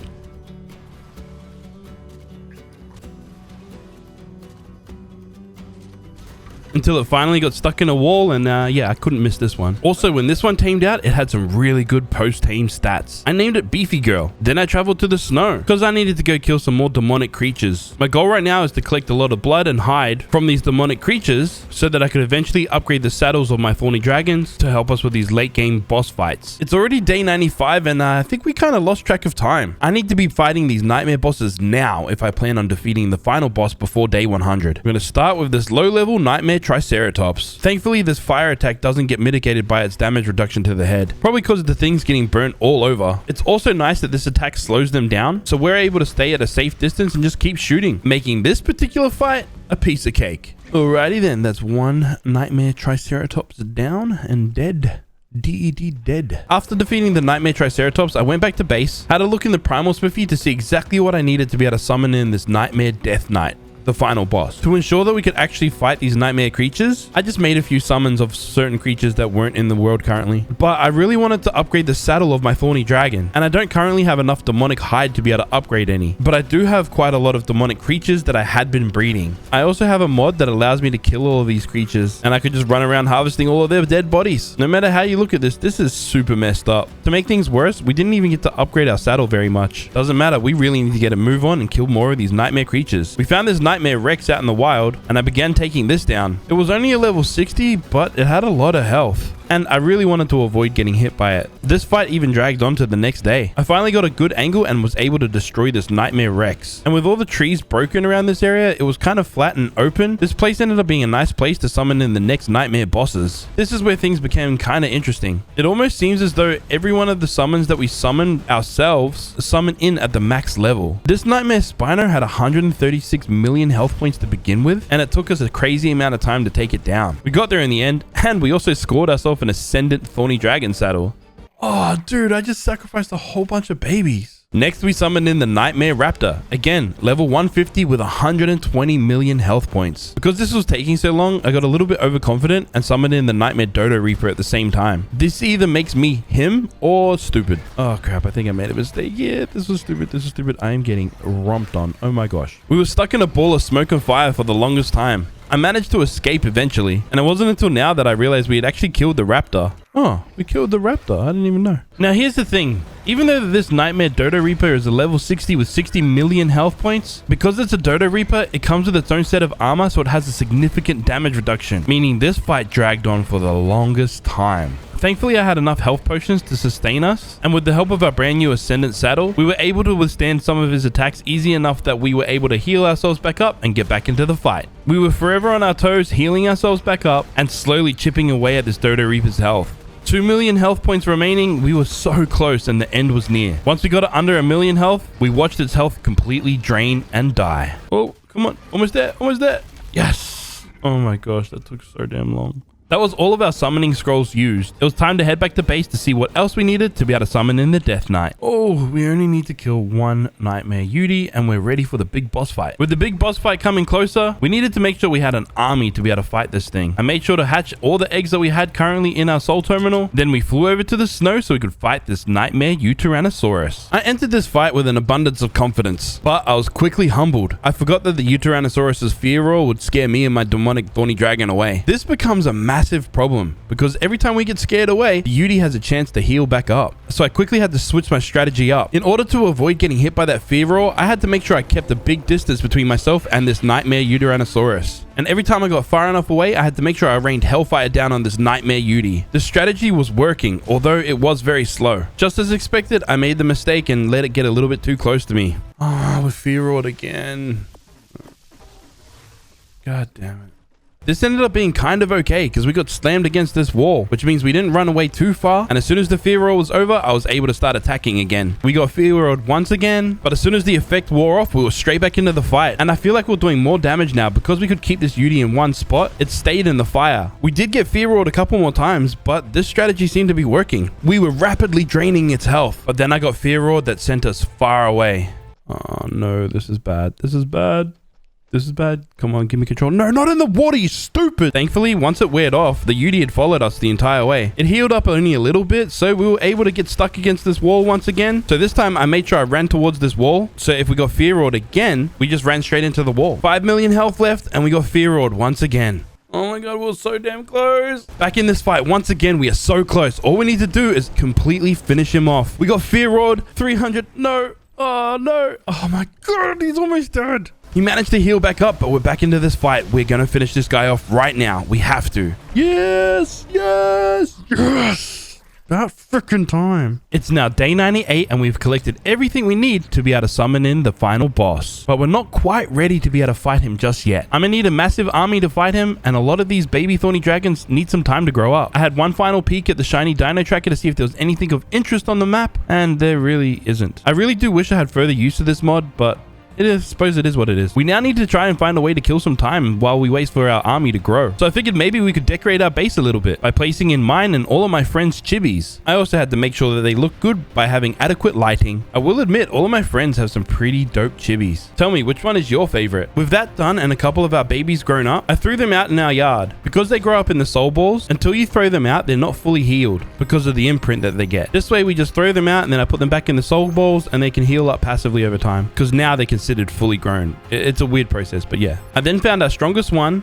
placed the Ascendant saddle on it, fed it the max experience potion, and started pumping all of its stats up. This will be the thorny dragon that we ride into the fight. Of course, I had to name this one. So I decided to name it Subscribe Please. Okay, thank you. Did you do it? Did you do it? Subscribe now? Fuck. In the end, we settled with just subscribe. It's now the morning of day 99, and today is the day that I've decided to start preparing for this final boss fight. I wanted to make sure that the place that we summoned this guy in was a nice open place, but also a place that could kind of sandwich something in if we needed to. I really like this place. The backdrop's kind of nice as well, I suppose. First things first, I need to clear out all the vermin. Then I needed to get out all of our army, place levels into them, and heal them up as well. I knew that this was going to be quite the process. That's why I decided to come here a day earlier than I kind of expected. I used photo mode to check to see how our army was looking, and although fierce and deadly, I think we're going to need a few others to help us out. With that, I teleported back to base and emptied out my SCS terminal of everything that I had. It's already day 100, and now is the day that we need to fight these guys. I got out the rest of the dinos that were going to help us fight, including our elemental guardian bosses. I felt inspired, so I decided to name these guys. They somehow remind me of my childhood. I named the electric guardian Zapdos. This hydro guardian we named Articuno, and the volcanic guardian we named Moltres. I then threw out all the other dinos we had in our pockets, and I believe now we are prepared to fight. Oh, and that Oasis is not ours. That's just there. I went ahead and began summoning the Nightmare Death Knight. 190 million health. It was time to fight this final boss. We have spent 100 days preparing for this exact moment. I sent in my entire army. I couldn't see anything that was happening, but I was sure that everything was dying. Holy crap, I can't see anything. All we could see was numbers on the screen. I got thrown away a little bit, but I was healing up. Once the dust settled a little bit, I realized every one of my other creatures is now dead. What the frick? He summons in freaking minions? Not only is this Death Knight extremely strong, but he also summons in nightmare creatures. I didn't know that this was going to happen. Everything got deleted. Everything got deleted. At this point, I was fighting for my life. I couldn't see what I was shooting at. I was just shooting. I was trying to heal myself up as much as possible, but I had no idea if I was doing any damage to this Death Knight. Oh, there we go. I think we're about to die. I can't heal nothing.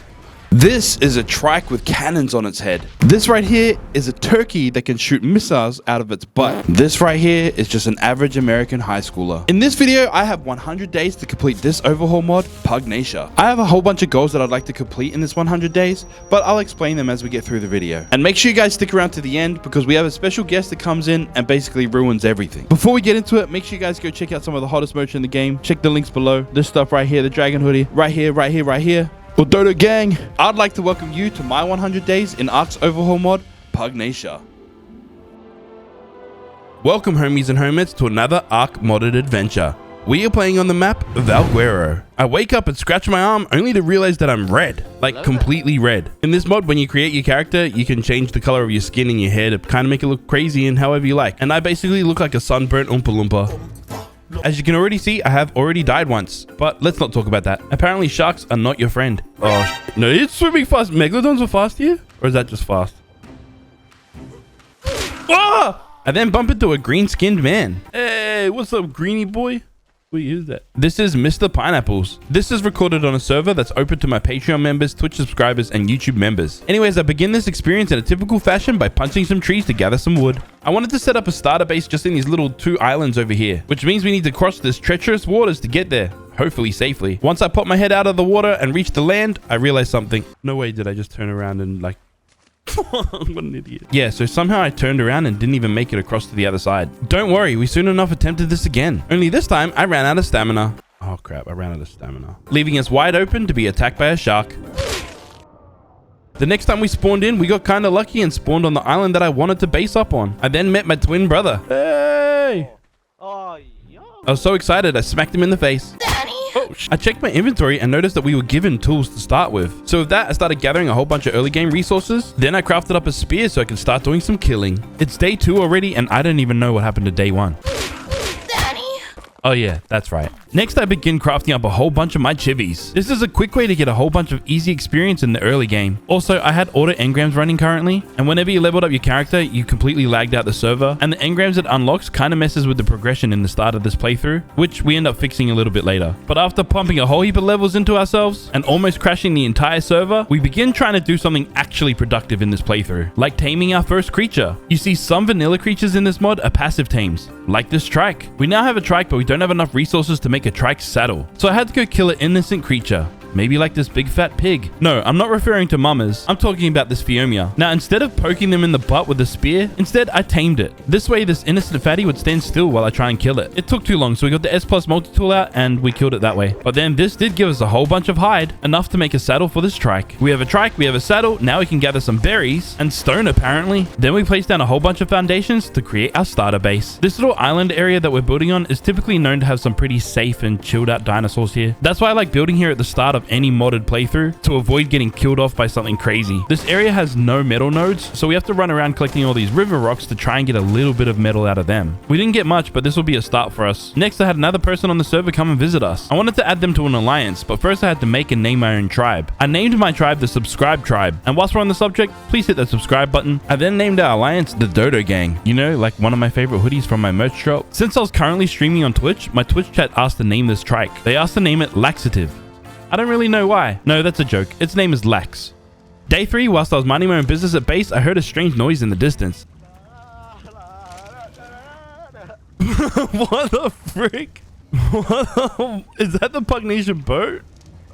I was met by a couple other people from the community. They could jump kind of crazy high. They taught me how to do it by unlocking this ascension thing, which also gave us a whole bunch of tools that gave us extra resources and also gave us the ability to jump really damn high. And jump. Okay, dokie. This was one of the consequences of having auto engrams on. We end up turning it off a little bit later, but whilst we have it, we do take advantage of it. Anyways, I want to start working towards getting ourselves a flyer. And a good early flyer is a Pteranodon. But to be able to fly on the back of a Pteranodon, we need some chitin in order to make its saddle. Destroying this bug should give us the amount of chitin that we need. Now we just need to find ourselves a Pteranodon that we can tame. Are PTs passive tames? Does anybody know? We soon discover the answer to that question is yes, they are indeed passive tames. We had successfully tamed this Pteranodon, but we didn't have quite enough hide to be able to make the saddle for it. There was a trike nearby, so I befriended it with some berries and unfriended it quicker than Mr. Beast unfriended Ava Chris Tyson. And just like that, we hit the bright blue skies. Bumped into some other community members building up their base, and then began exploring the map to see what else we could discover. Found a spot with a whole bunch of metal, harvested up a whole bunch, and then continued on back to base so we could start cooking up a bunch of this metal. Day 4, we went out searching for our forever base location. Whilst we went out looking, I thought we'd stop and chop up this dead dolphin. You get a whole bunch of spoiled meat and some organic polymer from it.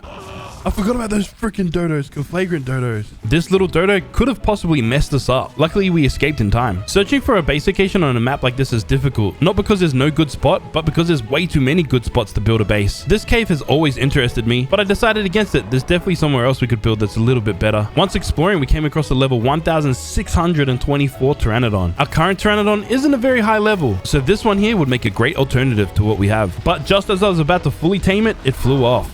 Oh! Come back down. Yes. There we go. With this newly tamed Pteranodon, of course I had to ride this one instead of our old one. Hey, buddy. I don't have any balls on me right now, so... I then dropped off our blue Pteranodon back at base and continued on our journey. It's now day 5 and I'm still on the hunt for a forever base location. But while I started exploring, I went and checked this area because there's typically beaver dams around here. There just doesn't seem to be any currently. I'm assuming but that's because there's a few people on the server and maybe they got to them first. Valguera as a map is pretty unique in itself. Like this chalk hill biome is pretty damn cool. And I do like the idea of building a base up high so we can look out on this view. It just becomes pretty hard making a decision sometimes. But for some inspiration, I went to go check out some of the other people's bases on the map. Like this person here decided to build inside this castle. They already had a lot going on, including some of the crop plots and a whole bunch of forges pumping. Then Pineapples built in another castle location in the chalk hills. Everyone's in the ruins? Oh, wow.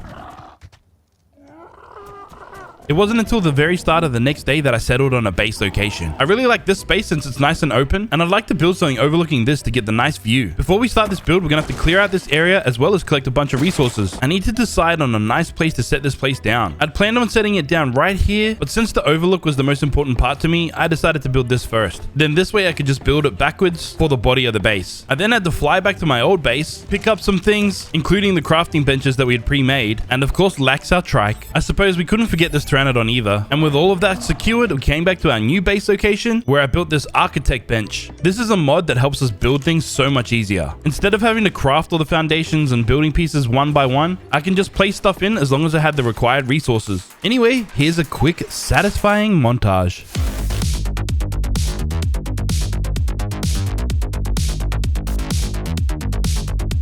This is the basic outline of the base that we're going to work with. I just now need to fill it on in. Yes, this does in fact look a little wild, but hey, it works. And this is my own personal base design. You can use it if you like. Or not. You might not want to. Anyways, I had to go AFK for a little bit and force my stream to stare at this the entire time. I'm sure they enjoyed it because they were still there after. This is only the basic footprint that we used. Obviously, we're going to put some walls up and stuff later. But for now, we went ahead and placed down a bunch of these crafting benches. And then I had to make a quick trip to the snow so I could collect some juicy oil so I could craft this soul terminal to keep my dinos safe. Next, I went ahead and placed down these Pugnacia elemental crop plots. Now, at this time of this playthrough, I had no idea that we weren't actually supposed to be able to unlock these just yet. So having these crop plots was a little bit OP for the early game. But I've been screwed by this game so many times that it's nice to have a little bit of an unfair advantage. Anyways, I don't really want to build my base out of stone. That's why I'm kind of leaving it just as the foundations for now. But in order to make it out of the materials that I do want, I'm going to need an Achatina. So I yoinked one out of the redwoods, brought it back to base, and began smacking it in the head with Thor's hammer. Did I just kill it? Yeah. I did just kill it. We quickly discovered Thor's hammer is quite damn powerful. So I raced back to the redwoods to go and find another snail. Only this time it was a little bit harder to find one. We searched the redwoods for quite a while until we finally located a little snail. Second time's lucky. I bring this one straight back to base. Then once again, I smack it with Thor's hammer. This time only once. Let it heal up a little bit. Smack it again and successfully knock it out. Also, we got a bunch of this honey cake from killing things. I don't know exactly what drops it, but we were killing things earlier and we got some. Whilst we waited for the snail to grow up, we went and harvested a whole bunch of berries, specifically trying to get ourselves some narco berries. We're going to need a whole bunch of narco berries because in this mod, the tranquilizers are pretty expensive to make. As night fell, the snail finally fully tamed up. So I placed it inside this soul ball, then placed it into the soul terminal so it could start passively generating us some Achatina paste. Next, I crafted this thing called the Pugnacia seed package. And this is exactly what you think it is, just a package full of seeds. Since we have a whole bunch of new seeds, I figured we might as well place down a whole bunch of these Pugnacia crop plots. With these crop plots, we don't have to ever supply them with water or even sunlight, and they already come with a massively boosted greenhouse effect. I think this unicorn poop has something to do with it. Narco berries is probably going to be our most important thing to grow right now, especially as we start taming a whole bunch of creatures. I then took off to go and head on an adventure. I then stopped by these guys' base and saw that they've made quite a bit of progress. I kind of thought of a cheesy way to skip some of the progress in this game would be to go and try and get ourselves a wyvern. Hey, it wasn't me. It was my Twitch chat that suggested it, okay? We then came down to the wyvern trench and searched all the nest places, but ultimately we didn't find any eggs. Well, any that were kind of worth it, that is. Not even in the ice wyvern trench. There was nothing really here. My chat did mention that it's kind of rare to find some eggs down here anyway. So with that knowledge, we just made our way back to base. It had been a bit of time, so there was a bunch of narco berries that we could harvest. Honestly, I thought it would be a little bit faster than this. We didn't really have a super productive day, but we did make some forges in the end. Day 10 and we find ourselves in the redwoods completely naked. I'll probably fix that up eventually, but right now we need to collect a bunch of resources, specifically wood and a whole bunch of metal while we're here, I guess. Obviously, so we can start cooking this all up back at base. Whilst we waited for that to cook up, I stood here and just stared at Lax's butt.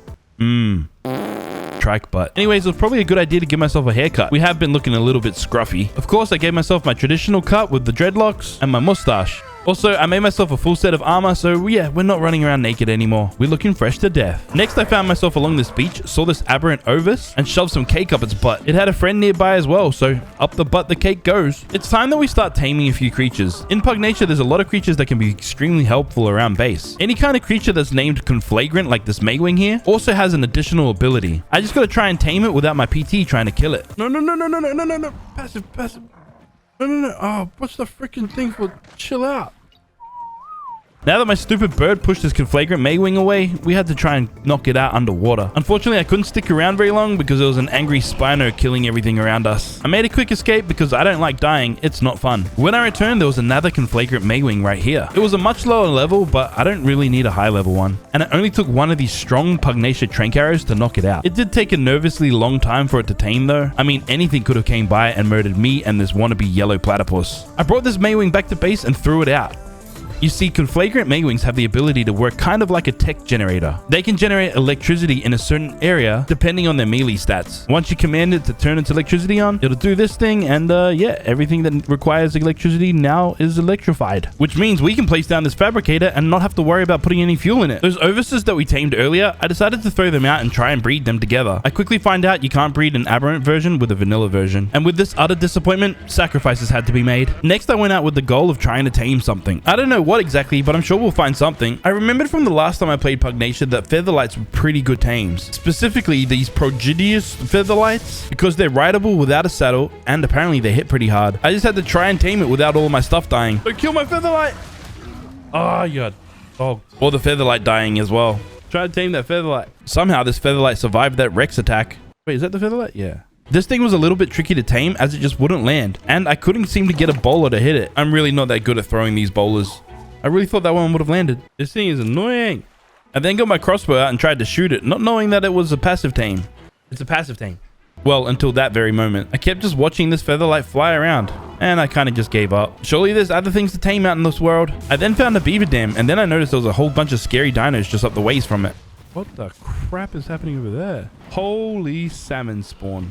And yes, there is a whole lot of salmon spawning in this little pool here. Day 12 and we're still out here trying to find something to tame. We found this level 1624 Spino and attempted to knock it out. I got it stuck here on this little ledge so I could try and knock it out this way, but it made its way up. Our PT was getting absolutely munched on. This fight kinda wasn't worth it. We ended up leaving. Instead, I returned back to base, harvested a bunch of berries out of our crop plots, and made as many of these pugnacious strong trank arrows as possible. Not a lot. We returned down to this beach and we found another one of these Featherlights. There's this Featherlight. I just want to know if it is actually a good tame or not. It's not the highest level, but we're soon going to find out whether it's worthwhile or not. Quick passive tame completed, and we now own a Featherlight. I jumped straight on the back of this cute little bird, and I wanted to see how much damage it did. Ooh. Okay, it's a killer. It's a killer. Indeed, this cute little parrot is quite the killer. This max level Conflagrant Dodo stood no chance against us. With this, I basically just spent the rest of this day killing as many dinos as possible. Since a bunch of creatures can drop certain items that we could use, and I kind of wanted to assert my dominance on this world. The very next day, my stream chat suggested that I should tame a scorpion. Apparently, these scorpions deal a ton of torpor and can be great for taming some of these really strong creatures. We were getting chased by two. I managed to knock one out. Now we just have to deal with the other. Thankfully, these pugnacious trank arrows are really potent. I then went ahead and fed this scorpion some spoiled meat and decided I might as well tame the other scorpion as well. I decided to leave render, so hopefully they would tame up with nothing dangerous coming to kill them. Next, I needed to get myself some silica pearls so I could make some electronics. I didn't know a good location to be able to get some, so Mr. Pineapple showed me the way. What, like right here? Follow. Okay. I shall follow. Uh-oh. Oh, wow. Okay, yeah, heaps. I managed to dive down and grab a whole bunch of silica pearls whilst I was here, and I came really close to drowning. We almost ran out of oxygen just trying to make it to the surface. Whew, that was close. Whole bunch of silica pearls acquired. We can now make ourselves some electronics. What do we need them for right now? Well, I don't know. Probably nothing right this second, but we'll definitely get used out of it eventually. After that short little journey, I went to go pick up our scorpions, only to see a whole pack of hyaenodons trying to kill one. Wow. Stupid freaking hyaenodons. Unfortunately, one of these scorpions died. One did survive, but it did just so happen to be the weaker one of the two. I tamed it up anyway because, I mean, we might as well. Took it straight back to base, placed a saddle on its back. Then I went out to go and see if there was anything worthwhile to try and tame. I couldn't find anything, so instead I came straight back to base and decided to do some things around here. I figured since we're going to be exploring a lot more lately, I might as well put down an awesome teleporter so we can get back easily. Hey, Tinkle Toes got the Giga. Oh yeah, one of our community members got this Glacial Giga. These things are pretty OP and I want to get myself one of these soon. Day 14, we took our Scorpion out to go and try and tame some things. I wasn't planning on trying to tame this Argentavis, but it kind of kept attacking me, so we just had to knock it out. This was also a good test to see how good the torpor damage was, and I have to admit, this was pretty damn good. Riding around on this Scorpion does come with a bunch of risks though. Oh great. Yeah, we dead. We are definitely dead. Or maybe not. We're gonna get away. Alright, well, I know we're about to die, but let's see what we can take down on the way.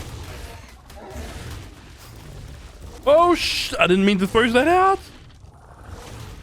What did I throw out? What did I throw out? Is it following? Yes, so there was a few mistakes that just happened.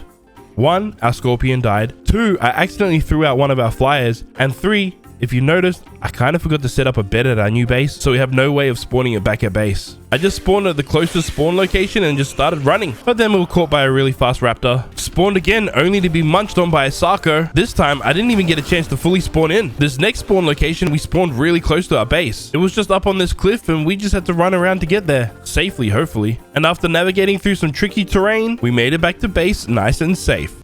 Why is my Conflagrant blue? Indeed, this is a strange question.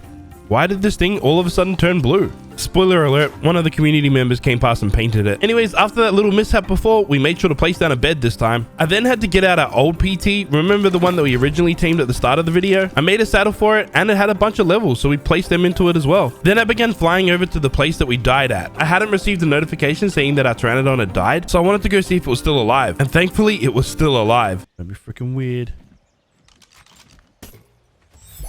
You're being freaking weird, and we came so close to getting our PT back, and that happened. At least this time we can spawn back at base. It's now day 15, and we're attempting to get our PT back once again. This time we're going to play it safe, and I'm going to whistle it towards me and land somewhere safe to make the exchange. Mistakes were made, okay, chat? Mistakes were made, but we got there in the end. Oh, it's a unicorn. It's a gay unicorn. We had proven that scorpions are probably definitely the best way to tame something strong, so we came back to this area to try and find ourselves an even stronger scorpion than we had the last time. We got the attention of a couple strong ones, and because they're so stupid, we got them stuck right here. Pretty easy knockout tame if you ask me, and then went ahead and fed it some spoiled meat and escaped out of render to keep it safe. My chat then mentioned that I could make these green tonics that will help starve the creature out completely, which should significantly speed up the taming process. I fed it the tonic, it completely starved out. We then just had to wait for it to completely tame up. It requires a lot of food, so this process took a little while, but was significantly quicker than if it wasn't starved out already. But just like that, we had now tamed up another scorpion. New scorpion tamed, placed the saddle straight on its back, then went back out on the hunt to tame ourselves a powerful creature. I think for us to be able to really step it up into gear, we're gonna need to tame a Conflagrant Rex. My Twitch chat seems to think that they're the best tame for us to be able to get right now in this point of the game. I don't think my scorpion would hold up too well against a Conflagrant Rex, so we had to come back to base and craft up some gates and some bear traps so we could trap this Rex. The Rex has a bunch of torpor, so I crafted up as many of these trank arrows as I could. The following day, we flew over to the location of this high-level Conflagrant Rex. We were right next to a cliff, so I got the attention of these aggressive dinos and then pushed them off the cliff. I love how they're so stupid, and it's so easy to get them off this cliff. I then began to set up this trap. The Rexes in this mod are quite fast, and their aggro range is quite big too, so I had to make sure I set it up kind of a distance away. I then got the attention of this Rex, led it over to the trap, trapped it in the bear trap first, placed the gate down at its rear, and it bit my head off. We might be okay. We might be okay. I think I got it in. Oh no, our PT died. Alright. Luckily we got spares. I returned back to the trap to find some devastating news. The Rex had just walked out of the trap. I need to try and trap it once again, but I didn't want to risk losing my PT, so I put it away in a soul ball. Ah shit. We're dead, we're dead, we're dead, we're dead. Yeah, so that plan didn't go so well either. I returned once again because I am determined to tame this Rex. You fell down. Yeah, that's going to make things a little bit more difficult. I went and picked up these gate frames so I could use them once again. I attempted to set up this trap once again, but there's just so many dangerous creatures around that I couldn't get a chance to set it up. In the end, I think I had to give up on this one and move on with my life. Close by, we did find another Conflagrant Rex, but it was surrounded by some other dangerous creatures. It seemed to be killing the Griffin, and I just wanted to draw the attention of this X-Rex away. I got out my Scorpion, and I think we're just going to have to try and knock it out with this. It immediately aggroed onto us, and then I just went in and charged to try and knock it out. Our Scorpion was dealing a whole lot of torpor damage. This looks like it might actually work. The Arc Gods were favoring us today, and we managed to knock it out. Yeah, getting stuck and squished by this Rex wasn't on my bingo card today. I gave this Rex some prime meat while we wait for it to tame up. Then we went out to go and explore the local area on the back of this Scorpion. We were then confronted by a few Sabertooths. One I killed, the other one I knocked out. This Doedicurus wasn't too happy about this, so I knocked that out as well. It's a Conflagrant variant as well, so I took this opportunity to try and tame it. The description mentions that it works like an industrial grinder. This could be extremely handy around base with all the extra loot that we've got. I returned back to the Conflagrant Rex to see that it had fully tamed up and is now awake. Hey, Conflagrant Rex, what's up, buddy? I was definitely excited, as you can probably tell. We then spent the rest of this day just waiting for this Doedicurus to fully tame. I got a little impatient, was flying around, and decided to go and smack a Glacial Giga. This was a terrible idea. Oh, I didn't think I was gonna reach. This was quite the issue. With that, we had lost our last flyer. I mean, we did get a Conflagrant Rex, so that's a win, but losing a flyer in this game can be kind of annoying. I knew that we were going to keep this Conflagrant Rex around, so I decided to give it a name. We named it Jeff, after my old boss that just seemed old and angry, like this Rex. I immediately went out to go see how much power this Rex actually had. That's when we saw this happen. What the frick? I then went to go bite down on some of these creatures, and damn, we are doing some damage. Also, this is completely unleveled, so we pump a bunch of levels into this beast, which made it significantly faster and significantly stronger. Jeff here isn't really a high level Rex, so we could definitely get a higher level one out in the wild for sure. But this is definitely a step in the right direction for us to be able to progress further in this mod. Mr. Pineapples came back to show off his Griffin. It had some pretty unique colors, and he asked us to name it. I couldn't come up with a name for it, so suggest some names in the comments below. I completely forgot, but we had a Featherlight. I thought thought we'd run out of flyers when our PTs died. At least we still have a way to be able to get around the map quickly. I almost forgot about our conflagrant Doedicurus. We tracked it and noticed that it was fully tamed up. So I went to go rescue it from almost being eaten by this Carno. Our Featherlight wasn't too happy about this and started attacking the Carno. I didn't want to lose this Featherlight, so I tried to shoot it back into the soul ball. Once it fully got in, it was time for me to rest in peace. The next day I got out this brand new conflagrant Doedicurus. Then I went and collected all the random gear that we had lying around our base. Put all of this gear into the conflagrant Doedicurus and discovered you had to put it on wandering in order for it to work as an industrial grinder, which works quite well,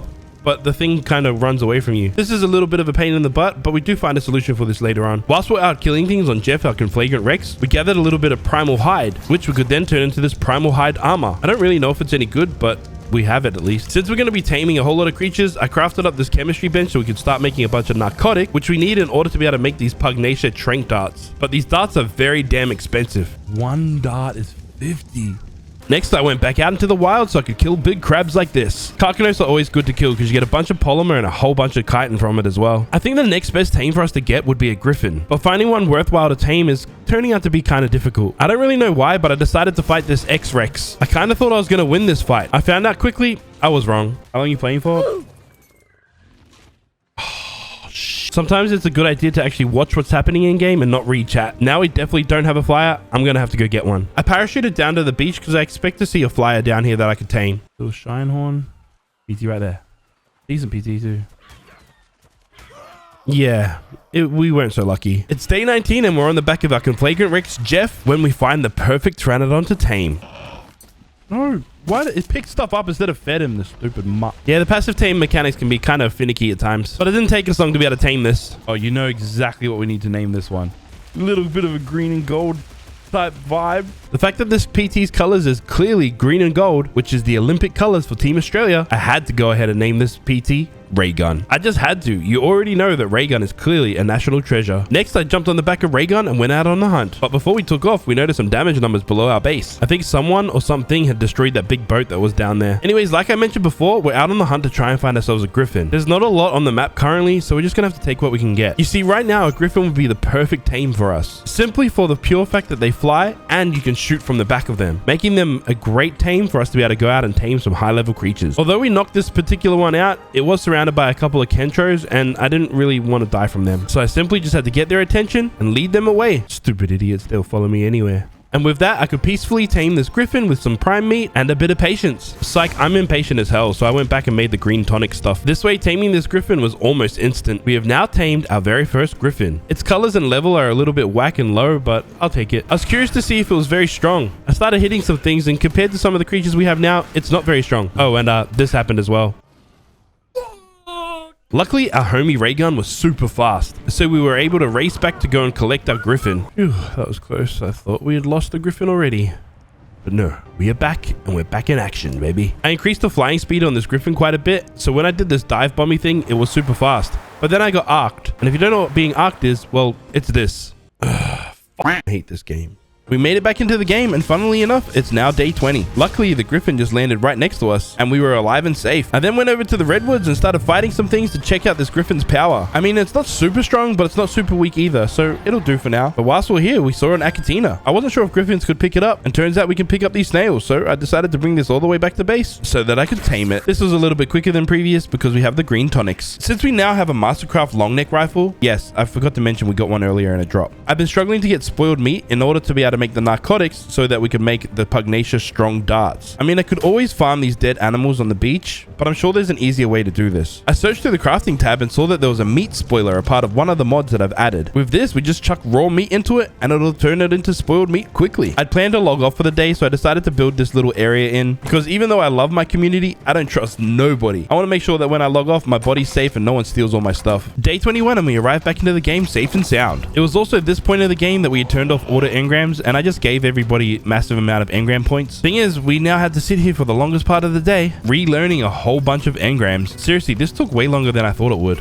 but it was also important. The auto engrams lag up the server and they kind of make things a little OP. Once we learned a whole bunch of engrams, we went on out to go do some exploring. I went out to go and see if I could find some cementing paste. Our Achatinas weren't producing quite enough for me right now, and I'd like to start working on this base. But once again, there was no beaver dams to be found in this area, so we took on off to go and see what else we could find around the area. We came back over to this big salmon spawn point, and my griffin just started eating like everything. a lot of things. Absolutely munching down on every salmon down here possible. That was just a quick and easy way for us to grab a whole bunch of meat that I could bring back to base and put into the meat spoiler. Day 22, I added a new crafting bench to our repertoire. This is the upgrade station. I kind of didn't want to add this mod, but we did in the end because we probably needed to tame some of these higher tier creatures, especially since our level cap is really high. I went ahead and maxed out our crossbow, making an ascendant version, and hopefully with this, we should be able to knock out some creatures with crazy high torpor. And if you're thinking, why don't you upgrade the long neck as well? Well, the long neck's a little bit more expensive, and we seem to have a crazy amount of these pugnacia arrows, and they're so much cheaper than the darts are, so we'll see if this works in our favor. If not, we can always switch up to the darts later. But for now, it's definitely time for us to go out and try and tame some creatures, specifically this crazy high level Conflagrant Rex. We're on the back of this griffin, so shooting it's not too much of a problem, but there's still dangers around. We just gotta try and get this thing stuck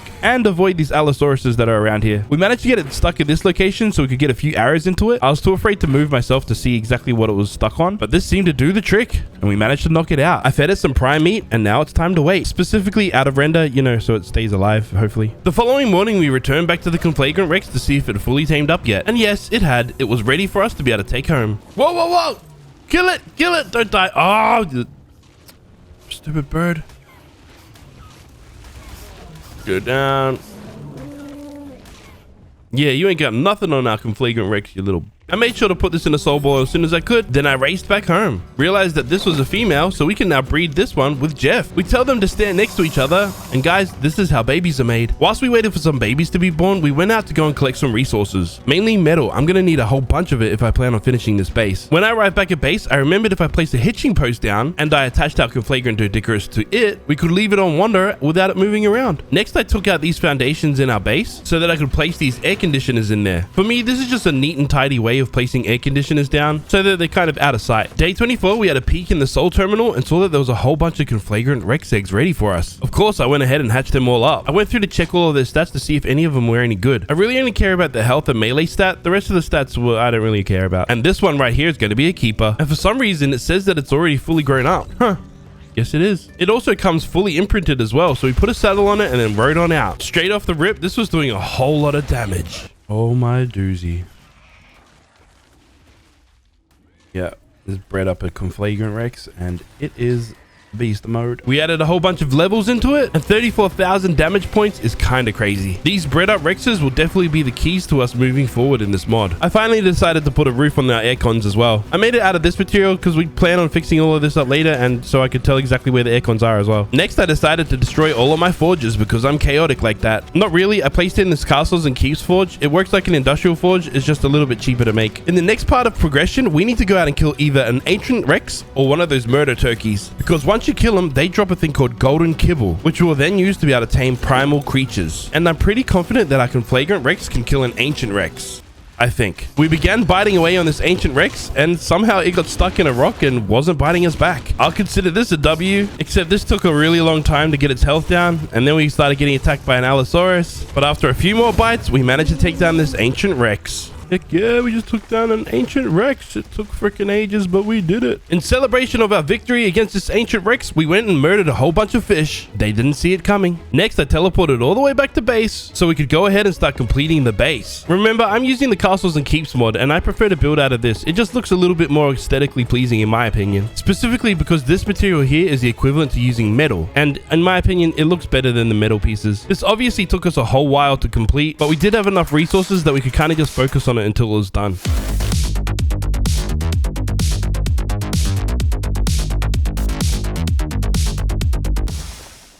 Place this final piece in. We are complete. The base is done. Day 27, and with our base completely finished, it's probably time for us to go tame some new dinos. Specifically, a primal variant. We spotted this primal Spino. Now, it's not the highest level, but we just began knocking it out anyways. I finally have an ascendant long neck, so knocking this out wasn't too difficult, even with its high torpor. But as that Spino was sleeping, I noticed something over here. Then I just knocked out something using expensive trank arrows, only to find a strong variant right next to it. This being a much higher level, I had to knock out and tame this one instead. This was definitely much tougher to take down, but we managed to get there in the end. The nice thing about the golden kibble is the fact that once you feed it to something, they literally tame up instantly, which was perfect because it woke up and took out this little annoying nameless. When I arrived back at base, I took a bit of time to enjoy this moment. Yeah, Primal Spinosaurus. Since we've now tamed our very first primal creature, I now need to explain the game plan. A couple of our major goals for this entire 100 days playthrough on Pugnacia is I want to be able to tame every single primal creature and collect them all, as most of them are pretty unique in their own certain ways. Then I also want to tame the primeval creatures on this map, which are basically like the bosses that you'll find in most arcs, like your dragons, Megapithecus, Dodo Wyverns, etc. And completing this whole collection is going to take us a little bit. So it's time to get to work. Except firstly, we're kind of running low on silica pearls and electronics, so I had to go for a dive in the ocean quickly to go and collect a whole bunch of them. I also needed these silica pearls so I could make the primal Spino saddle, so that I could go out and test out its power. And surprisingly, it isn't as good as I thought it would be for a primal dino, that is. Even after a whole bunch of levels put into it, our Conflagrant Rex is stronger. You see, primal creatures do have other advantages as they do have a unique ability. The Spino literally shoots spines out of its, well, spine, I guess, which definitely accumulates a whole bunch of damage at once. So I guess that's good in that sense. Also, here's a good look at our base. Completed. Kinda. Well, we'll probably add some little decorations around it, but there it is. Next, I went out to go and try and track down our next person that we're going to tame. Primal Track. We're going to tame this Primal Track. Primal Tracks are really damn cool, but they're also kind of scary too. You see, not only are they really fast, they have cannons on the side of their heads and can shoot you at a distance. So even though we're on this Griffin, we're not completely safe. Thankfully, our trank darts are pretty deadly and we were able to knock this guy out. And just like that, we have successfully tamed ourselves a Primal Trike, adding to our collection. It's now day 29 and I have been told that apparently the Glacial Giga is probably the strongest tame that you can get right now. Since you can only tame them with instant golden kibble, and we currently have instant golden kibble, now was our opportunity to go and tame one. This turned out to be a little bit tricky because the thing was damn strong, but we managed to get it stuck here in this little, I don't even know what it's stuck on, but it's stuck and it's now knocked out. And this is where our game basically changed for the better. The Giga also only requires a normal Giga saddle, so it wasn't hard for us to place one on it and then start riding. I found our first victim, bit down, and oh lordy, 85,000 damage points per hit. We are now in the big leagues. I then went ahead and pumped 52 levels into this beast, and yeah, 100,000 damage points per hit. Yeah, things are gonna die quickly. Of course, with this, I had to go on a massive rampage, killing absolutely everything. Literally nothing in our path survived. We even took on our first primeval creature, this primeval broodmother. It had 1.6 million health, and then the next minute, it had 0. Anyways, after a little bit of fun, we returned back to base, and I crafted up this thing. It's called a satiating nutrient. Basically, it's what you use to be able to tame primeval dinos. Then I got out my primal trike so we could have a good look at it. Look at this. This is kind of ridiculous. It's got its freaking cannons on its head. Cannons are supposed to go in your chest, bro. I then approached my Griffin and realized it probably needs a name. We're using it a lot after all. And to me, this Griffin kind of looks like a Gary. Don't you agree? Day 30 starts off with us naming this Primal Spino Bernadette. This name's hella random, but I didn't come up with it. A friend did. Next, I went out exploring to try and find something else to tame. Maybe like another primal or even a primeval now that we have a satiating nutrient. We did spot this interesting looking Griffin. I managed to shoot it once, but then this rock golem got to it first and killed it. So we just had to move on with our lives. I then spotted this level 1960 Phoenix. I knew that I had the nutrient to be able to tame it, but 3.6 million torpor, this might take a while. It's now day 31 and we're still trying to knock out this primeval Phoenix. Knocking this out is quite the high process. We try and shoot it and then we try and make an escape so our Griffin doesn't die. But sometimes we get pretty unlucky and we get hit. It does a lot of damage. So my strategy to knock this out is to shoot it and then run out of render. Once I get out of render, the Phoenix tends to de-aggro and then we literally just rinse and repeat this process. But once again, this takes a whole damn long time because we aren't doing that much torpor damage at once. Fast forward a whole chunk of time and we finally knock out this big fiery bird. I then shove one of these satiating nutrients down its throat and voila! We now have our very first primeval creature, the Primeval Phoenix. Since it's a fire type creature, I decided to name it Nutsu. I know it's a phoenix and not a dragon, but if you know, you know. Anyways, I jumped straight on the back of it and started attacking the local creatures to see how much damage it does. And I will admit, it's not as amazing as our Glacial Giga, but it is still pretty decent. And its fire attack seems to do more damage over time, so I don't know, maybe if the math works out, it might be better. Either way, this is a prize and one step further to us completing this whole 100 days challenge. Day 32 begins with us riding Nutsu around. This oversized Phoenix is just too much fun to fly around and burn things and kill things. Oh yeah, you think you're safe, Titanosaur? You think you're safe? Yeah, I'm gonna burn your butt. Okay, you turn around. Oh, you hit kind of hard. But not as hard as me, you little punk. You know, there's a few things in life that is very satisfying. Wearing a fresh pair of socks and this. Ooh, I love it when the screen turns yellow. not red. I arrived back at base and we had such a crazy time out on this Phoenix that I turned into a Super Saiyan. We're beginning to leave a whole bunch of these dinos out, so I probably should put down a feeding troughs to keep them well fed. Since we're running this on a server, if I'm not here at any time, I don't want them to starve. That's just mean. Day 33 and people on the server wanted to come over and show off that they're better than me. I'm not gonna lie, that Dodorex is pretty cool. I swear they used to be bigger. In ASA, they're definitely bigger. Yeah, a whole bunch of people already have primevals and even higher tier creatures, and I do this full time. This is crazy. With that being said, I'm gonna have to replenish a whole bunch of my trank darts, which means I need to make a whole bunch of gunpowder, because boy, you know we need to start taming a whole bunch of new creatures. And 40 trank darts should get us through to the next part, I hope. Long neck rifle fully upgraded and a whole bunch of trank darts available. It's time for us to get Gary out and go out and start taming some creatures. I was holding off doing this for the longest time, but I'd finally added the Creature Finder Deluxe mod. This way we can find the specific creatures that we want to hunt down. I didn't want to do this because it does feel a little OP, but you know, we're kind of need it at this point. The first dino we want to look for is the Conflagrant Anki. I wanted to see if I could pick it up. Turns out this Griffin could not pick up the Conflagrant Anki, and taming it in this location might have been a little risky with all the dangers around. I decided maybe we should go and get rid of some of these dangers. They decided, hell no, they're stronger than me. So instead, I went to go look for a different Anki. We found one, and it was only being attacked by an X-Allosaurus. What is an X-Allosaurus? I don't know, but maybe he has like mutant abilities like Wolverine or something. Okay, that joke was bad. Let's move on. I was having difficulty killing this Allo, so instead I decided to put it to sleep. This works just as well. Unfortunately, through all that chaos, the Anki had died. Then we finally came across an Anki that was all by its lonesome. I managed to knock it out with one simple trank dart as well. These guys are a pretty basic tame, so I fed it some citronal and one of the green tonics. And then we just had to sit here and wait until it fully tamed up. Surprisingly, this took a lot longer than I thought it would have, considering it was fully starved out. We arrived back at base on day 34, and I made a saddle for this Anki. I then put it in the same place that the Industrial Forge was previously. Why? Because if it isn't obvious, Conflagrant Ankis work exactly like an Industrial Forge. The biggest advantage though is that Conflagrant Ankis, if you upgrade their crafting speed, they will smelt metal much quicker. Of course, with that being said, we had to fly straight on out and harvest a whole bunch of metal. There is metal to be found in the chalk hills, but it's kind of spread out all over the place. We just grabbed what we could. At least this way we can get started in the process of smelting this metal. Next, I finally completed the set of primal armor. All right, now we got a full set of this fancy ass armor. Why does my hair keep going all Goku?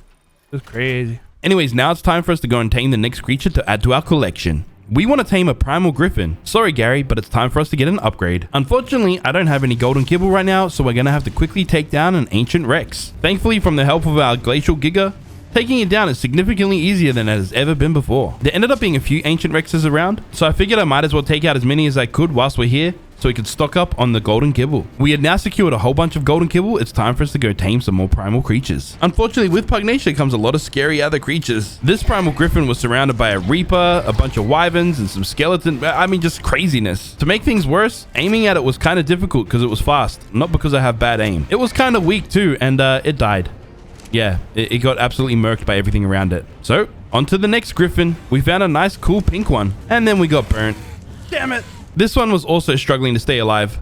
All right, you dying over here? Yeah, you're probably dying, aren't you? Yeah, you stupid, don't know how to live creature. We then found this nice colored one. I don't know what color that is, but it was surrounded by a bunch of wyverns. It's nice to know that I can fly backwards faster than they can fly forwards, and I can dodge them because Gary's super quick like that. Anyways, I drew their attention away and then did the old get out of render trick to lose their aggro. Then I watched from a distance to see them try and get away from the griffin. I then flew in to try and get the attention of the griffin and the griffin only, kited that away, which seemed to be successful. The wyverns also did not want to join this party. A couple precise hits to the head and this griffin was down. Fed it some tasty golden kibble, and we now have a bright bluish, greenish, cyan colored top hat wearing griffin. I went ahead and named this primal griffin Benji.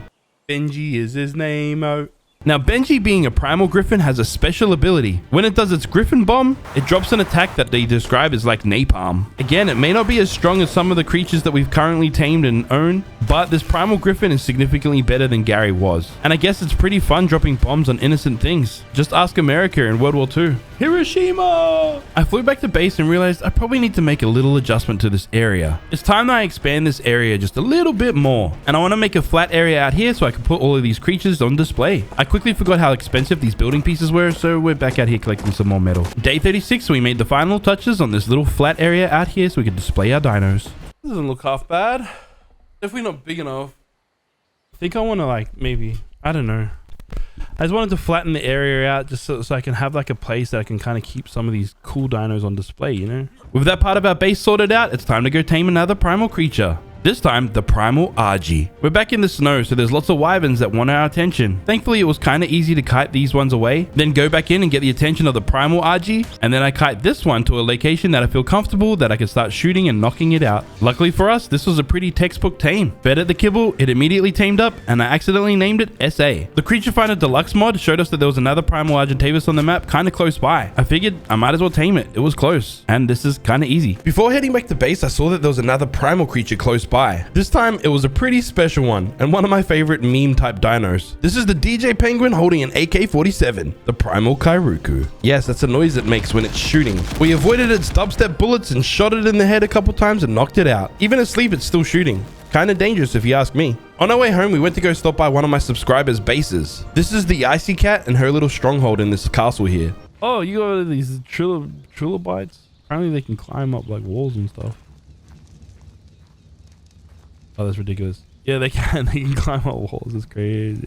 Of course, we joined an alliance because I do that with everybody that's on my server. And this is a pretty important thing because later on in this video, our alliance is very important. Now that we got this big flat area back at base, I was able to place out some of my creatures and put them on display. Day 37, we jumped on the shoulders of our dubstep DJ Penguin and went out to go have a little bit of fun. Basically living every American bullied high schooler's dream. Unfortunately, it was the Australian kangaroo that was its first victim. This penguin's pretty cool, but the music's kind of annoying and it's not really that strong. But it's a cool little gimmick, I suppose. After a quick restock of these trank darts, it was time that we go and hunt down our next primal dino that we could tame. The next victim going to be added to our collection was the Primal Stego. This black Stego with the blue blades went down with ease. Honestly, this tame wasn't too exciting. We knocked it out, we fed it, we tamed it. We're smashing through our list of primal dinos. The next one we need to tame is this Primal Terror Bird. Again, riding on the back of Benji makes life so much easier. Keeps us safe from all the dangers because we can fly and we shoot off the back of it and knock things out. Once again, we were running kind of low on golden kibble. I thought we had enough, but I think it spoils. So we got our Glacial Giga out again and went and attacked an Ancient Rex. Well, a few of them so we could stock up and maybe we don't have to do this again. Killing Ancient Rexes is kind of a grind. We'd collected a whole bunch of the primal dinos, but there was one that requires a different method to be able to knock it out. A method that requires a rocket launcher and rocket grenades. Now, if you don't know what dino that is, well, you're a silly duffer. Not really, it's a Carcanos. And you trying to tame a Carcanos with a rocket launcher on the back of a Griffin might have been a bad idea. But for some reason, we were having some luck. Kinda. You had to try and get a direct hit for it to work well. I thought I was doing pretty well shooting it because it was so close. My chat made me realize that I was damaging myself as well. Oh,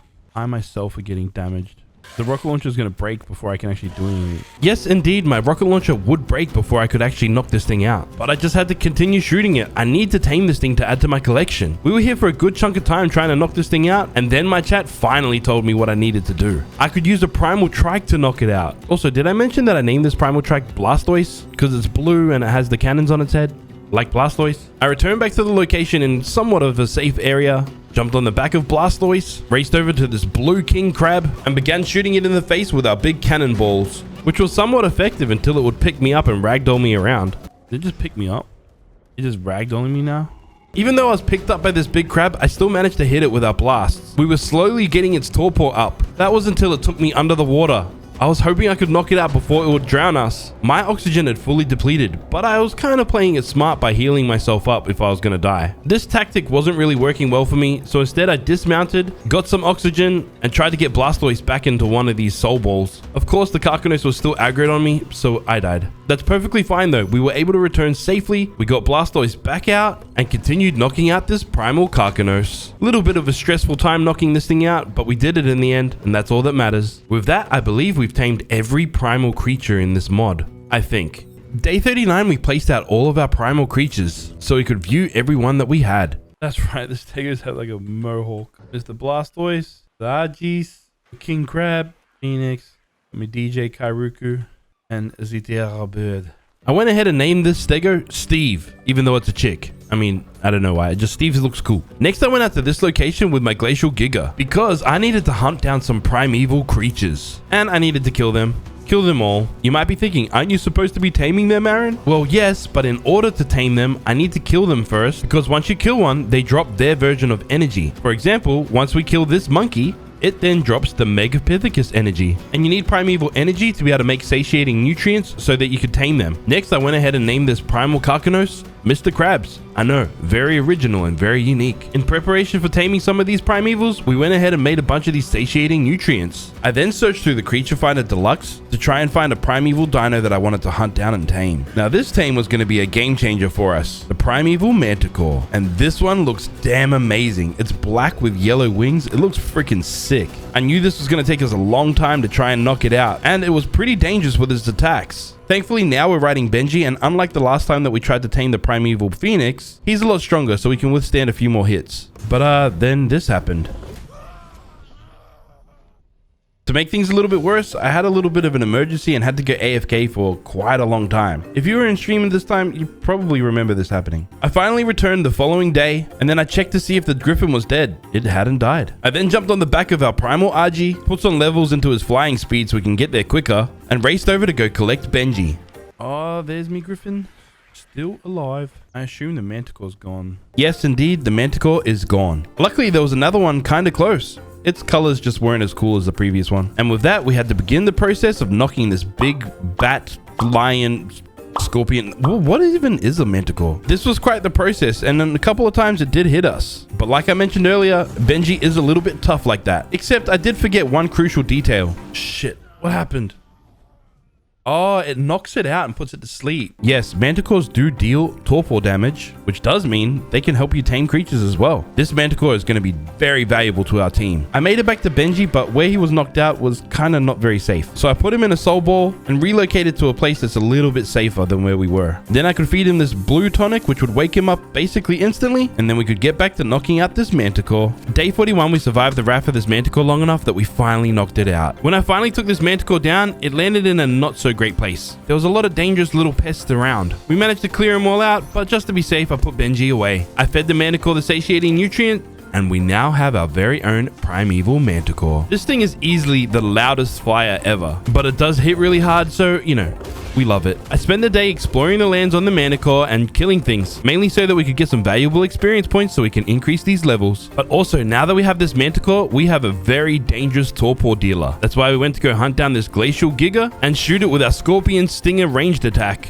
Holy torpor levels, you are going down quickly, son. This Manticore is definitely going to change the game when it comes to taming things. Taming this Gigasaurus only took us mere seconds. And with that, we can now breed these Glacial Gigas together so we can create an army to fight some of these big bosses later on. Or at least grow up a fully imprinted one with some pretty decent stats. With our Manticore on lock, it was time for us to go out and tame another primeval creature. Which primeval creature are we going to attempt to tame right now? Well, the mighty Primeval Dragon. I had my eyes set on a Glacial Giga, but we kind of came across this one while we're trying to find the other Giga. This was quite the fun aerial battle. It got a little bit scary sometimes because it looked like we might accidentally kill this dragon instead of taming it. We got its health pretty low, but we did manage to knock it out. I fed it a satiating nutrient, and we have now tamed a Primeval Dragon, adding to our collection. I returned back to base and saw that we had a bunch of eggs that we could hatch. Of course, I went ahead and hatched them up, specifically trying to get ourselves a decent stat Giga. It was now time for us to name this Manticore as well. We named it Theo. Day 42, we got our dragon out, and I decided to name it. I named it Igneel after one of the dragons from my favorite anime, Fairy Tail. Now, is a dragon a really big, strong killer? I don't know, that's a lot of numbers, so I can't really read them easily, but I'm assuming yes? Its fire breath attack definitely does a lot of damage over time. So with this, we went to go murder a whole bunch of these primevals. Again, so we could get their energies. Not exactly sure why, but this particular location has a bunch of these Dodo Wyverns and Megapithecus.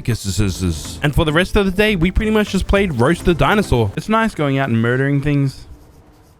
I mean, not in real life, but like, it's nice, I guess. Day 43, we teleported to a particular location because today was the day that we fight our first major boss. The first boss that we went to go fight was the third Trike. With 63 million health, I knew this was going to be a big one. The third Trike has an ability to summon in little minions, other Trikes and a Tapihara. I knew my Glacial Giga probably had the best chance against this thing. What I wasn't prepared for was how long this was going to take. This evil Trike was damn tough, but I was just here clicking away fiercely and making sure to drop that snow attack as much as I could. Before coming here though, I made sure to stock up on a lot of health potions to make sure that we didn't die, and all of that kept us alive long enough for this to happen. Hey, we did it! And we unlocked a bunch of tech.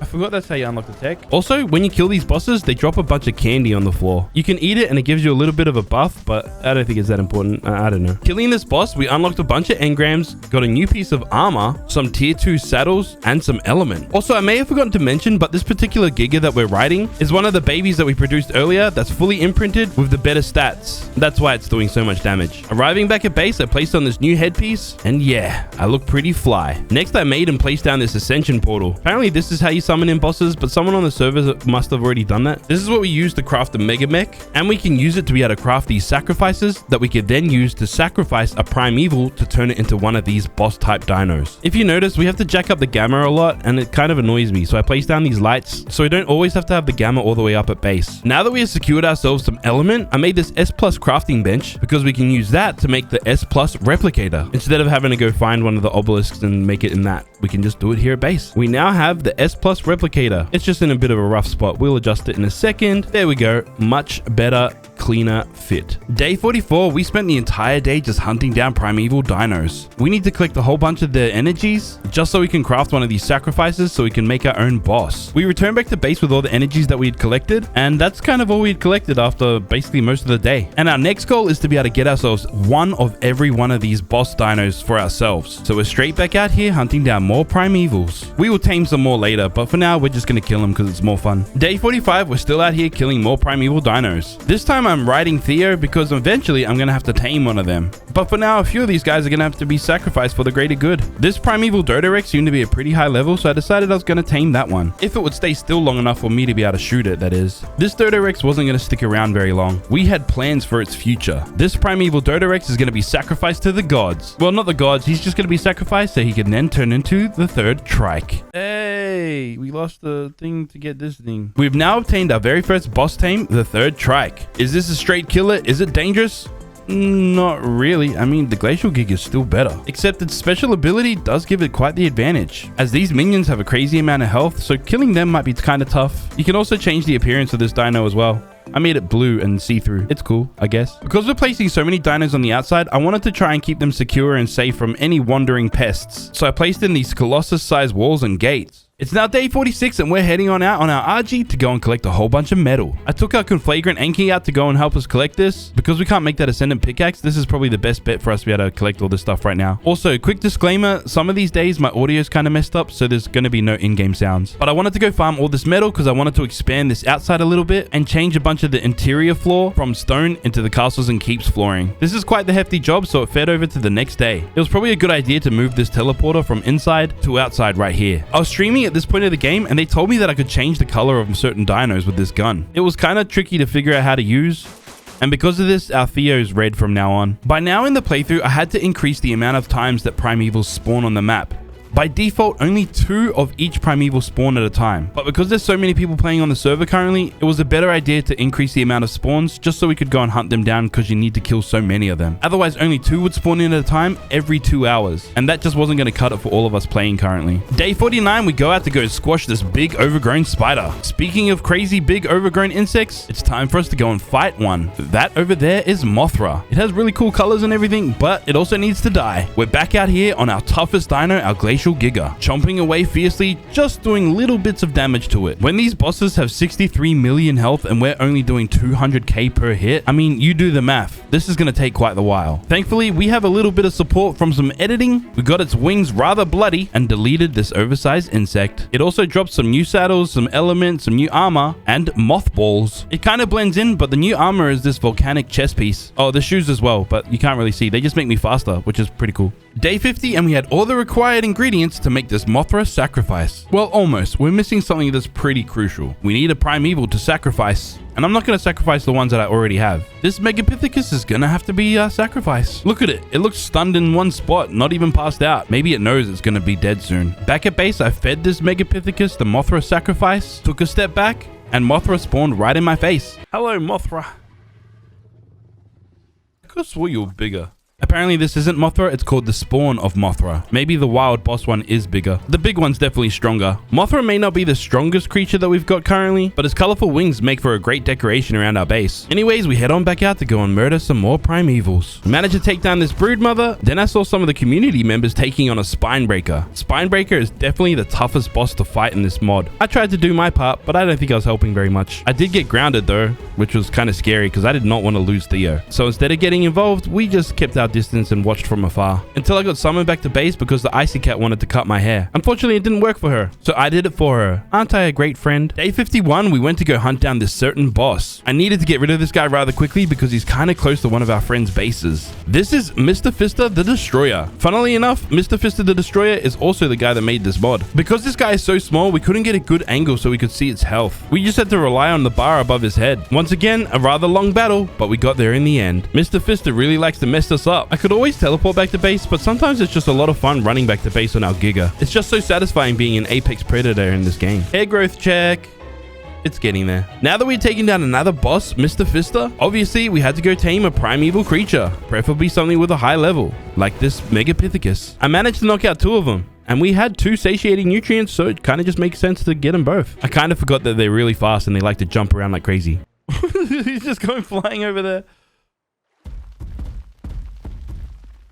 Chill out, bruh.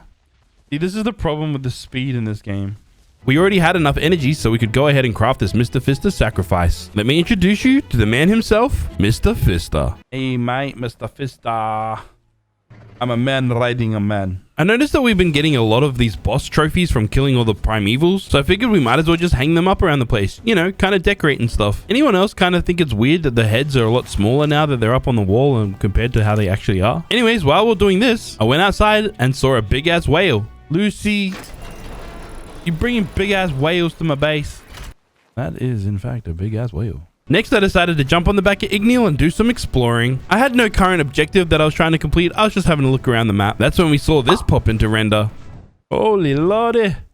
Yes, it looks like somebody's already made a Megamech, the Tribe of Low Fuel. After a fun time exploring, we went back to base so I could pick up one of my creatures because it was time to go and fight another boss. Mothra. I know we've already fought Mothra before, but I need to fight it again. We actually have to fight a lot of the bosses multiple times. Mothra in particular, we fight a lot. Now, it's not that it's difficult to fight these bosses, it's just it takes a damn long time. But the reason that I killed Mothra once again was I needed its mothballs. I'll explain why in a second. First, I'm going to fight this other boss that was close by. Well, that was the plan until this murder turkey started aggroing on us and shooting missiles. Oh shit, there's a murder turkey. Oh shoot, there's a murder turkey. Murder turkeys in this mod are ruthless. We managed to take down this murder turkey, but then we aggroed the elemental Titanosaur. Even though we originally came to kill this, we didn't get a chance to heal up and kind of, get our bearings. We had no other option but to get straight into this fight. Thankfully, I'm pretty well stocked up with these health potions, so that wasn't really an issue. Again, just like expected, this took us a damn long time, but we finally killed the elemental Titanosaur, taking out yet another boss. Once I returned back to base, I placed these items into the Ascension Portal, which confirmed we could then craft a few items that I wanted. One being this Mothra trophy. You can make trophies of certain bosses and then you can add them to your dinos, which give them an additional buff. For some reason, it was kind of bugged and we could only make the Mothra trophy on the server. I don't really know what was happening. Unfortunately, I didn't have enough of these energies to be able to make the elemental Titanosaur just now. So for the rest of the day, we're out in this world hunting down more primeval energies. Day 54 begins with us restocking our health potion supply, then moving this primeval Megapithecus right over to this location to turn him into the elemental Titanosaur. I'm glad we decided to summon this guy over here. He is pretty massive. Our collection's coming along. Mothra, Titanosaur, Third Trike, Mr. Fister, got all of our primals, couple of primevals. After having a look at all the dinos that we had already collected, I went to go see what other boss dinos we are missing. Kraken. We need to go get a Kraken. That's the only one of this one we haven't fought yet. Okay. With that information, we jumped on the back of Theo and started heading out to go find ourselves a Kraken. Got out our Glacial Giga, but this time I added the trophy to it. Then we begin this long, tedious fight against this oversized shellfish. Just like previous fights, it's a rather long one, and we kind of just stay on the same spot this entire time too. Sometimes we try and pull out the cinematic angles, to try and make this a little bit funner to look at, I guess. Just like that, we had defeated the Kraken and collected all of its candy. We weren't that close to base, so we teleported back home this time. I then placed the Kraken beak inside the Ascension portal, but it looks like we're quite short on energies once again. If it wasn't obvious, day 55, we spent the entire time killing Primevals. Day 56, we're still killing Primevals. Since only a limited amount of them spawn at a time, I wanted to try and kill as many as we could. Looks like we're short Phoenix energies, so we better go get that as well, I guess. I then had the idea of increasing the power of our current Primeval dinos, and the S Plus Mutator mod can help us do that. With the S Plus Mutators, you can do a bunch of different things, but in this particular situation, I wanted to imprint my dinos to increase some of their stats. Having 5 of these S Plus Mutators means we can get them up to a full 100% imprint, because one single imprint pulse gives 20% imprint bonus. So with that, we imprinted Theo and Igneal, our dragon. We are now doing a whole lot more damage than we were previously. This will definitely speed up the process of killing a bunch of these creatures. We managed to stock up on a few of these Phoenix energies, like quite a few of them, and now we were able to make the Kraken sacrifice. I just need a Primeval tame to sacrifice first. This Broodmother might do quite well. We will tame a bunch of Primevals later to add to our collection, but for now we're just going to use them to be able to sacrifice the bosses. This particular Broodmother looked too cool to sacrifice. I decided to keep it around. I guess it's its lucky day. Day 58, and now we have a full set of volcanic armor. I also decided to decorate a bit of our base area with some of these flags. Next, I crafted up a bunch of these satiating nutrients and went out and tamed multiple Primevals, enough so we don't have to kind of worry about, sacrifices later on. We can just get them when we need them, so that the very next day, I could craft up this Kraken sacrifice and sacrifice this dragon so we can add the Kraken to our collection. We now successfully own all of the basic bosses. Now we need to go and fight and kill 3 of the tech-tiered bosses. These bosses are significantly tougher than the previous ones. For example, this particular boss in front of us is called Tempest, and Tempest is a Lipleurodon with some pretty cool abilities, but it also has 190 million health points. Thankfully, I'm stocked up on health potions because this battle was definitely a long one. A lot of these boss fights are pretty easy, they just take a long time. And 190 million health, even with an imprinted Giga like this took a whole lot of time. But when we finally defeated Tempest, we were super satisfied with our success. We also gained a new armor piece. With Tempest now defeated, I raced back home, threw out one of our Primevals that we had laying around in a soul ball, sacrificed it to turn it into our very own Tempest. Now Tempest has a bunch of cool abilities. One thing is, it can survive on land, it can fly, and you can also fly or swim it underwater. This thing really has no bounds. It does pretty decent damage numbers as well, but again, not as good as what we already have, but the fact that it can maneuver around all these areas like this makes it pretty valuable to have. We're so close to completing the collection of all the bosses. We just need Skarner and Spinebreaker. We still haven't collected all of the Primevals though. I went to go and tame this Primeval Indom. I had to do it with the good old Longneck and the Trank Darts because it had such low health that our Manticore would have killed it before it would tame it. I managed to knock it out, but I forgot I didn't have any satiating nutrients on me, so I quickly teleported back to base so I could go and collect some satiating nutrients. It wasn't until day 61 that I was able to return to tame this Indominus Rex. But with that, we've now added another Primeval Dino to our collection. Next section of this day, we went out to go squash some of these deadly spiders. Again, trying to restock our supply of Primeval energies. Next, I went to go fight this Elemental Titanosaur, but this time on my dragon. I was kind of curious to see if the dragon would do more damage because it's imprinted now, and maybe the flame attack does more damage over time. And honestly, I wasn't too sure if it was better or worse. It just kind of seemed the same. For some reason, I had forgotten that we'd gotten these new gloves, so I put them on now. They're just basically tech gloves, but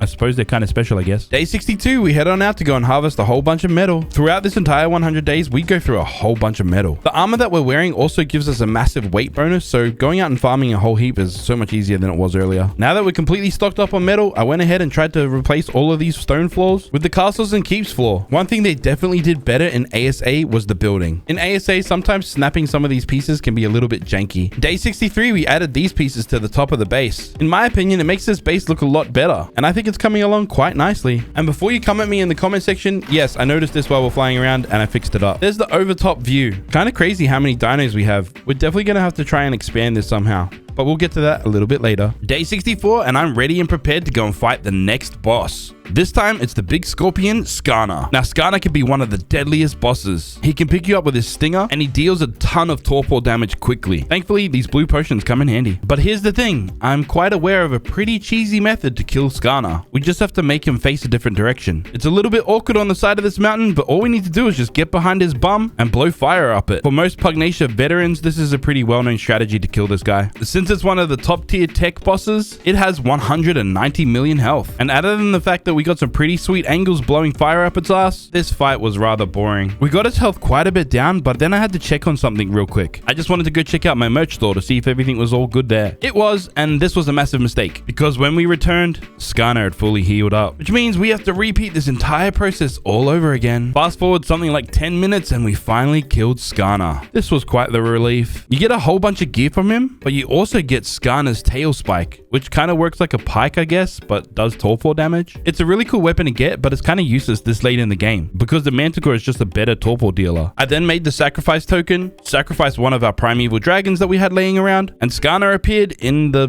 middle of the ground. Don't worry, we managed to fix this bug. And the bug...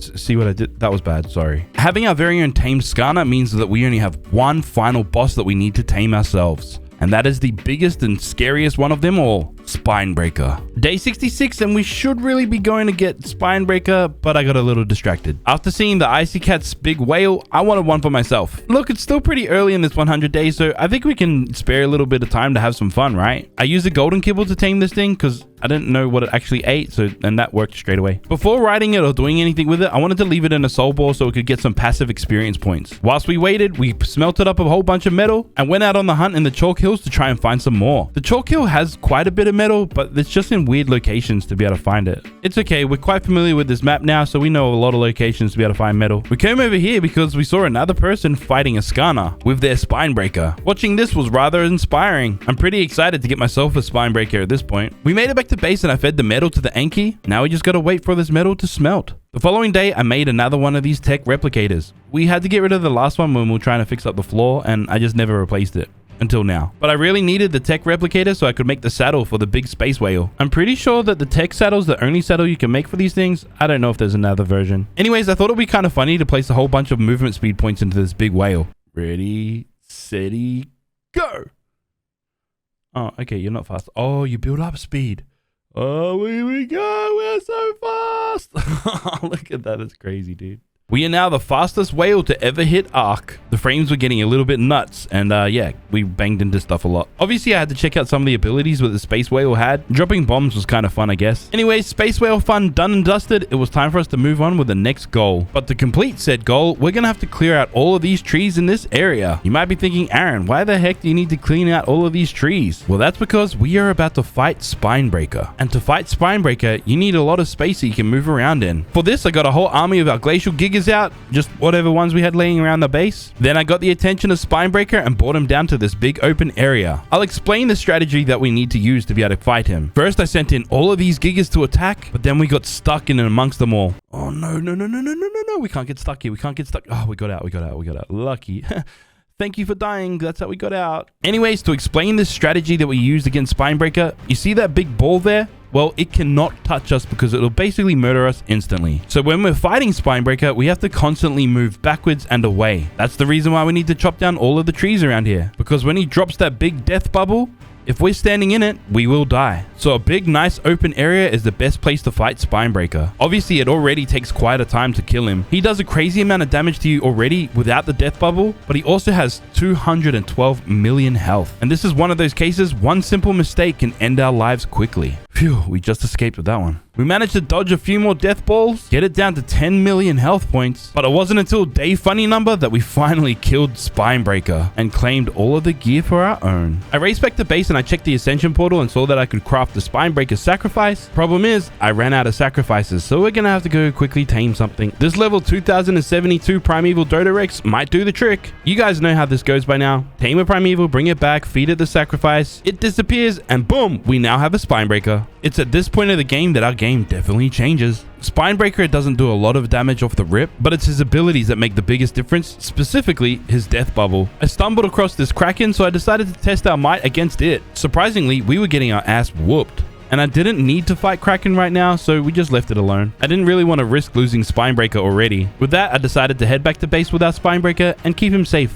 at least for now. To make sure we could get the most out of this Spinebreaker, I went ahead and imprinted him with the S+ Mutator. Fully imprinted Spinebreaker, and oh my lord, we are doing so much more damage than we were previously. Swimming around this big open lake like this, we are damn fast. I guess Spinebreaker is a Spino after all. But then we stumbled across this Tempest. We're fully imprinted now, and we do need to kill this guy. I mean, we might as well start fighting it at least. Even though we're riding this Spinebreaker and it's fully imprinted, fighting Tempest was kind of tough and took us a while, just not as long as the last time we fought Tempest. We need to collect all the boss items once again if we want to be able to make ourselves a Mega Mech later on. That's why it's worthwhile killing them again. Day 71 begins with us making a little adjustment to the outside part of our base. You see, all of our creatures right now are kind of cramped in this space here, so we're going to need to expand it. And to expand this space, I'm going to build over this little gap here. This little project of ours came with a few little hassles. Thankfully, I have a pretty decent understanding of Ark building, so I know how to get around some of these things. If I build a bunch of foundations down below here, this should work as stability so we can complete the gap above us. One thing that I did not take into consideration is this thing was going to take us a lot longer than I expected, and way more resources than I expected.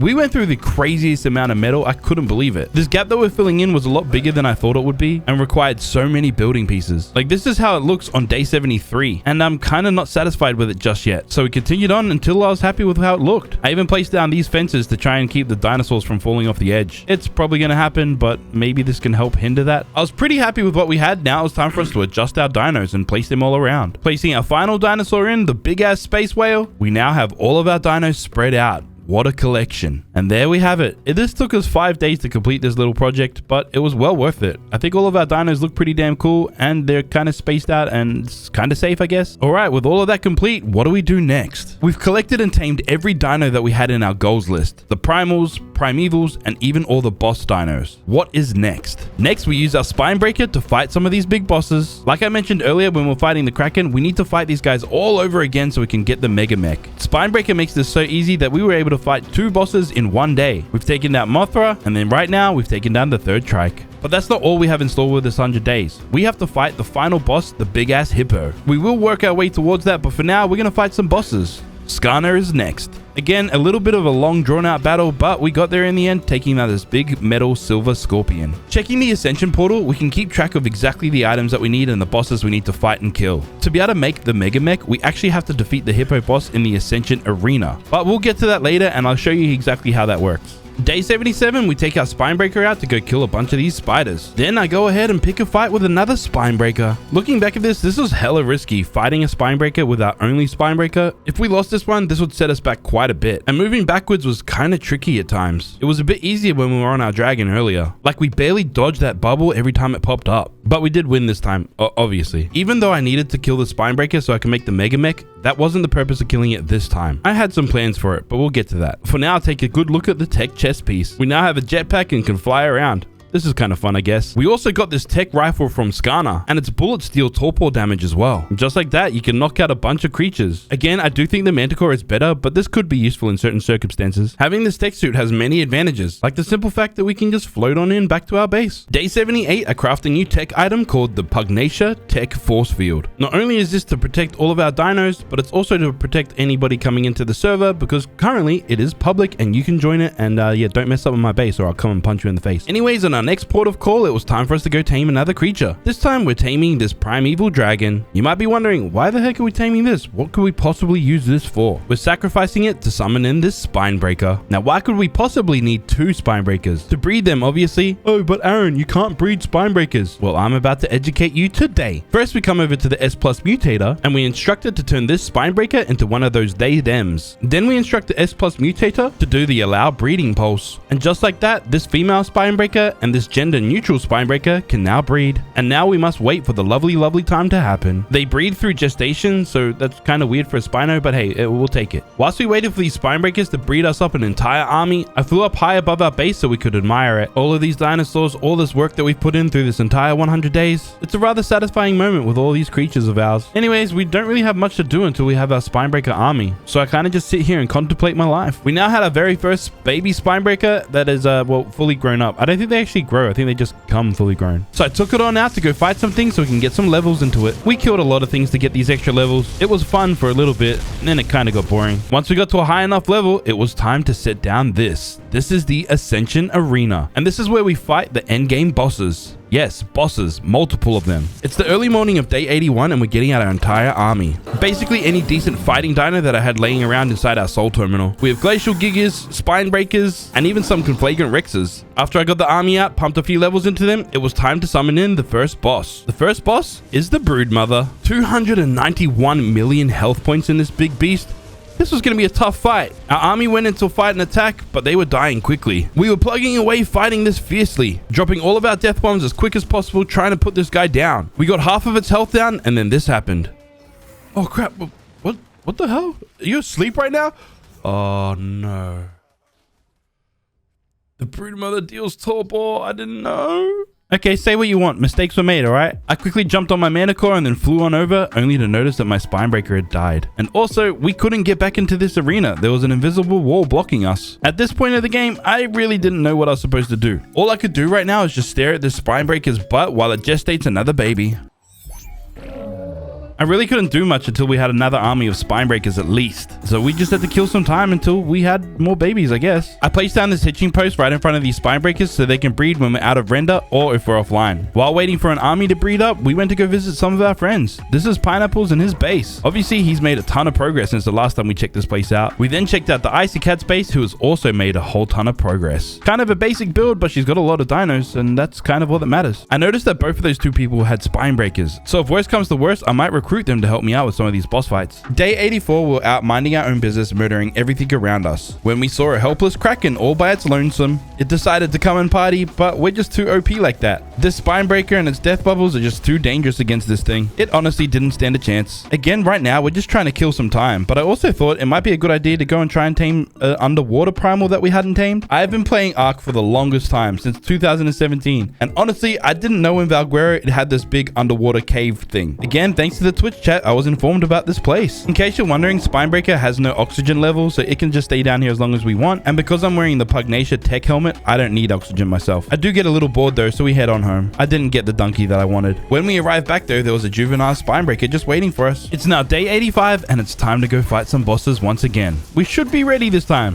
I hope. This time I've brought a much larger army with us. Basically, any one of our tough dinos that I could breed, I bred them up so we could have more dinos to fight with. Once we had all of our dinos out and set, I had to try and find the original Spinebreaker that I was riding. There were so many of them around that I kind of got lost. But now it was time to fight the Broodmother. As soon as it spawned in, I sent all of my army to go and fight this and start chomping on it. They weren't doing as much damage as I thought they would have, but they also weren't dying that quickly, which was a relief to me. Well, that was until this point. They started dying rather quickly after this, which means I just had to move around a little bit and send in the second wave of dinos. Moved around a little bit more, send in another wave whilst our screen started turning red. The Broodmother had sustained quite a bit of damage, and it was officially time for me to get involved. We'd already taken down half of its health, so this is a pretty decent start for us to be able to jump in and start chomping in. But then all of our army had died, it was only us left. This really slowed things down for us. I was confident that we wouldn't die because we were stocked on our health potions and then the blue tonics as well that kept us from getting knocked out. We managed to drain the heck out of the health of this thing. Then we finally managed to kill this Broodmother. Thing is, this was just the beginning of all the boss fights. In Pugnacia, you have to fight every version of the boss. Broodmother, Megapithecus, Dragon,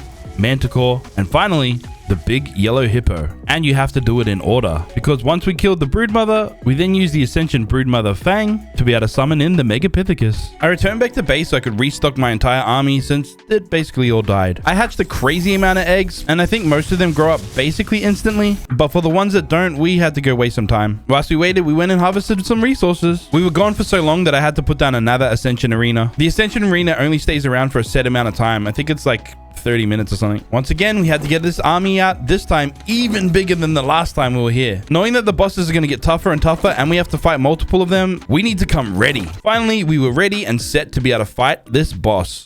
Obviously, there was a few other dinos that we didn't get out, but I was kind of sick of throwing them out. There's so many of them around. Look how many Glacial Gigas there are. Anyways, it's time to fight the big green monkey. This big monkey was pretty brutal and deleted most of our army instantly. It was just us and this big monkey, but we were pretty persistent and had a lot of health potions. So alone, we were able to defeat this guy. I then got out the remaining dinos in our army and summoned in this black and white boss level dragon. Again, our army didn't survive very long at all. This fight took us a damn long time. We didn't even get to defeat this guy until the very end of the next day. Next, I reached in the bottom of the barrel with the dinos that I had lying around my base, brought them over, and then summoned in the big Manticore. Once again, the army that we took with us didn't last very long, but we were able to fight back.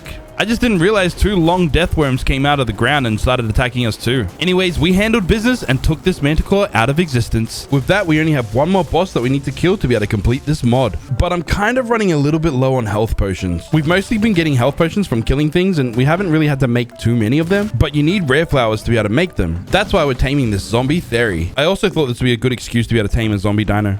They're pretty cool after all. Anyways, we ran around the swamp harvesting a whole bunch of rare flowers. Like the craziest amount I've ever made ever. But now we were able to ridiculously stock up on these health potions, basically ensuring our victory against this big hippo. Now it's time to go and fight the big hippo. Again, I gathered a massive army for this guy. Knowing that this is basically the toughest boss we're gonna have to fight, I made sure to be as prepared as possible. It's now time to summon in the final boss, the hippo. I immediately sent in my entire army and I started chomping down. Not only does the hippo have a crazy amount of health, 700 million health in fact, it also has the ability to summon in boss dinos like the Kraken and Spinebreaker, Tempest, all of them. With this in mind, I did invite a friend along to try and help me fight this thing. Mr. Pineapples is helping us fight. We were chugging along in this fight, and if you can kind of see there's the Kraken there fighting us back as well. Even though this looked like it was going to be a long fight, it looked like we were going to win. That was until the most unluckiest thing happens when you fight the hippo. Remember, the Spinebreaker death bubble basically melts anything you're riding. Mine Spinebreaker died, but I somehow survived. I ran away to try and get myself into some sort of safe location, saw that I had another Spinebreaker on me, got it out, placed a saddle on it, but when I looked back at the hippo, I realized it had fully healed up. The hippo had summoned a bunch of other bosses. I knew I couldn't win this fight. It was time to teleport back home and then rethink of my next strategy. Somehow, I ended up at the Icy Cat's place. I think it was just a panic teleport. I needed to get out of there real quick. Now I really needed to think of a way to kill this hippo. We still have 9 days left in this challenge,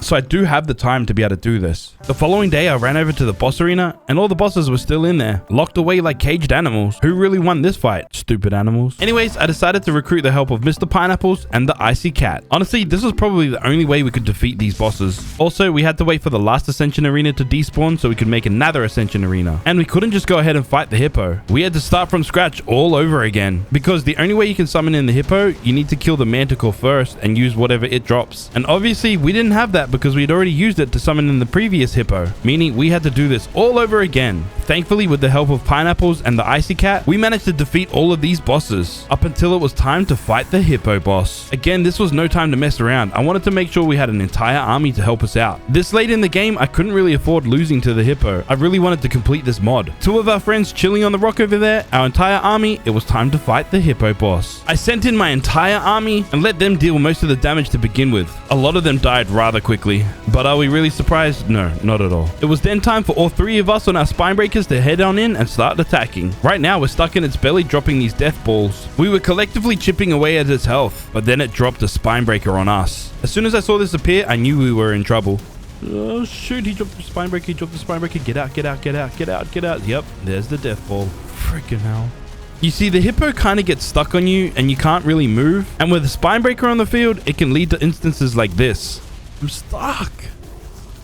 Yep, my Spinebreaker died. Pineapples and Icy Cat were still fighting this hippo, so it wouldn't regenerate. I managed to teleport back to base, pick up a bunch of fresh baby Spinebreakers, and teleport right back into the arena. Once I arrived back in, the Spinebreaker that was there wasn't fighting us right now, so we took this opportunity to charge back in and fight. Honestly, Spinebreaker is the only problem in this situation. All the other bosses that summon in aren't really too much of an issue as long as we can heal in time. I kind of got stuck with Mr. Fister. He's a little bit hard to see, obviously, with all the numbers and stuff, and he kind of gets stuck in us so we can't move. Anyways, I sorted him out, went back into the fight, and like that, we had just defeated the hippo boss. Oh, we did it, we did it, we did it. We freaking won.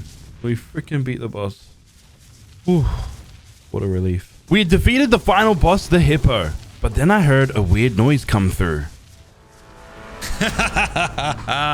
You think you're done because you defeated a measly hippo? Well, come day 100, we'll put you to the test. Let's see if you can take down me and my friend.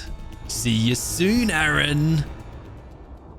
Well, I think the message was pretty clear. We're going to need to get to work and start preparing for a massive battle against Mr. Miola. So with this, we spend the next few days harvesting a whole bunch of resources. We're going to need the craziest amount because obviously we're making the Pugnacia Mega Mech. And to make it, we need 3 normal mechs, and they're pretty expensive as is. With that being said, we spent the next few days just harvesting a whole lot of materials. Literally everywhere on the map that I knew there was a whole bunch of resources, like this cave full of crystal or the secret cave full of oil, we went there and harvested completely dry. Also, since we we defeated the hippo, we now have the ascension items unlocked. That's why we have the better tools. You know, like the ones that we unlocked earlier that we shouldn't have. I even started breeding some of the snails that we tamed so we could get more cementing paste that I could eventually use to turn into polymer. We harvested a whole bunch of oil, but it really wasn't enough. I had to go tame a Bassie so it could passively generate oil for us in the soul terminal. That's a whole lot of snails bred up. We're going to get the cementing paste real quick now. Because we're kind of crunched on time, I tamed a whole bunch of Bassies as well. It's now day 99 and I finally have enough resources to make these Pugnacia mechs. But before we could combine these and turn them into the Mega Mech, I had to go put some levels into them. To get the most out of the Mega Mech, you need to have fully leveled normal mechs. Thankfully, there's a lot of dinosaurs that were willing to sacrifice their lives so we could get stronger. Once they were fully leveled up, I managed to fuse them all together and craft our very own Mega Mech.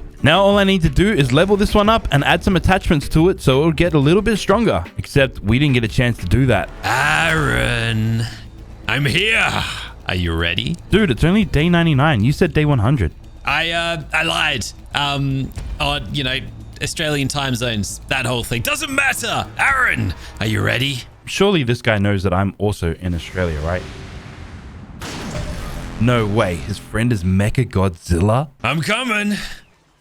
Eventually. Oh my lord, he's right there. He's right there. Oh my god. No, he's right there. He's oh my gosh. Oh my gosh, he's hitting hard. Oh, he is wrecking us. Oh, he took down our shield.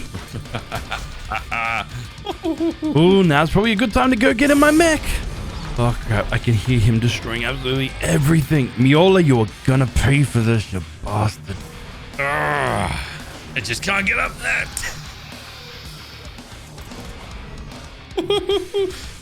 My secret move. You didn't see that one coming, did ya? He's destroying everything. He's destroying everything. Aaron, where are you? I'm going to go get my friends, then we're coming. Where are you, Aaron? I'm right behind you. Where are you, Aaron? I'm coming. Oh no. Is Godzilla playing some music right now? Holy crap. That was my victory song. That's not fair. I can't turn around. This is very cowardly of you guys. Coming in. You gotta jump. He's running. Chase him down. Wow, he's fast. You guys are slow. Get him! Get him! I thought I was hitting hard. I'm not hitting hard. Is that all you guys have got? Oh.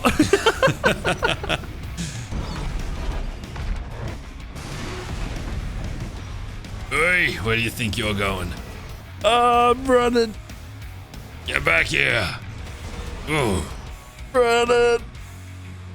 Oh, yeah. Ah! Let me go. Ah! Ah, he's coming. He's coming. Help me. Oh, crap. I got stuck on something in the water. Get out of my way. Ah! Ah! Oh, thank you, deep water. Oh, it span around. What is that move, dude? Oh, I'm gonna. Might be going down. I think I'm down. Oh my god, man! Go, you guys. I ejected. I am alive. You guys need to finish this off now. You little ant. It's getting close. It's getting You will close. not stop me. Oh! I'm actually gonna die. Ah! Oh my god. I'm dead. Oh no!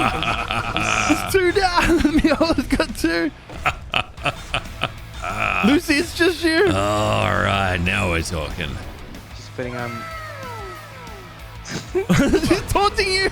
He's taunting you, Lucy. What, Lucy? Go. Oh my god. Oh, get him, Lucy. Go. Oh, it's gonna be close. They're both like. Lucy's almost half. Oh no! No! Wrong button! Wrong button!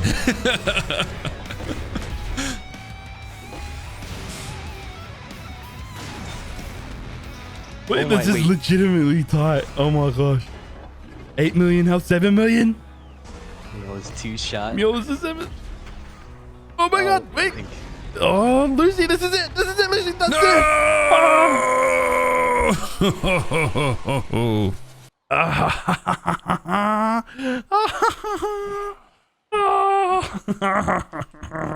Yeah, take that, sucker. Take that. Aaron, you and your friends may have defeated me this time, Aaron, but come to Extinction City and see if you can conquer the land of the Titans and Kaiju. There we have it, folks. Our base here is completely destroyed. And I guess we're going over to Extinction to try and find Miola in the land of Titans and Kaiju. Have you ever dreamed of controlling a naval battleship in the middle of a city? Or even destroy your enemies whilst performing some crazy aerial stunts? Well, in today's sponsor, you can do exactly that. This is War Thunder, a free-to-play military action game with over 2,000 tanks, airplanes, helicopters, and warships, making this the most comprehensive vehicle combat game ever made. As much as I love driving around in my tanks sniping planes out of the sky, personally, I have the most amount of fun in an intense aerial dogfight. Landing that guided missile on another aircraft, it's pure bliss. In War Thunder, every shot that you take can change the outcome of any battle, so choose wisely before you enter any fight. War Thunder has recently released a brand new update called Firebirds, which means this game now supports ray tracing, making your aerial combat look super clean with realistic shadows, lighting, and reflections. They have also added a bunch of graphical enhancements to make your experience more immersive. They have even added this F-117 stealth aircraft. Get War Thunder for free right now on PC, Xbox, and PlayStation by clicking my link in the description below. And guys, I'm not going to leave you guys hanging. New players and players that haven't played in the last 6 months will receive some exclusive rewards, including the Eagle of Valor Decorator, 100,000 Silver Lions, and more. Additionally, this game's now out on mobile. Yes, War Thunder Mobile. Download it for free on iOS or Android. I have a separate link for that. You go and find it. You'll see it. It's very easy to see. Thank you, War Thunder, for sponsoring this video. This is Godzilla. This is Ghidorah. And this guy right here, well, his name's Doug. Is that his real name? Kaiju have literally taken over this entire world, and I have been given the task of taming a whole list of these huge monsters. Before the end of this 100 days, I have to defeat all of the World Titans and the King Titan using only the Kaijus that I have tamed. So without further ado, I would like to welcome you to my 100 days in Ark Survival Evolves Kaijus. Welcome, homies and homettes, to another Ark modded adventure. We are playing on the map Extinction. We spawn right in this post-apocalyptic futuristic city. But just like every other playthrough, we have to start punching some trees for some thatch and wood. The city is said to be filled with big scary creatures like this. Hey, there's otters. That's cute. No, but for real, there's supposed to be big scary kaijus around here somewhere, which I'm sure we will encounter very soon. But for now, we got to get started by making some tools and harvesting some more resources that I can then go and turn into another tool, the hatchet. I then spot what seems to be a dead defense unit, which I can harvest for some resources. Only thing is, this Megatherium wasn't too happy about it. Oh, You're killed by a 260 Megatherium? Oh, damn it. We then found this Explorer Note that's going to give us some good early levels. Explorer Note! You know, we've been running around the city for a little while now, and it's been kind of peaceful and safe. Considering this is supposed to be a Kaiju playthrough, I hadn't seen a Kaiju until now. Oh my god! That was terrifying. That was terrifying to come back to. That was a Skullcrawler. With Kaiju confirmed to be spawning in the city, we really need to keep our guard up. There's that Skullcrawler! I'm so scared right now. There's Skullcrawler's tail. Holy Lord. We made it a safe distance away from this Skullcrawler that it didn't attack us. Now we need to continue on getting a good start in this playthrough. What is that? Fenrir?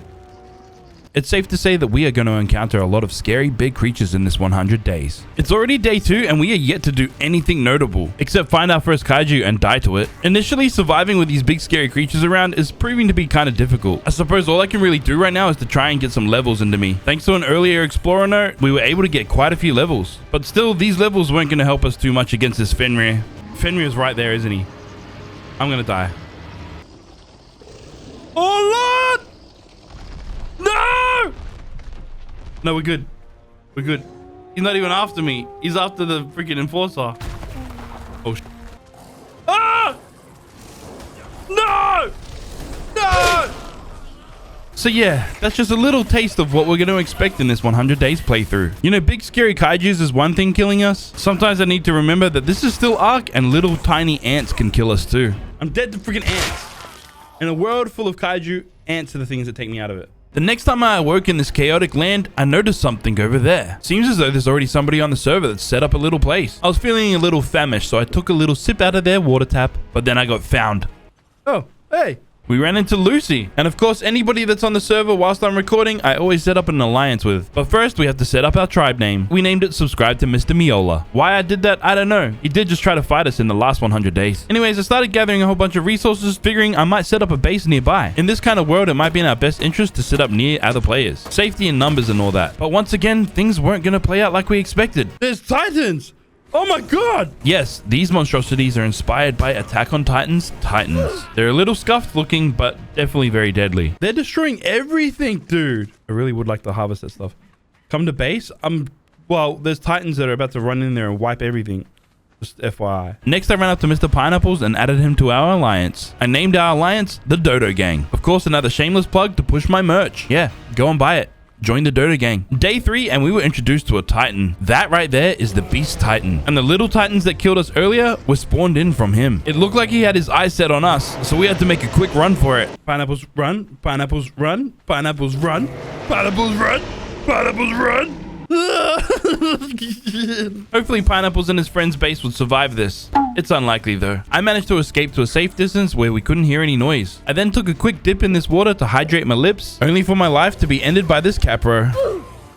With that Beast Titan in the other area, it didn't seem like that was a safe place to build. So I think the key right now is just to go up high. Indeed, I do think building up high might be the key to our success in this 100 days playthrough. Now we just need to find the perfect place to set up a little starter base. Hopefully somewhere free from any big dangers. This gentleman over here kind of sounds like he suffers from acid reflux. It's safe to say I would like to avoid this fiery breath, purple, whatever the frick it is. Anyways, we continue on finding this ramp that will lead us up to higher levels. We find this little ledge kind of area that has a couple trees and some bushes and a water source, so this might make a good place for a starter base. I begin by harvesting a bunch of resources just around here and place down some foundations to begin our starter base. It's not mega high, but I think it's high enough to keep us out of some dangers. Can't wait to look down there and see a massive kaiju that just wants to eat my butt. So far, this little base location has been pretty peaceful until I realized there's massive spiders nearby. I'm so dead.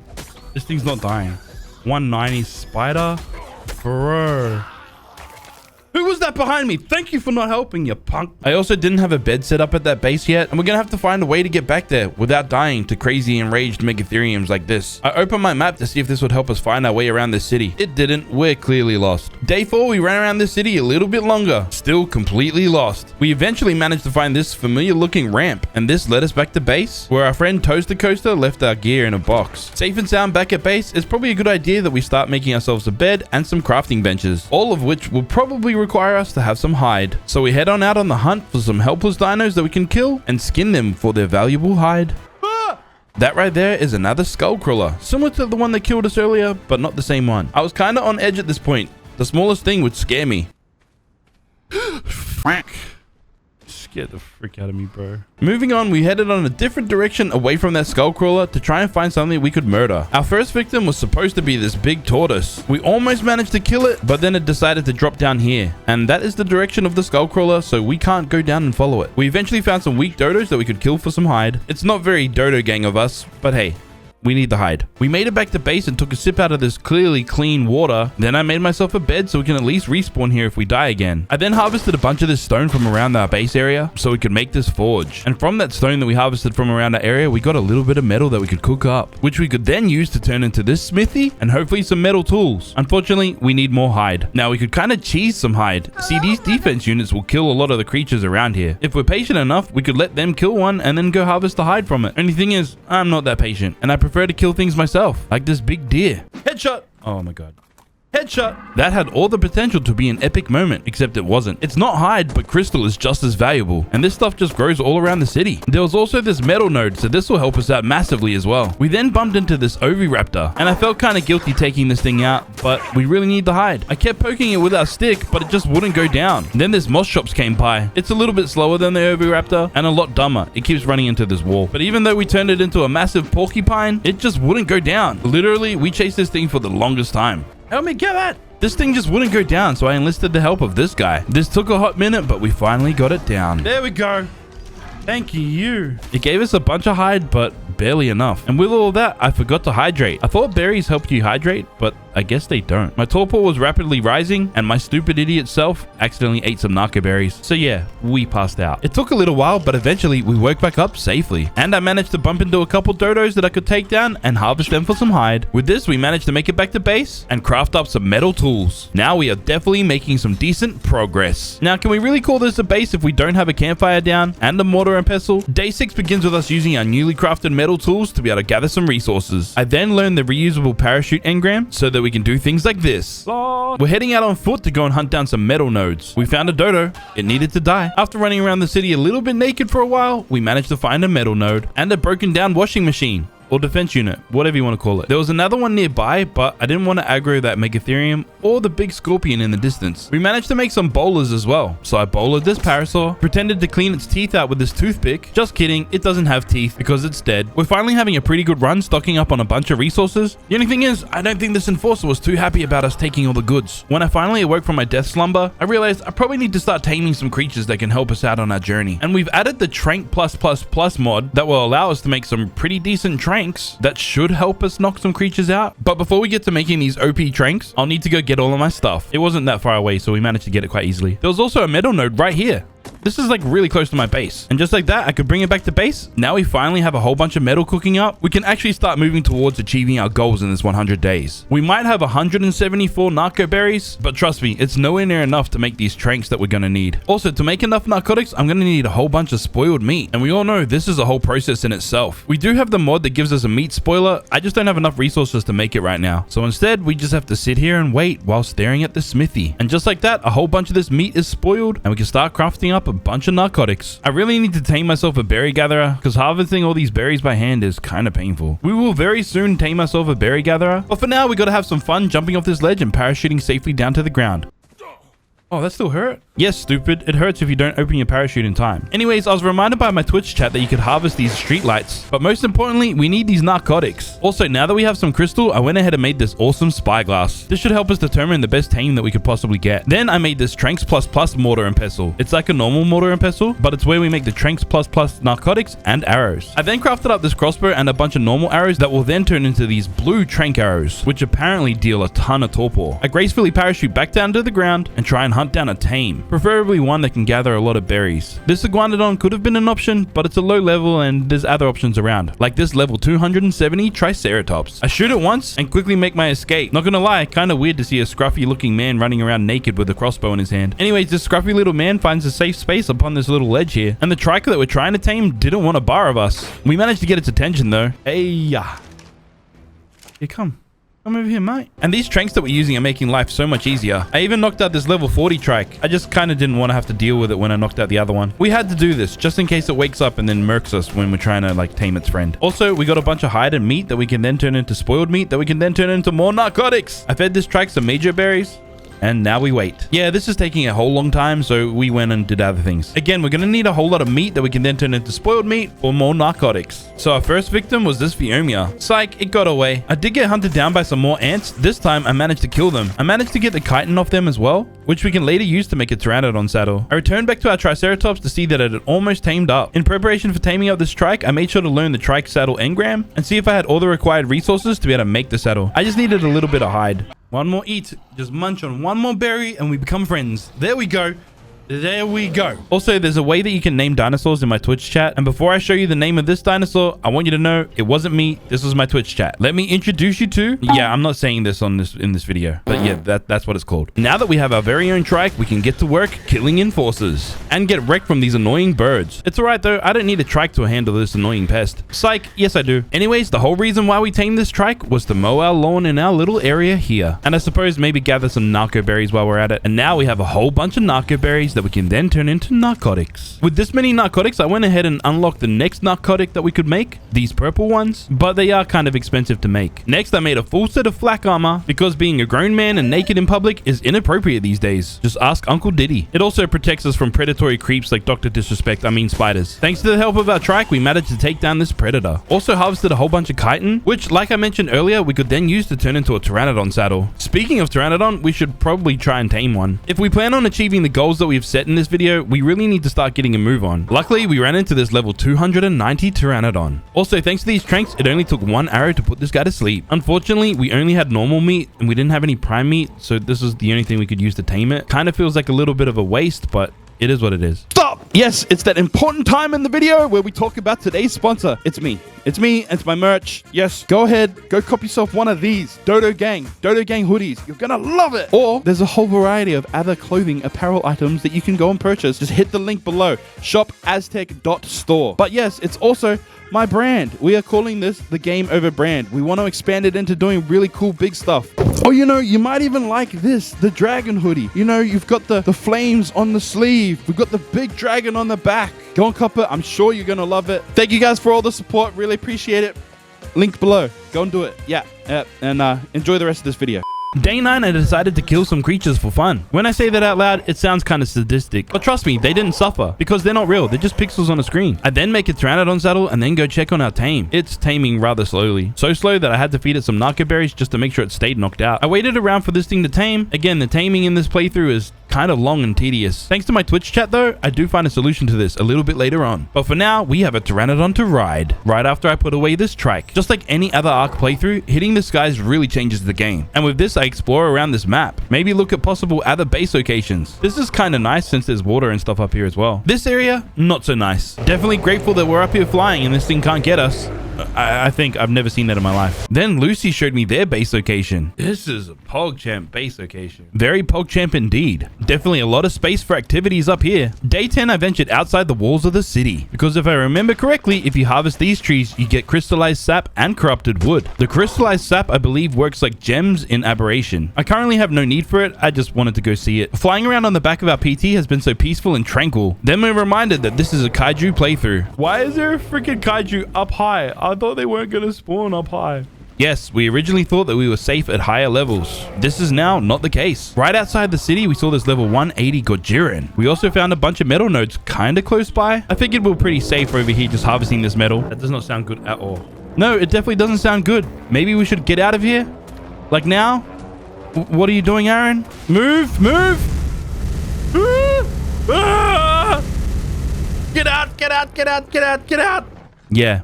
Even I think I'm an idiot. Okay, it was nowhere near us. We were sweet the entire time. Yeah, sure you were, Aaron. I managed to find a much safer location with a bunch of obsidian and metal nodes, like a lot. We managed to stock up on heaps. When we were completely full, we started heading on back to base, where I made a bunch more forges so we could smelt this metal a lot quicker. Whilst the metal smelts, we went on out to do some more exploring. This time we were heading to the underground. I wanted to go check it out and maybe get some cementing paste down there as well. Oh my god, there's Cherno Alpha. Look at that. 1.1 million health. Man's definitely a tough big boy. We're now in the underground, a lush forest area hidden beneath the wastelands of the world. But also down here are some beavers with some beaver dams. And I plan on beating up some of these beavers to collect their cementing paste. Day 11, we continued exploring around this underground forest area. Again, beating up some of these beavers, but this time with my Pteranodon, and stealing the cementing paste out of their dams. You know, even after having many hours in this game, I still forget about stamina on Pteranodons. Oh, shoot. Stamina. Oh, shoot. It's alright though, because I am a pro on getting back on the bird. Anyways, our time was done down here. It's time to head back up to our base. This time, I obviously remembered to land for stamina. I arrived back to base and I placed all of this new loot into our smithy. This cementing paste allowed us to then make a meat spoiler, which is powered by spark powder. So we better get on to making some of that as well. It's now day 12 and I made myself one of these reusable grapples. This paired with a reusable parachute is absolutely goated. Now yes, I do have a Pteranodon that we could use to get around the map, but for what we want to do right now, this is just a better setup. I want to try and take down this stego. Now, why would I want to do that and why is it so important to me? Now, if I remember correctly, if we kill a stego and harvest it, they should drop prime meat. And we all know prime meat is just a better meat to be able to tame some of these creatures in this game. And thanks to the buildings around us, I can just attach them with this grapple hook, which should keep me safe enough to be able to shoot this stego and eventually kill it. It just runs away from us a lot. So we do find ourselves chasing after it quite a bit. But when we're back on the ground, it wants to chase after us again. Run. Are we faster? We should be faster. But after a little bit of determination and perseverance, we were able to take down this prehistoric Stegosaurus. Yeah, buddy. Give me that prime. If it doesn't drop any prime, I'm gonna cry. So, yeah, it didn't give us any prime meat. Frustrated, but hey, that's Ark for ya. We move on, head back to base, and now I crafted up a whole bunch more of these narcotics. This time, the purple kind. Because we're really lacking in the tame department, and I think we need to go and, well, obviously tame some things. Whilst also trying to avoid getting squashed by one of these kaiju. And since we're playing on Extinction, I wanted to go and tame myself a snow owl. Which means we need to head over to this little bubble, the snow biome. It was this area that we encountered the next titan. The Colossal Titan. Oh my god! It is a Colossal Titan. That is a big scary boy, but we're here on a mission and we need to go find a snow owl to tame. Further exploring around the snow biome, we found a decent snow owl that we should tame, and in a pretty decent area as well. We can set up a trap right here as long as we just get rid of these saber-tooth first. They're stupid, so they think they can run on air. They can't. We then land in this nice little flat area. I go ahead and set up this trap, just a pretty standard gate trap. Most people know how this works. Then I went to go get the attention of this snow owl. Unfortunately, we had two following at once. We managed to do a few creative aerial maneuvers and singled out the snow owl that we wanted and managed to trap it quite easily. Easy trap. Easy trap. Get out of here, son. Go down. Yep, there we go. Good night to you, matey. Whilst we wait for the snow owl to tame up, we went to go have another look at this Colossus Titan. 69 billion torpor? How are you even expected to tame that? Yeah, that is indeed a lot of torpor, but I think there's a special mechanic to be able to tame this. Anyways, our snow owl is now tamed up. I also didn't want to leave this trap just laying around. There are other people on the server, and it's just polite to remove them. Now that we have the snow owl, I quickly raced back home, placed some raw meat into the meat spoiler, learned the snow owl saddle engram, and my Twitch chat named this bird Benji 2.0 after one of my flyers from my previous 100 days. Another gentleman decided to name my Pteranodon Big Toe. Yeah, I don't know. Twitch chat is weird. Anyways, now that we have a saddle for Benji, we chucked it on him and took off into the skies. He's kind of slow, but then I remembered these guys have this kind of dive thingy like the griffins do. Did I really need a snow owl? I don't think so. Our PT was doing fine, but it's Extinction. We have to have one. We're now heading over to the desert biome because I want to tame another Extinction exclusive dino. I want to tame this Velonosaur. I need something that can be a bit of a killer so that we can harvest a whole bunch of meat that we could spoil to create more tranks, and then we could possibly tame one of these kaiju. This being a level 290 should do the trick. I kind of came out here unprepared. I only had one trank arrow. Can't really afford to miss this shot, you know. Yeah, we did not miss. Day 14 and we're patiently waiting for this Velonosaur to tame up. Yeah, this is a whole damn process. And kind of boring. Good thing we can edit all through that. And now we have our very own Velonosaur, who I quickly put in a soul ball, jumped on the back of Benji, and flew in the wrong direction out to the world border, almost turning this snow owl into Kentucky Fried Chicken. We eventually find our way, heading back to base. But along the way, we stopped to gather some resources. In the wastelands, there's always some really good metal nodes and wood and all the kind of good stuff. When I made it back to base, one of my chatters decided to name this Velonosaur Cain von Silford. Apparently, some people might know what that means. I don't know what that means. Just comment below if you know what it is. The only way that I could make Cain von Silford a saddle was in the smithy, so I did that. Then we found a nice area out in the wastelands that we could let Cain von Silford loose. I'm a massive fan of Velonosaurs. They're a lot of fun to play with, and they're a really good tame in the early game to be able to take out some of these stronger creatures rather quickly, unless they close the distance and it gets a little tough because you can't really shoot them the entire time and then they stab you in the face with their tail. I know you're not liking this. You're not liking this. There's no way. You're down. What the hell happened? I have no idea how I got dismounted, but we took one down. Now we just have to take the other one down, which was a lot quicker. Honestly, I was kind of hoping to get some prime meat from them. At the end of the day, we're only out here farming normal meat so we can then spoil it for narcotics. And I'm pretty confident a big Bronto like this will supply us a lot of meat. I also thought that this Bronto was going to drop us prime meat as well. We might get lucky and get some off of its friend. These guys are rather large targets, so taking them down is quite simple. This time I decided to harvest it with my pickaxe, and we finally got some prime meat. There we go. There we go. We got 64 prime. We're good. Day 15, we remained in the wastelands just beating my meat. I mean, eating my meat. I mean, getting some more meat. Honestly, I was just having way too much fun on this Velonosaur. We almost took an L to a pack of Ankies. I never thought that was going to be a thing, but it was. They died, unfortunately. Anyways, the fun was over when we started hearing noises like this. Velonosaurs are really damn cool, but they're no match for a kaiju. We made it back to our base stacked full of meat. Now we just have to wait for it to spoil. It doesn't take too long, but we still have to wait. Next, I made this composite crafting table. This will allow us to make some sci-fi type buildings. Then I made this soul terminal so we can at least put a lot of our dinosaurs away safely. I then crafted up a bunch of composite building pieces just so we could secure our base that we're currently at. Realizing that there's a possibility that one of the kaiju could spawn on us or near us or around, I didn't want to lose my base and all the stuff in it. Now, I'm not actually sure if kaiju can break these building pieces, but all I know is it is definitely tougher than wood. Hopefully, this keeps us safe until we can find a better base location. Also, I ran out of metal and couldn't finish this roof, so I quickly raced out to the wastelands once again and farmed up a bunch of metal. Day 16, I had one goal and one goal only: to stock up on as many resources as possible. I was starting to get a little bit nervous about our base, and I think it's time to expand and move, especially now that we've got a few tames that are pretty valuable to us. Our snow owl was really handy to have in this instance because it would just hold all of the heavy stuff so we could just continue farming. The great thing about Extinction is its abundance of resources, especially metal nodes. Like, they're pretty much all over the map. We just got to be a little careful where we land in certain instances. What is that? What is that?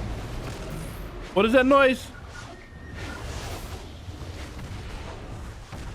Skullcrawler.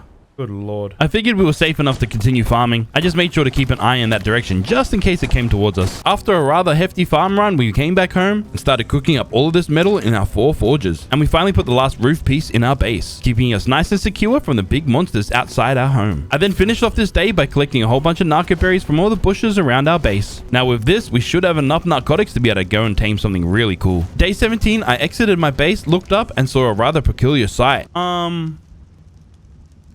Excuse me? And to add on to things, we had a visitor come to our base. That right there is one of the community members riding a big-ass Ghidorah, one of the kaiju that I need to tame to complete my goals. I'd kind of been sick of being this scruffy boy, so it's definitely time to do something about that. We just need to go and collect some berries, so we can make some of these dyes, like the black dye and the red dye. Of course, it's time to give ourselves our signature look. Finally, we look kind of fresh. Well, we will when it grows back. It was now time to head on out and do some exploring. Also, this Ghidorah was killing this Cherno Alpha and harvesting all the resources that you can get from it. Apparently you get a lot. Back on out in the wilderness, and we stumbled upon the king of kaijus. Oh my god, Godzilla! Again, just like Ghidorah, this gentleman right here is one of the ones that we need to tame before this 100 days is over. Only at this point in time, I have no idea how to get atomic fish meat. Then to make things extra special, my Twitch chat's favorite kaiju appeared. Is that Doug? It's Doug! We found Doug, chat. That's why everyone loves Doug. For the longest time, I couldn't understand the fascination with Doug. But later on, when we finally tame one, you'll see exactly why they're so cool. Day 18, we land in the city and we see a strange sight.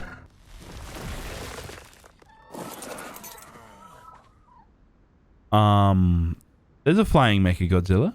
This is certainly very unsettling. Flying Mechagodzillas would probably wreck us. We make it back with a whole bunch of resources to start cooking up in the forges, but now it's time for us to definitely find somewhere that we can call our forever base. I really do like the look of this spot, but I kind of also want to keep my kaijus out on display, and this place just probably isn't big enough. But I also want a good space that I can show off my kaiju. So we keep looking. We need a space that's kind of away from any of the kaiju spawns, which honestly we don't know exactly where that is right now. And big and open enough so we can display our kaiju, once we tame them of course. We managed to find other people's base locations, like this right here is Toaster Coasters. And then I see a nice big ledge up here. Ooh, there's like a nice looking ledge there. Although probably a decent spot. Although it's probably a really good spot. Typically, again, we can't display our kaiju, so we continue the hunt for a perfect base spot. Day 19, I kind of gave up looking for the perfect base spot. We looked around for ages, and I kind of want to progress and do some other things right now. I then made this awesome teleporter, so we have a way to be able to get our stuff back if we die, and also teleport back to base a lot quicker than we normally could. I then took off to head on out to the desert biome once again. This time, we were going on an adventure in one of the caves. Yes, I could fly all the way through it. I couldn't be bothered having to deal with all the creatures, and I turned cave flying on. We're only here for one purpose, and one purpose only. Cave drops. Yeah, I want to try and get some decent gear, maybe some decent saddles or some good armor. Even though we can fly around this cave, we still had to deal with bats. They're really annoying, but Benji's just superior. And just like that, we were able to retrieve this cave drop. Ascendant Ghillie's not great, but it's better than what we have. And it was this cave drop that gave us the goods. Yay, that's what we wanted. That's exactly what we wanted. Ascendant long neck. That's exactly what we wanted. With an Ascendant Longneck, we're going to knock out some beasts. Yes, now that we have an Ascendant Longneck, tranking some creatures is going to be significantly easier because it's just more powerful. Also, whilst I was here, I figured I'd pick up this artifact. We don't need it, not for a long time, but it's cool to have anyway. Finally, on our way out, we found another cave drop that gave us the blueprint to an Ascendant flak helmet. I'd definitely say that this cave run was pretty successful. Day 20, I decided to head on out and do something rather exciting and fun with my community. This OSD. If you're unfamiliar on how this works, basically once we start it, waves of dinosaurs will come and try and destroy it. And it's our job to protect it until the waves are over. There's different tiers of OSDs. This being blue is kind of an easier one. I had fended off a few when Lucy had arrived with her Karcher. And yeah, the Karcher's pretty dangerous. It does a whole lot more damage than my Venusaur does. And then there's Ghidorah. Yeah, this gentleman decided to bring a kaiju over to a little fight like this. This server that I'm playing on is hosted by G-Portal. If you want to get your own server and play with some of your friends just like I am right now, make sure to click the link below. Anyways, we spent a large chunk of this day just trying to find some of the corrupted dinos that are trying to attack this OSD. Because it's a lower level OSD, some of the dinos are kind of bugged and they don't make it all the way and we just can't find them. We do try though, and we do sometimes find them, but at times it does become a little tricky. And even with a dancing Godzilla on our side, we struggle with one of the simpler OSDs. It's the following day and we're up to the 4th wave, but this does drag on for quite a while. We can't seem to find the remaining dinosaurs that we need to kill for us to progress. This became rather frustrating and I was told that there's a mod that we can add to help fix this later on. It's only a blue OSD and the loot probably won't be that good anyway, so we just continue on our journey doing something else, like heading back to the underground. As most people know, cementing paste is quite a valuable resource and it's a lot of fun killing these beavers with my Venusaur to be able to steal their cementing paste. Down, sucker. Yeah, take your beavers down.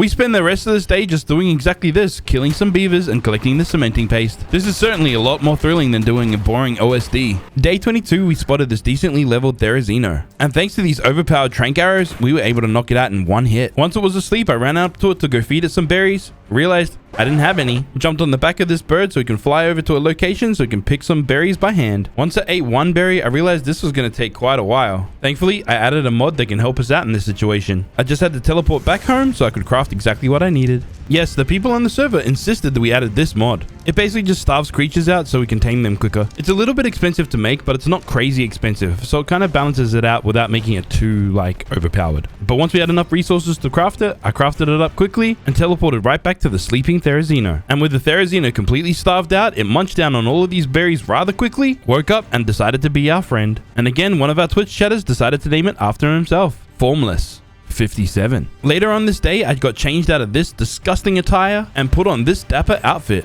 Dapper, good sir. Day 23, Lucy came over to visit and show off her drip. I never typically use cosmetic mods in ASE, but this is kind of cool. Moving on, we head on back out to the wasteland so we can go and harvest some more materials. Except we got distracted by this OSD. And by we, I mean me and these guys. This time we're running a red OSD, which is obviously a higher level than the blue one that we ran last time. But we've added the Better Hordes mod, that after a little while, it shows a blue beacon that allows us to see the dinosaurs that we still haven't killed yet. Also, Lucy let me borrow one of her spare Karchers. I don't usually like to accept help in these 100 days, but this time I kind of wanted to play more with the community. It's a lot more fun that way, especially for things like OSDs that really require help. But I have to say, this Karcher was absolutely munching on all of this meat. I probably couldn't have done this alone, even with this strong Karcher. With the waves coming in from all different directions, we needed to cover all the angles. This OSD lasted so long, it went into the next day, but it is rather satisfying when this happens. All right, let's see what loot comes out. As the loot started spewing out of the OSD, I ran in like the little loot goblin that I am. We picked up so much that I couldn't move. The loot was admittedly quite juicy. I managed to sort through it and only keep what I needed. Then the OSD disappeared. I then teleported back to base so I could secure my loot. Our base is starting to look a little cramped. It's definitely time for us to move. But before we move over, I went and harvested a whole bunch of resources so we could build our new base. I then once again went out on the hunt to try and find our forever base location. There was a few locations kind of close to base that looked good because they were kind of big and still kind of up high. But it wasn't until we flew through this archway that we found the perfect base location. Honestly, I could probably build up here. This could work, actually. Even though there's a Mechagodzilla below us, I think this place will do. Day 25, and you probably already know what we're doing today. Yes, we begin setting up our brand new base. Let the epic montage begin.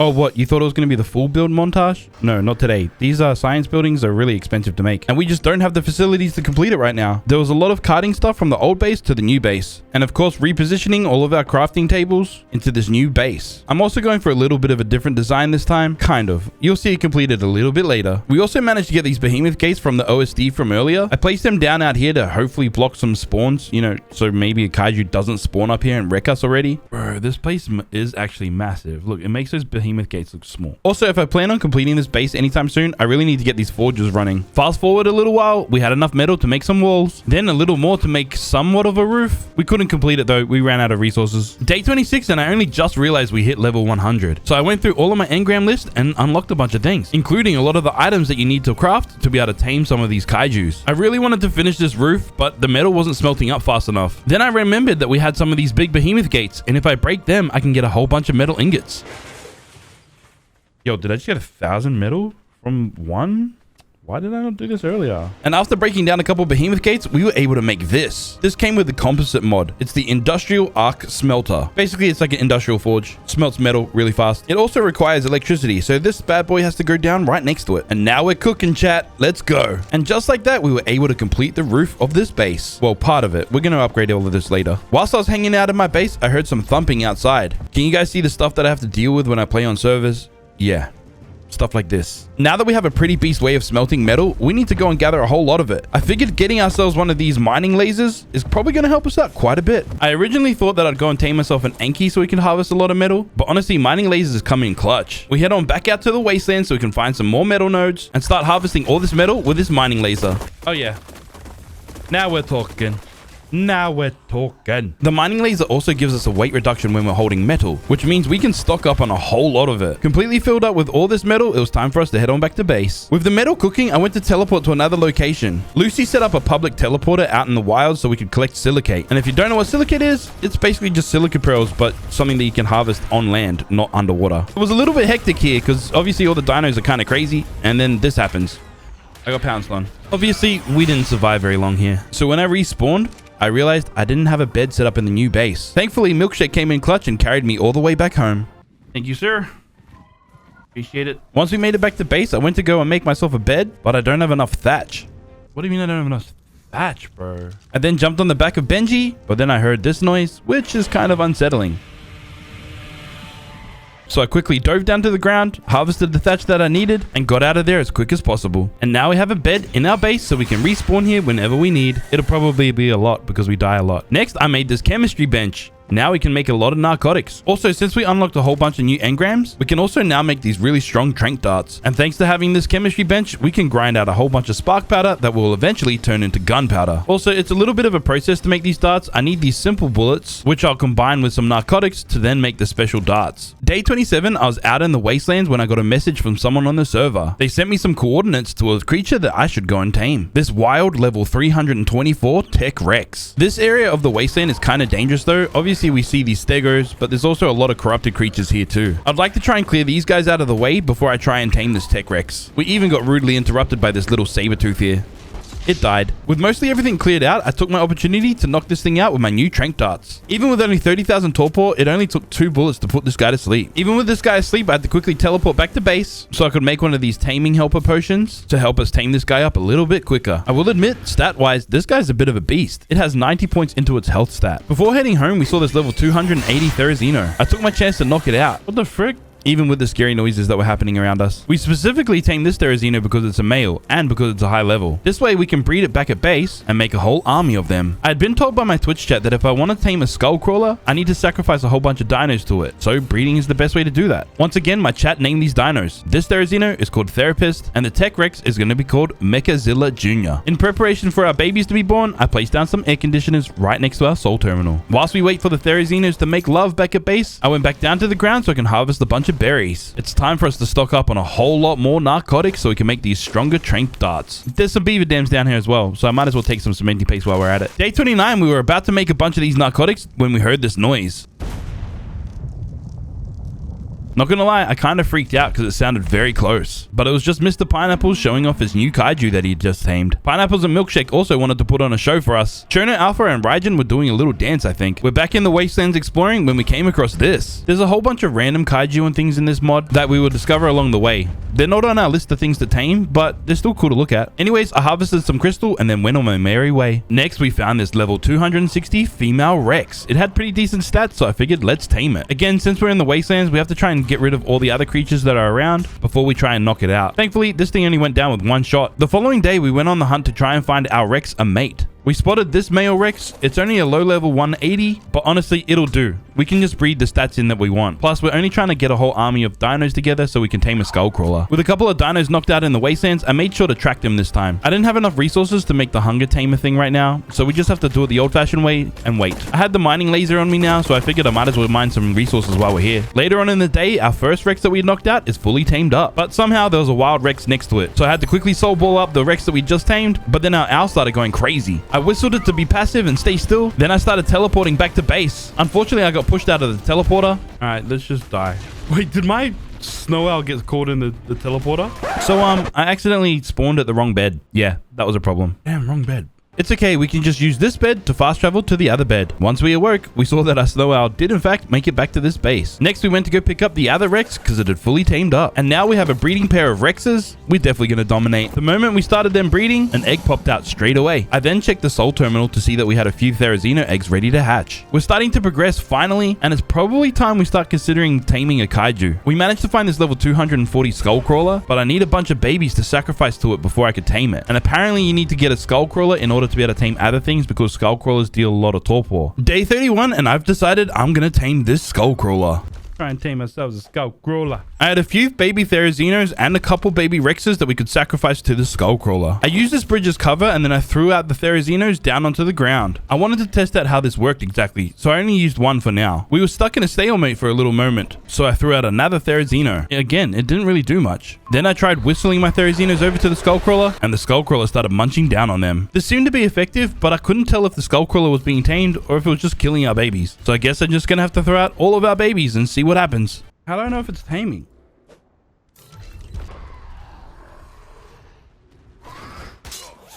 Ouch. I'm still unsure if this is actually working or not, so I tried feeding this thing some more babies. All of a sudden, it didn't have any interest in the babies. I think it was kind of glitched or stuck in the wall or something. I flew around to try and get a different angle, and the Skullcrawler decided to eat my babies. We'd run out of our sacrifices, and I don't know if this is working or not. So I raced back to base and hatched a few eggs. There was a couple Therizino babies there as well, so I returned back to the Skullcrawler and tried this once again. I was thinking to myself, maybe this isn't the proper taming method. It does say it's a passive tame, but maybe we have to feed it some meat. I approached it to see if this would work. It didn't work. I returned a little bit later with a few babies that we had laying around and sent them all over to the Skullcrawler. This is literally my last chance. I was completely out of babies after this. Again, the Skullcrawler was kind of stuck on the bridge there, which was refreshing because it kept us safe, but it also didn't attack the babies. Eventually, it got free and killed my babies, but it also killed me. Surely we had sacrificed enough babies to fully tame it by now. I returned back and it was in a different location, still killing my babies, but not tamed. We had a few little babies still left over, so I had to send them in. Go and visit. Go and visit Uncle Diddy. Go and visit Uncle Diddy. Go hang out. Go on. This big boy railed all of my dinos, and it just wasn't taming. I didn't know what to do. We did notice it did have a torpor bar, so we just tried to shoot it to see what would happen. It had a lot of torpor, so if we knocked this thing out and we couldn't tame it this way, it probably wouldn't wake up for the longest time. Oh, shit. Shit. Yeah, I wasn't actually meant to fall off the building. Unfortunately, we died recently, so we had to wait for our bed timer to reset. When we were finally able to respawn back at base, I crafted up a whole bunch of these new crank darts. When I ran outside, I realized my snow owl was still over by the Skullcrawler. I still had my Pteranodon though, so we used that to fly back over. Found my little ledge once again, but the Skullcrawler ran away, so we had to find another location to try and shoot this thing. When I found a nice ledge, the Skullcrawler went underground, so I had to take a risky maneuver, go down, and try and get this thing out of the ground. I then found another ledge to be able to shoot off of. Shot it once and twice. This thing was asleep. When it was asleep, it already had a little bar showing that it had kind of been tamed. I think our little sacrifices were taming it. They just weren't that effective. I fed it some prime meat, stood back and waited, and nothing was kind of happening. So I quickly teleported back to base, crafted up the Elixir of Hunger, returned to the Skullcrawler and fed it the Elixir of Hunger, and it was immediately tamed. Bro, that was the biggest waste of time. Bro, we just wasted so much taming all these things, breeding them up, all this stuff to feed to a Skullcrawler. And they're a knockout tame. To say I was frustrated is an understatement. Knowing that this Skullcrawler was just a simple knockout tame, we could have tamed this a long time ago. Look, at the end of the day, we now have our very first kaiju tamed. It's not very pretty, but it's still a kaiju. We went out to the wasteland to check out this kaiju's abilities. Its bite attack is pretty strong for what it is. Then once again, my Twitch chat named this guy Baby Killer, obviously because it killed so many babies. It was kind of fun running around killing things quickly. And then we found this move. What are those buttons? Right click does a big lick. Okay. It's like it's sealing an envelope. You know, you need your envelope sealed. There we go. We can seal all the envelopes. But this is one of the abilities that the Skullcrawler could do that was pretty unique and a lot of fun. Oh, We're underground. Whilst underground, it pokes its head out of the ground and attacks. Kind of reminds me of those times that you're really busting to go to the toilet and a little bit of poop just pops in and out. It could look like other sus things too, I suppose. All in all, for our first kaiju, this thing's pretty damn cool and decently strong. And that was completely unleveled. We now had 49 points to put into it. I put most of it into its melee damage. Wandering through the wastelands, we found a Cherno Alpha. Now, unless these things have something controlling them, they don't move or fight back. I started attacking it to try and get its health down, but I wasn't doing too much damage. Milkshake came in with his Cherno Alpha to give us a hand. It was speeding things up quite a bit. Still though, even though it wasn't attacking us back, it took a long time to take down since we were doing such a small amount of damage to it. We soon learned that the Cherno Alpha's flamethrower attack was pretty deadly, and that helped us get it down quickly. Yes, strange amount of resources. Indeed, harvesting this Cherno Alpha gave us a whole bunch of resources. More than we could possibly need. Once we filled up with a whole bunch of resources, I transferred some over to myself and then started teleporting back to base. Only thing, I was kind of worried that the Skullcrawler might come with us. Please don't teleport back with me. Please don't teleport back with me. You'll explode my base. Don't come back with me. Just chill. Then this happened. The thing is, I didn't notice this at the time, so I just went on my merry way, storing all of my resources wherever I could fit them. Now, it wasn't until day 33 that I returned back to where we originally had Skullcrawler and Cherno Alpha, only to realize our Skullcrawler was dead. Wait, where did my Skullcrawler go? Hello? Where the hell's my Skullcrawler? It died?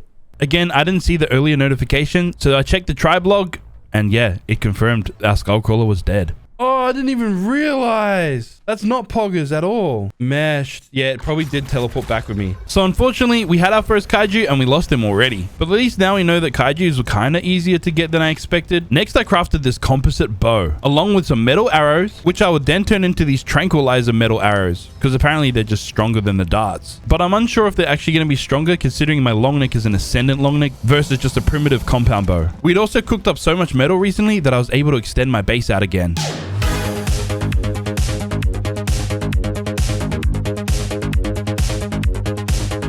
One of these extended sides is going to be our farm area, where we grow essential items. Although I wasn't too familiar on how some of the glass worked in this new mod. I wanted to see if it would work as a greenhouse, but we couldn't seem to get it working. I experimented by extending it a little bit, but we couldn't seem to get any greenhouse effect. I then tested the S Plus greenhouse glass, and that didn't seem to work either. Well, until I tried this. Oh my god, now you... Okay, sweet. So it's kind of working. I will admit though, I do prefer Ark Survival Ascended's building mechanics a lot better.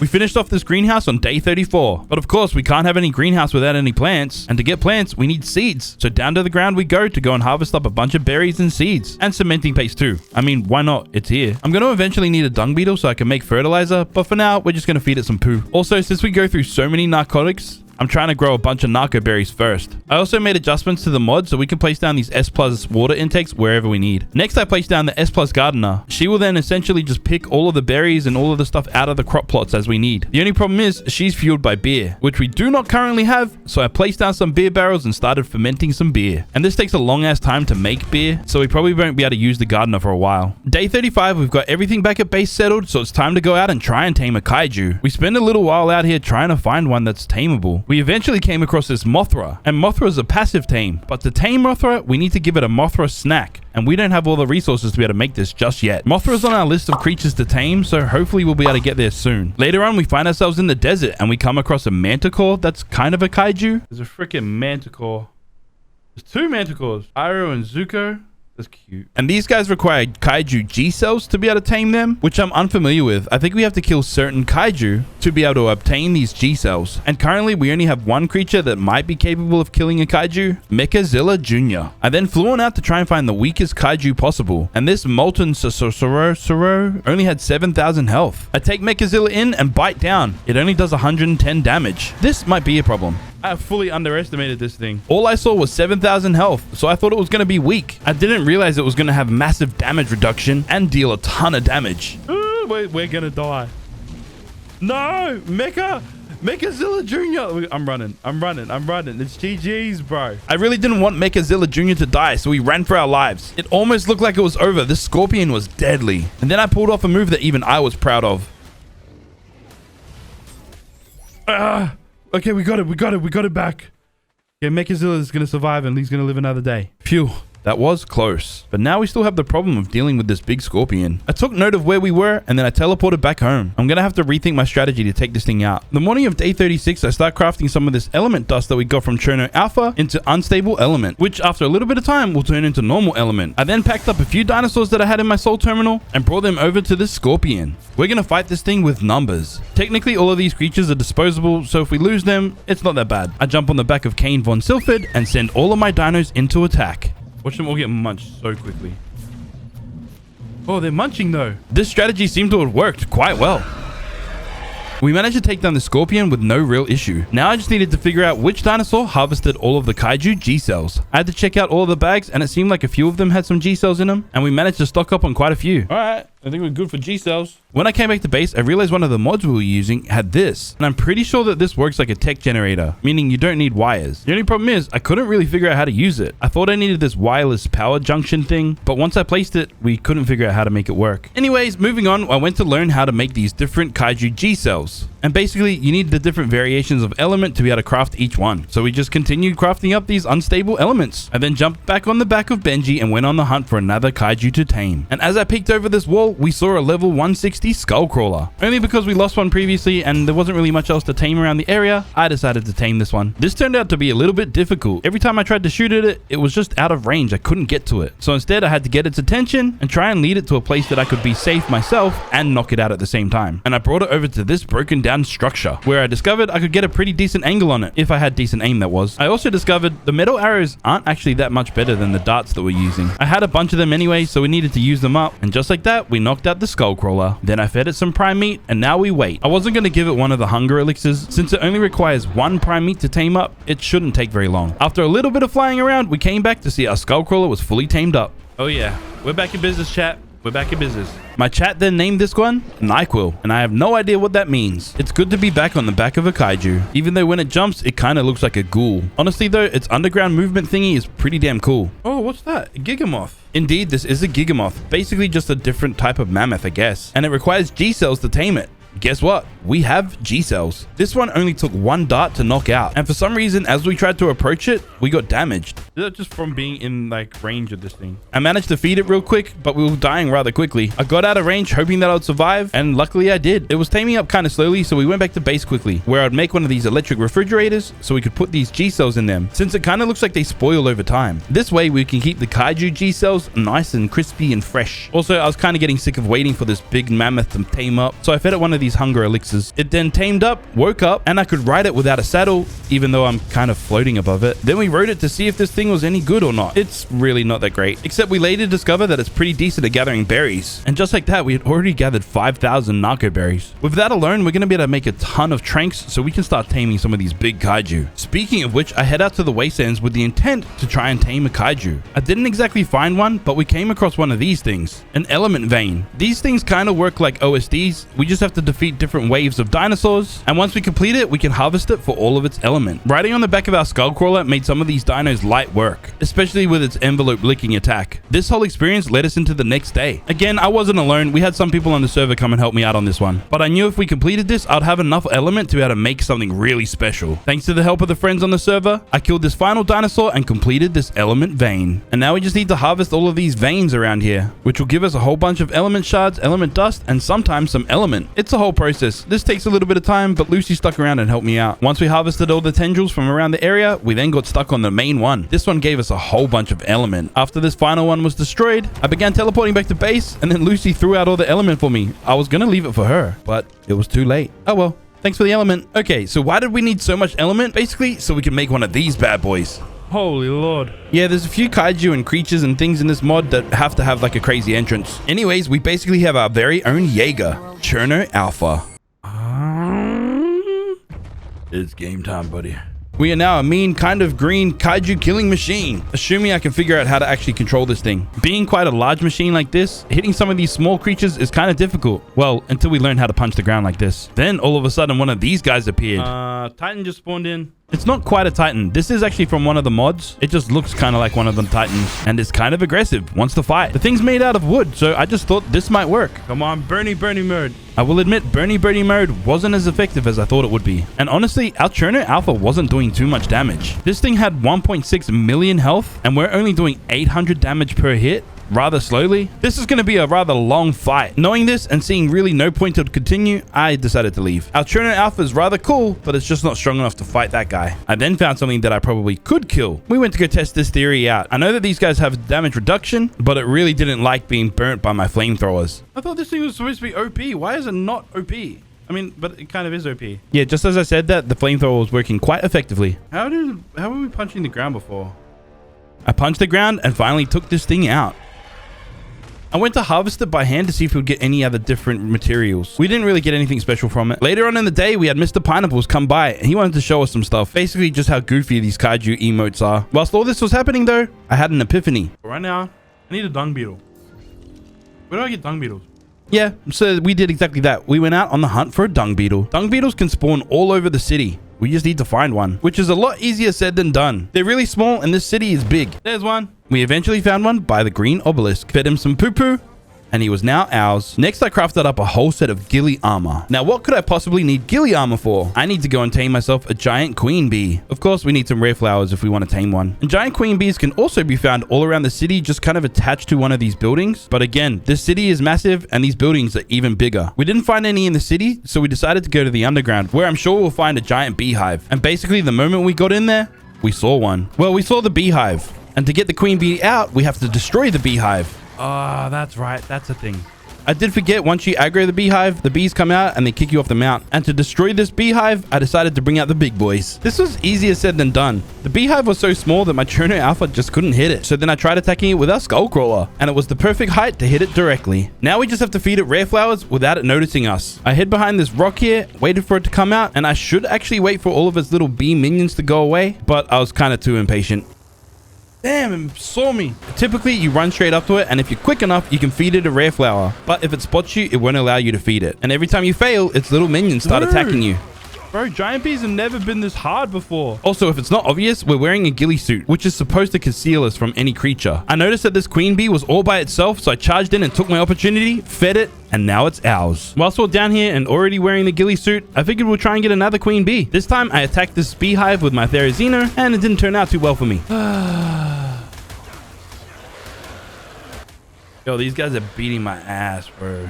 Once all of those pests cleared away, we realized we had destroyed the beehive, but we need to find the bee. It was right behind this bush here, and I stupidly charged in, only for it to recognize that I was here. I almost died from that interaction, and with my health dangerously low, I thought it might be a good idea to try one more time. Thankfully, this time it worked. I arrived back at base, still kind of dying, but we managed to place down these beehives. I went to feed them the rare flowers so that they could produce us honey, but then I died. Thankfully, we were already at base when this happened, so it wasn't too much of an issue. Whilst I was at base, Lucy let me know that there was a level 290 Godzilla on the map. I went and looked to see what I needed to make this atomic fish meat, and I only need element and some raw fish. Element I already have, and raw fish I can get from this little pond just below my base, if I don't accidentally get murked by all the saber-toothed salmon down here. The fish destroyed my ghillie suit, that's why we're naked, but we were able to make this atomic fish meat, then jumped on the back of Benji too, and ventured off in the direction of this Godzilla. When I arrived, we were met by a little surprise. Or a big one, actually. Lucy? That's Ghidorah. Yeah. There's a big-ass yellow Ghidorah there as well. And Ghidorah and Godzilla didn't seem to be getting along too well. I took aim, but I wasn't feeling very confident. Honestly, I was surprised the bullet made it the entire way. Ghidorah wasn't too happy though. We need to knock out Godzilla rather quickly. I was kind of concerned that Ghidorah might kill Godzilla, so we had to try and knock out Godzilla quite quickly without getting shot by whatever's happening now. Godzilla got into a rather tricky position, which made it hard for us to shoot him. But then Ghidorah was aggroed on us and not fighting Godzilla, so that's good, I guess. I then asked Lucy to give me a hand to try and get the right angle on Godzilla. Uh-oh, Ghidorah's coming. I then shot this arrow. Yes! Who did I hit? But I think I hit Ghidorah. I realized that this was going to be a little bit trickier than I had hoped, and I'd kind of decided I'm going to try and tame both Ghidorah and Godzilla. But to do that, I'm going to need a lot more of these powerful narcotics. At this point, I realized I'm not really prepared enough to be able to tame both Ghidorah and Godzilla. I didn't realize that there were higher levels for these tranquilizer darts. I thought they maxed out at the yellow version. One of these black tranquilizer darts deals over 100,000 torpor per hit. We could only afford to make one of them and a bunch of these yellow ones. But these darts paired with an ascendant long neck rifle should do the job. I put on this Ascendant riot gear that we got and made a glider suit for it. Then I returned over to these massive kaiju. I made sure to put my tames away and only glide around with my new gliding suit. This way, we didn't risk losing any one of our tames. I managed to get a shot off on Ghidorah, which dealt a lot of torpor, but this also really pissed Ghidorah off. Oh, it's lighting me up, bro. It's lighting me up. I'm so glad it has terrible aim, but now I don't want it even more. I tried to get another shot off, but soon died after. I have a sneaking suspicion that that's not the only time we're going to die to these guys. Next time I returned, Godzilla and Ghidorah were separated, and I just wanted to kite some of these corrupted dinos out of the way before I tried taming Godzilla or Ghidorah again. This cliffside edge here gave us the perfect angle to shoot at Godzilla. I almost forgot to put away Benji, and I've only got the yellow darts on me, which aren't doing a lot of torpor damage at all. It's only just making Godzilla more angry, and to make things worse, this happened. Hey, Ghidorah's coming, bro. Seriously? Are these guys like best mates or something? Shooting at one is one thing, but having both of them here, stuff like this happens easily. I soon realized to be able to knock these guys out, I'm going to need more of these black darts. And my farm just isn't producing enough narco berries currently. We got our Therizino out, went down to the ground and gathered up as many narco berries as possible. Now the Therizino is pretty decent at gathering narco berries and berries in general, but there's one other person that's much better. The Mamaroth. Okay. Yeah, okay. This guy gets a lot of berries. Couple minutes later, and we had over 10,000 narco berries, which I immediately put in the chemistry bench and started crafting as many of these narcotics as possible. With over 1,000 narcotics, we could make 2 of these black narcotics. I returned back to Ghidorah and Godzilla on day 42. With only 2 of these black trank darts, I couldn't afford to miss. I ran up, took aim, shot at Godzilla, and it landed. It also put it to sleep. With Godzilla down, I ran up to it and fed it the atomic fish meat. Unfortunately, one of the atomic fish meat spoiled, so we only had 3. We're gonna need to go and get another one eventually. But Ghidorah and a couple of these corrupt pteranodons were really not happy. Took aim at Ghidorah, shot my shot, and put this 3-headed dragon to sleep. Ghidorah only requires certain meats to be able to tame, so that's a pretty simple one. I returned back to base, made another one of these atomic fish meat, and grabbed some prime meat out of our refrigerator, returned to the sleeping beauties, fed Ghidorah a hunger elixir and the prime meat, then it was immediately tamed. I placed it in this soul ball because some of these corrupted dinos were really being annoying. As I ran up to Godzilla, I realized that there was a corrupted rock drake nearby as well. I quickly starved it out and tried to feed it this atomic fish meat when... And eat the other one! No! No! I didn't get a chance to give it the atomic fish meat. In other news, we made it back to base safely with our Ghidorah. Another one of these kaijus that have to make an epic entrance. Its butt landed in my face. And this is an absolute Goliath of a flying kaiju. It doesn't even fit on the screen properly. We then fly back over to the slumbering Godzilla, and I soon realized I need a parachute to be able to put Ghidorah away, because every time we dismount, it's a massive drop. We make it to Godzilla, and I realized it had already eaten the atomic fish meat that we'd given it previously. Effectiveness went down. We took too long. And its taming effectiveness has gone down quite a bit. Then I try and teleport back to base before I get killed by one of these corrupted dinos. This is frustrating, dude. And craft a whole bunch of atomic fish meat. More than enough that I need to be able to actually tame Godzilla. Gavad. Tame up. There we go. Just like that, we successfully tamed Godzilla and immediately got to work getting rid of all of these corrupted creatures that have been pests to us. Also, to celebrate, we had to do a little boogie ourselves. This has copyright music playing, so it's not playing currently because I ain't about to get copyright striked on this video. But yeah, just imagine something funky. I then had to go AFK IRL for a little bit, but Godzilla wasn't too happy about me going missing and killed me. When I finally returned, I went to retrieve my stuff and I couldn't from the awesome teleporter. This would have meant that we'd lost some good armor, our good long neck, Benji, and Ghidorah. In a panic, I flew back as fast as possible. I'm just hoping that Godzilla collected all of my stuff. I mounted Godzilla, opened up the inventory, and everything was inside it. It's day 43 and I finally have some beer to feed to my gardener. Now this weird alcoholic should get to work doing gardening stuff. Next, we went back to the ground to go and collect a whole bunch more of these narco berries. This Mamaranth is a beast at collecting berries. But as I was down here minding my own business, this thing appeared. Oh, crap. What the frick is that? I did not want to have to deal with that, whatever the hell it is. So I just went far away as possible. Because at the end of the day, I still need a whole bunch of narco berries. I could possibly use them to knock that creature out too. We managed to secure over 20,000 narco berries, which is certainly a high number, but with how expensive the narcotics are, it might not be enough to get us through. So I do set up some more of these crop plots around our base, even with scary noises and flashes going on around it. We also had enough fertilizer to make sure all of these crop plots were full, and we started growing just normal veggies energies as well. With all the noises going on around my base, I was kind of fearful that this big dragon thing could come in and wreck everything. I could see its health bar flying around below and went to go investigate. I then went over to Benji and put him away in a soul ball just in case he would react and probably die to the dragon flying around our base. Oh my lord, what the frick? What the frick indeed. I raced back into my base where I felt like I was gonna be safe. How? I didn't make it inside. When I respawned, there was no sounds outside, so I thought we were safe. It didn't last long. Oh no, this guy's back.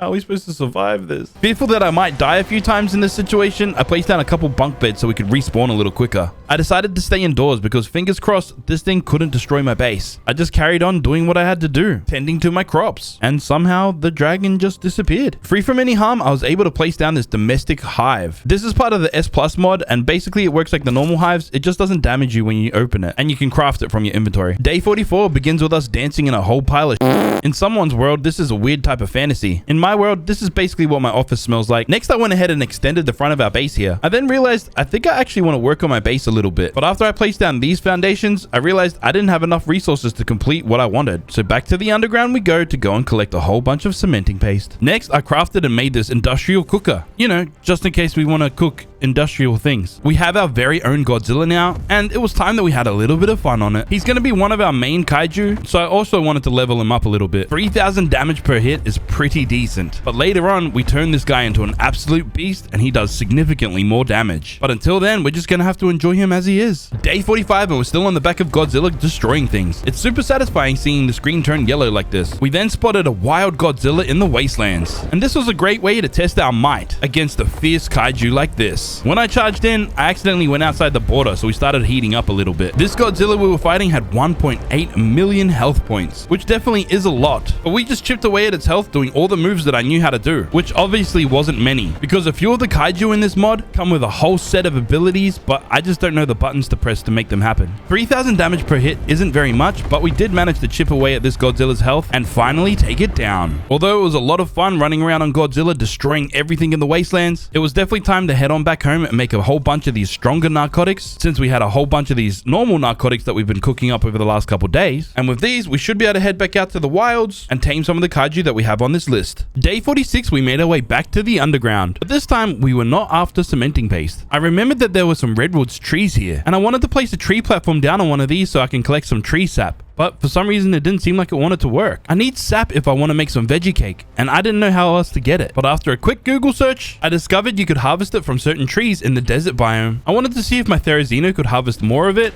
It didn't seem to harvest any of it. I was made aware that it was only these specific trees that you could harvest it from. I tried my pickaxe. That wasn't very successful. Then I tried my hatchet, and it worked just fine. You would think that after playing this game for so many years, I would know more than I do. But sometimes I just forget. I did notice that there were these pink flowers on the ground, and if I increase the delicate harvesting on my Therizino, I should be able to harvest rare flowers from them. Day 47, I found out when we harvest these reeds from the water down here, I can also get rare flowers from them, and a lot more than we did in the underground. Of course, I might as well steal some cementing paste while we're here. These beavers aren't going to need it, because I killed them already. When I got back to base, I filled up my beehive with the rare flowers that we had collected. Then I went to the industrial cooker to try and cook up some of this veggie cake. But before I could do that, I just needed to craft up some stimulant in the chem bench. If you think about it, making stimulants in a chemistry bench is kind of like making certain illegal substances. And then we're just going to spike our veggie cakes with it. I suppose it's kind of like Red Bull flavored veggie cakes. We now made a bunch of this delicious veggie cake. It was time to put it to some good use and go and tame something with it. If it wasn't obvious, yes, we want to tame ourselves some snails. Basically, the snails will then produce us some passive cementing paste that I intend to use to improve our base. And I'm sure there's other things that we could use the cementing paste for, but for now, that's kind of our whole intentions. With our snails producing some passive cementing paste in our soul terminal, I went out to the wastelands to go and harvest some metal. Again, I just want to set up so that eventually we can complete our base. But whilst I was out here, I encountered another kaiju. A rather interesting one in that. This is the owl beast. I don't know why it's called an owl beast. It doesn't really look like an owl. Like, I'm riding an owl. This is what an owl looks like. That thing looks like a griffin. And this owl beast only took one shot to go to sleep. Now, this owl beast requires enhanced or evolved kaiju G cells. And to make either one of them, I need to turn these active G cells into either one of them by using element shards, then normal element. We have now tamed an owl beast that's really a griffin and not really an owl at all. This interesting type of kaiju beast thingy is unique to say the least. Initially, I was pretty excited to have a new flyer amongst our team, something I might ride more often. But when I saw the thing fly like this, I was immediately turned off. I ain't gonna cap. This guy kind of flies kind of goofy. I just can't do it. This guy flies super weird. Super cool tame, dude. but you're going to live in a soul ball for, well, most of this video. Day 49, my Twitch chat named Ghidorah and Godzilla. And I have to admit, these names are kind of fitting for how we met them. Ghidorah's name is Godzilla's husband, and Godzilla's name is Ghidorah's wife. Since when we first met them, they were fighting like husband and wife. Next, I placed one of these tech elevators in our base, because today we're going to start working on completing this base. Down, up, down, up. Hey, it works, yeah. Freaking perfect. Whilst we're building our base in the background here, I want to talk about something really important. As you guys may or may not know, I previously had this channel hacked, which then led YouTube to removing this channel for over a week. And with this, YouTube is my main source of income and where I post most of my content. But now I've decided I want to diversify my content. I plan on streaming a lot more over on Twitch, and I'll be posting content on other platforms like TikTok and Instagram. So with that, I'd really appreciate it if you head onto those other platforms and follow me there as well. My handle on basically every platform is just Aaron Aztec. I also have 2 other channels on YouTube. One where I post vlogs on IRL type stuff, and another one where it's just my streams clips type of channel. I'd really appreciate it if you go over there and subscribe to them as well. We've now completed the build. This is an upright, erect version of my typical base. I don't really like that the gray blends in with like the whole background and stuff. Day 51, we did exactly that. We began painting this building. And since the center shaft was so big and long, it only really made sense to paint this all black. Honestly, I only painted it black for the memes. I didn't really like the black look. I decided to paint it red so it would stand out better. And whilst I was painting this big erect thingy, I got sprayed in the face by a white sticky substance. Now, if this was a late Saturday night, I might enjoy this, but it's not. So I kind of needed this to stop because I had to color in my base. I was having too much fun with this mod since you can kind of color things pretty creatively, and got a little carried away making pink glass. But here's the final product. Someone in my chat named this the Red Rocket. Comment below any other creative names for it. Day 52, I had a look downstairs and saw that there was a Colossus Titan down there, and I decided I wanted to go and fight it. I'm still scarred from the last episode of Attack on Titan, so this thing really needs to die. And the perfect person for this task is definitely Godzilla. We jumped on down to the bottom, riding Godzilla, and noticed that he is definitely a big boy. I charged in to go and attack this Colossus Titan, started swiping away. The Colossus Titan did some big steam move, but it didn't seem to harm Godzilla, but it did break all of my armor. No way, his steam attack does damage. It made me pass out, bro. I didn't even notice that my torpor was rising this whole time. The worst part of all this, Godzilla and the Colossal Titan were fighting, and I couldn't even see the action. And oddly enough, it took a while for me to actually die. I raced back to go and join into the fight, but Godzilla seemed to be holding his own. Yeah, bro, Godzilla, you're the man, bro. Godzilla killed me again. Godzilla's really starting to give me some Charizard and Ash Ketchum vibes. So this time when I returned, I just let Godzilla do his thing, and he absolutely annihilated this Colossus Titan. I wanted to see what loot we got out of this Colossus Titan. I checked inside Godzilla, got my original loot back, and a whole bunch of Kaiju cells. It's safe to say, I think we're going to be set for Kaiju cells for a while. Next, I was chilling in base, went outside, and saw this across from my base. This was an example of exactly why I don't keep my Kaiju out, like I originally planned. Because we're playing on a server, a Kaiju can literally spawn right in on my base and destroy everything. Day 53, and I discovered that there was a particular Kaiju on the map that I had to tame. I quickly prepared some strong narcotics and took off to go and attempt to tame this beast. There's a Fenrir right here, and I want to tame it. I landed, soulbored up my Snow Owl Benji, then saw some flashing in the sky. Oh my lord.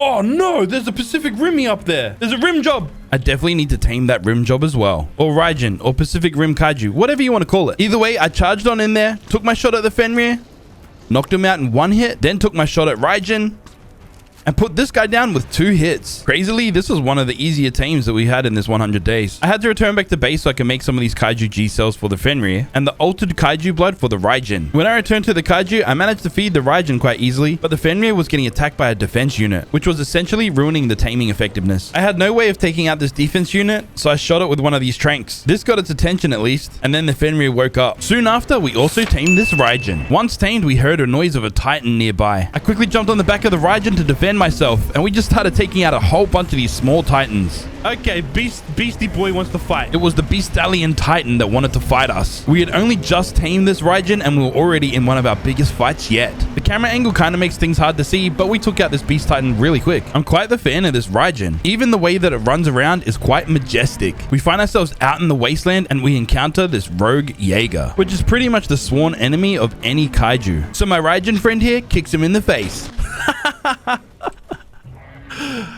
I like this kaiju. I like this kaiju a lot. The Raijin kaiju is definitely one of my favorites. When we finally take down this Jaeger, we unlock this, the Spawn Tameable Jaeger Engram, which is an item that we're gonna need in order for us to be able to tame some kaiju later on. For a large chunk of this day, we just ran around on the back of this kaiju just causing mass destruction. Honestly, this was a lot of fun, not gonna lie. But after the fun was done with this Raijin, we then got out our Fenrir to test him out. Yeah, and unfortunately, I was really excited to tame this guy, but he low-key kind of sucks. Although he does have an ability that summons in a whole bunch of direwolves as his little minions, and a pack of wolves under his command is pretty damn dangerous. Day 54, we were flying around the city when a wild Doug appeared. I was taking a little peek at Doug and his stats, even though he's a low-level 190. Oh shit!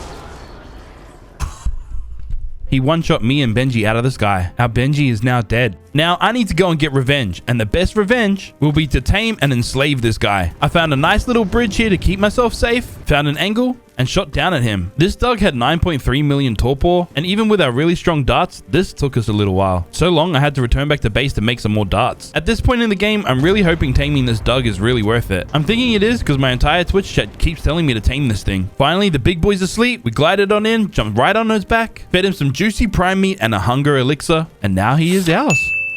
Level 271 with 50 million health points. He's kind of OP. Alright, how good is this guy? Oh. Well, that answers that. We have now tamed the most overpowered kaiju in this entire playthrough. I'm gonna have to set a couple rules for playing with Doug. But first, we had to name this guy. Someone in my chat decided to name this guy Boris Johnson. Pretty sure that's named after the UK's Prime Minister.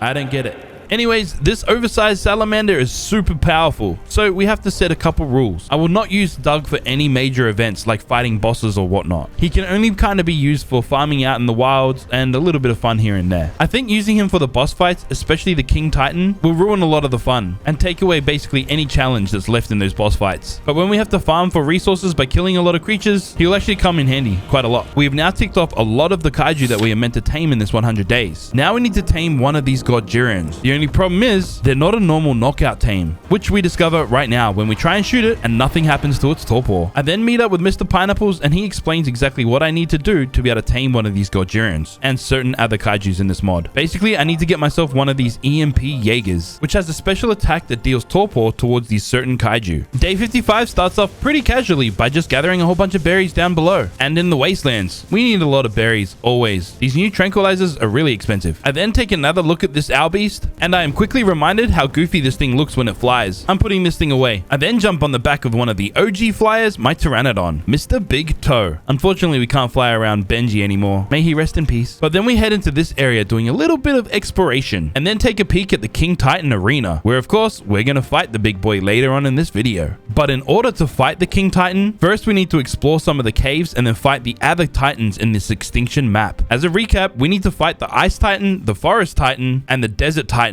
before we can even think of summoning in the King Titan. Day 56, I crafted this industrial grill, because who doesn't like barbecued meat in their mouth? Then I jumped on my bird to go and start preparing for these Titan fights. But then we saw a Kaijin come out of the ground, which was a level 300 Raijin. And since my current Raijin was such a low level when we initially tamed it, I think this will be a better alternative for us to own. It's going to be a little bit tricky because we're surrounded by a whole bunch of other kaijus and creatures and Jaegers. There's just so much happening in this area. By the way, that's Pineapples riding that evolved Godjiran taking down that Gaia. Anyways, whilst Pineapples deals with all the other kaiju, I'm going to attempt to tame this Raijin. I start chasing this guy on foot, but damn, he's fast. He had already taken down a Jaeger and this defense unit, which just so happened to drop one of these Jaeger cores. At this point in time, I didn't realize how rare these were and how badly we're going to need a whole bunch of them later on. We went to go chase after the Raijin again, a large flash happened and the Raijin disappeared. It had just fallen down into this chasm. We had our glider suit on, so getting down there wasn't too difficult. Since we had the high ground, I used this to my advantage and was able to put this big boy to sleep. I ran over to the Raijin, fed it a hunger elixir and the altered kaiju blood, but then I got attacked by one of these Megalanias. I made sure to keep its aggro and then I just grappled up high. But then I remembered the Raijin hadn't eaten the hunger elixir yet. Yeah, for some reason, I couldn't force feed the Raijin. I'm pretty sure it worked the last time. It doesn't matter too much though. It didn't take very long for the Raijin to be fully tamed anyway. I immediately tested out this Raijin's strength and he's definitely stronger than our previous Raijin that we had tamed. It was a lot of fun running around on this new Raijin killing things, but at the end of the day, we have some work to do. Speaking of which, again, my chat named this owl beast Horus. I think it's like an Egyptian god or something. Next, I got my big boy Boris Johnson out so we could take down this Cherno Alpha so we can harvest it for resources. Now, Cherno Alpha gives you a lot of resources anyway, but when Doug is harvesting it, it gets kind of ridiculous. Like, not only do we max out the weight of our Doug, we max out his entire inventory space. It's now day 57 and we're just carting the materials that we've gotten from the Cherno Alpha back and forth to base. Hopefully now that we've gathered all of these resources, there should be a lot of resources that we don't have to worry about for the rest of this 100 days. Later on in the day, we were flying out in the wastelands when we came across the big purple dragon again. He is definitely massive and scary, but I want to try and tame him. He's really fast and super aggressive, but I try and find a place that I can land and set up a shot to knock this guy out. I take aim, shoot, but a freaking corrupted Pteranodon got in the way. I try again, take my shot, but nothing happens. I soon discover that this isn't a knockout tame. So with this knowledge, it doesn't deserve to live. With Doug's help, we can take this guy down. It was a little bit trickier than I expected. Even though this dragon is massive, he was kind of out of reach of our Doug's attacks sometimes. But we set up at the prime position and did one of Doug's ultimate moves, which deleted this big purple dragon. Just in time too. It looked like we were about to die ourselves. I managed to make it back to base and grab some food that would hopefully heal us up. We now have a ridiculous amount of element dust, so it's going to take a little while to turn this all into element, but I'm sure it'll be worth it. Day 58, we spent a large chunk of this day running around on our brand new Raijin, killing things. Why would I do this for a long period of time? Because we're literally riding one of the biggest creatures I've ever seen in this game, and it's fun. Do I need any other reason than that? Speaking of fun, massive creatures, we got Ghidorah out. This thing is definitely ridiculously huge. And in the desert biome, we came across a wild Ghidorah and a Mecha Godzilla. I was fighting the Ghidorah, and then all of a sudden... Did that just disappear? Obviously, Ghidorah couldn't handle the heat. It's onto Mecha Godzilla. Mecha Godzilla had a ton of health, and we weren't doing much damage. And because I had no real reason to fight Mecha Godzilla right now, I decided to leave. But I ran into a little issue when I tried to Soul Ball Ghidorah. It wouldn't go into the Soul Ball. And then Ghidorah decided it wanted to fight Mecha Godzilla. Ghidorah wants to play ball, and he just doesn't realize he's really far away, and oh my gosh. Yeah, epic battle. Ghidorah, you're getting your ass beat, son. I really would hate to lose Ghidorah right now, so it was very important to me to get him back in one of these soul balls. Hey there.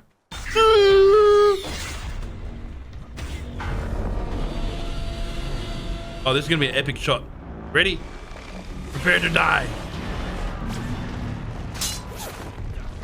Not gonna lie, that was kind of worth it. Day 59, we're out in the wilds harvesting metal. Now, Aaron, why the hell do you need metal? You just got a whole bunch of it from Cherno Alpha. Well, let me explain. It's actually quite simple. I'm trying to make this atomic nuke, and I need raw metal. The other stuff's cooked already. Problem is, mod's kind of broken at the moment, and I couldn't craft it. Don't worry though, we do figure out a solution later on in the video, and that's when I'll show you exactly what the atomic nuke does. It's not what you think. Anyways, I've come down to the desert cave. I wanted to inspect the terminal because I wanted to see exactly what tributes I needed to be able to summon in the desert titan. Chaos Corrupt Cart, Fire Talon, Sarko skin. Other than the artifact, we don't have all of that. Managed to pick up an Ascendant Flak Leggings BP as well.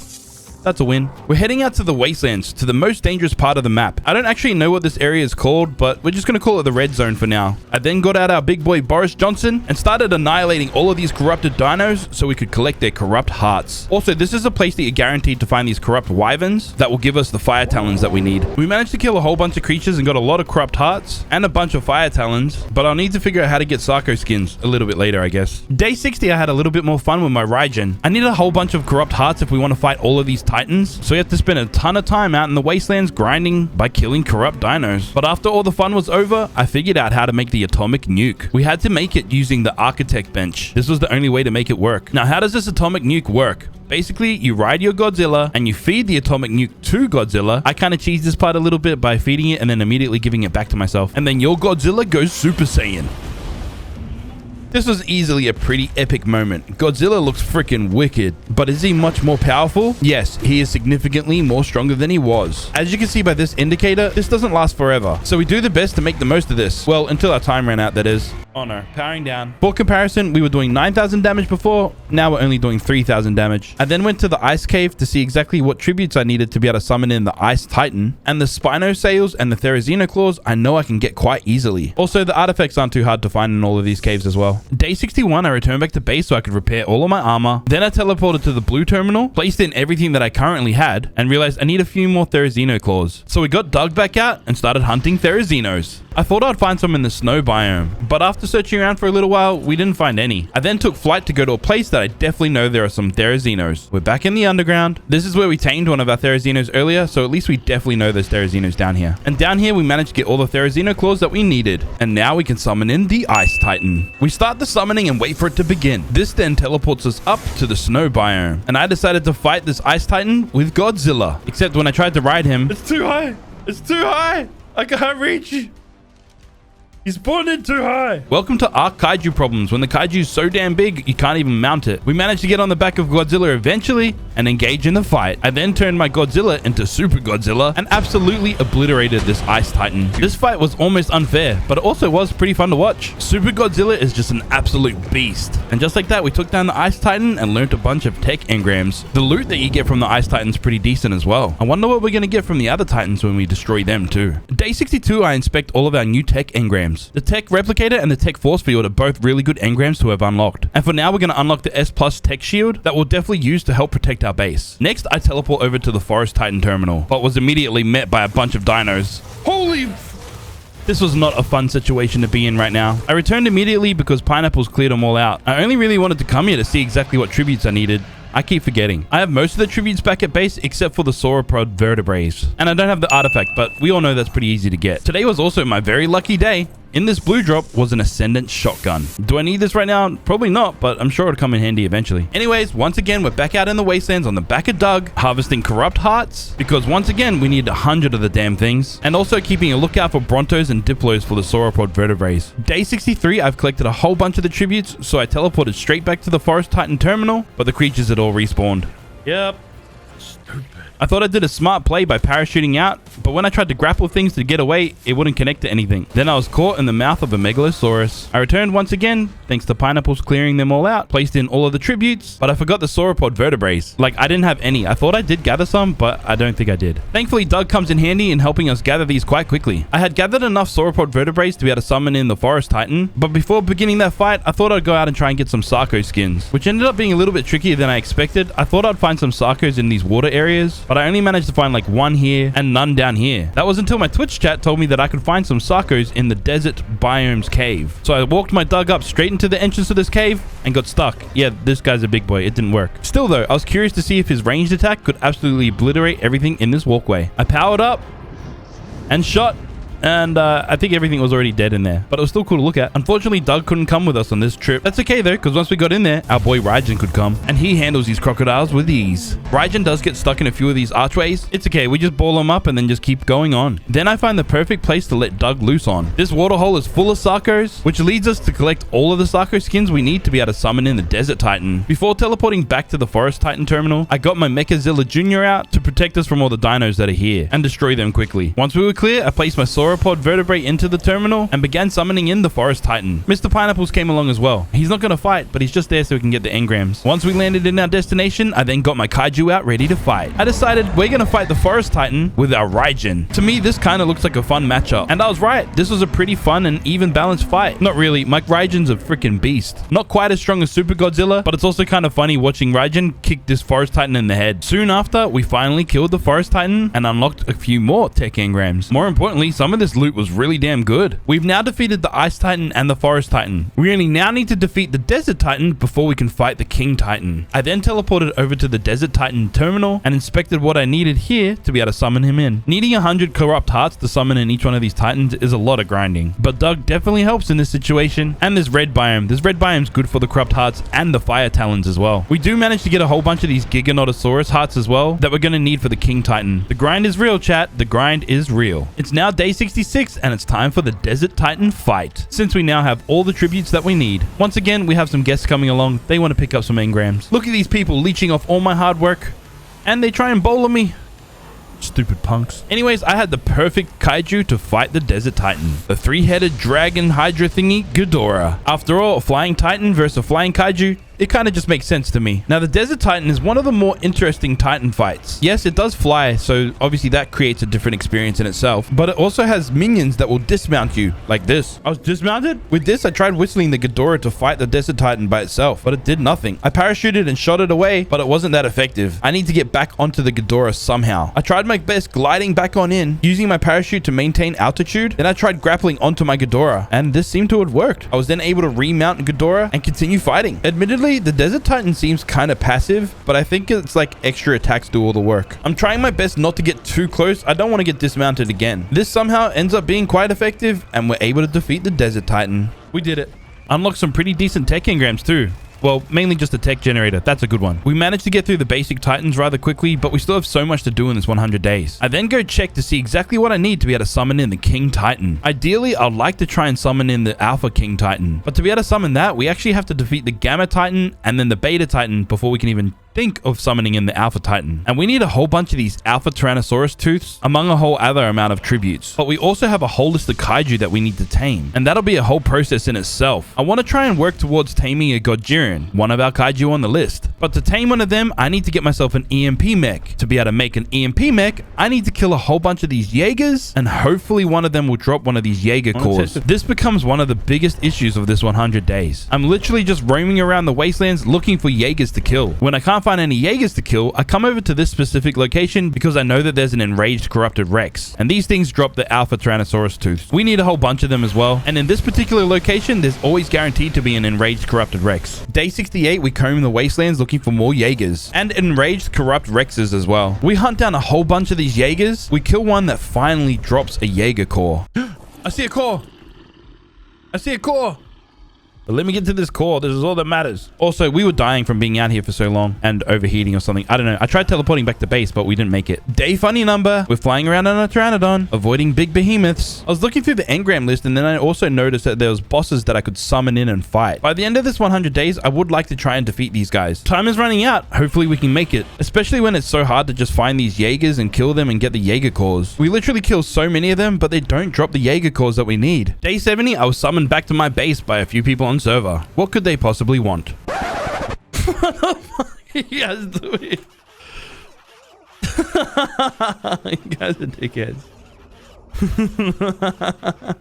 These guys are so chaotic, they ended up chainsawing each other. One of them managed to take the L. Playing on the server is a lot of fun, I will admit. Some of these guys are kind of crazy, so if you join us, you've been warned. I'm back out in the wastelands, and we saw this OSD. As soon as I recognized that it was a purple OSD, I knew we had to complete it, and Doug was definitely the man for this job. As far as I know, the purple OSD is the highest tier OSD, which gives us the best loot. But the other reason why I wanted to do it was because apparently enraged corrupted T-Rexes spawn in, and we could then harvest them for their alpha T-Rex teeth. But also because so many corrupt creatures come, we should be able to collect a whole bunch of these corrupt hearts for the King Titan fight. Of course, the others came into fight as well, and there were 4 kaiju protecting this OSD. Kind of overpowered, but it is a lot of fun. This is a pretty long drawn out fight, even with 4 kaiju attacking it. This extends into the next day, and we're only up to wave 5, but we're determined to get all the juicy loot from this OSD, and of course the tributes that we need for the King Titan fights. Everything was going rather splendid, and it looked like we were going to succeed in this OSD. That was until we got arced. Oh, lag.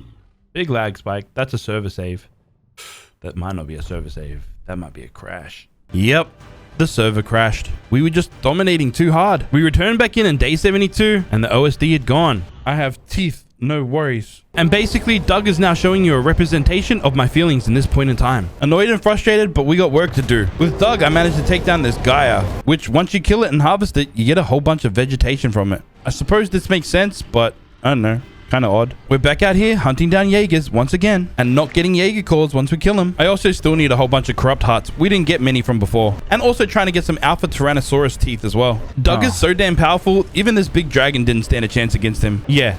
Doug is way too overpowered for this game. Day 73, we're still out here trying to hunt down Jaegers so we can eventually make this EMP mech. We easily killed over 40 to 50 of them and got none. So day 74, I get Pineapples to help me out with a little experiment. Pineapples helps us admin the servers. So I got him into admin mode and got him to spawn in a whole bunch of Jaegers to try and see how many Jaegers we would need to kill to be able to get one of these Jaeger cores. We managed to kill about 30 of them, and we managed to pick up 1, 2, 3. Even though we cheated to get those Jaeger cores, I'm keeping them. This is a stupid RNG mechanic, a part of this mod that I hate. Now we need to craft ourselves an EMP mech so we can then go out and tame ourselves a Godjiren. But then when it came to trying to craft this EMP mech, we ran into a whole bunch of other problems. I need to make one of these spawn tameable Jaegers, but there's different options and I don't know which one I need to make. I crafted one of these, wasting my Jaeger cores, and it wasn't the right one. We couldn't craft the EMP mech, so I just spawned it in. We got a rogue Jaeger out of it. Then we got pineapples up here to try and help us figure this out. We couldn't figure out which engram we needed to be able to actually use this thing. It was just so confusing. In the end, I just got pineapples to craft up the spawn tameable Jaegers until we found the one that worked. Yeah, what one's that one? And while we're at it, I got pineapples to just give me one of these EMP mechs anyway. There we go. There we go. Love appearing right at its nuts. Judge me all you like, but remember, all of these mods are currently not being worked on. And when things are janky, we just have to find creative ways to fix it. Also, this is the camera angle that we're stuck with whilst we're riding this Jaeger. You know, just to make this whole experience even worse. It's now day 75, and we put this totally legitimately crafted EMP mech to work, taming this Godjiren. Funny thing is, I had no idea on how to actually tame this thing. All I know is I have to press X that does this big EMP attack, and that should deal torpor to it. But when I try this, nothing happens. It's not working! Don't worry though, I do figure out what to do rather quickly. Oh, it's vulnerable, so while it's powering up, you've got to do it.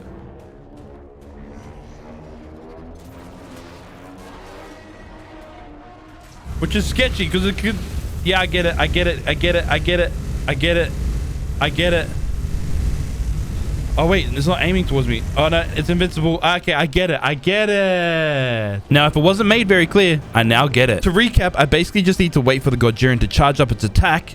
It'll then turn vulnerable. I charge in, do my EMP attack, and the torpor is then dealt. I then need to dip quick enough that it doesn't attack me. And the EMP mech is kind of weak. If we don't dip in time, this might happen. Uh-oh, that was bad idea. Bad idea. Bad idea. No! I'm stuck! Move! I got it on me, Aaron. Run. We barely made it out alive that time. I cannot afford to get hit one more time or it's game over. It already took us long enough to get this EMP mech. Getting another one's going to be rather difficult. I need to play this smart and do my EMP attacks at the right times. I remain patient and make sure to do the attacks at the right time and escape quickly. We only need to deal one more attack and we should knock this Godjiren out. This Godjiren becomes vulnerable once again. I charge in, do my EMP attack. Yes! And we knock this baby out. Now we just need to make 3 evolved kaiju G cells. They're kind of expensive, so we'll get to work on that. Day 76, and I have enough of these evolved G cells that I can tame this Godjiren. And just like that, we've now tamed a very own Godjiren, ticking off another kaiju. Now we only need to tame a behemoth and a Mothra to complete this challenge. But after putting in all this work to tame this Godjiren, the question is it any good? Okay. He ain't no Doug, that's for sure. Yeah, honestly, this Godjiren's kind of trash. I think I need to tame one of the better Godjirens, like the evolved Godjiren or the thermonuclear Godjiren. But first, I noticed that there's a rather interesting kaiju down there. This thing right here is like a bear mixed with a reaper or something with some pretty cool abilities. I decided I had to tame it. Whilst attempting to tame this, things got a little bit chaotic. Pretty sure that's my own Godzilla killing me. I did manage to knock out this kaiju, but its minions were kind of relentless. I just need to feed this guy quickly so I can tame him. Gave him the kaiju cells, but I was still being attacked. Somehow I survived enough, but I did die eventually. I then tried to go back to the place that I died, but I kind of got lost. Damn, where was I? Down here? No. Is this direction? It was this direction. Just over here, right? Where was I? Oh, yeah. We found it eventually. It's kind of easy to get lost in the wasteland sometimes. We had now tamed this bear, Callisto, the former hunter. Come on, bro. That's sick. It's a bear with a reaper head. Day 77, we went exploring around the map to see if we can find an evolved Godjiren. We didn't find a Godjiren straight away, but we did find one of these guys. Holy crap. G'day, mate. How's it going over there, Mr. Destroyer? Then when we were exploring the map, we came across this. Yeah, this is what happens when you give admin privileges to certain people. Pineapples. This means I have to head back to base, pick up a little friend of ours, let him body slam our head, and get to work getting rid of all of them. Oh, yo, we got the tech transmitter. Next, we found a level 150 Doug out in the wilds, and I've not fought a Doug yet. And a Doug versus Doug fight might be kind of epic. I launched Doug's ultimate attack, and it only knocks out a little bit of health. This Wild Dog is super tough, but at the end of the day, Boris Johnson's just superior. There was also this element vein nearby. I decided to do it. It can't hurt to have some extra element around the base anyway, especially now that we've unlocked a whole bunch of tech engrams. Day 78, we're still trying to complete this element vein. This one's not one of the more difficult ones, it's only a low level one, but thanks to good old Doug's AoE attack, it makes it quite easy to complete. And with this, we stock up on a whole lot of element, and then we teleport back home so we can store all of our goods. It's day 79, and we have now entered the tech age. I placed down the tech replicator, which will now allow us to make a bunch of tech items. We have so much element and electronics that I'm sure we can make basically whatever we want right now. So with that, the first thing I made was a tech generator to power all of our electronics around our entire base. I then finally made one of these tech force fields, the S Plus version, because apparently it's bigger. But the first place that I put it down, it didn't quite reach the entire base. Our shaft is just way too big. I repositioned it to the second floor of our base, and unfortunately the tip of our shaft wasn't protected. So then I had to make myself another floor and try locating the force field here, and this fit perfectly like a good old Magnum. If you know, you know. It's important to keep your base protected. Later in the day, I meet up with some other people on the server and we begin another OSD. This is a purple OSD as well, so it's probably going to take us a while. Good thing we have Doug here who can belly flop on basically everything. Day 80 and we're still doing this OSD. We're planning on doing all 12 waves of this OSD so we can get all the loot, but we're also trying to farm corrupt hearts and alpha teeth. This was such a massive task that we didn't complete this OSD until day 81. Some of the loot that we got from this drop was pretty insane, but honestly, we're so late into this game and because we're playing modded that most of it was kind of useless to us. But at the end of the day, we were here for all of this stuff, all of the tributes for the boss fights. Now we're pretty stacked, but we're not quite ready to do the King Titan fight just yet. Day 82, we finally found an evolved God Jiren that I wanted to try and tame. He was powering up for an attack, so I came to this safe little area to get out my EMP mech. I knew quickly taming this guy was going to be difficult. Not only is he a lot stronger than the normal God Jiren, but this whole area is covered in corrupt dinos that want to eat my tushy. I do my best to stay vigilant and avoid all the corrupt dinos trying to kill me and this evolved God Jiren's attacks. This evolved God Jiren is significantly stronger than the last God Jiren that we faced off against. Any one of these attacks could immediately delete our EMP mech. The God Jiren became vulnerable, so I rushed in to go and try and use my EMP attack, but I got caught by its flamethrower. Okay, he's melting me. He's melting me. He's melting me. Oh, freaking romped on. Mistakes were definitely made, and we cannot afford to get hit again. I have to remain patient and time my attacks correctly. Like this. This was a perfect one. But it's when God Jiren does this attack, it really starts to hurt. Crap. Crap.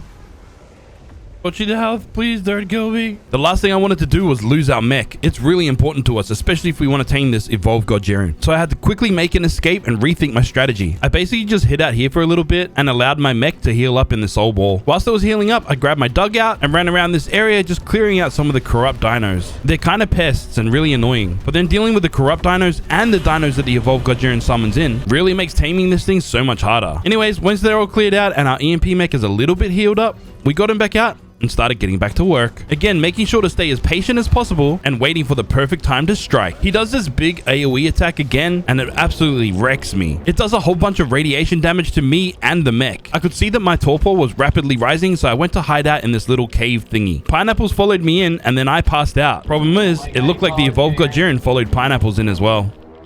Oh no, he followed you. My torpor kept rising. We weren't going to get out of this safely. My torpor was just going up. I can't do anything. Then even through my blurred hazy vision, I noticed that my EMP mech went to go fight the God Jiren. Oh no, where'd my thing go?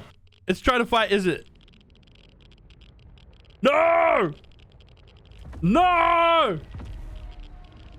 No! Don't try and fight EMP thing. You're about to die, dude. My Kaiju Jaeger's going to die. Oh, I'm going to die. That'll be good.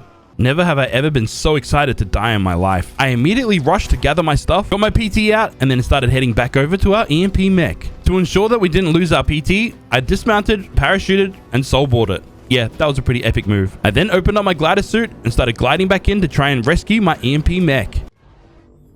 Yes! Saved it. Not gonna lie, this was a pretty tense moment. I didn't think we were gonna make it. I then found a safe location, got the EMP mech out, and again, we're back to work trying to knock out this evolved God Jiren. God Jiren was in a weird spot. I wanted to try and get his attention and move him out of this position. This ended up being a fatal mistake. When he started charging up, I couldn't pick what ability he was doing. I tried to get some distance away from him because I wasn't sure what it was. He did this attack. I couldn't move, so I dismounted and tried to get him back in the soul ball quickly. Unfortunately, I was pushed too far away. No! Oh! we had now just lost our EMP Kaiju Jaeger. This was honestly pretty devastating. This kind of takes away our chance of being able to get one of these Godzirans or any type of creature that's tamed by an EMP mech. In other news, my Ascendant Shotgun's pretty damn powerful. At the end of the day, we did complete our objective of taming this Godziran. It just would have been a lot cooler if we had the evolved version or even something similar. I spent the rest of the day getting all of our modded creatures out. I want to have a good look at all of them. I honestly originally thought that this area that we put our base in was quite big. But once all these kaijus are here, I realized, yeah, they take up a lot of space. But here they all are, all in their glorious forms. Cherno Alpha, Callisto, the former hunter, which Fenrir, the devourer of the gods, Gigamoth, Horus, the silly guy, which is just a Gojira, Skullcrawler, look at you, you ugly bastard, Mr. Nyquil, Godzilla's husband, which is really good, Ghidorah, Raijin, probably my favorite looking kaiju out of all of them, and the big man himself, Godzilla. Anyways, Godzilla had a little itch to scratch. He needed to go kill something, and I needed my revenge on this guy killing my EMP mech. I turned Godzilla into Super Godzilla and began fighting this evolved Godziran. This didn't go to plan at all. We were doing a fair bit of damage, but then he did this move to me and followed up with something that killed me off the back of Godzilla. I hate this game. Day 84, and I send my Raijin in to go and help out. We arrive to the fight. I notice Godzilla's running away, and once again, I'm killed off the back of this kaiju. Third time lucky, we're sending in the big guns. Ghidorah can surely handle itself against this evolved Godziran, right? As we started making our way out, we got a notification that our Raijin had died. So the only thing left I could do was go and chase after our Godzilla and try and get him back. I got off Ghidorah to chase down Godzilla, but it's just way too fast. Good thing our Pteranodon Big Toe is small enough and nimble enough to catch up. This was a pretty chaotic day, but we got our Godzilla back. When I finally arrived back at base, I put away all of my kaiju. Pretty disappointed. We lost our EMP mech and our Raijin. Whilst I was considering our next move, I went to repair all of our armor. We might be down a little bit, but we still got to be looking dapper. Day 85, I get dug back out, head down to the ground, and I take out this Jaeger. There's a core. Oh my god. No way. We got one. First one we killed, we got a core. To me, this was a sign. We have to then go out and start collecting these Jaeger cores and get an EMP mech again. So that's literally what we do for the rest of the day. Hunt down Jaeger so we can get some more of these Jaeger cores. Day 86 and we have 2 Jaeger cores. This is looking kind of promising. We might get an EMP mech in time. But whilst we're in the wasteland trying to hunt down these Jaegers, we encountered Iroh, the great manticore, once again. This time, I took this opportunity to try and tame it. It had Zuko following it around as well. I knew I couldn't kill it, but I could knock it out. I don't think I can tame it though. I then had to quickly race back to base so that I can craft up these enhanced kaiju G cells in order to tame Iroh the Great Manticore. This isn't one of the kaiju on our list, but it's still pretty epic to have. We still need to tame one of those beasts, Mr. Behemoth himself. First, I wanted to test out this Manticore's abilities. It has different elemental abilities like electric, fire, and radiation, and they're all unique and pretty cool. He's just not very strong to us right now, unlike our big boy Doug himself. I wanted to try and tame this Behemoth. There's a little trick to taming it. You need to damage him just a little bit. Instead, I accidentally killed him completely. I killed it. I did not mean to. Anyways, we're back out here trying to hunt down Jaegers. Have I ever mentioned how much I hate RNG in games? Like the fact that we have to kill a crazy amount of these Jaegers just to be able to get the Jaeger cores is absolutely ridiculous. Especially since the EMP mech is kind of weak and can get one shot quite easily from any one of these kaiju. Day 88, and by some miracle, we now have another EMP mech. I know it's called an EMP Kaiju Jaeger, but it's just a big mouthful. EMP mech makes more sense. I then made these S+ tech transmitters. They're supposed to help us find some creatures out in the world, but I didn't have enough resources to make any more than this. You need like 5 for it to work effectively. Unfortunately, I was kind of short on black pearls. I was really hoping the tech transmitters would help us find exactly what we're looking for, especially since we're on a bit of a time crunch now. We do find this thermonuclear Godziran out in the snow biome, but the risk versus reward isn't really worth it. It's too low of a level for it to really matter to us right now, and it could still one-shot our EMP mech. We find ourselves in the desert biome where there's a level 200 thermonuclear Godziran. We are then warned to leave the area, but that's when we find this Behemoth. And I still need to tick this off of our list. I then get out Godzilla and go in to attack Behemoth. You see, the key to knocking this guy out is basically I have to get this guy down to below, I believe, 20% of its health. And to make this a little bit quicker, I turned our Godzilla into Super Godzilla. We then began doing a lot of damage rather quickly. So much so that I was kind of scared we might accidentally kill it. This could be bad. I don't want to kill it. But then once its health gets low enough, a torpor bar will then appear. Then now we can knock it out just like normal. We glide on down and we shoot it twice, putting this bad boy to sleep. Again, I only craft these kaiju G cells back at base because they spoil so quickly. It's just better to leave them in the refrigerator and craft them this way. It took 3 evolved kaiju cells to tame this guy up, but now we have Behemoth, ticking that off of our list. This gentleman's a rather interesting looking creature. I'm pretty sure he's just a reskinned Ice Titan. Also, compared to a few other kaiju in this game, he's not that strong. Day 89, and I'm determined to find ourselves an evolved Godjiren. We managed to find a tech Godjiren fighting the thermonuclear Godjiren. Looks like the tech's losing too. This was a pretty brutal fight. We then continued our search for the perfect Godjiren to tame. Then we found one. Unfortunately, it's only a level 190, but it is what it is. We don't have enough time to sit there and try and find the perfect one now. This isn't the best location for this, as there's a lot of corrupted dinos. They're all kind of pesky. Ideally, I'd like to try and get this Godjiren down below into the oil area kind of space. Like right here. Yeah, we got him down here. Except a lot of these corrupted dinos still want to fight us. Knowing very well that if we lost this EMP mech, we definitely don't have another opportunity to be able to tame one of these guys. And to make this a little bit easier, I got dug out just to clear out some of the dinos that are around this place. Literally everything around here kept attacking me and my EMP mech. But killing every creature around here actually ends up making things a lot harder for us when we're trying to tame this Godjiren. Why is that exactly? Well, basically, I want the Godjiren to try and attack something else, not me. It'll keep the focus on that, and that gives it a better chance to become vulnerable like this. But when it's charging up for its attack and its focus is on me, it creates a higher risk to attack me. Day 90 and we're still trying to take out this guy. We're not making very much progress right now, but honestly, it's because we're trying to be as patient as possible. Again, it's pretty risky doing this. Remember the last time we fought Evolved Godjiren? It absolutely wrecked us. Vulnerable. Anyways, we wait for it to become vulnerable once again, and we're just chipping away at its torpor. We got it. Our patience was working. We were almost able to knock this guy out. Dude, we're so close. 3 more hits. 9 billion torpor done. I hit it again. Now we're up to 9.9. It's only going to take 1 more hit. 1 more hit after this, chat, and we've tamed the Evolved Godjiren. I was excited. We were about to get this Evolved Godjiren, but then the worst possible thing happened. Come on. Give me a reason. Go vulnerable. No! Yeah. The thing just disappeared. It just despawned. Gotta love Ark, right? Oh, chat. That's tilted me, chat. That's tilted me so bad, chat. We spent almost 3 days trying to tame this Evolved Godjiren. It was pretty frustrating for this to happen to us. Day 91, whilst I was at base, I heard some noises happening down on the ground. I had a sneaking suspicion this might be a Godjiren we might want to tame. I was still frustrated with what just happened with the Evolved Godjiren, but then I saw this, a level 250 thermonuclear Godjiren right near our base. This had to be our opportunity to finally tame one of these beasts. I waited patiently for my opportunity. It happened again. Oh. Great. Another one just disappears on me. I have to be easily one of the most unluckiest players in these Ark 100 days. Anyways, I'm still determined to get myself one of these stronger Godjirens. Then I thought to myself, maybe if I had some tech transmitters, I might be able to find one easier or even something better. But I am lacking in black pearls. I then made all of these foundations because I have a little idea on how to get these black pearls. We just need to go to the underground to find that exact thing. Gutchas. I figured maybe a gacha would be the best way to get ourselves some black pearls. And taming these guys is rather easy as long as you had the right stuff. I know that they prefer these foundations, but I definitely didn't bring enough. So I just harvested all the stuff around us to try and use that instead. Whenever we tamed one, I made sure to check to see exactly what they could produce. For example, this one produces all of these things, but none of them are black pearls. I discovered that metal is the best thing to use to be able to tame these guys. Well, with what we have on hand currently. But then trying to find a gacha that produces black pearls was way harder than I thought it was going to be. We spent so much time just taming gachas trying to find the perfect one. This even ticked over to day 92, where all I wanted to do was just tame this gacha, but no, these raptors were not allowing us to do so. Thankfully, my Ascendant shotgun is pretty damn powerful.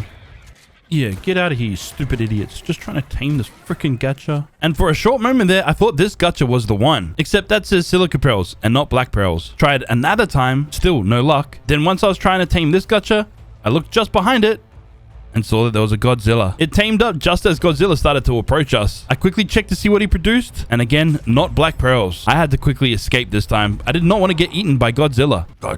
I then headed on out and evacuated from the underground area. But then I was flying around the wastelands near the sulfur biome area. I saw a level 300 Godjiren, which I got kind of excited about, went to land to try and tame it, but then I saw this beast. Oh, what's that? Kaitan. Oh, you're a beast, son. I'm pretty sure he's one of the bosses. I need to tame him. I need to tame him. Sorry, Godjiren, don't need you. With this, I landed nearby, somewhere kind of safe. I'm unsure of its abilities or if it could reach us. Then I got my EMP mech out, waited for it to turn vulnerable, and charged on in. My first hit landed perfectly, but then it kind of hit me and it wasn't doing damage, but it kept stunning me. Taming these kind of kaijus is kind of tricky if you're not in the right type of area. But the good thing about this particular kaiju, we always knew when it was going to do its most deadliest attack. Nope. That's a big AoE. You see, when it turns pink and glows like this, it's pretty dangerous and I run away. It's a little bit cheesy, but if you go out of render, it seems like the Kaitan's big attack doesn't work really. It eventually gets stuck in this kind of, I don't even know what that's called. cliff, which then makes it much easier to be able to use my EMP attack against it. Because it's kind of stuck there, whenever it goes vulnerable, it's pretty easy to charge up to. Day 93, and we're still trying to tame this Kaitan. Again, I'm trying to be as patient as possible. It's so risky trying to tame these guys as they can basically one-shot us. And somehow the Kaitan got stuck down here. This is a kind of awkward position as my EMP couldn't reach it. This just wasn't going to work. I had to try and find a way to get this guy out of there. I flew down, tried to hit him with my PT to try and aggro him so he would move. This somehow wasn't working. I just couldn't seem to get his attention. Well, until now. No, Big Toe! I can't lie, this was definitely pretty devastating. We've had Big Toe since the beginning. Big Toe is an OG.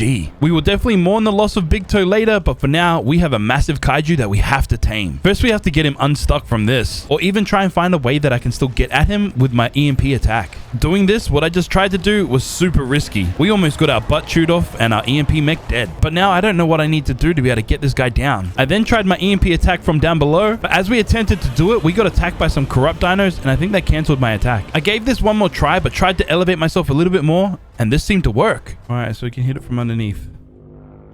Good to know. But then we repositioned, came back in, and the stupid thing finally decided to step down. No way, you actually made it down here. But now that the big boy's down here, he's after us. I do like this area, though, to try and knock these guys out. I like that it's nice and open. There's a few little pests around that can kind of keep him busy, and pillars like this that we can hide behind. I then charge in to hit him again with our EMP attack, and it lands successfully. One more. One more. You are out. This is it. This is it. No, I'm not ready. No, the cooldown's not done. No, yep. Just hit it. Just hit it. Somehow this worked, even though we didn't see the EMP explode. Kaitan requires 4 evolved kaiju cells to be able to tame him, which again is kind of a process to make him. Once we made them all, we ran back over to the Kaitan, tried to feed it to him, but we couldn't open up his inventory. Why can't I access its inventory? Why can't I access its inventory? To make things worse, there was a behemoth that wanted to come into play. So not only do I have to try and find the box to be able to open up his inventory to give him the kaiju cells, I also have to try and avoid getting taken out by this big behemoth. Who's supposed to be able to access that? And for some strange reason, this behemoth was not happy that I was trying to tame this Kaitan. Can you f*** off? Then a whole flock of corrupted pteranodons also wanted me dead. I just wanted to tame this Kaitan in peace. Looks like it's not going to happen for us right now. I didn't really have a solution on how I'm supposed to get out of this right now, so I just decided to teleport out of here. I try and heal myself up rather quickly, well, just as much as I can, and then I teleport back into the fight, making sure that I have a fully loaded Ascendant shotgun. I start shooting, and I think I'm taking out some of these PTs, but when that doesn't work, I just get out my good friend, the Skullcrawler, and he handles business in 0.69 seconds. But also, Skullcrawler's at the exact right height that we can now access Kaitan's inventory and feed him the Kaiju G-cells. We got it. I didn't forget about this level 300 Godjurian, so I began taming it. Problem is, at this very time in the recording, oh, you're not evolved, you're just normal. Yeah, I thought it was an evolved Godjurian. I didn't realize it was just a normal one. You ain't that cool, son. We tried to make our escape, and then we ran into this guy. We hadn't seen this guy since early game. Anyways, we need to move on and do something a little bit more productive, like maybe possibly taming this guy, the Thermonuclear Godjurian. Just like the other Godjurians, he turns vulnerable. I go in to land my EMP attack. It does a little bit of teleport damage, just like the others, and I escape. He turns vulnerable one more time. I go in to land the EMP attack. It lands perfectly. No, move out of the way. We get a little bit stuck. Uh-oh. But we manage to escape. We try this again, but as I get close, I'm burning up. The Thermonuclear Godjurian has an ability that if you get too close at a certain period of time, it affects you, the player, and the creature you're riding. We wait patiently for another chance to attack. We take that opportunity, and it works. It looked like we had a real chance at taming this Thermonuclear Godjurian. I went in, did my EMP attack, got a little bit stuck, but as I tried to escape, we died. And then so did our EMP mech. Yep, being that it's day 94, we just don't have the time to craft another EMP mech to try and tame another Godjurian. After all, we still need to tame ourselves a Mothra, fight the King Titan, and then the bosses that are part of the mod. But before all of that, we had to mourn the death of our good friend, Big Toe. The PT was very loyal to us, so this moment is pretty sad. Thankfully, this is just a video game though, and he's very replaceable. See this PT? He only took one shot, he's down, and let me introduce you to my new best friend, Big Toe 2. Anyways, it's kind of low-key crazy that we had to tame a PT on day 95. I quickly zipped out to the wastelands and then got my Kaitan out. He's definitely an interesting creature, but we need to find out if he's strong or not. Compared to Gojiren, he's actually pretty decent. Testing out all of this guy's abilities is pretty fun, and I low-key love that this ability is nice and glowing pink. It's fabulous. And when he stomps the grounds, he absolutely crushes everything. We also managed to level him up a bit, but it's time to put him away because we got other things we need to do. I decide the next task that we're going to complete is the King Titan fight. I returned to the terminal to see exactly what tributes I needed. I knew I had mostly everything, but I definitely know that I don't have enough corrupt hearts. We're already in the red biome, so we might as well just go and start munching on some of these corrupt dinos with my big old Doug. And this quickly does the trick, getting us all the corrupt hearts that we need. The next day I returned back to base to collect all of the tributes, but somehow, and I don't know how, I had lost the Forest Titan trophy, which means we need to head back over to the Forest Titan terminal, defeat all the dinos that are standing there waiting for me, place in what tributes that I had, and summon in the Forest Titan. This time I fight him with my Kaitan. Last time we fought him with our Raijin, but this time fighting him with our Kaitan is very different. He's just a lot stronger. I can easily say that I'm a massive fan of our Kaitan. And after just chipping away at his health for quite a little while, we managed to take down this Forest Titan, acquiring the Forest Titan trophy that we need to be able to summon in the King Titan. We find ourselves back at the King Titan terminal with almost all of the required tributes and Titan Boa Venom, which we had back at base. Day 97, and with the amount of things we have left to do, we are running out of time. I've grabbed every one of my Rexes that I had lying around in my soul terminal and bring them to the King Titan fight. We don't have a lot of them, and I don't have enough time to be able to let them heal up, so I'm only maxing out their melee stats. Once all of my Rexes are fully leveled up, I head back to the terminal and summon in the Gamma King Titan. Whilst the King Titan summons in, I then get my Godzilla out. Once again, he summons in way too high. We try this again and then finally get to mount Godzilla. The King Titan summons in a bunch of corrupt dinos that start fighting my Rexes. I then supercharge my Godzilla, but I forget to take the atomic nuke out before it's too late. Then, in one swift hit, the King Titan wrecks all of my Rexes. I charge into attack with my Godzilla and I do a ton of damage. In my mind, I think this fight's going to be quite easy. I'm munching away without a care in my mind. No, my Rexes didn't even stand a chance, bro. And then the King Titan goes into this weird phase. A bunch of meteors start falling down. I'm doing a little bit of damage, but it also looks like I'm getting hit off the back of my Godzilla as well. Also, fun fact, I've never actually fought the King Titan before. This is my first time. But in my mind, I'm still doing damage. It might not be as much as I was before. I'm still doing damage though. I just couldn't understand exactly what was happening right now. King Titan low-key kind of tough. The King Titan was stuck in this phase for quite a while. Then I thought maybe I have to come over here and destroy this element vein. To be honest, even though after this has happened, I still don't really understand how this works. But as you could probably expect, we've been doing this for so long. This happened. Ah, damn it. When I respawned, all of my armor was broken, and I knew at least I needed my glider suit. So I did make sure to repair all of my armor. Before returning to the King Titan arena, I did make sure to make another atomic nuke. I returned back to the King Titan arena, but I can't see Godzilla around here. Turns out he's just hiding over in the back here. What a pussy. I get back on him, enhance his power with a nuke again, and the King Titan is ready to fight once again. I head back in to start attacking, start slicing away, and we're starting to do some real damage again. Looks like we could possibly win this, but in the heat of battle, Godzilla decides to go to sleep. Excuse me? Fuck, he just went to sleep, bro. I can't tell if that was something that I did or if Godzilla just did it. Anyways, we try and get back into this fight. Kind of risky for me to charge all the way back in like this, past the King Titan and all these corrupt dinos.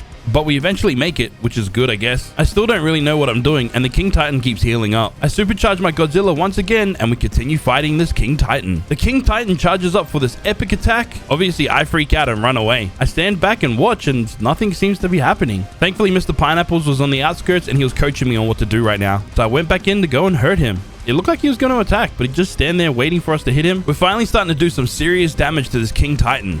It looks like we're going to win this fight. But once again, he goes into this weird defensive phase again. Again, I thought it had something to do with this element vein to be able to get him out of this phase. I honestly couldn't figure it out. This was a really tricky situation. I just went back in and started attacking him, even though I was doing very minimal damage. When that really wasn't working, we went back to the element vein. I jumped off my Godzilla and tried harvesting all of the nodes around the element vein. Again, this wasn't working. And I'm sure there's people there watching this video going, Aaron, you're a complete idiot and you're doing it wrong. But I don't know, man. And Pineapples wasn't coaching me in this part. I don't know what the frick's going on. He eventually told me that I just need to keep clicking and damaging him. That's all I can possibly do. But we just kept chipping away at his health, doing very minimal damage. It started charging up an attack. It hit me, and then my Godzilla got thrown away. I dismounted, chucked my Godzilla back in a ball, parachuted quickly, and tried my best to get back into this King Titan fight as quick as possible before he could heal up. I swear, my maneuvers are just too good, chat. They're just too good, except they're a little bit too slow. So the King Titan healed up a bit, like quite a bit. My Godzilla's supercharged once again, but a meteor ended my life. No, you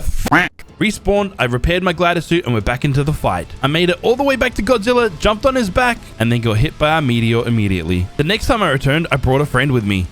It's really time to pull out all the big guns. Now it's a 2v1 situation. Surely between me, Kaitan, and Godzilla, we can take down this Gamma King Titan. The issue that I was having right now is my Godzilla was being passive. It wasn't attacking. If it continued attacking whilst we weren't riding it, we might have a chance to win. I dismounted my Kaitan and I whistled that to attack anything that's attacking me. I then ran back over to my Godzilla, jumped on its back, and started fighting. For some reason, it wouldn't listen to my whistle commands. I returned, and this time I brought Behemoth with me. My Kaitan was still fighting, but Godzilla was still passive. I don't know what the frick was happening. I died once again. This fight was brutal and not going how I expected it to go. The next time we turned up to this fight, I brought Raijin with me. Surely now we're gonna win against the King Titan. There's literally 4 kaijus versus this 1 King Titan. Problem is, they all seem to be passive. I finally managed to get them to all fight. Now we're doing some serious damage against this King Titan. With all of my kaijus fighting at their full potential, we are absolutely decimating this Gamma King Titan. It was doing its big charge up move when we finally took it down and were victorious in the Gamma King Titan fight. Piece of shit. Oh, you freaking bunk. I then went and collected all of my rewards for killing the King Titan. Honestly, this loot was pretty decent. Then I placed all of my kaijus in their soul balls and saw a glowing light. I was curious, so I went and entered it. This then led us into this cutscene. Although very interesting, I'm sure if you want to watch it, you can go see it somewhere else. We're going to cut to the next part. The part where I respawn back at base and go and retrieve my corpse, and nothing was there. All of my loot was gone, including all of the kaijus that I just fought the King Titan with. Straight away, I teleported back over to the King Titan arena, checked the terminal to see if my stuff was there, and ran around the arena to see if I can retrieve my stuff. It was literally nowhere to be found. With this, I quickly ended my life and accepted my fate. I can't really continue without all of my kaijus. I lost everything that I possibly had. Unfortunately, I didn't get to complete my list. We didn't get to tame Mothra, and I didn't get to fight any bosses. I want to give a massive shout out to all of my Patreons, YouTube members, and Twitch subscribers. Thank you so much for all of the support recently, and all the people that have purchased my merch. I can't believe people are actually wearing my merch right now. But I want to say thank you guys so much for watching this video. If you did like it, hit that like and subscribe button. Also, if you watched my previous video, 100 Days in Pugnature, you're probably wondering where Mr. Miola is. To be honest, I don't know. I thought we would have found him. He might be in the next video. It looked like we were about to die. Yes. I couldn't heal quick enough. There we go. Now we're dead. It did look like we had a fighting chance at one point there, but I was ultimately pretty disappointed that we didn't defeat this guy. I returned back to this crime scene, and the Death Knight was healing up rapidly. I managed to find myself a bunch of creatures, and in a last-ditch effort to fight this guy, I threw out everything that I had left. They didn't last very long at all. And neither did we. Primal Nemesis, Ark Survival Ascended's most insane overhaul mod. Look at this. This is a volcanic Rex that can shoot fireballs out of its mouth. Like this right here. This is a penguin that has questionable hygiene issues, but behold this beauty. This is a majestic celestial Pegasus. Even if it sneezes, it will rain down angelic meteors on your head. I have 100 days to complete and beat this entire mod. This means I must progress through all 7 tiers of creatures by defeating all 11 bosses, including the final boss, Nemesis. Can we complete this challenge? Let's find out. Welcome to my 100 days in Primal Nemesis. Welcome homies and homettes to another Ark modded adventure. We are playing on the modded map, Amissa. As soon as we had fully spawned in, we were met by another player. Hey, there's someone right next to me. There we go. What's up, brother? And yes, I'm playing on a server that I host with a bunch of my community. Next, I immediately run around the bushes picking up some fiber and some berries, then go and punch some trees for some immediate thatch and wood, and proceed to make our first tool, the stone pick. Now, even though Primal Nemesis is considered a pretty crazy mod, we spawned in Amissa City, which is considered pretty safe. But as soon as we leave, we realize how dangerous this mod really is. Oh, shit. There's someone else getting chased by a dodo. Thanks to somebody else offering themselves up as a sacrificial lamb, we escaped with our lives. In some of these overhaul mods, you can't tell which is a safe dinosaur and which isn't. So we just avoided everything. Back in Amissa City, we found a sleeping body. Now, I couldn't let my intrusive thoughts win, so I had to run away. But as I was searching through my engrams, the sleeper woke up. Oh, hey there. Gobble, gobble, gobble. The intrusive thoughts won. Anyways, moving on, we made a stone hatchet and a reusable spear. We then stumbled upon this dark-skinned Moschops, which I knew would be perfect for our first tame. So I fed it some berries and it became ours. Now, because of its short stature and its dark complexion, I had the perfect name for this guy. We have to name him Kevin Hart because he's short and black. What? Rather fitting name if you ask me. I saw a few other players in the distance, so I went to go greet them, even with all the craziness happening behind me. From here, I decided to make my new tribe and alliance, both of which we aptly named Dodo Gang. The community seemed to really be liking these hoodies, so I think we're going to expand on the Dodo Gang range a little more. Keep a lookout in the future. I then went ahead and added all of these hunky men to the alliance, but then I saw a rather large crab in the distance and had to go investigate. Run. It seems as though Pineapples has drawn the attention of this big crab over to us. Holy crap. He punched it. Oh no, Kevin Hart! Kevin Hart, run! Help Kevin me! Hart, run! Help Kevin Hart, me! no! Kevin Hart got destroyed. So that was it for Kevin Hart. His life was short, and so was he. With everything else murdered in this vicinity, the crab then focused on me. Next, I decided to spawn in a different location, this time in the Desert City. We've played the Emissa map a few times in these 100 days, and I decided to do something a little bit different in this playthrough. Instead of having our start in Emissa City, I figured we'll have our start in the Desert City this time. This could either go really well or really, really bad. We managed to get enough resources together to make some basic tools and another spear. Next, I needed to try and get myself some hide. We found another Kevin Hart lookalike, but this one had to die. Come on, I see some hide, bro. I was trying to kill it, but then a frost wyvern came out of nowhere. Ah, shoot. Okay, we're good. We're good. You can keep your hide. It did not seem like we were going to acquire some hide from that Moschops. I heard a massive explosion and saw the wyverns were still flying around locally, but the Moschops had survived, which gave us the opportunity to be able to take this guy down so we can skin him for his valuable hide. Yeah!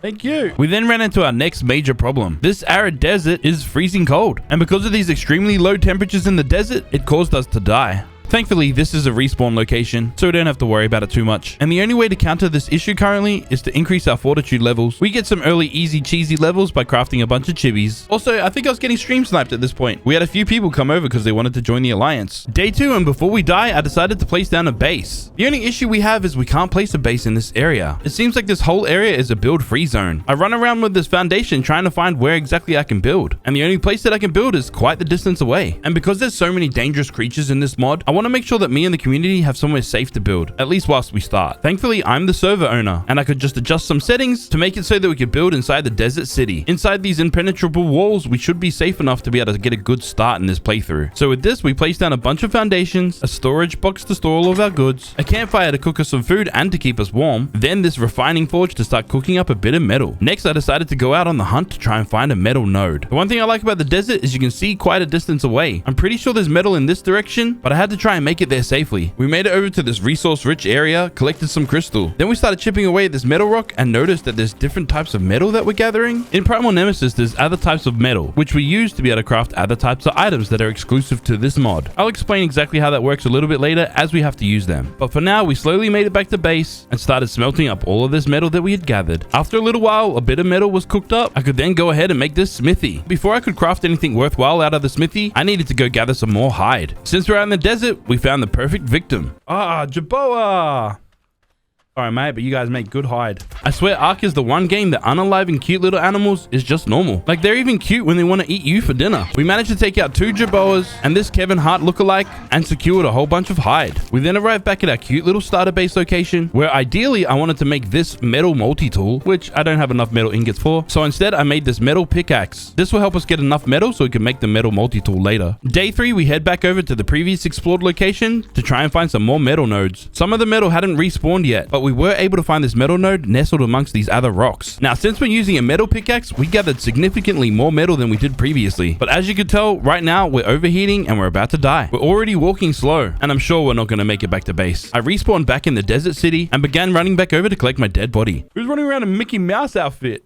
That is cursed. Never trust a man in a black and white Mickey Mouse outfit. You never know who's behind the mask. Anyways, we managed to get back to my body and collect everything that we had on it and brought the metal back to start smelting up in our forge. We then got a little visit from the creepy Mickey Mouse. I felt pressured to add him to the alliance. Even though I have my own custom chibis, 2 of them, I always forget to put them on. Here's Evo, my gangster trike. I then went ahead and crafted these modded items. The primal spear, which I'm pretty sure does torpor damage to anything that it hits. Then we crafted the primal cauldron and the primal bench, which we need to be able to craft a bunch of these modded items. I'm definitely going to need a lot more space to be able to place down some of these crafting benches, so we expanded our little starter base with these stone foundations. I could then place down this primal bench and the primal cauldron. The primal cauldron kind of works like a mortar and pestle. It's where we can craft a bunch of narcotics, health potions, and even some of the vanilla items like spark powder and narcotics. I then got a visit from my boy Ben down under, and he brought me a little gift. Oh, wait! You got the soul for Kevin Hart! That's sick! Now all we need to do is tame ourselves an Oasasaur and bring him back to life. We only have 24 hours to be able to do this before Kevin Hart's soul disappears. I then crafted and made the Primal Forge. This is what we use to be able to craft a bunch of these new metals that are only a part of the Primal Nemesis mod. Next, I equipped this Primal Spear and went on out to go and try and hunt something down. Kinda wanted to see exactly how this worked. I know this is risky, but we tried it against this alpha monkey. I suspected that this was going to be a little bit difficult, but because the thing was so fast, all it did was just run around us and keep missing its shots.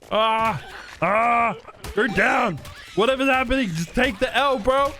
Take the L, bro. Surely I'm dealing torpor or something. As long as we kept strafing left or right, we managed to avoid all of its hits. We were trying hard to take this thing down, then a friend came past and tried to help out. Even with this, our primitive spears didn't seem to do much. Take the L, bro. Take the L, bro. It's almost surely down. I also thought we were going to do a lot more torpor and maybe could have knocked it out. That wasn't the case. And with this, we managed to score ourselves some alpha hide and some alpha blood, which hopefully we can use to be able to craft some of these modded items. I realized we had enough resources to be able to make ourselves this awesome spyglass. This should help us out in the wilds determine what we can kill and what we can't. We left the desert city only to find someone getting munched on by a couple Morellatops. Oh no. I was going to help, but you're dead. Day 4 starts with us trying to take down this Parasaur. It's really fast and we failed. So I tried again against this level 20, thinking I could take this down fast enough, but it also ran away. As I was heading back to base, I noticed someone was building a little cute hut nearby. Look at all these people building cute little bases. This is going to be hilarious when a demonic wyvern spawns right down there, comes up here and eats your base in one bite. Knowing that if I want to progress, I'm going to need to be able to traverse around this map a little easier than we currently are. I want to make one of these reusable grapples, but it looks like I need cementing paste in order to make one. Thankfully, these little water jug bugs are pretty easy to kill, and when we harvest them, they give us chitin that if we mix with stone and place in the primal cauldron, we can then make cementing paste, which gives us all the required ingredients to make this reusable grapple hook. I also crafted this reusable parachute as well. The grapple paired with the parachute makes a great early game way to traverse the map somewhat safely. That's assuming we can avoid deadly things like the Celestial Phoenix. My goal was to head over to this little mountain ridge here, because I know if I can get up on top of this, there would be a whole bunch of metal that we can go and farm. Obviously, I had to try and avoid these saber-tooths. Thankfully, my thousands of hours playing this game got me out of trouble, but also into trouble once again. Oh, he juked him. He juked him. We're really here just trying to gather as much metal that we could hold, but sometimes I hear some noises and they really freak me out. What is that? I really didn't want to stick around and find out what was happening. It was time for us to leave and get this loot back to base. I do think we made the right decision in building in this place. There's so many crazy creatures around that everything can kind of one-tap us and destroy our base. But also, now we're crafting up a whole bunch of metal. This is what we call progress. Back out in the wild world to try and take down creatures. Really, I'm just bullying creatures I know I can kill easily. Except this monkey wasn't having none of that. Oh, shit. Oh, shit. I just need some... Ziggy zag, ziggy zag. I didn't even know how I aggroed this monkey. Maybe I accidentally hit it. Anyways, I tried to make a swift escape, but when I realized I wasn't having much luck, I had to turn and fight. Thankfully, with the awesome spyglass, we could track how much damage we were doing, which kind of made this a little less anxiety inducing. Ooh, what is that? We got a lucky charm? Yeah, some of the modded creatures drop extra loot. This particular charm gives us protection against heat, which we don't have to worry about anymore since I have adjusted some of the server settings to increase how much fortitude we can get for each level. The server being so cold and so hot was just annoying and unnecessary. We got bigger things to worry about in this playthrough, like the fact that it's 4 days in and we haven't tamed anything except Kevin Hart, but he's dead. But since we had killed a couple alpha creatures and gathered some blood, we made some alpha narcotics that we could then use to make the single alpha trank arrow. Also, we finally made this metal multi-tool, which if you're unfamiliar on what exactly this is, it's every tool in one. It's now day 5 and I'm determined to tame something today. Ideally, it'd be something that we could fly on. Maybe something like this Lymantria. A Pteranodon would be nice, but they don't really spawn too close by to us. I then came across this level 50 Apex Listro. Knowing that this was pretty weak, but also has a chance to give us some Apex blood, I decided to try and kill it. We were doing quite a bit of damage to it. That was until it got this damage and armor buff. You see, alpha creatures give a buff to any creature nearby. This can be quite the pain in the butt unless we tame an alpha dino and then it becomes an advantage to us. After throwing many of these spears at its face, we managed to take this guy down. There we go. You're dead.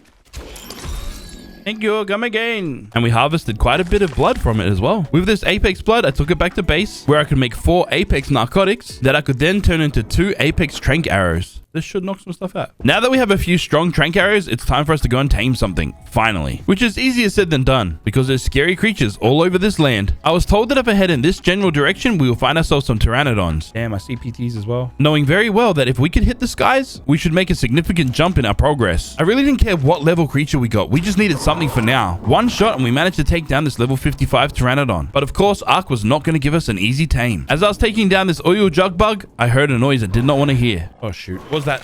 Terrorbird. This Terrorbird was attacking our Pteranodon. Unfortunately, we weren't doing enough damage to be able to take this thing out, and the Pteranodon died. I managed to escape before the Terrorbird started aiming towards us. I was mostly annoyed that we wasted one of these expensive trank arrows. Not really the fact that we just lost this Pteranodon. Still out in the desert, we got hunted down by this thorny dragon. This is one of those defining moments where I had to prove myself as the apex predator. Doing my best to survive this onslaught, I had to hide behind some of these rocks to avoid getting hit by its spiky thorns. Run away. Oh, he's not a runner? Shoot. I thought I managed to get its health low enough that it would start running away, but this thing was determined to kill me. Luckily for us, we got the win in the end. Feeling quite invincible, I started heading back to base. Yeah. What was that? Oh, bro, you scared the... Yeah. Sabretooth got me in the end. As we spawned back in, we were reminded that this is Primal Nemesis and shit's about to get real. No way.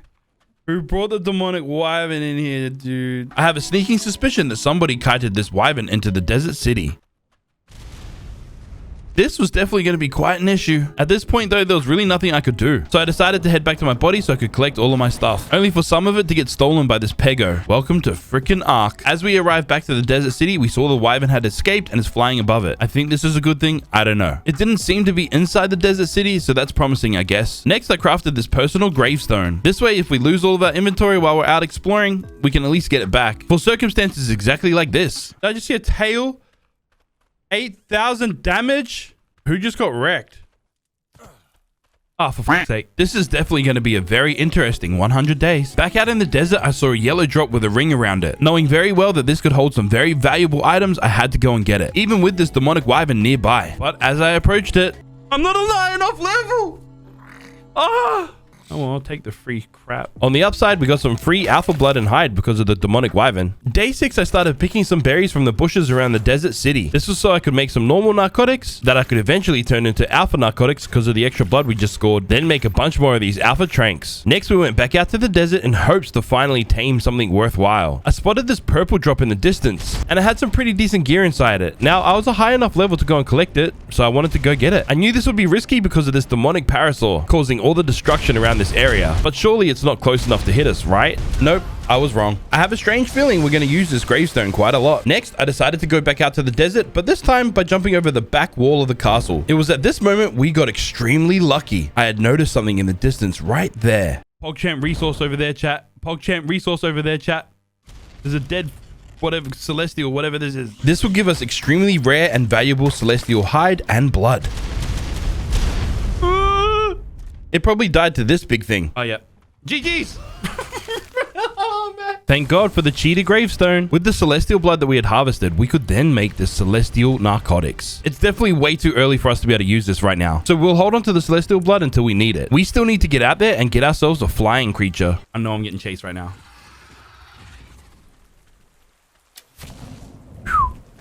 I knew it! I knew it! I knew it! I had a Sabretooth on my butt. That's assuming that I could get to a Pteranodon before I die. Multiple times to a whole bunch of different things. Great, look at that. Oh, yeah. With so many dangerous creatures around, I had to come up with a different idea to be able to get ourselves out and find a Pteranodon. That's when I came up with a pretty ingenious idea.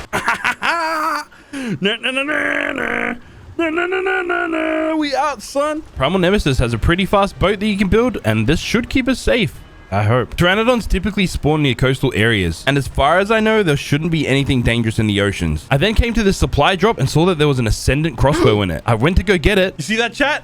Bro, that's a game changer in itself. Worth it. Worth me dying right now.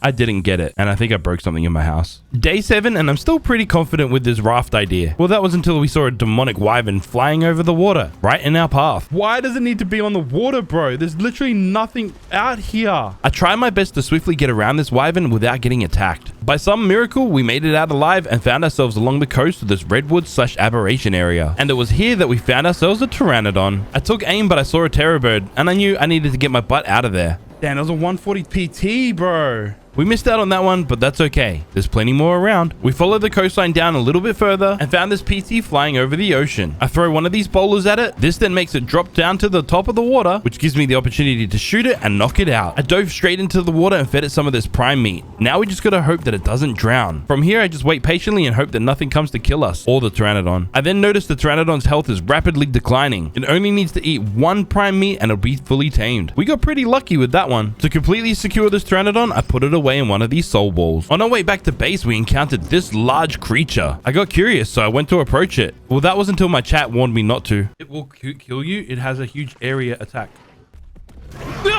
Well, at least we got back to base quickly and retrieved all of our stuff, including our brand new Pteranodon, which I immediately got out, placed this Pteranodon saddle on it, and took off into the skies. In basically every Ark playthrough, hitting the skies is a massive game changer. But in Primal Nemesis, it really made a big difference. Only thing is, sometimes I forgot about a pretty important thing. Stamina. Possibly the worst place we can possibly go down at. It's okay though, I came up with a pretty smart play. First, I'd jump off the PT, I'd parachute, let the PT regain its stamina, and I'll try and jump back on it.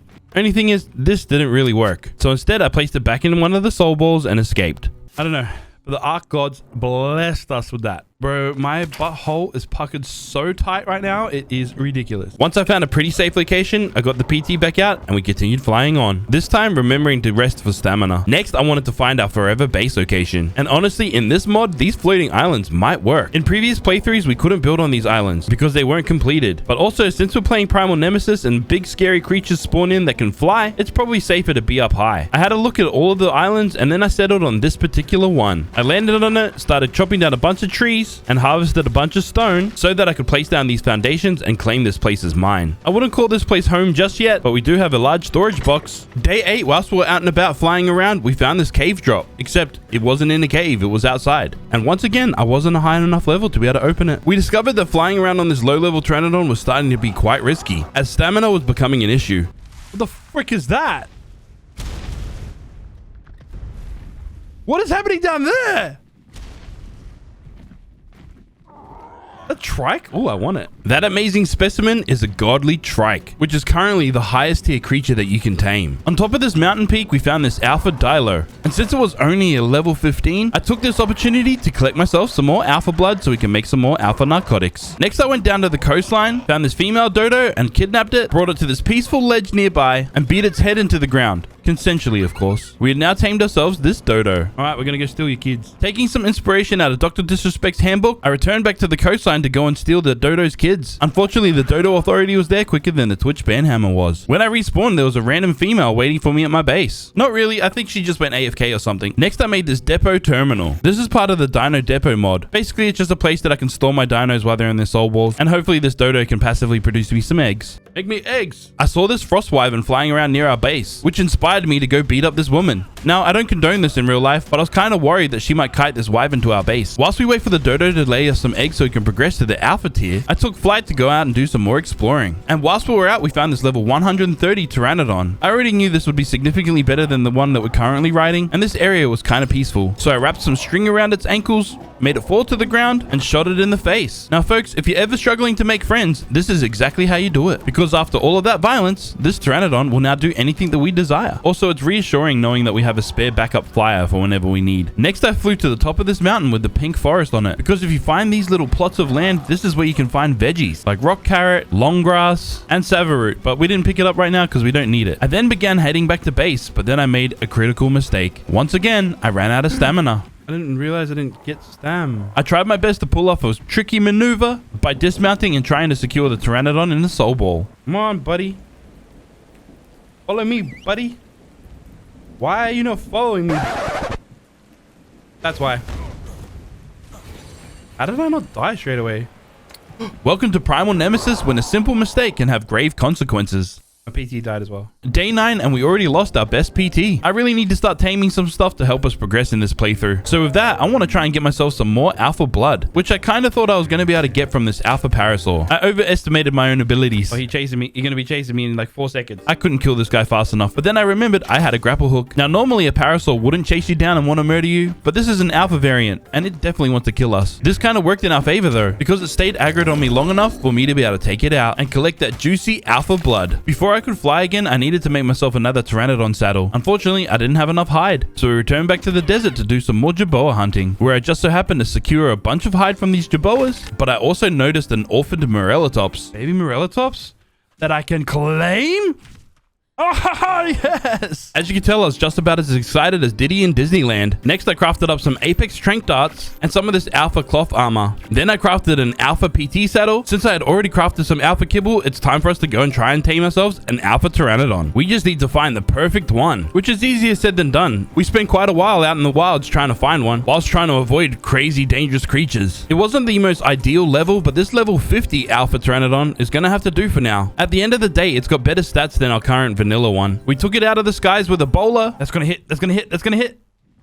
Got him. And knocked it out with some of these modded trank arrows. I fed it a single alpha kibble and it basically tamed up immediately. Thankfully, I already had the alpha Pteranodon saddle and we could hit the skies on the back of this red bird immediately. Straight off the rip, I could already tell that this was significantly better than our vanilla Pteranodon, purely based on the fact that its stamina lasts way longer. This Pteranodon lasts longer and stronger than Johnny Sins does in any one of his films. Day 10, we arrived back at base on our newly acquired alpha Pteranodon with the full intention to begin our move to our new base location. So I spend a bit of time just emptying out all of our crafting benches and taking all the essential items, then packing up the crafting benches themselves and head on back out to go set up our new base on top of this floating island. Once we landed at this scuffed little foundation platform thing, I began placing down some of the important items that we had. I quickly realized that space was going to be an issue, so I placed down a bunch more foundation platforms to kind of even the space out a bit. This way all of our crafting benches and stations would fit in here quite nicely. I then spent the next little while stocking up on a bunch of resources, specifically metal. You go through so much metal in this mod that it's important to always have the Primal Forge working. I realized to craft some of this modded metal, I need obsidian. Luckily, there's a whole heap nearby. With the resources that we just gathered, we should keep the Primal Forge busy for at least a while. Next, I crafted a primal bed. Quite often, I forget to place these down. I'm glad I didn't this time, because if we died, we don't really have a way to get back up here. Next, I went and retrieved the orphaned Morellatops and noticed that it was fully grown up. I put a saddle on the back of it and then went out to go collect some berries, because I'm pretty sure these are a pretty decent berry gatherer. I mean, it's not amazing, but it's still better than us picking these berries by hand. And at least this way, we can gather enough berries to at least get started making a whole bunch of narcotics so we can start taming some powerful creatures, which we plan on doing really soon. We head on back out to the coastline that we tamed that dodo earlier so I could try and hunt down a female alpha dodo. I managed to knock this one out, feed it some alpha kibble, and tame it. This might be a little bit exploitative, but I wanted a fast way to get back to base. Yeah, I'll show you guys a quick way to get home.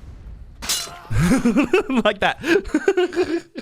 We got our stuff back from the personal gravestone, and then I placed the alpha dodo in the terminal so it could produce us some alpha eggs. Day 11, we woke up in our base covered in fog. I can't play like this, so I had to get rid of it. I then checked the depot terminal to see if we had any eggs, and we had quite a few. Between day 10 and 11, I'd logged off for the night and returned to this. I then took flight on our alpha Pteranodon to go and collect some more metal to make sure that we kept this forge running. I then went out to go and do some more exploring and maybe see if we could find any other alpha or apex creatures that we could tame. It helped quite a lot that this alpha Pteranodon has significantly more stamina than our vanilla counterpart. This way we got to travel around for longer periods of time and got to avoid some of the scary creatures like the demonic wyverns. We returned back to base empty-handed. There wasn't really much out there to see. But whilst I was doing some things around my base, I heard a weird noise.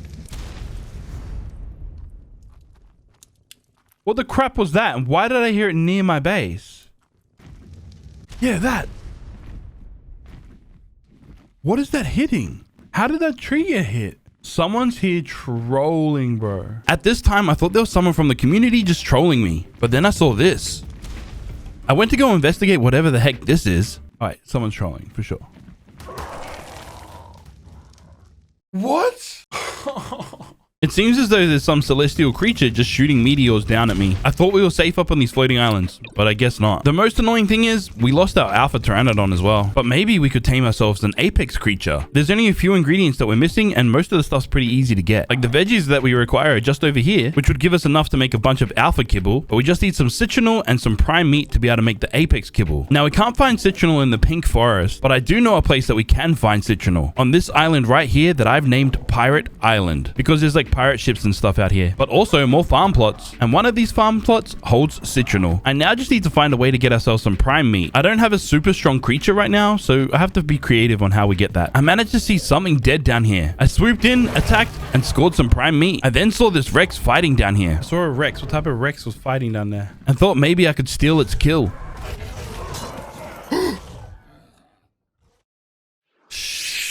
I haven't really been making the best decisions lately. Yes, if you haven't realized, we no longer have any flyers, but I do now have the means to make some apex kibble. Without a flyer, living on this floating island is going to have some challenges. Sure, we can get down off this island by jumping down and parachuting, but getting back up to the island is going to be quite difficult. With that being said, I need something I can fly on, and I'm pretty sure I can fly on this Apex Dimorphodon without a saddle. It's only a really low level, but I was right. You can fly on the back of it without a saddle. It's not amazing, but I just need something for now. The biggest problem is how slow it is. If we encounter any flying aggressive creature, they'll catch us and delete us instantly. But since this is an Apex creature, I wanted to see if it was strong enough to take down a Rex. The answer is yes.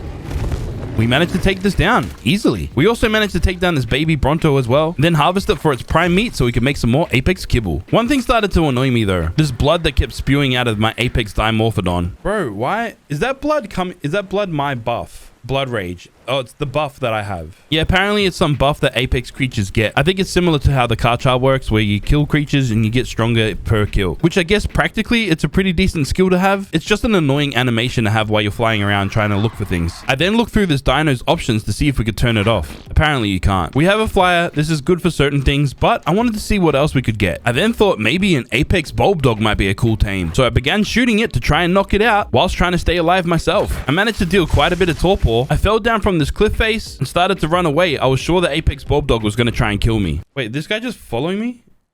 He's a passive tame. I'm an idiot. Why did no one say anything? Streaming to a whole bunch of people and nobody said anything. My community are no help sometimes, man. The f did he come from? That was an extremely close call. In other news, we're running down the beach on a big ass Apex Bulldog. This is a pretty sweet tame if you ask me. Day 13, I wanted to test out this Bulldog's power. Against this Carcanos, doing 500 damage points per hit is pretty decent for where we're at in the game. The only painful thing is the Bulldog can't harvest dead bodies, so we have to dismount and do it the good old fashioned way with one of our tools. We then moved on to the snow where I tried nibbling on the ankles of this mammoth. There was a lot of other dangerous creatures around and I didn't want to get my butt melted already. I got a little bit overconfident and tried taking down these Daedons, but then I got swarmed by a whole pack of them and a pack of direwolves as well. Oh crap. Oh crap, we're dead. We're dead. We're dead. It's been fun. The progression's a little bit slow, but hey, at least we're progressing somewhat. I mean, I still have a flyer, so that's a positive thing, right? On this Dimorphodon, I just went out hunting down creatures that I could collect alpha or apex blood from, or even things that drop prime meat. We managed to secure a whole bunch of blood that we could then bring back to base and turn into alpha or apex narcotics. I'm also a high enough level that I could now make tranquilizer darts. So I went ahead and crafted up a good old long neck, gathered a whole bunch of narco berries from the bushes around my island, and began crafting up a whole bunch more narcotics. Also, in order to make these tranquilizer darts, I need gunpowder, which is a little bit of a process to make it, as I need flint and stone to make the spark powder, which I then mix with charcoal to make the gunpowder. I then make the simple rifle ammo, which I combine with the modded narcotics to make these modded tranquilizer darts. It's a bit of a long drawn out process, but it's worth it. Day 14, I flew down to this red colored forest. I spotted the celestial bee, so I turned and went the other way. Shh, scared the f out of me. Oh no!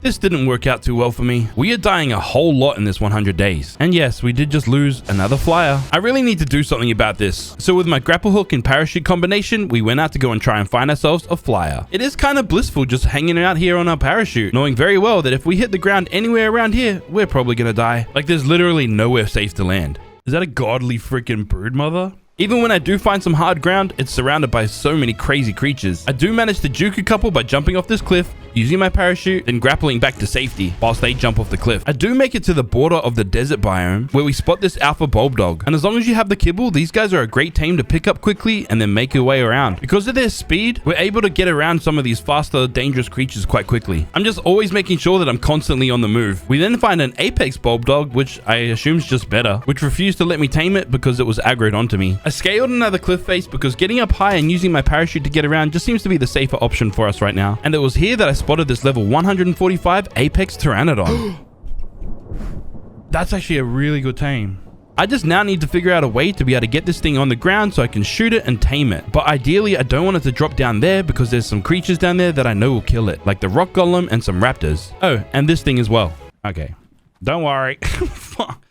Ideally, we want this Pteranodon to just hover above the ledge that we're standing on and not get too close to that godly tiger. After patiently waiting quite a while, the apex Pteranodon gets close enough for us to be able to bowler it. Unfortunately, there was a nature Pteranodon nearby that wasn't happy that I bowlered its friend. Day 15, and I wanted to test out to see if one of these bulb dogs could receive fall damage. No fall damage, no fall damage.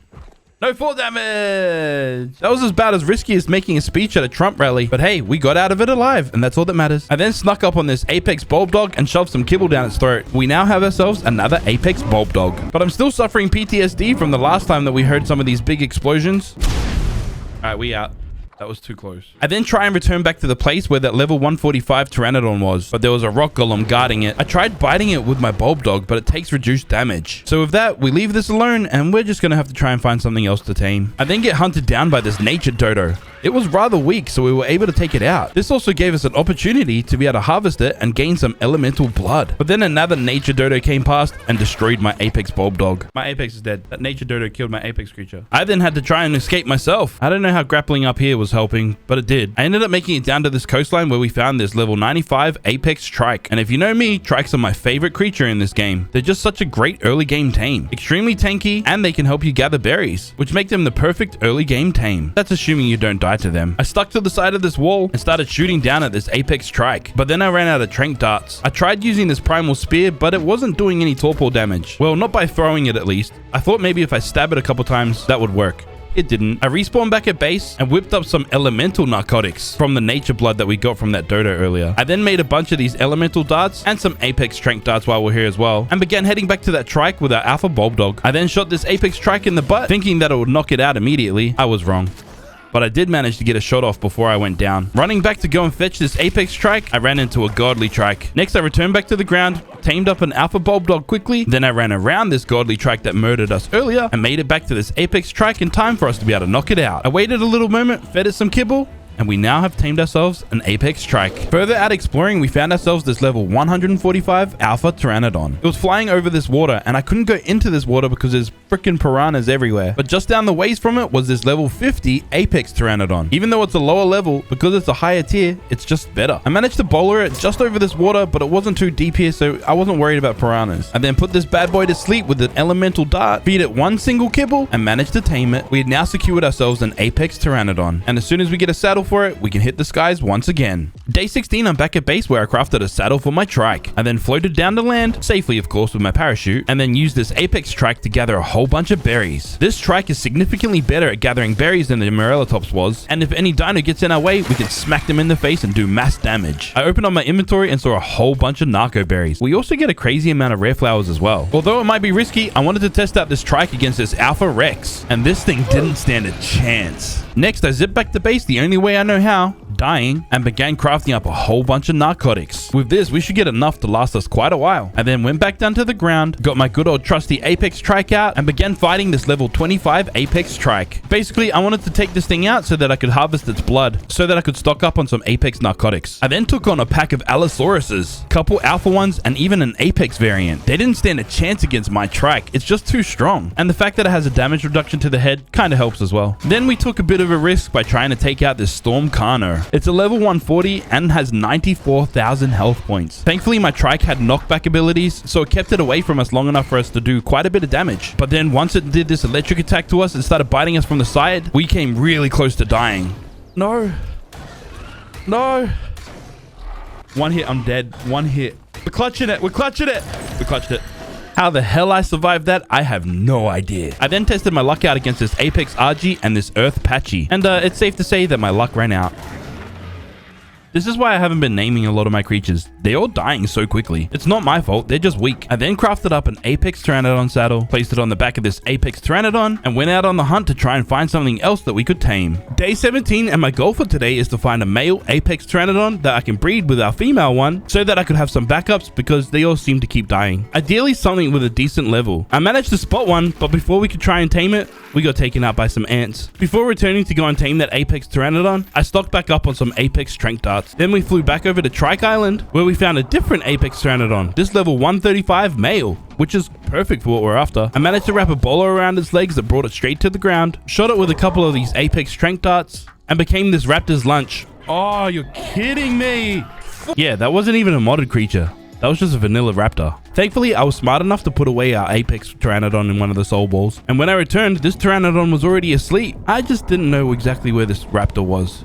There was this storm raptor that was close by, so I hit it so we could kite it away before we actually try and tame that pteranodon. Once I had determined that this area was safe, I returned back to the sleeping pteranodon, fed it some apex kibble, and we now secured ourselves a male pteranodon. Now that we have a breeding pair of pteranodons, I returned back to base and allowed this beautiful pair to start making some love. With these guys breeding, we shouldn't have to worry about losing flyers ever again. Our main flyer was quite a low level, so I took the saddle off of her and put it onto our male apex pteranodon, as we'll use him until we have a decent stat baby. Next, I wanted to craft myself a fabricator. Unfortunately, we don't have any oil. That's okay though. Quick trip to the snow so we could go and collect some, which normally would be a pretty easy trip, but there's so many crazy scary creatures out here that we have to be wary of where we land. Also, somehow we managed to take down one of these elemental Kairuku, which gave us some free elemental blood. I don't think they're meant to be this weak, but hey, we're going to exploit it while we can. Anyways, we're here for oil, so we collect a bunch of it. I saw this Kairuku didn't have much health, but we weren't doing too much damage to it. I died to only one hit, but this did give us a quick way back to base where I could make this fabricator. I then made this CS crafting station that comes with the Cyberstructures mod. It's basically just a crafting bench that you can make all the Cyberstructures items. Quite a few unique things in here that you can make. The early morning of day 18, I placed down these standing torches so they could help us incubate these eggs. Except these pteranodons didn't like the heat. I had to cool things down quite a bit before I could get these guys to hatch. We waited a little bit longer so we could hatch another one of these babies as well. We now have 3 baby apex pteranodons. While we wait for these babies to grow up so we could continue breeding them more so that we get the best stats, I went out and started doing some drop hunting to see if we can get some decent items. I also picked up some cementi paste while we're out here as well. It's a little bit cheaty in my opinion, but this loot grabber mod helps you pick up items that are in containers just by pressing the crouch button. This is definitely super cheaty, but it does make things a little bit more convenient. But through this, we secured an Ascendant crossbow. An Ascendant crossbow will be significantly better than a primitive long neck. I then got out a couple more of our pteranodons so we could continue breeding these guys a little bit quicker. This is basically just a bird orgy right now. These standing torches are super primitive. I'm definitely going to have to upgrade to air conditioners soon. Now, I did have an ulterior motive for breeding this many pteranodons. Unfortunately, this reasoning is kind of sinister.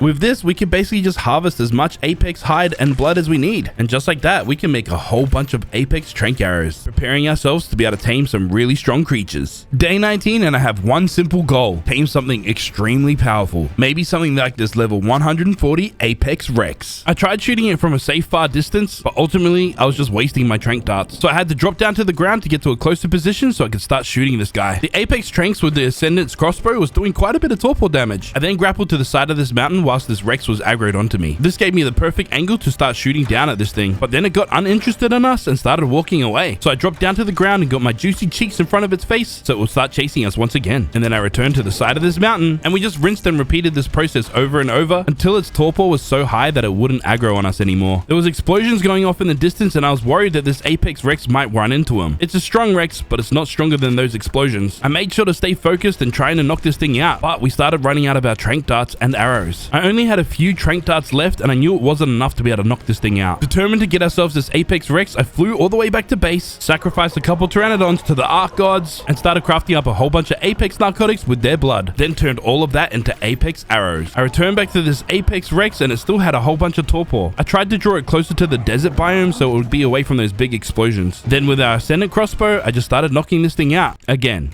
Who's scared of who in this situation? I'm so confused. Come on, just take the L, bro. So I can take you home. You're almost down. You're almost down, son. I missed. I discovered those explosions were being caused by a demonic creature that could easily one-shot me and this Rex. Those explosives started to sound like they were getting closer. Come on, just get up, just get up, just get up, just get up, just get up, just get up, just get up. Yes. Yes. Taming this Apex Rex will help us have a massive jump in progress. Only having one Apex Rex is way too risky. We need to find a friend for it. The only problem is the few that we did find were all males, and my Rex isn't gay. Day 20, we came down to this little river system and went in for a little bit of a splash. Really, I came here because there's a bunch of silica pearls here. You can find silica pearls all over the river systems in Amissa, but this little hidden gem is the safest area. All the other places seem to be guarded by Spinos. At least this way, we can stock up on a whole bunch of them safely. We've done our daily chores by gathering a whole stack of silica pearls. Now it's time to have some fun on the back of our most powerful creature, this Apex Rex. And the moment of truth, is it actually strong? How much damage are you doing? All right, yeah, you're cool. You're straight. I then tested its might against this volcanic raptor. It didn't bring enough heat and we melted it, not us. Even though our Rex is really strong, it can still be taken down quite easily by much stronger variants of creatures. I tried to be as cautious as possible, but we accidentally ran into this Hydro Allosaurus. Somehow we beat its ass and we managed to get a whole bunch of elemental blood and hide from it. Having this super powerful Apex Rex has really changed the game for us. We can now easily take out some of these elemental creatures, which will give us elemental blood that we can make elemental tranks from. Later that night, we came down to this coastline and went swimming in the ocean. I'm out here looking for some trilobites because I wanted to get some black pearls. I just kind of forget exactly why I wanted the black pearls. And I know at this level that we're at in this game, these are the best way to get them. I mean, problem is, you don't gather that many from them. We were struggling with the oxygen situation and kept getting pretty close to drowning every time we went to the bottom of the ocean. So in my brain at this time, I thought maybe taming this dolphin was going to help us. But there was one slight problem. Yeah, I'd run out of stamina, so we couldn't move. I had tamed this dolphin, so I figured I might as well keep it safe. Now we just had to wait until this inevitably happened. Day 21, we went out for a leisurely flight around this map. Basically, we were looking to see if we could find anything interesting that we could tame. We didn't find a single thing of interest, so we came back to base. Then later on, I went back down to the ocean with the dolphin that I tamed in the previous day. I went ahead and placed a saddle on the back of it, and then this happened. Oh, you bum! I tried to get it back in one of these soul balls, but it didn't work. Are we really surprised from that outcome? No, not really. Anyways, on this day, I was determined to explore this ocean, and another dolphin approached me, so I decided to try and tame this. Now that we have our very own dolphin, we can now journey through the ocean without any risk of being killed. I think. This map's oceans are vast and wide, and they're forever getting updated, so there's lots to see down here. We even managed to get a bunch of trilobites and some more black pearls. But whilst we were down here, we got attacked by some megalodons. I began to fight back against this wannabe shark, and once we turned it into fresh sushi, I noticed another shark came by as well. I didn't want to press our luck, so we decided to leave. The ocean was cool, but I was kind of hoping to find some cool modded creatures down here. There really wasn't much to see. So I came back to the surface, put this dolphin away, and flew on off into the sunset. Day 22, we wake up and break a bunch of these stones and trees from around our island to gather their resources. I was then told by my Twitch chat that you can make a fabricated sniper rifle and you can make trank bullets for it. I'm just obviously not a high enough level for it just yet. Moving on, we had a whole bunch of these Apex Pteranodon eggs that were ready to hatch. I mean, too hot. There's nothing happening. But unfortunately, the eggs were too hot to be able to hatch. With our earlier run collecting all of those silica pearls, we now had enough electronics to be able to make a few of these air conditioners and move up in the world getting rid of these standing torches. Of course, before using the air conditioners, I need to place down this electric generator and fill it up with some fuel that I'd made earlier. We then placed down these air conditioners and started hatching these eggs so much easier than there was before. One of our community members was having a little bit of trouble progressing, so I went to go help him out by giving him a breeding pair of our Apex Pteranodons. Yeah, you could tell me. I am the best server owner in the world. Next, we resumed our hunt for a female Apex Rex. At this point in the game, I had refused to use the Creature Finder mod, but I was starting to kind of regret it. We were using the Shiny Dinos mod though, and that's when we came across this. Princess Parasol? Hey, we found a shiny. I mean, I'm sure it's pretty cool, but I don't need it. I've got enough princesses in my life. What I need in my life right now is this girl right here. There we go. Why does it have to be such a high level though? The fact that it's a high level kind of sucks. You might be thinking, Aaron, why does this suck? Having a high level creature like this should be good, right? You see, the problem we face right now is that we're not quite prepared to be able to tame something like this. I don't have the amount of tranks that it requires to be able to knock it out. I know I'm going to need a whole lot of Apex blood just so I could make the narcotics. Now, apparently with the help of a chainsaw, we should be able to harvest more blood from the carcass of a dead animal. And I'm pretty sure it's correct. I'm pretty sure we are gathering a lot more blood than we would have if we just used our normal metal tools. Day 23, we're somewhat prepared to go and try and tame this Apex Rex. This time I made sure to come extremely prepared by bringing a bear trap as well, and some metal gates to obviously try and keep it trapped inside. Now all I need to do is get this big black girl into this trap. I got its attention and started kiting it towards this trap, except this didn't work. Oh my god. In Ark Survival Ascended, the pathing on the dinos has changed quite a bit, that trapping them is a little bit more difficult than it was previously. Except they do become stupid at times like this and just get stuck anyway. And we use this to our advantage to be able to knock it out successfully. It's kind of silly how this all worked out. We didn't even need the bear trap to begin with. And because I'm playing on a server with a bunch of other people, I made sure to clean out my trap after I was finished with it. Very mindful, very demure. This was again another pivotal moment in our 100-day journey. Being able to breed these Rexes basically means we should never have to worry about losing them. With these big bad boys breeding, we can't really do much else, except we can expand our base. So that's basically all I did for the rest of this day. Expanded our foundations to create some more space that we're definitely going to need. Even had enough space that we could have these Rexes breeding up on top of a foundation and not sinking into the island. Now that we had enlarged our foundations, I had to rearrange some of our crafting benches. This was pretty straightforward, and I could place them in places that I kind of liked a little better. Day 24, we came over to this volcanic wyvern trench. There's no wyverns here currently because it's like an additional mod, but there is obsidian, a lot of it. Problem is, I don't have a tool to be able to harvest it right now. My last one broke and I threw it away. I made a quick pit stop back at base so I could make another multi-tool. Problem is, I don't have enough metal to make it. I don't know how I've run out of metal or what happened. But to be able to get some quick metal, I had some random signs and metal things that were laying around my base. So I placed them down and destroyed them to get the extra metal. Then I could make myself this beautiful multi-tool and get back to work harvesting a whole bunch of resources. How the hell we're already out of metal is a mystery to me, but we spend the next little while just gathering as much as possible to fill up these forges so that we hopefully don't run out of metal ever again. Next, one of our baby Rexes is fully grown up. So we took it down to the coastline, placed a saddle on its back, and went to go test its power. You see, this is imprinted, so with no levels, he's already doing a ton of damage. I then placed a bunch of levels into its melee stat, and even Apex Brontos with over 100,000 health don't stand a chance against me and my power. Like this rock golem tried to come in and party as well, but it didn't stand a chance. After getting our butt kicked from so many creatures earlier on in this playthrough, it's nice to finally have the upper hand in a lot of these fights. This was a little bit more risky, but I wanted to take down this Earth Bronto. You see, Earth Blood is actually super valuable in this mod. This Bronto was a low enough level that it wasn't too intimidating to fight, but thanks to having his chainsaw, we were able to gather a whole bunch of this Earth Blood. Now, what exactly do we use this Earth Blood for? Well, it's a main ingredient to make steel in this mod, which you use to be able to make some of the higher tier items. Next, I placed down a bunch of these crop plots on this side of my base. I wanted to prepare for the future, because to be able to make some of the higher tier kibble, you do need some veggies. Now, I could go and collect them out in those places that we have earlier, but it's just easier to have them around base. Our Apex Rexes now have so much health that healing naturally just takes way too long. So long that I'm gonna have to try and make these health potions. It's a little bit of a process to make them, and one of the main ingredients that I need to be able to make it is the normal medical brews. Since one of the main ingredients to make these medical brews is narcotics, we're gonna need even more than I thought originally. Problem is, we don't have a berry gatherer currently, so it's time to go and tame one. This is a pretty low level trike, but we only need it to gather berries, so its level doesn't really matter. And at least this way, it only took one trank to be able to knock it out. Again, it was kind of a shame that we lost our Apex trike because it was pretty cool and pretty strong, but like I said, we only need this to gather some more berries so we can then make more narcotics and other stuff, I suppose. As we were walking next to this water source, I remembered something. I just remembered.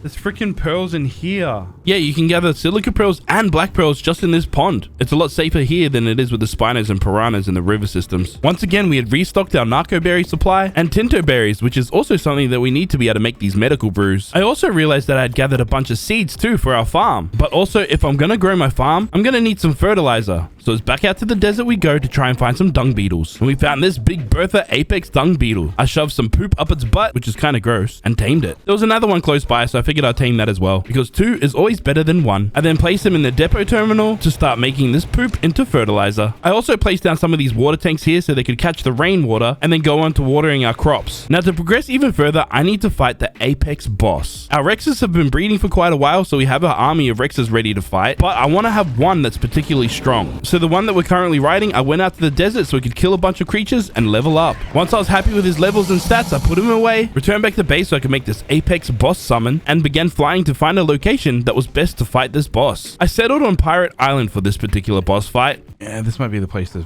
fight. At least this way, there was no crazy strong creatures that could surprise us out of the blue. I got out my army of Apex Rexes, leveled up their melee stat only, and then summoned in this Apex boss. This boss is just an oversized troll. I immediately sent my army of Rexes in to start fighting, and then I soon followed. I soon realized we were definitely going to win this fight. A few of my Apex Rexes were starting to take L's, but this Apex boss's health was dropping rapidly. And before I could finish the word supercalifragilisticexpialidocious, the thing was dead. That was actually really easy.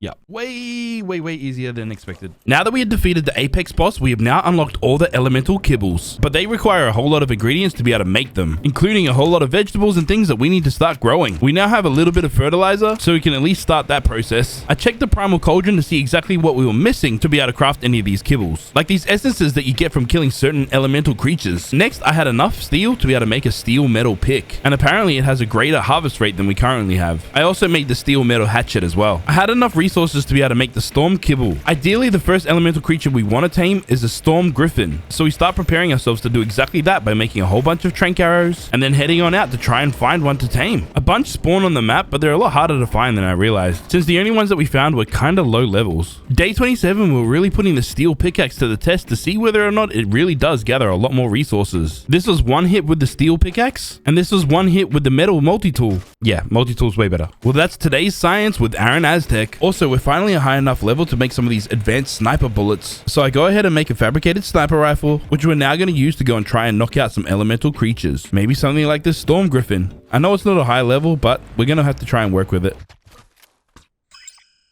This probably isn't going to go to plan, but I mean, if it kind of did, it'll be good. I shot it once and we only did 5,000 torpor. Thankfully, with the fabricated sniper, our aim is a little bit better since there's no drop off on the bullet. But the fact that we don't do very much torpor damage is kind of a problem. Also, since we're in the snow, there's so many dangerous creatures here that want to eat my butt. They didn't let us out of here alive. I've now realized that if I want to tame one of these elemental creatures with massive torpor, I'm going to need a whole lot more tranks than I currently have. Some of the best tranks we can make right now are elemental tranks. So I spent a large part of this day just hunting down elemental creatures and harvesting their bodies for their blood. It's also good practice to take down these modded rock elementals when we have the opportunities as well, since currently they're the only way for us to be able to get nickel ore to be able to make steel. I came back to base and started cooking up as many of these elemental narcotics as possible, and I thought with all the blood that we had gathered, we were able to make a lot. It is a lot, but like kind of isn't as well. Day 28, we took flight and encountered a typical Ark problem. Yeah. The game just froze. This was pretty common with this map as well. This wasn't the only time that this happened to us. Whenever we head in this general direction, something tends to freeze the game up. The game had crashed, and when we spawned back in, we were falling to our death. Oh, I didn't die.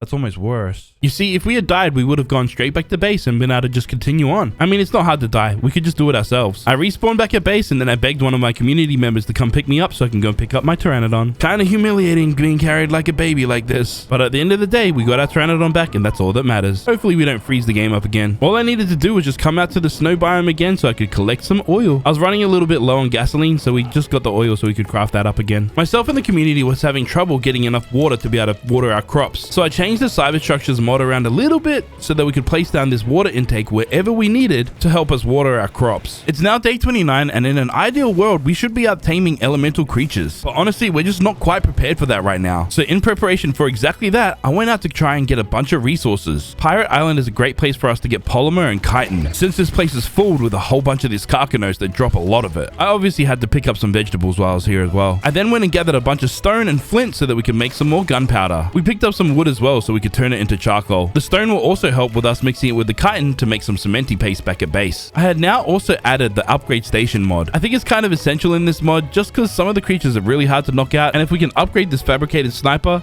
it'll help us out significantly taming some of these creatures. I realized we had so many items that we've been picking up from these drops around the world that if we grind them up, we might get a lot of resources back from them. My mission right now was, of course, to be able to make the CS Industrial Grinder. It's really damn expensive to make and requires a lot of metal. We don't have nearly enough currently, but we'll work towards getting it eventually. Then I had the idea of taming an earth elemental creature. Also, after being nagged by my community a whole lot, I added the Dirt Creature Finder mod. It's going to make life a lot easier moving forward. And the first victim that we found was the Earth Doedicurus. This creature will be really helpful around our base. It's just taking us a little while to be able to knock this thing out, even with these stronger tranks and the stronger fabricated sniper. We went through all of our elemental sniper bullets and all of our apex bullets, so I had to rush back to base, and I picked up my ascendant crossbow and some apex trank arrows that I had laying around. This then gave me enough trank arrows to be able to finally knock this thing out.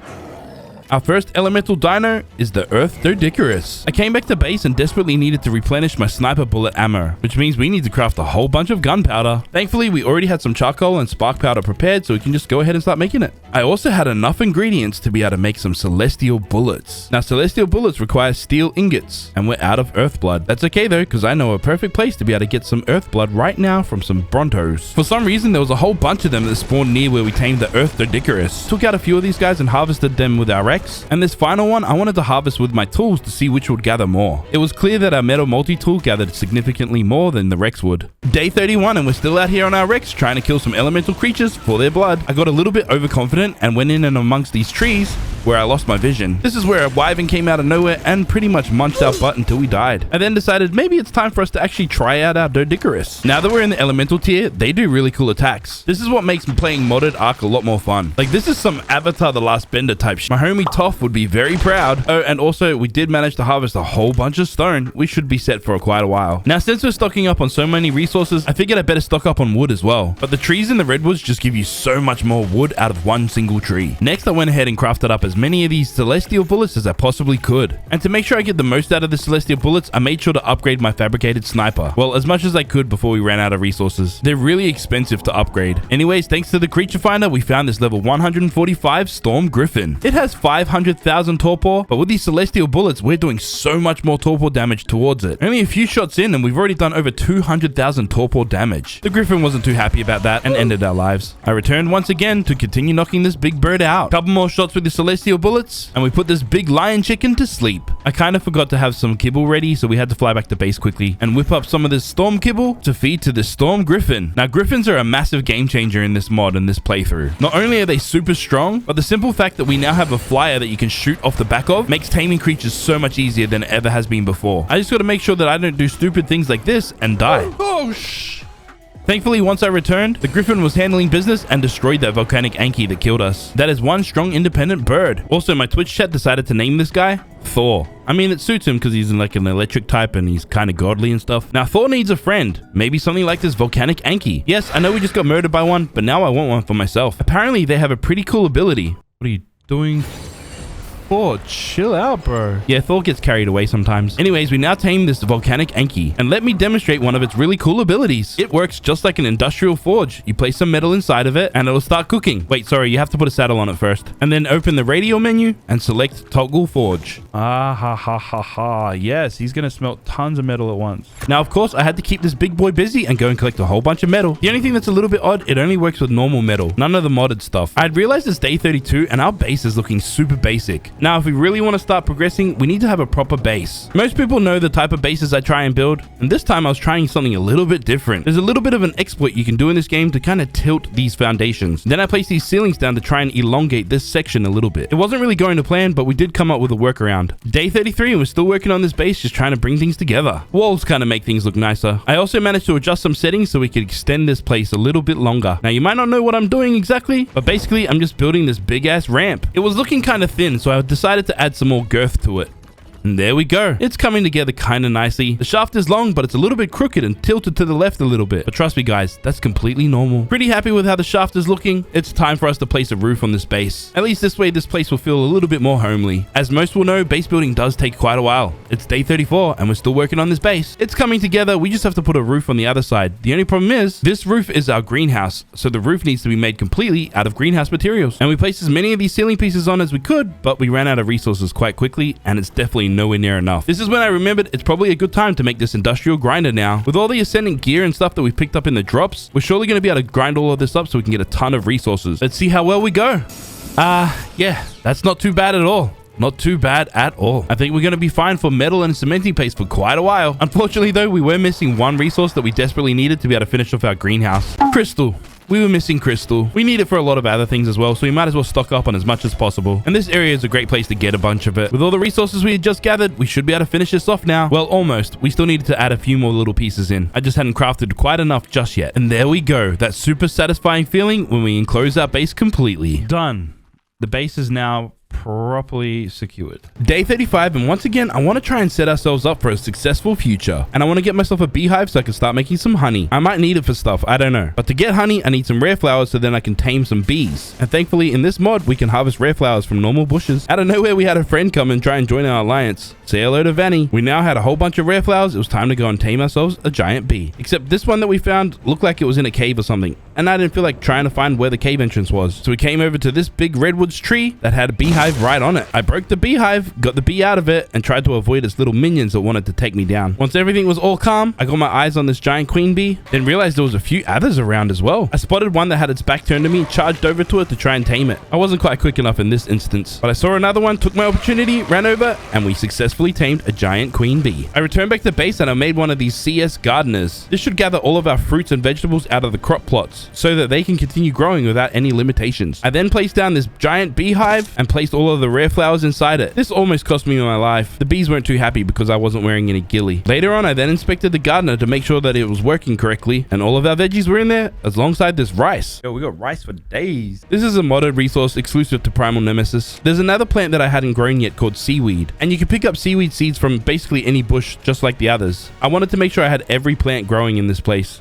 I can never be too sure what we're going to need and when we're going to need it. The seaweed grows kind of big too. I then moved my terminals over to a better location. This way they kind of sit flush against the wall and aren't in the way of anything. And to finish the day off, I placed an awesome teleporter right down here. This way we can teleport back to base whenever we need instead of just dying and appearing here. Day 36, we took off on our griffin to go and get some more resources that we can't get from grinding items. Mainly organic polymer. Again, from all the crabs around Pirate Island and any one of these frost crabs that we can find out in the wild. It's also good to take these guys out because we get the elemental blood as well.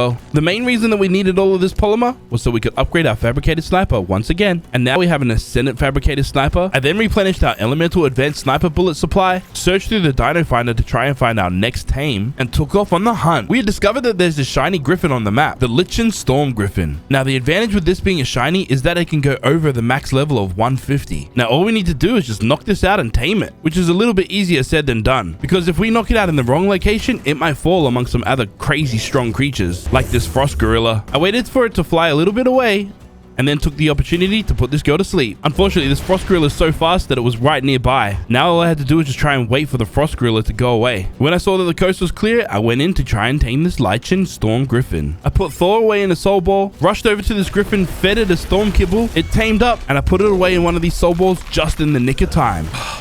It's alright, it's alright, it's alright. We got him in a ball. It was certainly very risky to try and tame that Storm Griffin, but it is worth it because look what we got. We got the Lichen Storm Griffin. One of the people in my stream chat decided to name this griffin Electric Boogaloo. Now, Electric Boogaloo is breeding with Thor. We're going to have an army of Storm Griffins in no time. When Thor wasn't required for breeding, I would jump on his back and head on out to go farm some Apex Brontos for their blood. Even though we have Pteranodons, these guys just give us so much more blood when we harvest them with a chainsaw. I then encountered this level 95 Bionic Rex, and my chat said I could probably take it on. And I thought maybe because it's a bionic creature, it might drop electronics. Some electronics would be handy, and it would make sense if a bionic creature gave us some electronics. So I began attacking it, and we were doing quite a bit of damage towards it. Then it was its turn to hit us. Ouch. Yeah, I can kill it. Yeah, totally. Lesson learned. Don't ever listen to your Twitch chat. I swear, this 100 days, my community have it out for me. If we want to progress past the elemental tier, we're going to need to tame all different variations of the elemental creatures. The next creature I want to tame is this Volcanic Rex. You see, when you're in the elemental tier, different elements have strengths and weaknesses against certain elements. We call this the Pokemon system. And this is the image that we use to know exactly what element is strong against what and weak against the other. So to make sure that we succeed against all the elemental bosses, we need to have the opposing elemental dino to defeat it. And the meta is to always get yourself a breeding pair of said dino and breed up a whole army with fully imprinted dinos that can defeat the bosses. We now have ourselves a breeding pair of Volcanic Rexes. This army's gonna be hot. Get it? Yeah, that wasn't a great one. Day 38, and I should be out here trying to tame our next elemental creature. Instead, I'm out here just reenacting my own serial killer fantasies. We then encountered this level 130 Bionic Enforcer. It only had 300,000 health, which sounds like a lot, but I'm pretty sure I can take this down since we're riding an imprinted, really strong Storm Griffin. It hit us and did a ton of damage towards us, but our health potions could heal us up real quick and get us back into this fight. The health potions really came in clutch and gave us the advantage so we could actually take down this Bionic Enforcer. Now, it did drop us electronics, but really not that much. It's not really worth the fight. I was told by my chat that if I want to defeat the Bionic boss later on, I'm gonna need a creature with the Rider Protection trait. And to be able to find out exactly what has that, I need this Primal Gene Scanner. But for such a high-tech instrument, this thing looks kind of goofy. It works pretty well though. I just scan any dino and it tells me exactly what traits it has. So out in the wilds, we go and test this thing out to see exactly what traits are around. Ideally, we want to find ourselves a Rex with the Rider Protection trait. Since the meta in this playthrough is to have a lot of different variations of Rexes, and you can only transfer traits between the same species. It can be different types like Volcanic, Storm, Bionic, whatever. It just has to be the same species of creature. Trait farming like this is kind of time consuming, and we soon find out that Rider Protection is really rare. Day 39, and they had just updated this mod and added these guys. This is an Alpha Imposter loot boss. Basically, if you kill these loot bosses, they should drop a chest, and you get keys from killing other creatures from around the world, which you then use to unlock this chest. Unfortunately, at the time of this recording, this was kind of broken. Or is this the thing that we need keys for? What do we get out of that? baby charm? I was trying to figure things out, but at this time, it just wasn't working. Then I encountered an annoying bug from it. You see, you can't harvest its body, but you can pick it up. I'm not trying to drag this body. Wait, why is... I can't see shit. And now I'm stuck inside it, dude. We were stuck holding this thing. If I put it down, I couldn't move myself. Then I came up with a pretty ingenious plan to get out of this situation. Maybe I could drop it in the ocean. It'll sink and I'll float. Then I can get out. There we go. Day 40, and today we just did a little bit of housekeeping. Starting off by grinding unnecessary items that we have, then going back to the desert city to destroy our base right here. This way, if anyone new joins the server, they've got a place that's safe to build. Next, I went ahead and added some more foundations out here. I don't really like how the dinos sink in the ground, so I want a nice flat surface for them to stand on, especially while they're breeding. I then went ahead and crafted up some frost kibble, because yes, we are now going to tame a frost creature. Specifically, this level 150 frost gorilla. Thanks to having a pretty powerful fabricated sniper and some decent trank bullets, we knocked this guy out pretty easily. That's one frost gorilla down. Now we just have to find this big boy a girlfriend. The simple fact that we have a strong fabricated sniper rifle and we can shoot off the back of this griffin makes taming creatures so much easier than it was earlier. We just have to look out for some pests that want to come and fight us every now and then. We're stronger than most, but there's still demonics and celestials out there that could possibly one-shot us. And as easy as that, we secured our second frost gorilla. Day 41, we got our big gorillas breeding up, but again, they're sunk into the floor and I don't like this. So I tried to extend this walkway once again, but soon realized these gorillas are just way too big, especially since we're planning on breeding a whole bunch of creatures out here. Our strategy right now is for us to tame breeding pairs of all the elements. Then once we have a substantial sized army, we'll then take them in to go and fight some bosses. I leveled up to level 93, looked through my engrams and realized I could make the industrial cooker. This will help us a lot when we need to make the medical brews to be able to make some of the modded potions. Whilst we're here, I inspected to see exactly what I needed to be able to summon in some of these bosses. We had most of this to be able to start summoning some stuff in, but it looks like we're probably going to need to stock up on some apex blood. Day 42, I searched the map to see what storm creatures we could tame. I could fight with the griffins, but at the moment, I don't feel like they're the best choice right now. I didn't really see anything of interest right now. So then I looked up nature creatures, and it doesn't really look like many of these are the fighting type, other than the Giganotopithecus. I then had a rather crazy idea. What if I bred up a whole army of nature dodos to fight the boss? Bro, it's got 7,000 health, dude. That's not surviving anything. Yes, even with its weak amount of health, I still think this would be funny. And if we somehow manage to pull this off and defeat the boss with only nature dodos, I will be considered a dodo god. And everyone watching this video must join the dodo gang. I mean, it could be a numbers thing. We just got to get these guys breeding and then breed up a crazy amount of them that it might actually work. I checked their traits and their traits are pretty useless to us as well. Next, I found this level 145 Hydro Rex. It was just located on Trike Island, which is a rather safe place for us to be able to knock something powerful out. Other places like the desert has a bunch of demonic and celestial creatures. This area is kind of peaceful. I kind of wanted to try and fight some of the bosses with stuff other than Rexes, but obviously the Rexes are just significantly better than everything else. Before looking for a mate for this Hydro Rex, I came over to this brand new island. This wasn't on a miss of the last time I played, but basically this island is supposed to be like a full aberration zone. Reapers spawn here and a variation of other like aberrant dinos and stuff. We also managed to find some red crystals while we're here as well. Also, since we've been riding this griffin around for a while, someone decided to name it Thor's Hand. What does that mean? I don't know, but hey, it's not up to me. We then found a male Hydro Rex that could breed with our female one that we previously tamed just a moment ago. Quickly tamed this bad boy up and returned back to base to get these guys breeding. After a short while, I checked the depot terminal to see a whole bunch of eggs in there that were ready to hatch. Day 43, I realized if I wasn't logged off or if I wasn't in render, these dinos weren't breeding. So we had to add these hitching posts down and connect the dinos to them so that they'll continue breeding while we're away. I then went back out on our Earth Doed to harvest some more stone. This is easily the most fun way to harvest stone on these things. Their special abilities are just too cool. Next, I noticed that there was a rock elemental just below my base. So I went down to it to start killing it. It was taking a little while to go down and then it summoned its minions. And when you take these guys out, you can harvest nickel from them as well. I also wanted to experiment to see if my multi-tool would get any nickel from the rock golem. The answer's no. Hey, there's a quick look at my face and my amazing pecs. Next, we went to go try and tame an earth elemental dino. Again, there wasn't any kind of creature that looked like they were good at fighting, but these Brontos might be perfect because they're quite tanky with their health. Either way, the boss that they'll fight, they've got an advantage against since they take reduced damage and they do double the damage. This thing just has so much torpor that we didn't manage to knock it out until day 44. We managed to tame it just in time, but something hit it and we lost some of its bonus levels. We then had one of our volcanic babies fully grow up. Of course, I had to see if this thing was strong or not. I then went to go fight its brother or distant cousin, and it's safe to say, yeah, this thing's a bit of a beast and does a ton of damage. We even managed to test our might against this level 50 Bionic Rex. This was after pumping a few levels into its melee stat, so we were doing a ton of damage, except this Bionic Rex did a ton of damage to us as well. No!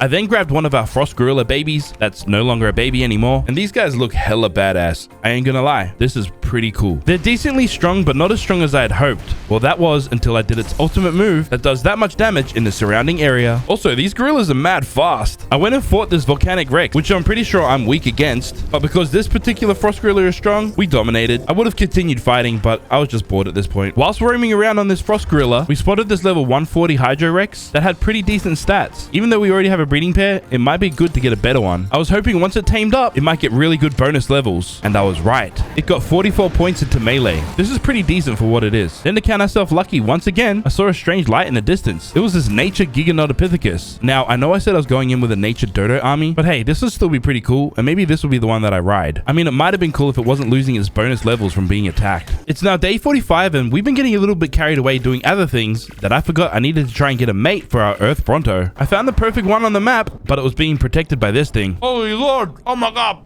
So then I just did a 400 IQ play and kited this big Bronto away. That kind of rhymed. Come on, buddy. Let's get away from that demonic rock elemental, huh? Once we got it far enough away and in the safe-ish kind of area, I started shooting it with our fabricated sniper rifle. Put this big mama to sleep, tamed her up, and secured her in one of these soul balls to safely bring her back to base to meet her new boyfriend. The other advantage to these Earth Brontos is once we have a whole bunch of them, we can farm them for their blood as well, so that we can make a bunch of steel ingots. Oh, and say hello to our big green friend here. He's kind of like a tribal version of Shrek. It had also been a little while that it's probably time, yes, that time, to fight a boss. We decided to fight in this little canyon area. A lot of the people in the community have been using this area. It's a pretty decent spot for boss fights. And the first boss that I'm going to fight is the Nature Boss, which is arguably one of the hardest bosses to fight as it self-heals really quick. I have a pretty decent army of these Frost Gorillas ready to go, but we have to get them out and level them up, which obviously takes us quite a while. So I wasn't quite prepared to fight this first boss until day 46. But our army of Frost Gorillas is looking healthy. I mean, look at all these guys. Surely we're going to win this fight. And there's only one way to find out. I had to summon it in. I anxiously waited for this boss to summon in, and for some reason decided to throw out some other things to fight with us. This was a risky mistake, but the Nature Colossus summoned in, and my gorillas were getting to work already. All of these gorillas were doing a lot of damage to it, but it was also healing quite rapidly. We got its health down to 6 million health, but a lot of our gorillas were already starting to die. If we stopped continuing to do damage, it would heal up. We continued fighting on, and there was ice spikes going everywhere. Everything was kind of crazy at this moment that I didn't even realize we had actually already defeated the boss. I don't think our gorilla friends realized either. They kept attacking something, and just like that, we had defeated our first boss, the Nature Colossus. I really think the Pokemon system gives us quite the advantage, obviously because we're dealing double damage and receiving half damage as well. But from that, we gain these items, the Nature Boss Skull, which we need to hold on to be able to summon in the Bionic Boss later, and a handful of seeds so we can grow some fruit, which we will need to be able to make Bionic Kibble, and I think some of the other higher tier kibbles as well. Day 46, and we're back at our makeshift boss arena, preparing once again for another boss fight. This time we're getting out all of our Volcanic Rexes. We have quite a few since they've been breeding for quite a while, except this one's an imposter. Not really, it's just weak. So I had to sacrifice it, not for no reason. I needed its hide so that I could make a saddle so I could ride one of these Volcanic Rexes when we fought this boss. Since we're using Volcanic Rexes to fight, obviously we're summoning in the Frost Colossus. I was honestly pretty confident in this fight. We had a whole bunch of fully imprinted Rexes. I didn't think that this guy had a chance against us. But then all of a sudden, this boss punched the ground and killed off a whole bunch of my Rexes. From here on out, a bunch of our Rexes just kept dying one after another. There was only 3 of us left. We had done a ton of damage, but since we've lost so many of our Rexes, maybe we won't win this. Then there was only us left, and the Frost Colossus had 1.6 million health remaining. It was tedious, but we just kept fighting on. The annoying thing is the only hitbox was this leg.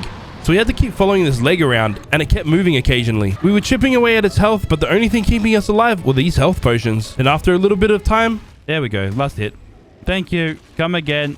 Don't fall on my face. You fell on my face. After defeating that boss, we returned back to base so I could get out a bunch of these Nature Dodos. I wanted to see what health and stats they got now that they're fully imprinted. Fighting a boss with these guys is certainly going to be interesting. Day 47, I give you one guess on exactly what we're doing today. If you guessed fighting the Earth Colossus with a whole bunch of Nature Dodos, you guessed correctly. Oh, it's mutated pink Nature Dodo. It's gonna die. We had gotten out our army of Nature Dodos. I have no idea if this is enough. I was considering using some of the spares of the other dinos that we had, like these Volcanic Rexes and the Frost Gorilla, but in the end, I decided not to use them. After all, we're fighting this boss for the memes, and if we win, this will be glorious. I do have my freshly tamed Nature Giganotopithecus though, and by freshly tamed, I mean it wasn't bred or anything, so it's not imprinted and doesn't have any other special things like that. I will be riding it though, just so we can have a better look at the battlefield. Anyways, enough messing around. It's time to summon in the Earth Colossus. It spawned in, and once it hit the ground, we went into attack. We didn't stand a chance. This didn't even go like half as good as I thought it would. Now, I'm going to be completely honest. I didn't have a backup plan. I kind of thought we actually might have won that. As I returned, this Colossus was still killing something. I don't know what though. It wasn't me or any of my dinos. I went to the outskirts of this homemade boss arena and then I got robbed by a little red rat. No way, he just took my freaking health potions. Yeah, give it back, you bum. I had a bunch of random creatures that I don't really need for future fights and figured I'd just try and use these to try and defeat this boss. Trying to command these Rexes whilst trying to fight this guy was a little bit hard because of the gap in the wall. This gap was keeping us a little bit safe, kinda, but made it hard for us to be able to aim at it to be able to send these other creatures in. 9.7 million health and we don't have a damage buff. And for the most part, it was only me attacking this thing. Everything else just kept dying. I just had to stay consistent by chewing on its ankles, escaping to heal up, then going back in to try and do as much damage as possible. Our health was rapidly declining, but I wasn't paying enough attention. I tried healing up, but it was too late. No, didn't make it. Didn't make it. Well, I'll take this. Oh, damn. I died. Day 49, we returned back to this Earth Colossus with a few other creatures I had laying around the place. We've still got breeding pairs of some of these creatures, so they're still popping up babies. Hopefully this Frost Gorilla stands a chance against this beast. Anyways, I led these creatures in and started throwing some ice rocks at this big boss. This Frost Gorilla is pretty tough, and because we can just spam this rock throwing attack, we managed to do a ton of damage. The creatures that came in with me are all dead now, so I ran out to try and get a few more of them in, but they were stuck. I think the freaking thing's stuck. I'm so scared to dismount so I can fix this situation. God damn it. I just need you to get out of the way, and then the other should be able to follow. We're back in the fight with some of our gorilla friends. Because of all the special attacks, there's not really much you can look at right now. There's a lot going on the screen. All of our creature friends who were helping us are all dead, so I ran out of the arena where there was one more left. Tried to get him to follow us back in, but this earth boss followed us out. For some reason, I couldn't get this gorilla to do anything. Fight. Why are you just standing there? Go. It did nothing, and then it died. You deserve to die then. I moved a little bit away so I could heal up and then get the fright of my life. Wow. Oh, it still hits me? Oh, it got out. How it managed to get out, I'll never know. But I do know the safest place for us right now is inside the boss arena. I got out a few more of these creatures that I had in my inventory and began fighting once again. This time with a few creatures to help us out, made chipping away at its health a little bit easier. They didn't last very long, but it didn't have much health left. I knew my only hope of defeating this thing right now is just a one-on-one battle. Made sure to keep healing myself to stay alive in this fight, and we finally defeated the Earth Colossus after all that time.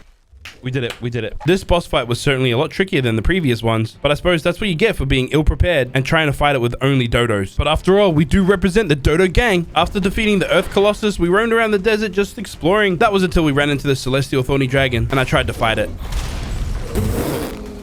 DED, dead.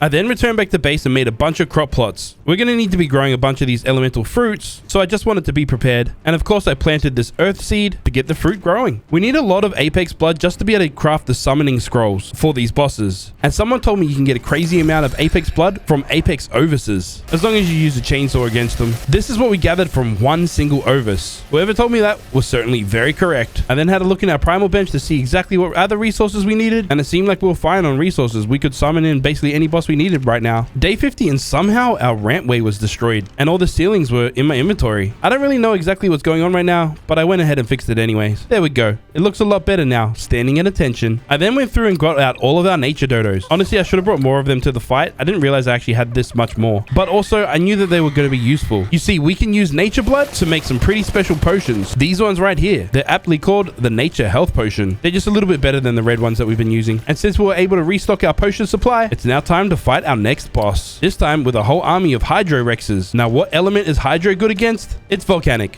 If it wasn't obvious, it's volcanic. Because obviously water puts out fire. Come on, guys. We know this stuff. Anyways, just like our previous fights with the army of Rexes, I was pretty confident when taking this guy down. I made sure to heal up the dinosaur that I was riding and just munched on its ankles and did my special attack when I could. Over half of its health is down and our entire Hydro army of Rexes is gone. Honestly, they didn't last very long, but they did a ton of damage before they went down. Unfortunately, it's only a one-on-one right now, so this takes a little bit longer than I'd like. 2.5 million health remaining, 1 million health remaining, 300,000, 150,000. 250,000. And there we have it. We had defeated the volcanic kaiju. I don't know why their names change. Are they a colossus? Are they a kaiju? What are they? Either way, I'm happy. We've defeated 4 out of the 6 elemental bosses. It's day 51 and let's do a quick recap of the bosses that I've currently defeated. So far, we have defeated the nature boss, frost boss, earth boss, and volcanic boss, leaving us only the storm boss and the hydro boss to defeat so we can move on to the bionic tier. Now, I admit I'm not too confident about the storm boss or the hydro boss. The storm boss because we can only fight him with our earth brontos, and the hydro boss, I don't really know if our storm griffins are going to do the job. That's why I'm right here trying to knock out this alpha dodo. I want to try and give ourselves the best opportunity possible to be able to fight these bosses, and if we have an alpha creature near our army, they should give double damage and double defense. Never thought I'd say this, but our fabricated sniper's too good. Oh, did I kill it?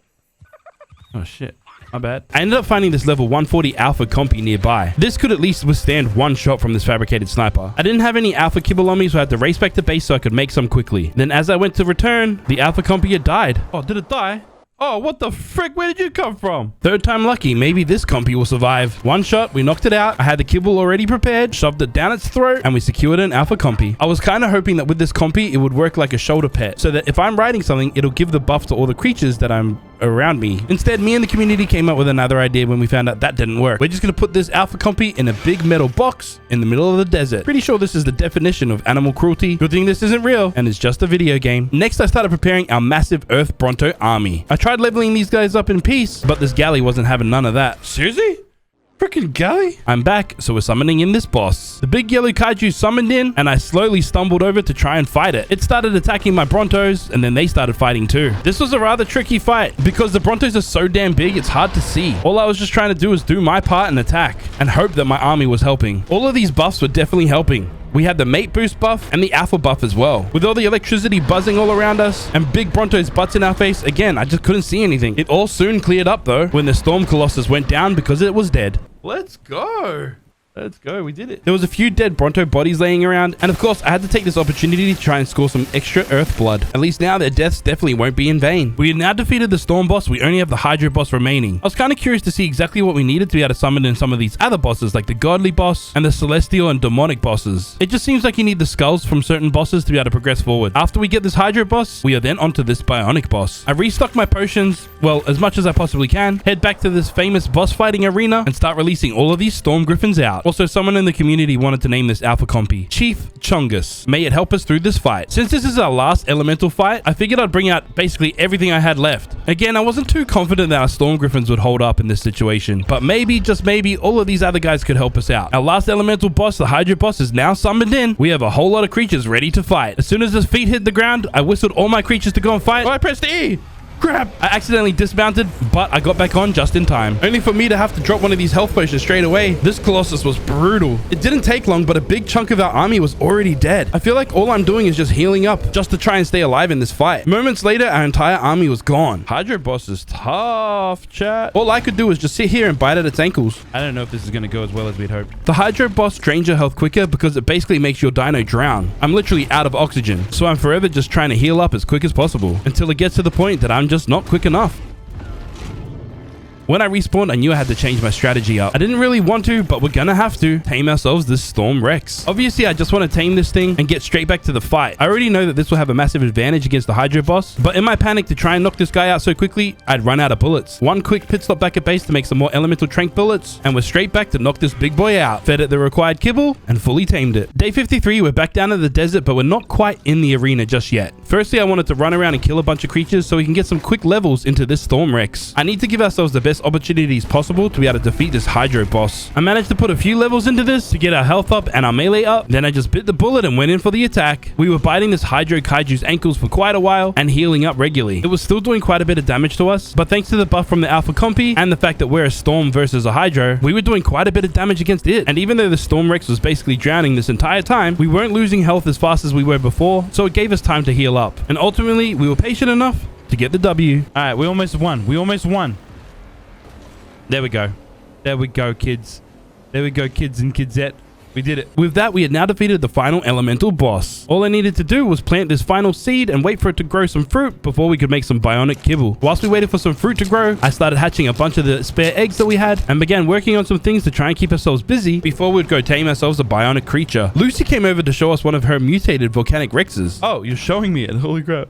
Yo, that's sick that the mutations even work on the textures. I think it's pretty cool that this is colored like this. That's so dope. It helps keep up with the immersion. Moving on from here, I went ahead and upgraded my chainsaw. We only made it to journeyman level because we ran out of electronics. I then went out on my Storm Griffin to go and pick up some drops. Feels a little cheesy this way because I wanted to pick up a bunch of these to bring back to our grinder and grind them up for some free resources. Specifically trying to get ourselves some silica pearls and electronics. Obviously so I could upgrade this chainsaw to the ascendant level. Day 55 and we're out in the wilds collecting some more of this apex blood. But this time the main purpose of collecting it was for us to place it into the primal forge to create some more of these bronze ingots to make more of these elemental advanced sniper bullets. Also, since we had defeated all of the elemental bosses, we unlocked the ability to be able to make these titan eggs. And from what I know, we use these to be able to summon our very own tameable version of the bosses. But as you can see, these are really expensive to make. Either way, I plan on making one of them and taming one of these colossal bosses before the end of this 100 days. But before getting onto that, it's now time for us to tame ourselves a bionic creature. Bionic creatures are a little bit rare, and there weren't many on the map that were high level. This was literally like one of the best ones we could find. And it was kind of exciting considering it wasn't a Rex. I managed to knock out this four-legged robot in between all these rocks, but just as my luck would have it, it was getting bitten by some other creatures. And because I wasn't properly prepared, I hadn't yet made a bionic kibble. I knew I had all the ingredients to make it, so I quickly whipped one up, returned to the enforcer, fed it the kibble, and it tamed up. Hey, bionic enforcer. We lost a lot of freaking bonus levels though, which is really annoying. It also doesn't require a saddle to ride it, so we could get straight on its back and start testing this thing out. 12,000 damage. This thing's pretty damn deadly. And it can take a hit as well. I saw a bionic Rex in the distance and thought this would be a good thing to test my might against. It's only a level 20, so surely we'll be able to delete this thing quickly. Oh, that's not fair. Holy lordy. Bionics are certainly pretty tough, but as we moved away, we saw this thing in the distance. Also, the other thing is, this might be a level 500, but look at its health. I think it's kind of broken. Initially, I thought to myself, I want to tame this thing. But then I thought, wait. That kind of means I could kill it. Although this thing looks freaking amazing, it went down in 3 hits. And we just got ourselves some pretty easy demonic blood and hide. It's in the game, and it is what it is. So it ain't cheating, and it ain't cheesing. Day 56, I brought this demonic blood back to base. I made a whole bunch of demonic narcotics so that I could make some of these demonic advanced sniper bullets. We also had a little bit of bionic blood as well. So we could turn that into bionic advanced sniper bullets. Meaning we have some pretty strong tranquilizers to be able to knock this thing out. My Twitch chat said that the bionic baryonyx would be pretty cool to tame. Again, I was trying to avoid taming a bionic Rex. I know it's the meta in this mod, but I thought this would be a fun change and a challenge. This was only a level 85, but its stats look pretty decent, so I just decided to go with it. I managed to knock it out, but when I went to go tame it, something killed me. I quickly respawned, got my Pteranodon out, and started rushing back over to my stuff. I managed to make it back, and it looked like this Storm Terror Bird was trying to attack my Storm Griffin. I managed to feed the bionic baryonyx, but once again, I was taken out by the Storm Terror Bird. There was also a timer on my bed, so I had to wait quite a while before I could respawn. But when I finally did respawn, I swapped out the simple bed for the primal bed. It's the same as the normal bed, but it just doesn't have a respawn timer. I also didn't have any flyers handy. Well, none with a saddle on them. So to get back over to my stuff, I jumped off the side of this floating island and started gliding down with my glider suit that I'd made. We had a rather majestic flight back to our stuff, and once we got back, we saw our Storm Griffin and our new baryonyx killing everything in its vicinity. This bionic baryonyx looks pretty wicked, but is it strong enough to carry us through the bionic tier? I took it down to the ground to test this out. Well, into the water to be specific, and for the most part, this thing's pretty decent. Considering it was a pretty low level tame, I'm pretty happy with how strong this is. Day 57 and we're still out on this baryonyx having the best time of our lives. I mean, it wasn't too long ago that this mod was absolutely kicking our butts. It's kind of nice to have the upper hand and be able to travel wherever we please without the risk of dying. I wanted to tame some other bionic creatures, but before that, I decided to change up some stuff in my base, customize it a little bit by adding the steampunk features. Personally, I think this skin looks pretty damn cool, and it's nice to kind of switch up the look of your base. I just kind of wish you could change the ceilings. I'm pretty sure you can't. Or can you?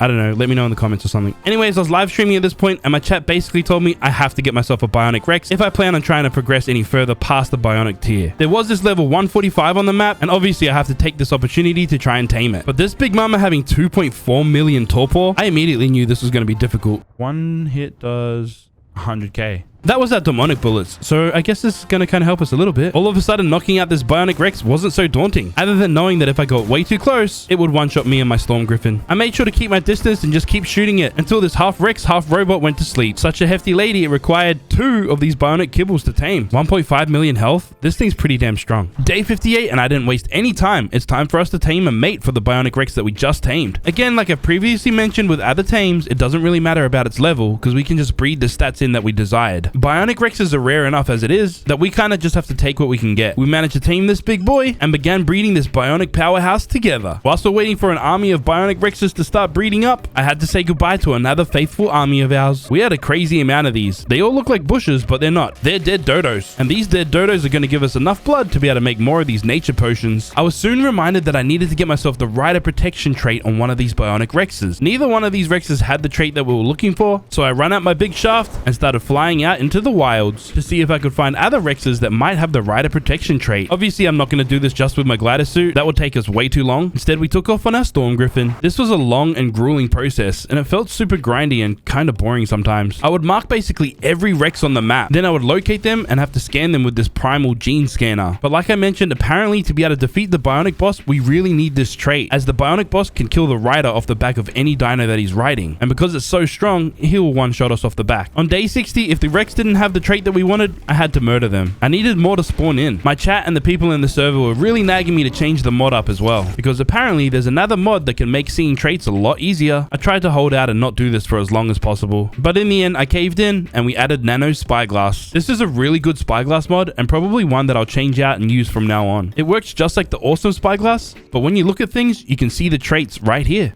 This certainly made hunting down the traits a lot quicker and easier for us, but man, the Rider Protection trait is extremely rare, or it doesn't exist and my chat's been lying to me. Like, if you haven't noticed, it's already day 61, and all we've been doing for the last 3 days is searching around and trying to find this one single trait on a Rex. But in all this time, our bionic Rexes have been breeding up like crazy. I think we're gonna have quite the large army. Day 62 and we're still out here searching for this Rider Protection trait. I was kind of getting a little fed up and bored of doing this over and over again, so I went back to base so I could do something a little bit more productive. I went and fetched my trike out of the depot terminal and went out to go harvest some berries, because yes, this is way more fun to me than looking for frickin' Rexes and the Rider Protection trait. I was out here trying to stock up on Tinto berries specifically, so we could make some more medical brew potions. I figured I might as well grow some of these as well, just so we had some passively growing and collecting. So I placed down a crop plot and planted some of these Tinto berry seeds. And to finish this day off, we made a bunch of these potions like I mentioned we were going to do. Day 63, and I've decided I'm not going to worry about getting this Rider Protection trait. After all, we spent so much time looking for the trait that we made a crazy amount of bionic Rex babies. Like, this is literally all of them. It might be risky, but we've just made the bionic boss summon, so we're all in. For context, this is how much damage a bionic Rex does. 42,000 damage per bite is absolutely crazy. But can it stand up against this boss? We'll soon find out. But first, we have to get our entire army out, which takes us a rather long time, but it was certainly well worth it. This is our army, and I think we're going to be just fine. I just got to make sure the army gets in there and fights,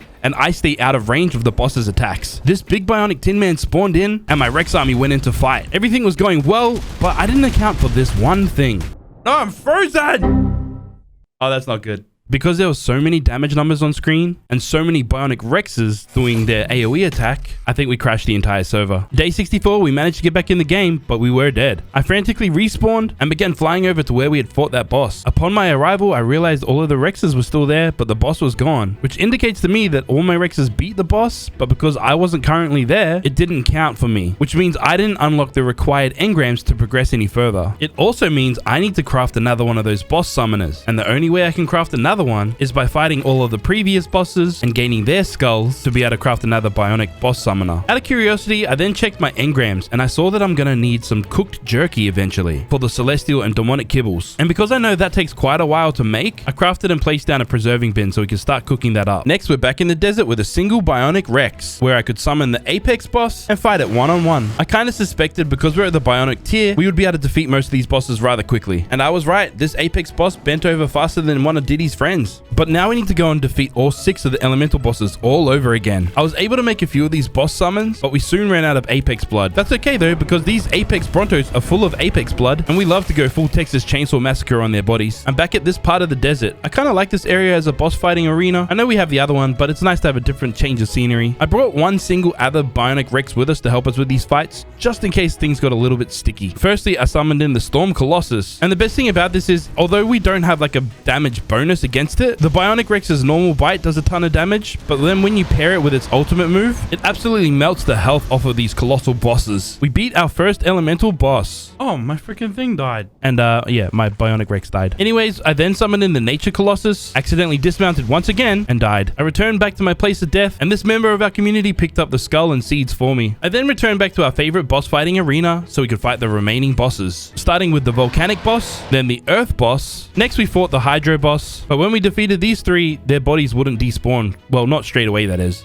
So we had to kind of wait around a little bit, but this was still interesting to look at, I guess. Then next we fought the Frost Boss, who melted quicker than Michael Jackson's nose in the summer. Day 65, and we've beaten all the previous bosses so quickly that we can now summon in the Bionic Boss. So back at our new boss fighting arena area, I once again release a whole new army of Bionic Rexes, but this time I try my best not to overcrowd it, so we hopefully don't lag up the server again and crash. But I think we have a rather humble amount of Rexes here, don't you? Anyways, the Bionic Boss summoned in, and once again I made sure to stay at a safe distance. But my Twitch chat was telling me if I was too far away, I wouldn't pick up the engrams that you get from defeating this boss. It was a little bit laggy fighting this guy, but it was also kind of overwhelming. Like, we defeated it just like that. I didn't even realize. With the boss sticking around, I had to take this moment to get this shot. I don't know. Kind of looks cool. It's the first time I've seen a proper custom built boss in one of these mods, and I think this looks pretty damn cool. With all that said and done, we've now moved into the celestial and demonic tier, but it's not quite as simple as just making the kibble to be able to tame these guys, because the kibble requires one ingredient that I don't even know how to make just yet: demonic honey and celestial honey. And to make that, we need celestial and demonic rare flowers that we feed to a beehive that will then make the honey. Look, it's a whole ass process, but we need to get started on it straight away if we want to be able to tame ourselves one of these creatures. Basically, the strategy is we need to find and kill one of these celestial or demonic queen bees. They will then drop a little bit of honey that we'll get so we can make a kibble that will then go back to one of these celestial demonic queen bees and tame them, and then turn them into whichever beehive that could then produce us the honey so we can continue to make some more kibble. Only thing is, we have to try and kill one of these queen bees, which is easier said than done. I did come up with a rather ingenious plan to be able to do this though. They're really strong, so they'll probably kill us unless I knock it out. And when we finally put this thing to sleep, we can live out every predator's dream. Except I ran into a problem. I kind of ran out of bullets. I can fix this real quickly though. Thanks to my Twitch chat, they let me on a little secret. Currently at this point in the game, in this particular mod, Celestial Giganotoraptors, they don't use their ultimate attack,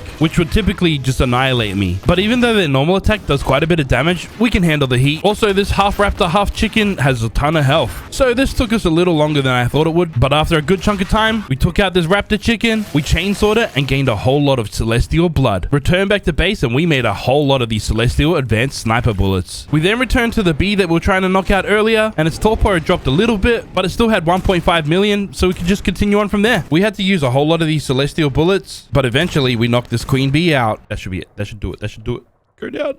Go down. Now I just had to do some sus things to it while it slept and put it out of its misery before it woke up and could tell anybody. But we did manage to get the honey we wanted. After killing one, you also unlock the engram to make the celestial rare flowers. Next, we went to go hunt down a demonic celestial queen bee and repeat the process of knocking this queen bee out and let my Rex chew on its butt. Killed it, gained the honey that we required, and unlocked the engram that we needed as well. Now we need to return back to base and whip out our culinary skills so we can make some of these kibbles. I quickly realized I was lacking in the jerky department, but thankfully I was streaming live on Twitch, and they told me that the CS Industrial Grill can also make meat jerky quicker than the preserving bin can. Now this solved that problem, but we also had another problem. We also needed the blood of either a celestial or demonic creature to be able to make the kibble. So once again, we returned to this Giganotoraptor, pushed it all the way into a corner, started chewing on its drumsticks and carving up its insides to get its blood. It's now day 67 and we can make this demonic kibble. We couldn't make celestial kibble right now because celestial kibble requires demonic blood, and we don't have the means to kill any demonic creatures right now. So now we return back out to the wilds and tame our very first demonic queen bee. Once I finally knocked this queen bee out, I fed it some kibble, but because we're in the later stages of this game, it took a little longer than I expected to be able to actually tame up. We waited kind of quite a while. Quick fast forward and the demonic queen bee was fully tamed. I didn't turn it into a beehive right away because I noticed when I walked up to it, it said I could ride it. This is a pretty cool little feature. In the future, I might actually use it as a proper fighter. But for now, we need to turn it into a beehive. We've got actual work to do. Next, I had to go to our primal cauldron, feed it some rare flowers and demonic blood so I can make some of these demonic rare flowers. Then feed the demonic rare flowers to the beehive, and it will then make us some demonic honey. Now we can make a bunch of demonic kibble. Sorry, let me rephrase. I can only make one. We don't have enough meat jerky right now. Psych, we have have enough now. Well, I can make 2. It's now time for us to go out and try and tame something in the demonic tier. But to give ourselves the best chance possible, I wanted to upgrade our fabricated sniper rifle as much as I could with the resources that I currently had. We managed to get it to 607%, which is actually pretty decent for what it is, and began the hunt to tame our first demonic creature. Obviously, we settled on trying to tame this demonic griffin. Griffins are obviously and easily one of the best tames in these kind of playthroughs, as they open up a door to be able to tame other creatures easily. But I would dare imagine that a demonic griffin is extremely overpowered. We just got to try and successfully knock this thing out without getting within range for it to be able to hit us. There we go. Out of bullets. We also got to manage our bullet problem as well. Even with our upgraded fabricated sniper rifle and celestial bullets, knocking out demonic griffins is pretty tough. After all, this has 7.2 million torpor. I don't currently have enough celestial blood to make more celestial bullets, so now I'm currently just relying on bionic bullets and elemental bullets. Not using celestial bullets has made this take a lot longer than I'd hoped. But thankfully, we can skip past the painful, boring shooting, and we could knock out the demonic griffin. As it fell, I went and shot this Rex that was close by, and somehow it tamed up. Wait. I didn't mean to tame that. Oh, must I? Oh, it's because it was eating. Because it ate, it had meat in its inventory, so it tamed. That's sick. I then fed this griffin some demonic kibble, and it was immediately tamed up. Yo, chill, bro. Once she woke up, she was kind of a little bit aggressive. Was that really necessary? Also, my chat decided to name this demonic griffin Malforos. I have no idea what that means, and if you do, let me know in the comments below. Next, I went ahead and put this Rex in one of these soul balls. I'm never going to use it, but hey, I mean, we've got it. Now, what we've all been waiting for, how strong is this big bird? Okay, special attack does the work. It's pretty exciting having this kind of power, but I need to get to work. We've run out of celestial blood, and now we have a creature that can easily get us a whole bunch of it. I hope. Most demonic creatures have an ability that just does damage over time, and 10,000 per tick is pretty dangerous. As long as any creature stands within that fire, it'll die quickly. Oh, that was stupid of me. That was stupid of me. Oh my god. Yes, I've quickly learned that harvesting stuff from the creature gives us significantly less resources than I'd like. So now when we kill creatures and we need to harvest their blood or hide, it's always way better to do it with our chainsaw. So basically for the rest of this day, we just hunted down celestial creatures, used our evil demonic bird to kill them, and extract their blood so we can make some more celestial bullets so we could continue taming some strong creatures. Day 69, aka the funny number day. I had gathered enough demonic blood so I can make myself a celestial kibble, and I also had enough celestial blood to make this many celestial bullets. Which, if it wasn't obvious, it's now time for us to go and tame ourselves a celestial queen bee. Celestial bee knocked out, then tamed. I brought it straight back to base to make the beehive. I was then invited to go and check out Mr. Pineapple's base. He asked me to come over, so I expected something great. I went over to see Pineapple's base. It was a fancy box. I see what he's done. He's made a box, but fancy. Before going and trying to find a celestial to tame, I took down this demonic wyvern so I could collect some more blood and hide. But even though we're far into this game, I'm still not invincible as a person.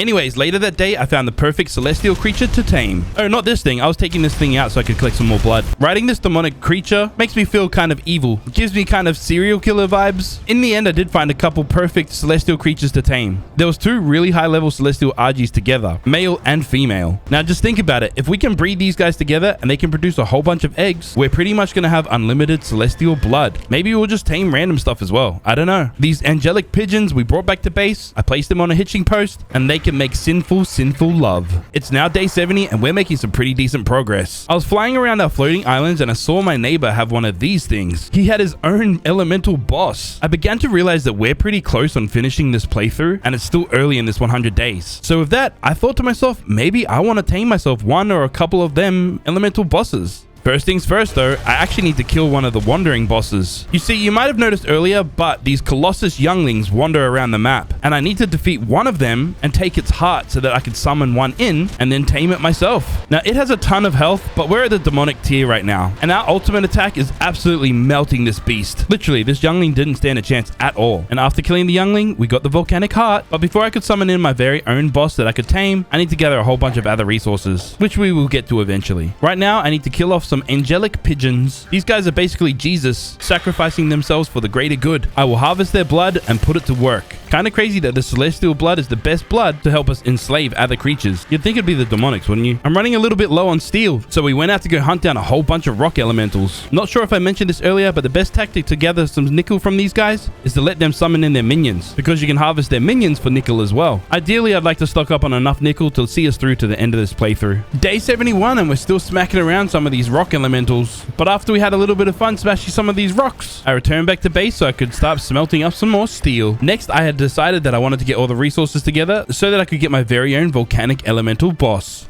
I was considering trying to tame every single elemental boss, but these are just so damn expensive to make. Hold that thought, I had to do a quick side quest before we began trying to get ourselves one of these elemental bosses. I went to go hunt and kill a bunch of Carcanoses. I wasn't picky, just as many as we could kill so we could collect their polymer. It was about time we tried our best to max out this fabricated sniper. Okay, back to getting all the resources we need to be able to summon in our very own elemental boss. Basically, I need to make a whole bunch of this Pacific sushi. We've got the kelp and rice, we just need to get ourselves some Pacific prime fish meat, which at first I just assumed you could get from any creature that had Pacific in its name. I was wrong. Apparently it needs to be like a stronger version of that, but still needs to have Pacific in its name. We did find this Atlantic Deinosuchus, and I wanted to test to see if this would drop it. Yeah, the Deinosuchuses.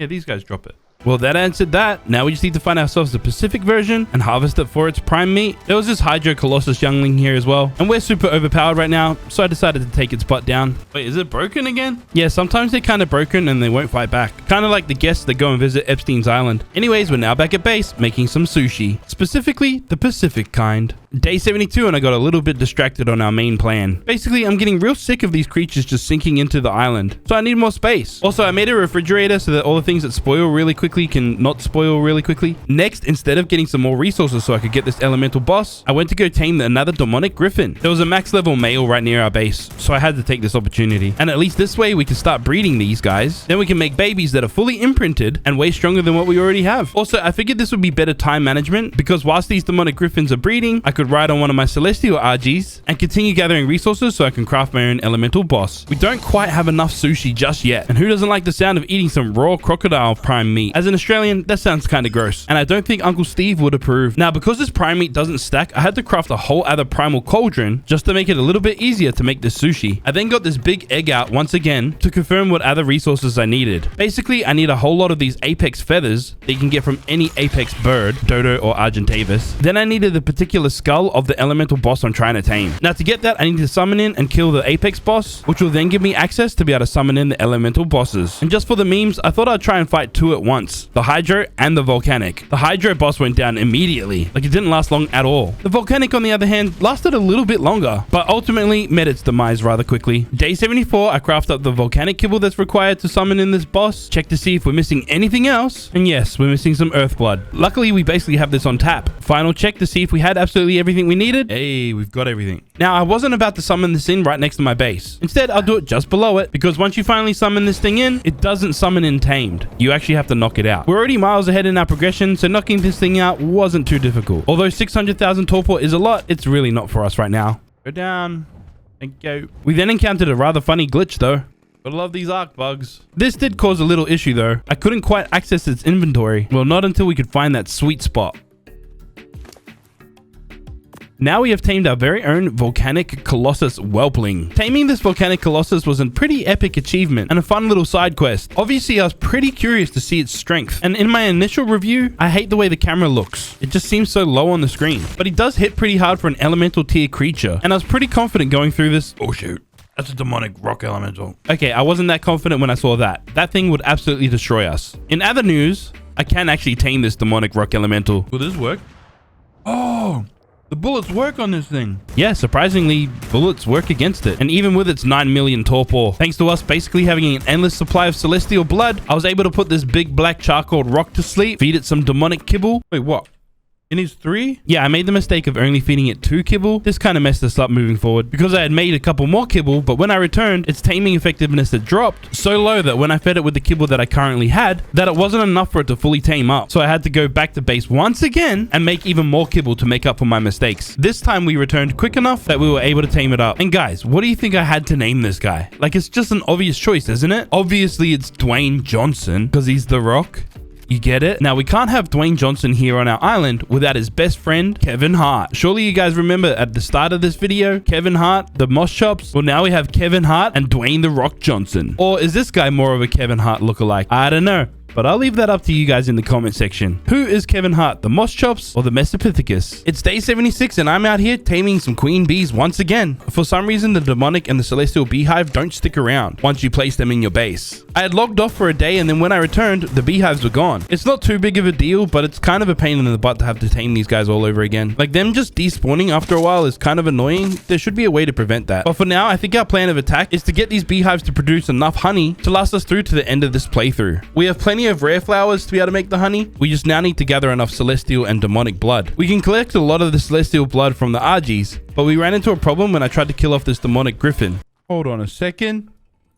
What happened to my griffins? I heard about that. Someone else said that the griffins would just disappear. Bro, the griffin just disappeared. I can't even like harvest his body. I had a little bit of demonic blood on me anyway, so we could make the flowers, which I then used to turn into honey. And the celestial blood, obviously we could make that. And we made a whole bunch of celestial honey, then made sure to place it in the refrigerator so it wouldn't spoil. Now we shouldn't have too much of an issue making the celestial and demonic kibble and can head out to tame anything that we wanted, like the celestial Pegasus. I've been told that the Pegasus isn't really that good, but I just really want to tame one just because it's a freaking Pegasus. When you play overhaul mods like this, the cool and unique creatures just are pretty fun to tame. Like, dude, we now have a Pegasus. That's freaking amazing. Day 77, I once again extended this foundation area. There's so many creatures out here right now that we just need a little bit of extra space. Then next we went to go and tame this demonic parasaur. I thought this might be a good demonic addition, maybe for boss fights, and we can find it a partner that we can also tame so we can breed them together for some pretty strong parasaurs, but also so we could sacrifice them to get some demonic blood, since the demonic griffins don't work. Later in the day, once we had our first baby, I sacrificed this parasaur to test to see if it worked, and this demonic parasaur died gracefully. And I immediately used that blood to make some rare flowers that we could then turn into honey. We're pretty well stocked up on honey, and I don't think we're going to need much more than this if we want to continue on. Like, we're pretty much ready to fight the demonic and the celestial boss. Firstly, I wanted to get acquainted with the parasaur's power. Also, my stream chat wanted to name one of them. Let me introduce you to our good friend, Alfred. Alfred's a little bit of a beast. I mean, 119,000 damage per hit. He's pretty strong. Then I saw this godly Triceratops, and I knew straight away that this was going to be the perfect test for Alfred's strength. I approached this golden trike's butt and started burning it alive. Then things got kind of chaotic. All these special attacks kind of go wild on the screen. But as soon as I started laying down my ultimate attack, the godly Triceratops didn't stand a chance. Hey, demonic parasaur for the win. I felt pretty invincible. After the fun was done, I put Alfred away, looked over, and I saw there was a freaking elemental boss right there. Oh.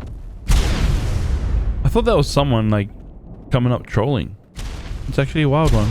Oh shit. I then ran as fast as possible to see if I could make my escape. Got stuck amongst these cactuses, but somehow the volcanic youngling got distracted and wasn't interested in me anymore. I was able to make my escape. Back at base, I went ahead and made myself the demonic and the celestial boss summoner. Then went to the depot terminal and collected an army of celestial and demonic creatures. Then flew out to the desert to try and find the perfect place to have a boss fight. I chose this area, which is kind of close to where we started, next to the desert city. We have a whole lot of these celestial Argies, so we kind of went with these guys mainly. Then we summoned in our first boss, the Celestial Hydra Lord. This multi-headed snake hits hard, and with 96 million health, this was going to be a bit of a sticky one. I made sure to keep my parasaur's health up, and for some reason the Argies weren't doing a single thing. I tried whistling for them to start attacking, but they wouldn't get into the fight, and they just started dying. I later on learned that bosses have an ability to ground flyers, which also seems to make them unable to attack. All of our celestial pigeons died, so now it was just a one-on-one fight against this Hydra Lord. I spammed Alfred's ultimate attack, which started munching at this Hydra Lord's health, but this Hydra Lord was fiercely attacking. I was healing as quick as possible, but ultimately... Oh, we're gonna die? We might die. Oh, we died. I returned back to the Hydra Dragon, but this time I brought 2 parasaur friends. And somehow its health was rapidly dropping. By the time I actually got to it, it had died. I think the Celestial Argies were actually attacking in the end. Weird situation, but we did defeat it in the end, so yeah, I guess that's good. Well, with the Celestial boss defeated, I guess it's time to summon in the Demonic boss. Our parasaurs went in and started munching away at its health. Our Celestial Argies, again, did nothing. I love not being able to see a single thing. What an amazing visual experience this is. I couldn't watch the fight, but I could see the Demonic Lord's health dropping rapidly. Can't lie, that was kind of underwhelming. Very underwhelming fight, but hey, we got the W and that's all that matters. Day 79, and to break things up a little bit, we were invited over to Lucy's place to check out her base. It was a little bit dark, so I asked my admin to turn it into the daytime. There we go. What a pretty lovely day. This is Lucy's base. Apparently it's supposed to be a love heart. Although not very love hearty, it is very practical inside, I guess. Next, if you haven't clocked on, we're up to the godly tier. So I'm going out to tame my first godly creature. Obviously, my first choice has to be the godly Triceratops. 1.2 million torpor isn't really a lot, and it made knocking this Triceratops out really easy. But there is a little catch when you're trying to tame these guys. Even with our boosted rates on the server, it takes quite a long time for them to eat the kibble and tame up. We waited around here for quite a while to try and keep it safe, but ultimately got a little bored and figured while we wait, we might as well go and tame another godly creature. You see, there's 4 types of godly creatures currently in this game. The Triceratops, the Armored Tiger, the Godly Crab, and the Godly Broodmother. At this point, I had one goal. I wanted to tame all 4 godly creatures and use only them to fight the final boss, the godly boss they call Nemesis. Fortunately, knocking these guys out was pretty simple, and we had grinded up so many resources earlier that making the godly kibble wasn't too difficult. It was the aimlessly waiting for them to tame up. That was the part that was a bit difficult and boring. I was then told that these loot bosses around the world can give us a chest that can also give us some tame helpers to obviously speed up the taming process. So I came out to kill and destroy this one, then try and get the loot off of it, only to be destroyed by an Alpha Sabertooth. I returned, but once again, we got stuck inside this Alpha loot boss. Ran around like a madman stuck in this thing. Not only did we not get anything from it, I was completely stuck, and we can't destroy the body, so we're just gonna have to wait. Except Pineapples came over and he gave me a little hand. Thanks.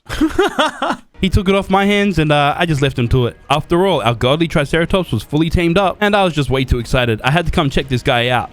Got a godly trike, baby.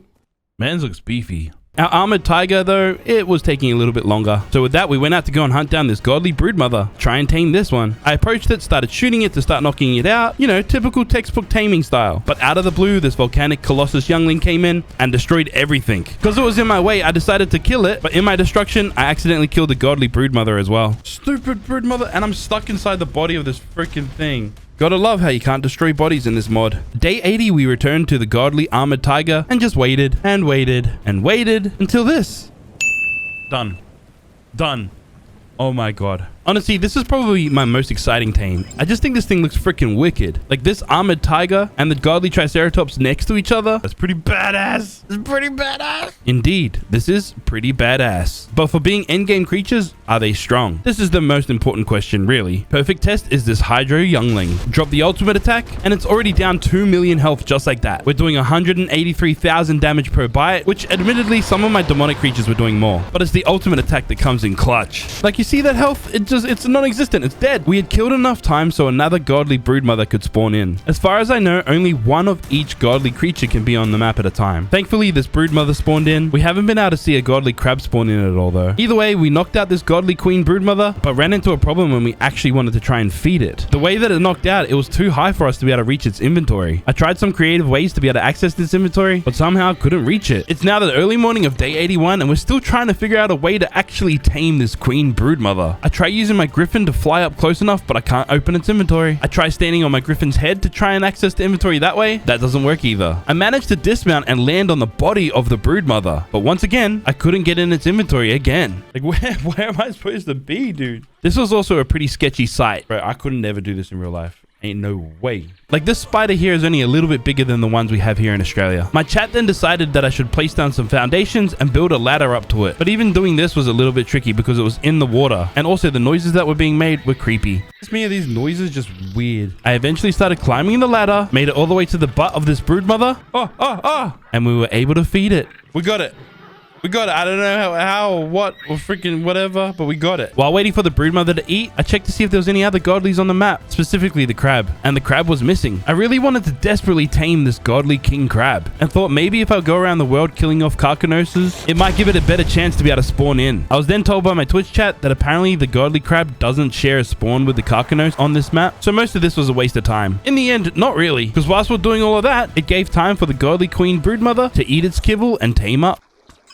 Day 82, and I think it's just about time that we summon in the godly boss. I'm just missing a couple resources, Celestial blood and demonic blood. Okay, now I can create the godly boss summon. I know I didn't get a chance to tame the godly crab, but I wasn't about to just sit around and wait for it to spawn in. It's about time that we finish off this mod and defeat the final boss. I really like this location for a boss fight. The pyramid scenery is kind of nice. I then went ahead and got out all 3 of my godly creatures, the broodmother, the armored tiger, and our godly triceratops, and knew straight away that this was going to be a fierce and fun fight. Could these 3 creatures stand up against the godly boss? There's only really one way to find out: by fighting him, Nemesis the godly guardian. This boss has 1.7 billion health 1.7 billion? Yes, that's what I said. But 3 godly creatures were smacking this boy around. The godly boss seemed stunned harder than a virgin in a brothel. We were doing some damage. Also, I learned that you could put the health potions in your hotbar and heal up yourself and the dino that way. This mechanic is super OP, especially when you have 3 variations of potions that all work separately. Our godly queen broodmother went down, but we've knocked out a big chunk of this boss's health. We finally got it under 1 billion health, and we're just chipping away at it. I then run away to get myself a little bit of distance so I could regather myself. I looked back and noticed the Triceratops went down as well, and then went into photo mode to have a good look at this boss. I realized that he doesn't actually chase you down or move or anything. Looks like I have to go into him and engage in this fight myself. This fight quickly became kinda underwhelming as I realized I wasn't about to lose this. The immense power of the armored tiger and having 3 separate health potions was a massive advantage for us. 270 million health left, 100 million health left, and it's dropping rapidly. 50 million, 40 million, and I decided to run away and run around this thing because obviously it just stands still. Might as well try and take a thumbnail while I'm at it. Okay, let's get back into this fight and finish this off. Final boss fight. What an epic conclusion. We win. It's dead. Certainly for an end fight, that was kind of underwhelming. But guys, please remember, this is the early days of this mod and it'll change and update over time. Probably by the time you're watching this video, there'll be a lot of different changes. But guys, yes, that is the end of this video. I know it's still only day 82. We didn't quite make it to day 100, but there's still so much content yet to be added to this mod. Thank you so much for watching this video. Shout out to all of my YouTube members, Twitch subscribers, Patreon members, everybody that supports me. I love you. Make sure to hit that like button and subscribe button. And until next time, peace. Oh, you're still here? Make sure you hit this button right here and watch another video. Go on, go watch this other video right now. Go, enjoy it. Yeah, you'll love it. Trust me.